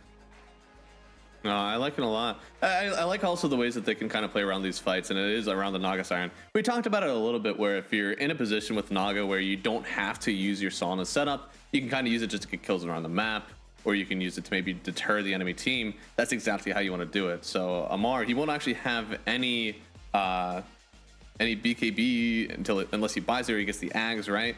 So if you do want to kind of disrupt these duels, it could be up to Natsumi to actually get involved early, help his team out with that. And at the same time, set up for some awesome ice paths in with the Jakiro into the macro pyre. So I'm with you. Oh, I true. think They've got the combo, they've got actually. something big. It's a very old school combo, but now that you mention it, they got the Naga plus Jakiro. Super old Yeah. school. We haven't seen, like, the one we've seen recently is Naga and Disruptor. Because that one was like, there was so much damage in the game still. You didn't really need the Jakiro to be that damage. You just needed someone to have heavy control. I like it though. This Jakiro hero, he's coming back. He's getting into more and more drafts, sometimes aggressively into the Underlord, now into the Chen, which I don't know if that's going to be the greatest one, but so far, you know, Falcons, they've been having a great time. They've gotten themselves 3 wins already today, looking to get their last one here to put themselves at top of the group here. And for Blacklist, they're just trying to sneak themselves out of this tied for 6th slot at the moment. It's them, LGD, and Aurora, all tied at the bottom of this Group A of death. So we'll see if they're able to tie it up here, keep themselves alive in this Group A, or if they'll find themselves still at the bottom. We're saying, look, they got it. They got it, Hanskin. This is a game for Blacklist. I think so. This is going to be their best chance at beating Falcons so far. I mean, compared to game 1, this looks much, much better. And I believe in the boys, you know, yeah, like strategy-wise, this is looking great. And play-wise, they've been doing really good lately, so. You've given Falcons a little bit of their legs, right? They got a streak versus you. They've won many of their last few games. They feel like they know how to beat you. So this is probably the hardest game to play versus Falcons at the moment. But I do like their draft as well. Gabby in danger, has to level Onslaught level 1. And even so, I don't know if that's going to save them from first blood. They're going to have the Chaos Bolt, but I'm not sure if it's enough. No, they're actually going to turn on Gabby instead, which means the Acorn going to turn around and beat him down a bit. Dude, the Acorn is so strong. What a spell, man. Yeah, and Gabby is showing up really low to lane, though. That was a blood grenade spent from Snaking as well, so. That's true. Also, they killed both of the satyrs so far, so. It's not gonna have another one for at least 30 seconds. That's honestly pretty crazy. That usually you'd think, oh man, Acorn is so good versus Chen because you just hit him and his creep, but now you almost want to drag the creep away so you get 2 free Acorn shots on it and make sure that you get the kill. Yeah. If you let the satyrs, like the thing is about this Chen Facet and his creeps is that they're pretty useful, like obviously the mana burn and stuff, but they die very easily. So just being able to get that out right away, and then it's not like his Holy Persuasion where you can just get a new one instantly. It has a long cooldown if you lose it, so definitely the right approach. Man, 2 range creep denies up here as well. That doesn't bode well maybe for Gabby, but there it is again, killing all the Chen creeps. At least the Hoodwink is going to be happy. All the while, Gabby is like struggling for the CS, watching all the range creeps get denied, and Tim's is just having his own minigame with satyrs. He's like, this is a great lane. Yeah. I mean, so far so good for top lane. Same in mid. The point of concern for Blacklist is definitely going to be this bottom lane, though. Like, this LC is going to have such a free lane. So, what I'm looking for if I'm Blacklist is where can I move General, you know, post laning, and be useful. Because you're going to have to strand this Nag at some point, you know. You're never going to have potential on this LC. The longer it goes, the harder it's going to be. So, are you going to try to use the gate and open the top? Or are you going to try to move mid? I would probably pick top lane here. If you're able to go top with General at some points, you know, look for those kills. You can even open that tower or make this game very hard for the CK and the Chen. Because I think that Abed, he's going to be chilling just fine in this game. Like, right. He's going to be trading, as we said earlier. It's going to be very tough for Falcons to ever bring him down. Oh, look at the build. Okay, I was like, he had to feel sad because he couldn't get that rune, but instead, Maureen damn near died. There's another one up. So got to be a little bit careful. But no, I totally agree. You got to get the Jakiro involved somehow. And if you can get the 2-for-1 where you get Jakiro involved on the top lane and you can drag away this Legion Commander and maybe make some farm for the Naga, that's going to be the best thing you can do on Blacklist. Because even though everything else should go well for you, you can't just have dead weight here in the safe lane entirely. Yeah, I mean, someone is going to have to tank it. And I think Naga, this hero is made for this, right? Worst comes to worst, you go jungle with double break pants if you have to, and it's gonna be fine. Right. I've done that before. Not in lanes that I should be losing, but I've done it. And I tell you what though, on the flip side, Malrine, he's gonna have an amazing time, or not Malrine, Amar's gonna have an amazing time with this one. You don't think of like Windrunner as a traditional carrier forward to put with the Legion, but Power Shot does a lot of damage, and the Focus Fire also is gonna be a pretty good supplement to whoever he's putting in the duel. Yeah, definitely. It's one of the best nukes in the game actually. Once it's maxed out, it's 470 damage, and also a bunch of slow. So very good spell. Look how squishy these guys are too. I mean, you think about if you catch out the TA off guard, Jakiro, Hoodwink, these guys should die in the midst of a duel with just one power shot. Yeah, definitely. I think the key for Blacklist is you try to be the ones playing aggressive this game. I like Let's it. see. Similar situation again, but this time choosing to go top rune instead. He doesn't want to lose double water rune once more. Oh, whoa! Now that's a way to get back in. First blood. Once again going to Janual. I don't mean to curse it, but this is 2 games in a row where the Jakiro has gotten the first blood. Yeah, I wonder what he was doing there on crit. It's Amar is super free farming. It's not really... Nobody was low for Blacklist, so a bit of an overextension for sure. Oh man. I saw that coming from a mile away. Those poor guys. Those hits really hurt. Oh no, speaking of hurting, the uphill miss, Abed. Oh no, you know he had to have really wanted that one. He may have gotten away with the kill had he gotten the hit, but instead now waiting, and Malrine does have a bounce available. This is not a free kill anymore with the meld, so could have turned it around there. That was definitely a kill if he hit that one. It's so unfortunate. Right. At least now he's holding the high ground. Yeah, they're good at high ground, you know. The bane of every mid. Are scanning. Oof. Playing those quite quick, and oh, Gabby. Poor guy. I mean, I thought this was going to look a little bit better for him, but because they've had to rotate so much now, things are a little bit harder for the Primal Beast lane. Tims is trying to get some pressure up with Abed. Abed knows one kill could open up this mid lane. And right now, pretty deep dive. Now they brought Windrunner in on the other side, trying to Mel get the hit. They're TPing in on one. They actually get the bushwhack to secure, and now Abed, no! He saw it the whole way through, but just wasn't able to dodge out the power shot from crit. Now he's Windrunning away. They don't even have the kill with the Jakiro burn damage. Malrine under the tower doesn't care at all. Gonna get the bounce up on Tims, has the swatch through. Do they have the damage? Acorn's gonna connect a few times. In the charge, oh, Gabby getting the return. Janual isn't even dead. And not the worst rotation through. However, you are bringing the offlaner in to help out now. Yeah, I mean, it's super costly for Blacklist. At least they get the trade kill, but they're not gonna get the rune. And in the end, good move from Falcons. They don't have to include one of the side lane cores. And yeah, overall good stuff. Ideal, you know, really good job by Falcons making the first move there, realizing that they have the potential. Probably related to the fact that Abed didn't get the water runes initially, as we saw, meaning he's slow and they can even have this kill opportunity. Really good job. That's true. I mean, with the Hoodwink caning around, even just 5-10 more seconds, and maybe the Pangolier would have been dead. So really good job from Falcons to be the first ones to make that move. And now with Wisdom's coming up, whenever you have this map control, last time we saw a super move from Gabby. The early game was going really well. They were getting the XP, both Wisdom runes for them. But instead this time, they are a little bit on the back foot of the map at the moment. So I don't think we're going to see any steals this game. Yeah, I mean, I have to say though, the side lanes are not looking good for Blacklist this time around.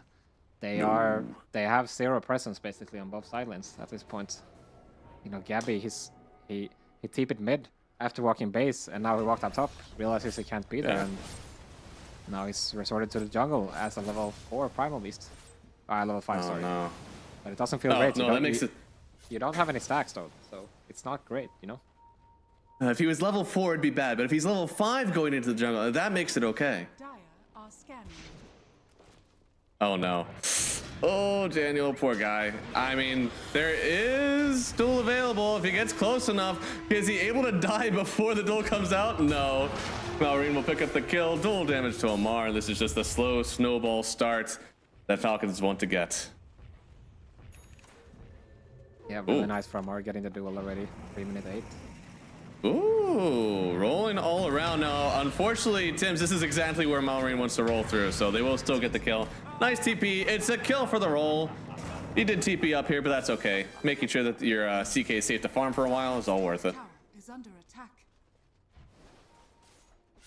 Yeah, nice job overall by Falcons. As soon as they get their ultis, they find a way to use it in less than a minute. So Abed is not even going to be able to go for this bottom rune, even though there's no rune in the tangle. He had the traps though, but the Windrunner was around, made sure that it was still secured. At this point in the game, as you said, the side lanes have already broken down. There's no reason for Crit to stay bot side. Amar has that all unlocked for himself, so now they can come in, and the one lane, the one saving grace that was going well for Blacklist is starting to turn thanks to the rotations of Crit.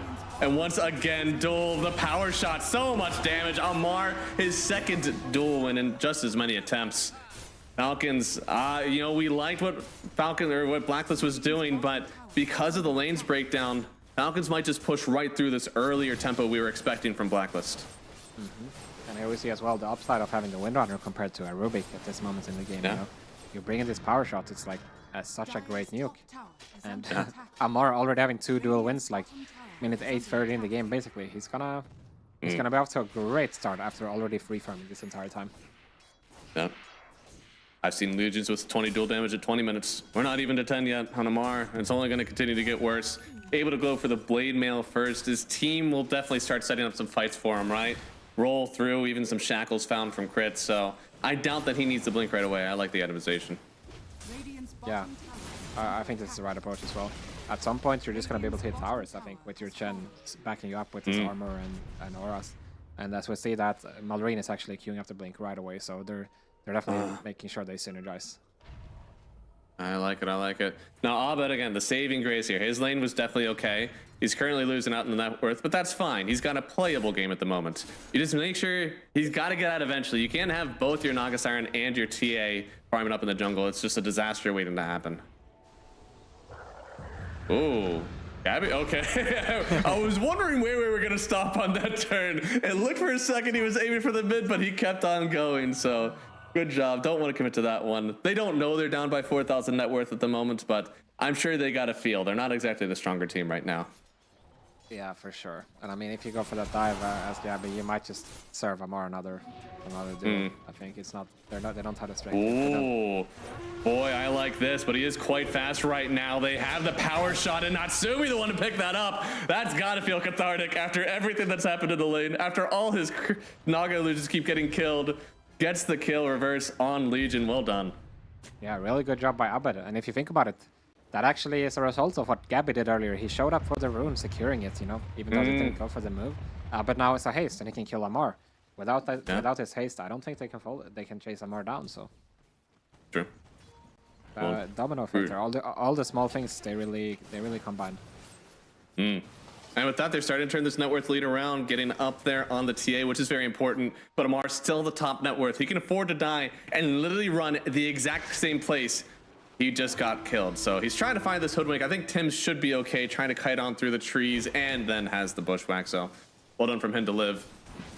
But it's crazy that Amar can just run, literally TP to the tower, run this whole way down, and there is nothing stopping him. Like, you got to bring the mid laner down again if you really want to do something about this. But here comes Macropyre? Ice Path? What are we doing here? Are we here? All right, first at the net. Oh no. Oh, this is gonna be a huge overwhelming odds. Oh my lord. Now with the duel, they have the Ice Path. Can they keep Natsumi alive? He actually gets away from this one and they get the kill. Blacklist. Oh my goodness. That is so clutch. I mean, they had to use everything they had there to make it happen. Yeah, really well done. Scary. They made that a lot harder for themselves than it had to be. What, 4 people on the overwhelming odds? Yeah, I mean, imagine Amar gets the duel on Natsume there, and it's a disaster completely. Yeah.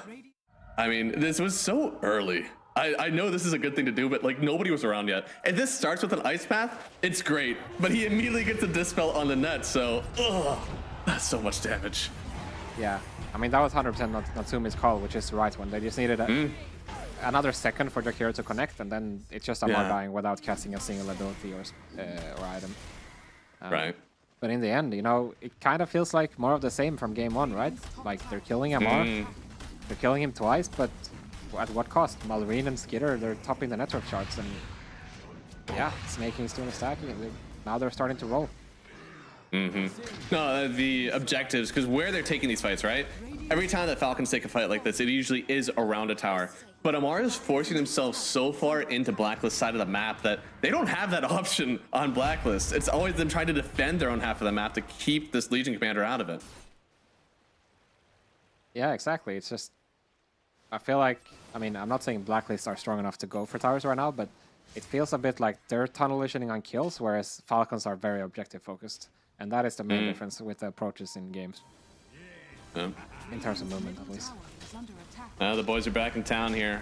All the creeps are snaking, able to take this tower. We're waiting for the Blink Dagger from TA, it looks like, to try to get ourselves some more kills. Already has the Dragon Lance. We definitely have to start making some moves there, right? If you get this Blink Dagger on TA and you sit on it, it's going to be another free farm win for Falcons.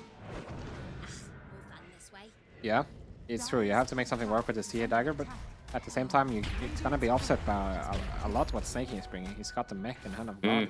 It's not super simple. Gabby. I don't want to say he's in danger, but he definitely hurts right now. Oh, if you do that, you could be in danger. Yeah, he wants it. Goes on in. They have a lot of damage actually on the CK. A little bit more, but he drags it in, and the duel win. They get the kill on the Primal Beast. They just didn't have the damage. They needed a little bit more. He was able to get out of the macro pyre before the ice path, and well, Falcons just eat him right on up.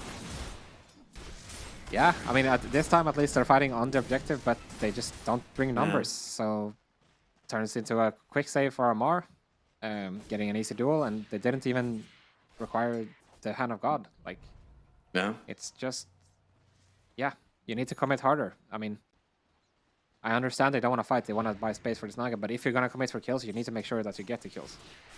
Yeah, no, that's true. You can't half-ass it, you know. Don't half-ass two things. Whole-ass one thing, and maybe they're going to be able to get those kills. If you want to half-ass it, then at least you need to have an escape plan. Like, to consider it a bait. You know, we're going to bait TPs here, make sure Natsumi can get the bottom wave pushed all the way out as a result of it. But that means you need to save abilities to get out. You need to have, you know, things to back each other up, so you have that escape going coming out after you see the TP response. I tell you what, Skitter's brave right now, but he's brave because he knows what's coming. He gets the stun. Ice Path does connect. Yes, it'll section off the rest of Falcons for a while, but the duel there still from Amar. Skeeter knows exactly where his team is coming from. He doesn't have to wait. It feels, you know, whenever Naga started this song, we didn't know the team wasn't really around. We didn't know if they could actually make this connection. But for Falcons, there's no question. If Skeeter's jumping on you, he knows the team is there. He will get that kill. Yep, and now Falcon's thinking about Roshan. It's only level 1 penitence on Snaking, but they do have this Windrunner ulti, which is actually quite useful, regardless of your items. You know? He's got a Drums and a Null. Seeing as his Universal, he's hitting for almost 100. So, yeah, another benefit of having this Windrunner support, believe it or not.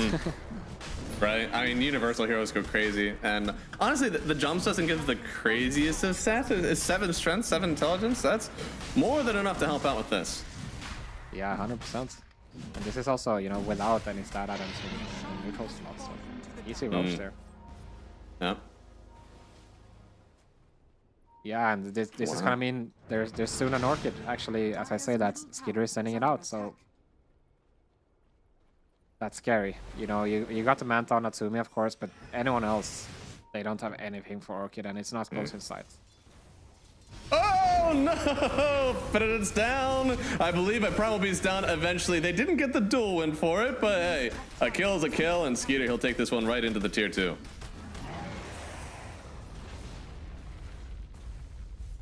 That was a crazy stat there. You see the average Roshan of the event is 19 minutes and 93 seconds. So most people actually are, well, on average, taking it when it's still Dire tied top. But it's interesting that the record 12 minutes here. We were pretty close. Only a 16-minute Roche. Very fast for a lineup that Chen is really the biggest amount of Roshan pressure that you have. I mean, Windrunner, it's not a core, so it doesn't offer a ton, but they really just were able to group up and take it all by themselves. Yeah, I wonder what that stat looks like if you're able to remove Beastmaster and Ursa from the equation. Right? I bet it would be much later. Like, I understand 12 minutes. Like, honestly, I'm sure that somebody can do it faster because all you need to do is send the Ursa in. Oh, Tim's. Is he alive? Oh, they saw him for just a second. Amar really wanted that duel, but wasn't able to get it in time. Nice CP from Tim's, and I will say, I mean, Falcons have been doing everything well, or like correct so far, but Natsumi and Abed, they're both keeping up in farm. And at some point, the map is gonna be hard for Falcons to play. Like, It's true. you know, I don't think they're looking to end this game anytime soon on Falcons. You know, they're gonna need more pickoffs, they're gonna need more items. And at some point, I feel like the Snaga and TA, they can definitely start taking over this map. Like, as when you get this BKB, Deso, and the TA, then you're only really concerned about the duel. Suddenly, you get your Orchid on the Naga. Suddenly, he has pick-up potential. I think it's this Hoodwink scales too. Like, we didn't get to see the scaling potential of the Hoodwink last game. Tim's is just trying to finish out this Atos right now. He's also a universal hero, just like the Windrunner, so he'll still get a ton of damage just off all these normal items he wants to get. But he'll scale well into the CK. Amar jumping forward. That's under a tier 3. Quickly reevaluated. I like it. Just a little bit to back them off. Yeah, I like the intent though. He understands that they want to force things, and he's not worried about going a bit extra deep. You know, if Blacklist, if they all respawn, they're suddenly not split pushing anymore, and now you have an opportunity to contain them on the map. So I definitely like the idea that he has there. This is starting to turn into really just a difference of the support net worth, which it sucks, you know, Blacklist, you want to be a little bit more even, but your cores are still able to take these fights. They're not really down the items that they need in order to participate. And I think the more and more that we get close to BKBs, the better it'll be that you can finally take the step up into the Legion Commander. Because like it or not, that Blade Mail, it'll hurt if you do try to all in Amar right now. Looks like Blacklist are actually gearing up to set up a fight here. They don't have a blink on Gabby though, so they have to rely on either the supports or the Onslaught to start the fight. And Gabby is showing. Oh, Natsumi in Look trouble. forward. Natsumi, buddy. This is danger, but they go in with the Ice Mat. This is an Aegis on Skeeter. Even if you do try to focus him down first, it could be very rough for the rest of your team here. Natsumi able to get the Son. Everybody filtered right in the trees. Can we get the Ice Path? Do we have the macro for it? Ice Path down first into the macro pyre. A good start for your team. Where's the follow-up? They'll keep one of them in with the Bushwhack, but not near enough, and he'll still give his life for it on the Hoodwink. It seemed like it could have been a good start. Natsumi somehow gets away from this one after being in the enemy team, but still Falcons follow up, get another dual win for Amar, and they'll walk right up the high ground, maybe even be able to collect on Natsumi. Oh yeah, are they gonna get it? Ah, they got it. That's a TP. Unfortunately, not going to work out for them. They'll get the kill. Amar with the double, and unfortunately, just losing 2 supports, losing your safe laner. They weren't able to get the damage really out from the TA in this one. Yeah, I mean, I think Blacklist, you know, they play this fight overall pretty well. Natsumi taking the first initial combat, I guess, and not being caught off guard, like he gets a mant off and gets to kite. He's able to get a 6-song on the left while the rest of his team is trying to focus this Pangle there, you know, with the Onslaught, with the TA hitting. Just wasn't enough, and then they get the Ice Path and Macropyre on top, of course. But I just think the timing was wrong for this. Like, it's not about the execution. Like, why was there urgency to take this fight? You still have 2 minutes on the CKGs as this fight happens. Yeah. And the map is fine. It's not like they're hitting your towers or anything. You still have a lot of time to play around. I would way rather see them try to... Abed. You know, I gotta applaud you for trying. Yeah. But there was a sentry there. That's very unfortunate. I like the idea as well, but this time Falcons just prepared better, and now Gabby's gonna be in trouble as well.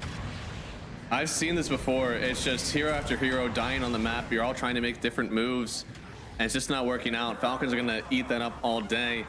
And I cannot believe Natsumi is able to walk in here, oh no, and still walks out of this somehow.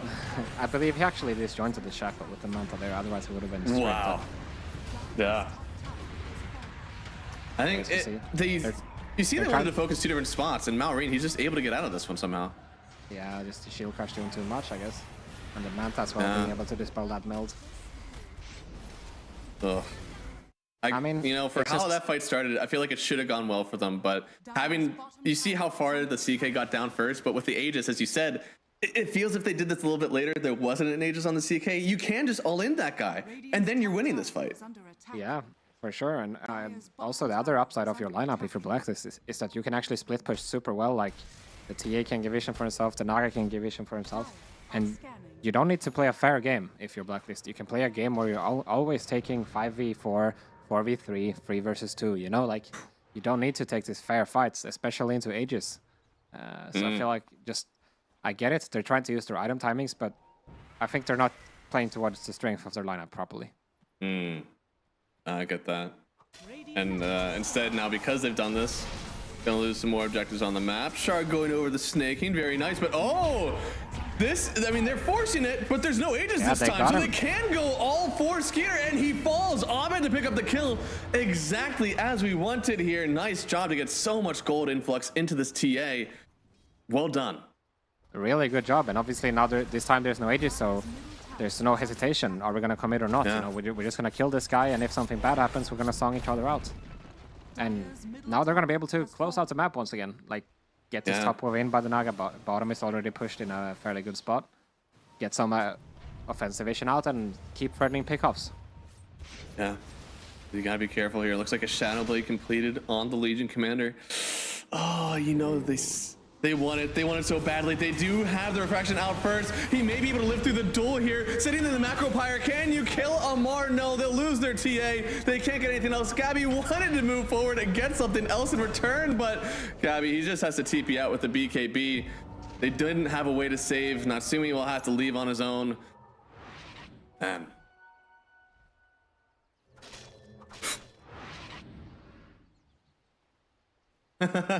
Blade mail, obviously, you know, getting your deso hits reflected. So a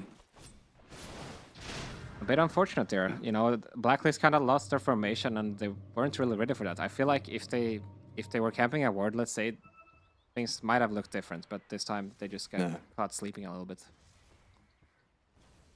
Yeah, I mean, I don't know. I feel if you want to do those sort of things, actually having Natsumi around could be the saving grace, right? Tossing out a song for that one so you don't have to try to, you know, everybody go in and see if you can kill the Legion or not. Just kite out that duel. I feel that's what you want to do. And if you don't start doing this before the Aghanim Scepter is out from the Legion, or even a BKB, no, it looks like the Aghanim Scepter, then that's your last chance. After that, it'll be free duels for Amar. With 128 damage, he's getting kills. Yeah, he's gonna kill anyone at that point. Like, the duel is gonna be 7.5 seconds duration, debuff immunity, you know. Doesn't matter if you song, like, sure, it has some heal, but it's not gonna be enough. I'm pretty sure Amar will be able to solo kill almost anybody at that point. Yeah. Again, it's gonna be, I feel we're putting a lot on Abed's shoulders now, because he has to be the one to just literally murder someone on Falcon's side. If he doesn't do that, I don't see how they can take these fights. Tim does get seen.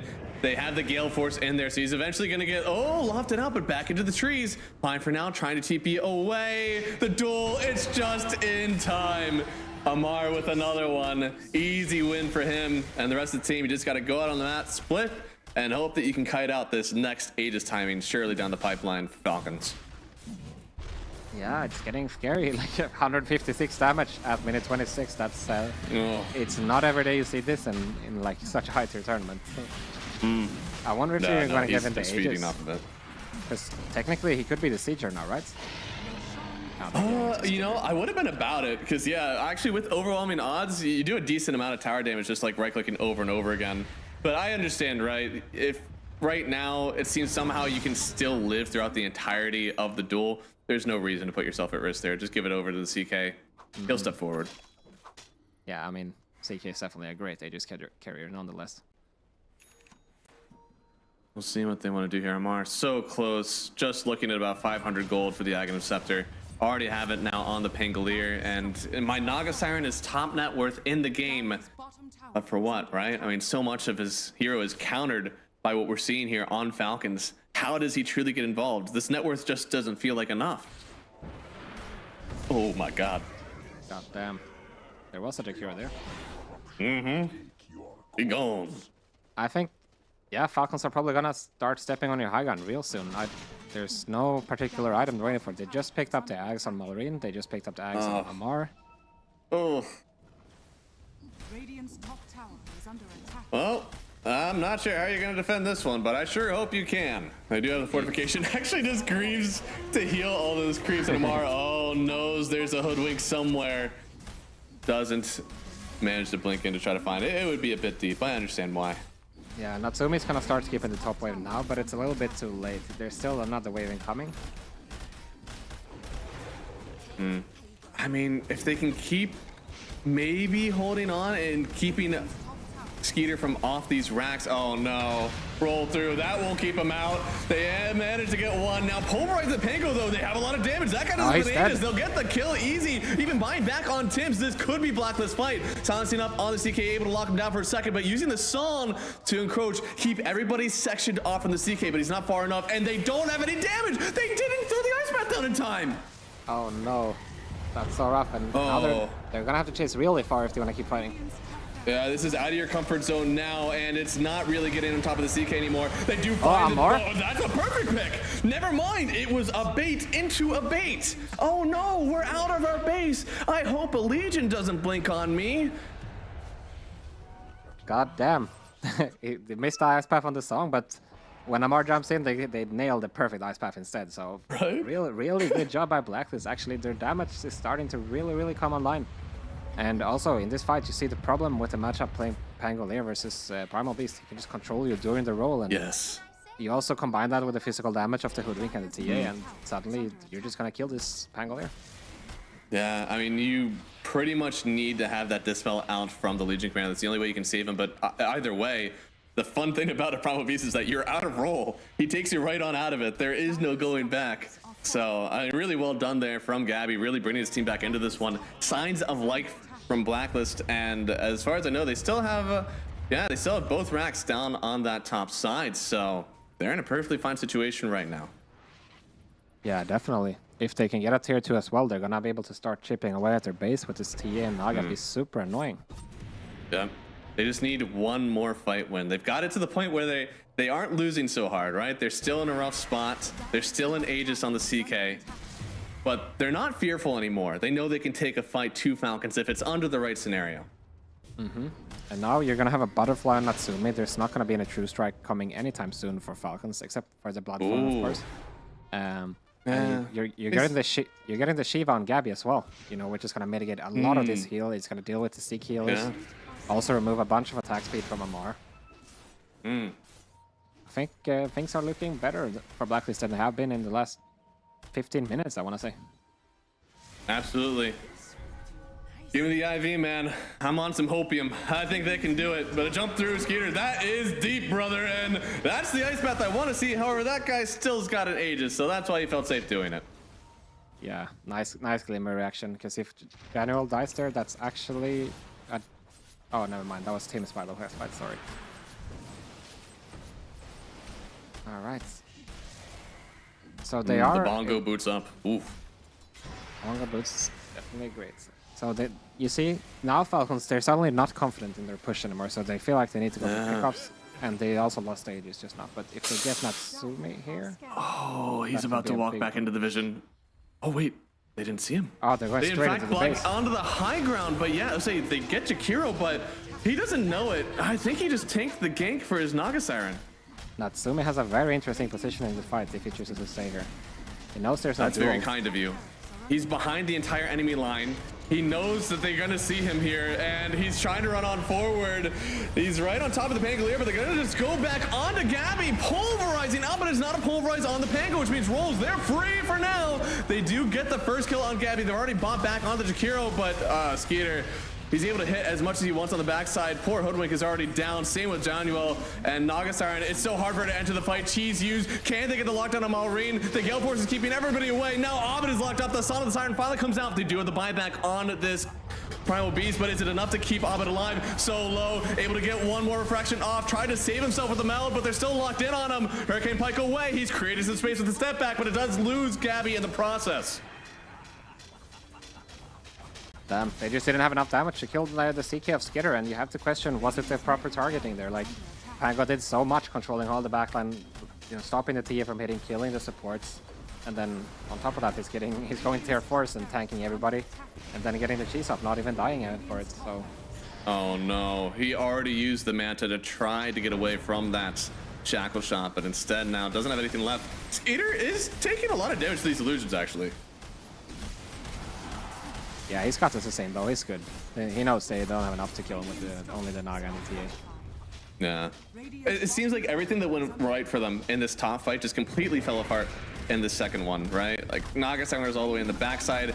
It kind of made the fight disjointed. Maybe it would have been okay, but they didn't use the pulverize on the Pangolier, and then everything just felt free from Malrine.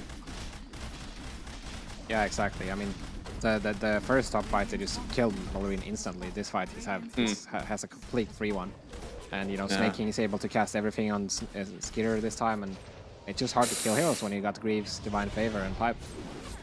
Oh, brother, Natsumi actually alive and managed to bait them out with the illusion play. He is giving it his all right now. I mean, this is the wildest position I've ever seen from an Augustar, but he constantly is able to walk away. Yeah, I think Blacklist knows that they have to find a way to contest this Roshan, because if they don't, then, you know, there's going to be an AJCK hitting your high ground with cheese, with everything, and it's just going to be too much to deal with.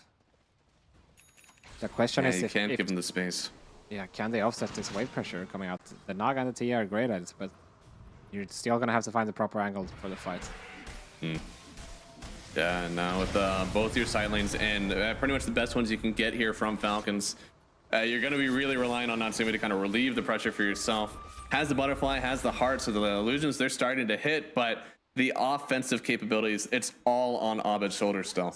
Dire's middle tower is under attack. Oh, oh, oh, no. Oh, brother.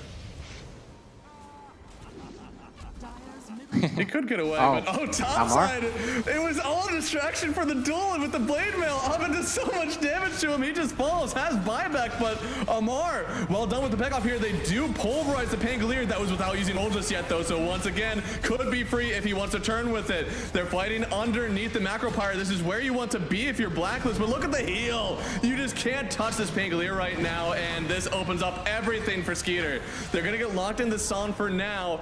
I think this is more escape, though, than it is turn, unless running on through, still has so much armor and a big overwhelming odds again. Amar started this fight with a kill on Abed, and he'll end it with a kill on Abed. GG. Game number 2 going to Falcons again. They get the 2-0, third in a row for them, and they'll propel themselves to the top of Group A. Yeah, really good job by Falcons. They're kind of going back into their, you know, another day in the office sort of form, you know, everything clean.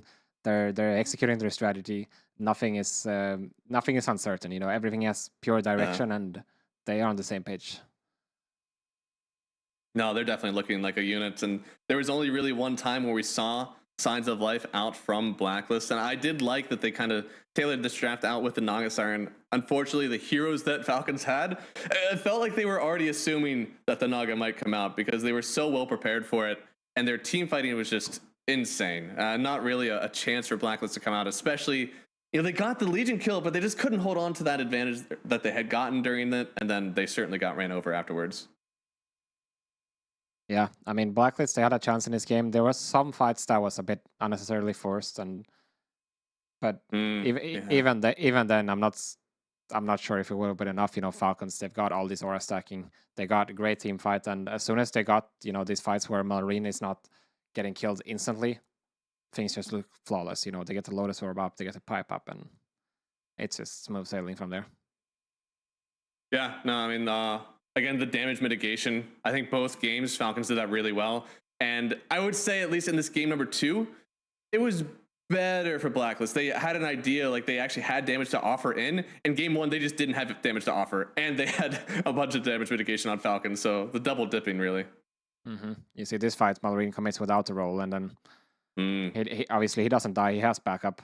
And then after that, what do you do if you're Blacklist? You don't have any BKBs on anybody except for Gabby, and your supports are just food for the Pango at this point. Also, this fight starting with Amar solo killing Abed top with like more than half of the duel to go. So when you're facing much damage, you're facing all these problems, and then you add a Legion on top of that with who has like plus 200 damage. It's just too hard to solve. It's just, I feel like they really needed to hold on to like what made that top fight so good for them, and it was that pulverize on a rolling Pangolier, was making sure that you had your team all behind Gabby, right? The split of the fight that Natsumi was trying to do, I think it was more like offering vision for his team so they could pick their targets, but still, it wasn't really what had them successful in the fights that they were doing well in. So unfortunately for Falcons, I think they fixed everything right away after losing Amar even just once, and they were able to really just tear down the rest of Blacklist in impressive fashion. I mean, these drafts, definitely I feel fit the archetype of what we expect from a Falcons lineup. Yeah, 100%. They are in shape, and yeah, not much to say. Everything's looking great again. It will be interesting to see what they have to say in the interview about, what have they changed from, day one until yesterday and now. I think. Yeah, it feels like there's a huge change. I mean, they faced some pretty hard opponents in that first one, but this is like absolute dominance. This isn't just fighting for your lives to get yourself some wins. And crazy job for them. And Malrine, you can see here with the MVP. I'd say he deserves it. Yeah, definitely. Pango, he's proving once again why his Pango is so scary. He has a lot of heroes that are scary. He's got the Primal, the Sanking now. Also his Tiny, Batrider, all of these things. He's just so good. And he really showing how, mid lane sort of has transformed into this more sort of a roaming style, whereas Abed is kind of playing more of the scaling. And I mean, when you have a team that is constantly buying you auras and, enabling you, and you have offlaner that is willing to scale, you have a carry willing to scale, they just make it look so good. No, I mean, the scale factor is definitely important, but the way that, I think you said it before, Amar was almost like transferring gold over to his team anytime they would make a move on the map. And if he happened to die, it didn't matter because the rest of his team was still capitalizing on it. Whereas Abed, he really needed to be the benefactor of these kills when it happened because TA needed to be the one to get this extra damage. And I believe we will have an interview with Skeeter coming right on up, too. We get to ask him, pretty much everything. So you're saying we need to ask him about what the difference has been between days. We can go to the interview right now. I think we do have Skeeter on the line at the moment. Hello? Hello? Do you guys hear me? Hello. We can hear you. Welcome. Thank you very much for joining us. Congratulations on the 2-0. You guys had a rough start on your first day. You were going 0-4, but you've won 6 games in a row. Do you guys feel that something drastic has changed from those first 2 series? I mean, yeah, a lot has changed. I think this is like a first time where we start a tournament with any losses, because usually the worst we do is draws. So it was kind of like a big difference for us, starting with 0-4, but we had very important talks, and we kind of just, we realized that it's the team that learns the most throughout the tournament, not the one that comes into the tournament the strongest. So that's what we kind of did. We try to learn from our mistakes and take it day by day, and as you can see, we are improving.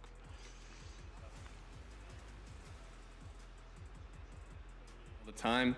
Hanskin, what do you want to ask our lovely carry player here? Yeah, I want to ask about this Chen, because you guys made it work really well twice now, and obviously you have a lot of history playing this hero. Why do you think it was somewhat ignored, for a couple of weeks leading into this event, and now it's really popular again? I see you guys in gaming doing really well with it. To be completely honest with you, I don't know. I think it's usually like a cycle of players just getting bored of the hero, so they see some nerf and they're like, oh yeah, this hero is shit, let's move on to the next hot one. But yeah, maybe it's too early to tell, but I think the hero has not really changed much. It's pretty strong aura buyer, and that's always good in Dota.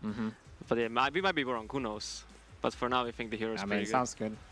I mean, and I wanted to ask you about your hero pool as well. We see you playing a lot, your classic Sven, CK, Gyrocopter and stuff. Is there any heroes from you that we're going to see in the future of the tournament? Like something you've been grinding in pubs, or that you think is, yet to be discovered? I do have a couple of heroes that you would not guess that I would play them already, but obviously just because, how competition works, I cannot really tell you anything. But yeah, there are some surprises. Yeah, sounds good. I'm excited to see it. I think I have some clues, but, for your sake, I'm not going to share anything, and I might be wrong as well. Well, I guess the only thing I have to ask, so you guys actually were able to get Doom in this first game in the series. Were you surprised they actually let that through? I mean, Amar just keeps saying Doom voice lines, so he's just very excited to play the hero. I don't know. Some people think the hero is not as great as he thinks, but when he asks for Doom, we just pick him, because otherwise we will just keep hearing the Doom voice lines, and it gets to you at some point, I see. So you guys are being held hostage. You have to give it to him, or else he'll continue to repeat them all. I get it. Yeah, that's just how it goes sometimes. All right. Well, hey, Skeeter, thank you so much for joining us, man. Congratulations on the 2-0. You guys are rolling through your last opponents. Hopefully you can keep it going, but good luck in the rest of the event. Thank you, guys. Have a nice evening, or yeah. You too. Good luck. Thank you too. Man, what a guy. I love talking to those guys, and it's interesting to hear he does have some stuff cooking. Hanskin, do you have some uneducated guesses, or do you think your guesses will be on the mark? I mean, it's hard to say. All I will say is that I had a pub when I laned with Skitter not too long ago, and we played Necro. But Necro foes is a hero that we've seen in some lower tier tournaments, and I think that could be one of them. But unfortunately, that game we got super stomped, so You're doing your best to make sure he doesn't try anything new. I see. Yeah. Sometimes you just have to be competing, while you're not competing. Be undercover and do the groundwork before it even happens. Well, you can see here, it looks like Gaiman did get another win for themselves. So now Gaiman, OG, and Falcons all sitting atop here at 6 wins. Gaiman could win their next game and find themselves atop of Group A again, but starting to find a little bit of separation now coming into the third day. Is this about what we expected? Because I feel Heroic, they had such a strong start, but they seem to have tapered down a little bit. Yeah, I would say this looks... I mean, Blacklist now at the bottom. I mean, this group is so tight. It's hard to say, Yeah. I think this group, still anything can happen in Group A, right? But in Group B, I would say the biggest surprise for me is that Betboom being so low in the charts. Because they've been going to finals this year and, always making a deep in playoffs pretty much. Yeah, I mean, they had 2 0-2s right off the bat here. Only managed to get 1-2-0, and unfortunately, another team that's down there, Mouz, they actually went 1-1. So a little rough there for them. I'd agree. They're a little bit lower than what I expected, but you can see scheduled tomorrow has some hype matchups for you here. Liquid Beast Coast going to be an incredible starter match, and then we roll in Heroic and Blacklist. Blacklist, they're going to have to pull out the stops for this one, because if they lose another series, I do believe they could be doomed to be at this bottom of Group A. So they're really going to be fighting for their lives. Heroic as well. They could maybe see themselves jump back up into the top 4, but they're looking to hold on to their middle of the pack at the moment. And Beast Coast again, man, 2 games in the day. Do you feel like that helps out when you have multiple games in the day, or would you rather just have one and go? It can be both, honestly. Like if you're owning, it's great. Just keep going with momentum. You never want to stop playing. But if you're losing a lot, it can be helpful to just have this break. Have this tough talks as you'd have to sometimes. And what are we gonna change? What are we doing wrong? And if you're just playing games back to back, you don't have time for these things. So it just related to your momentum, I would say. I see. So if you're winning, you just want to play all day. If you're losing, you want to take that one, go through all the replay reviews, and you'll go back at it and get the win the next day. I see. Yeah. I mean, if you have the negative momentum, that's when having a Seb comes into play, right? If you don't have these time. True. So you got to get those speeches. I got to get that extra motivation. All right. Well, that's gonna be it for today. That was our only game. I saw signs of life from Blacklist.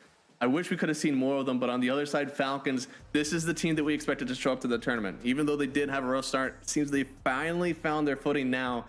They don't have the easiest games ahead of them. They still have to play Heroic, who did end up 2-0 gaming. And then they also have to play against OG, another top of the group team. So only some hard matchups left for them. Whereas for Blacklist, as you said, we still have a game tomorrow for them to watch versus Heroic, see if they can pull out something, and then Team Spirit. So they got to try really hard for that one. Could be rough, but Hanskin, do you have anything before we drop off today? Not much. I'm excited for tomorrow. Some very deciding games, and it's gonna decide tomorrow we might know who's getting eliminated and who's making upper or lower brackets. So that's gonna be super hype. You heard him. We've already set a little bit of the foundation. We have a good idea where people are ending up, but tomorrow could seal the deal. So make sure that you're showing up. Don't miss any of these games starting same time tomorrow. We're going to be out. It's Math Magician and Hanskin. Hope you guys have a great rest of your day. We'll see you tomorrow.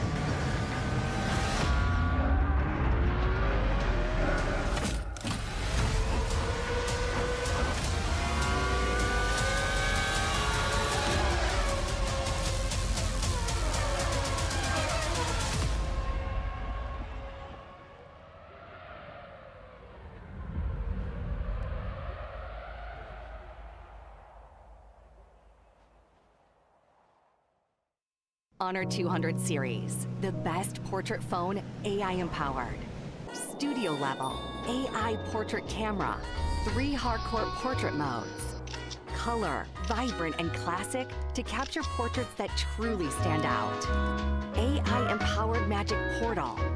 Snapdragon 8S Gen 3 AI chipset. 5,200 milliampere per hour silicon carbon battery, 100 watt. Honor Supercharge. This is Honor 200 series.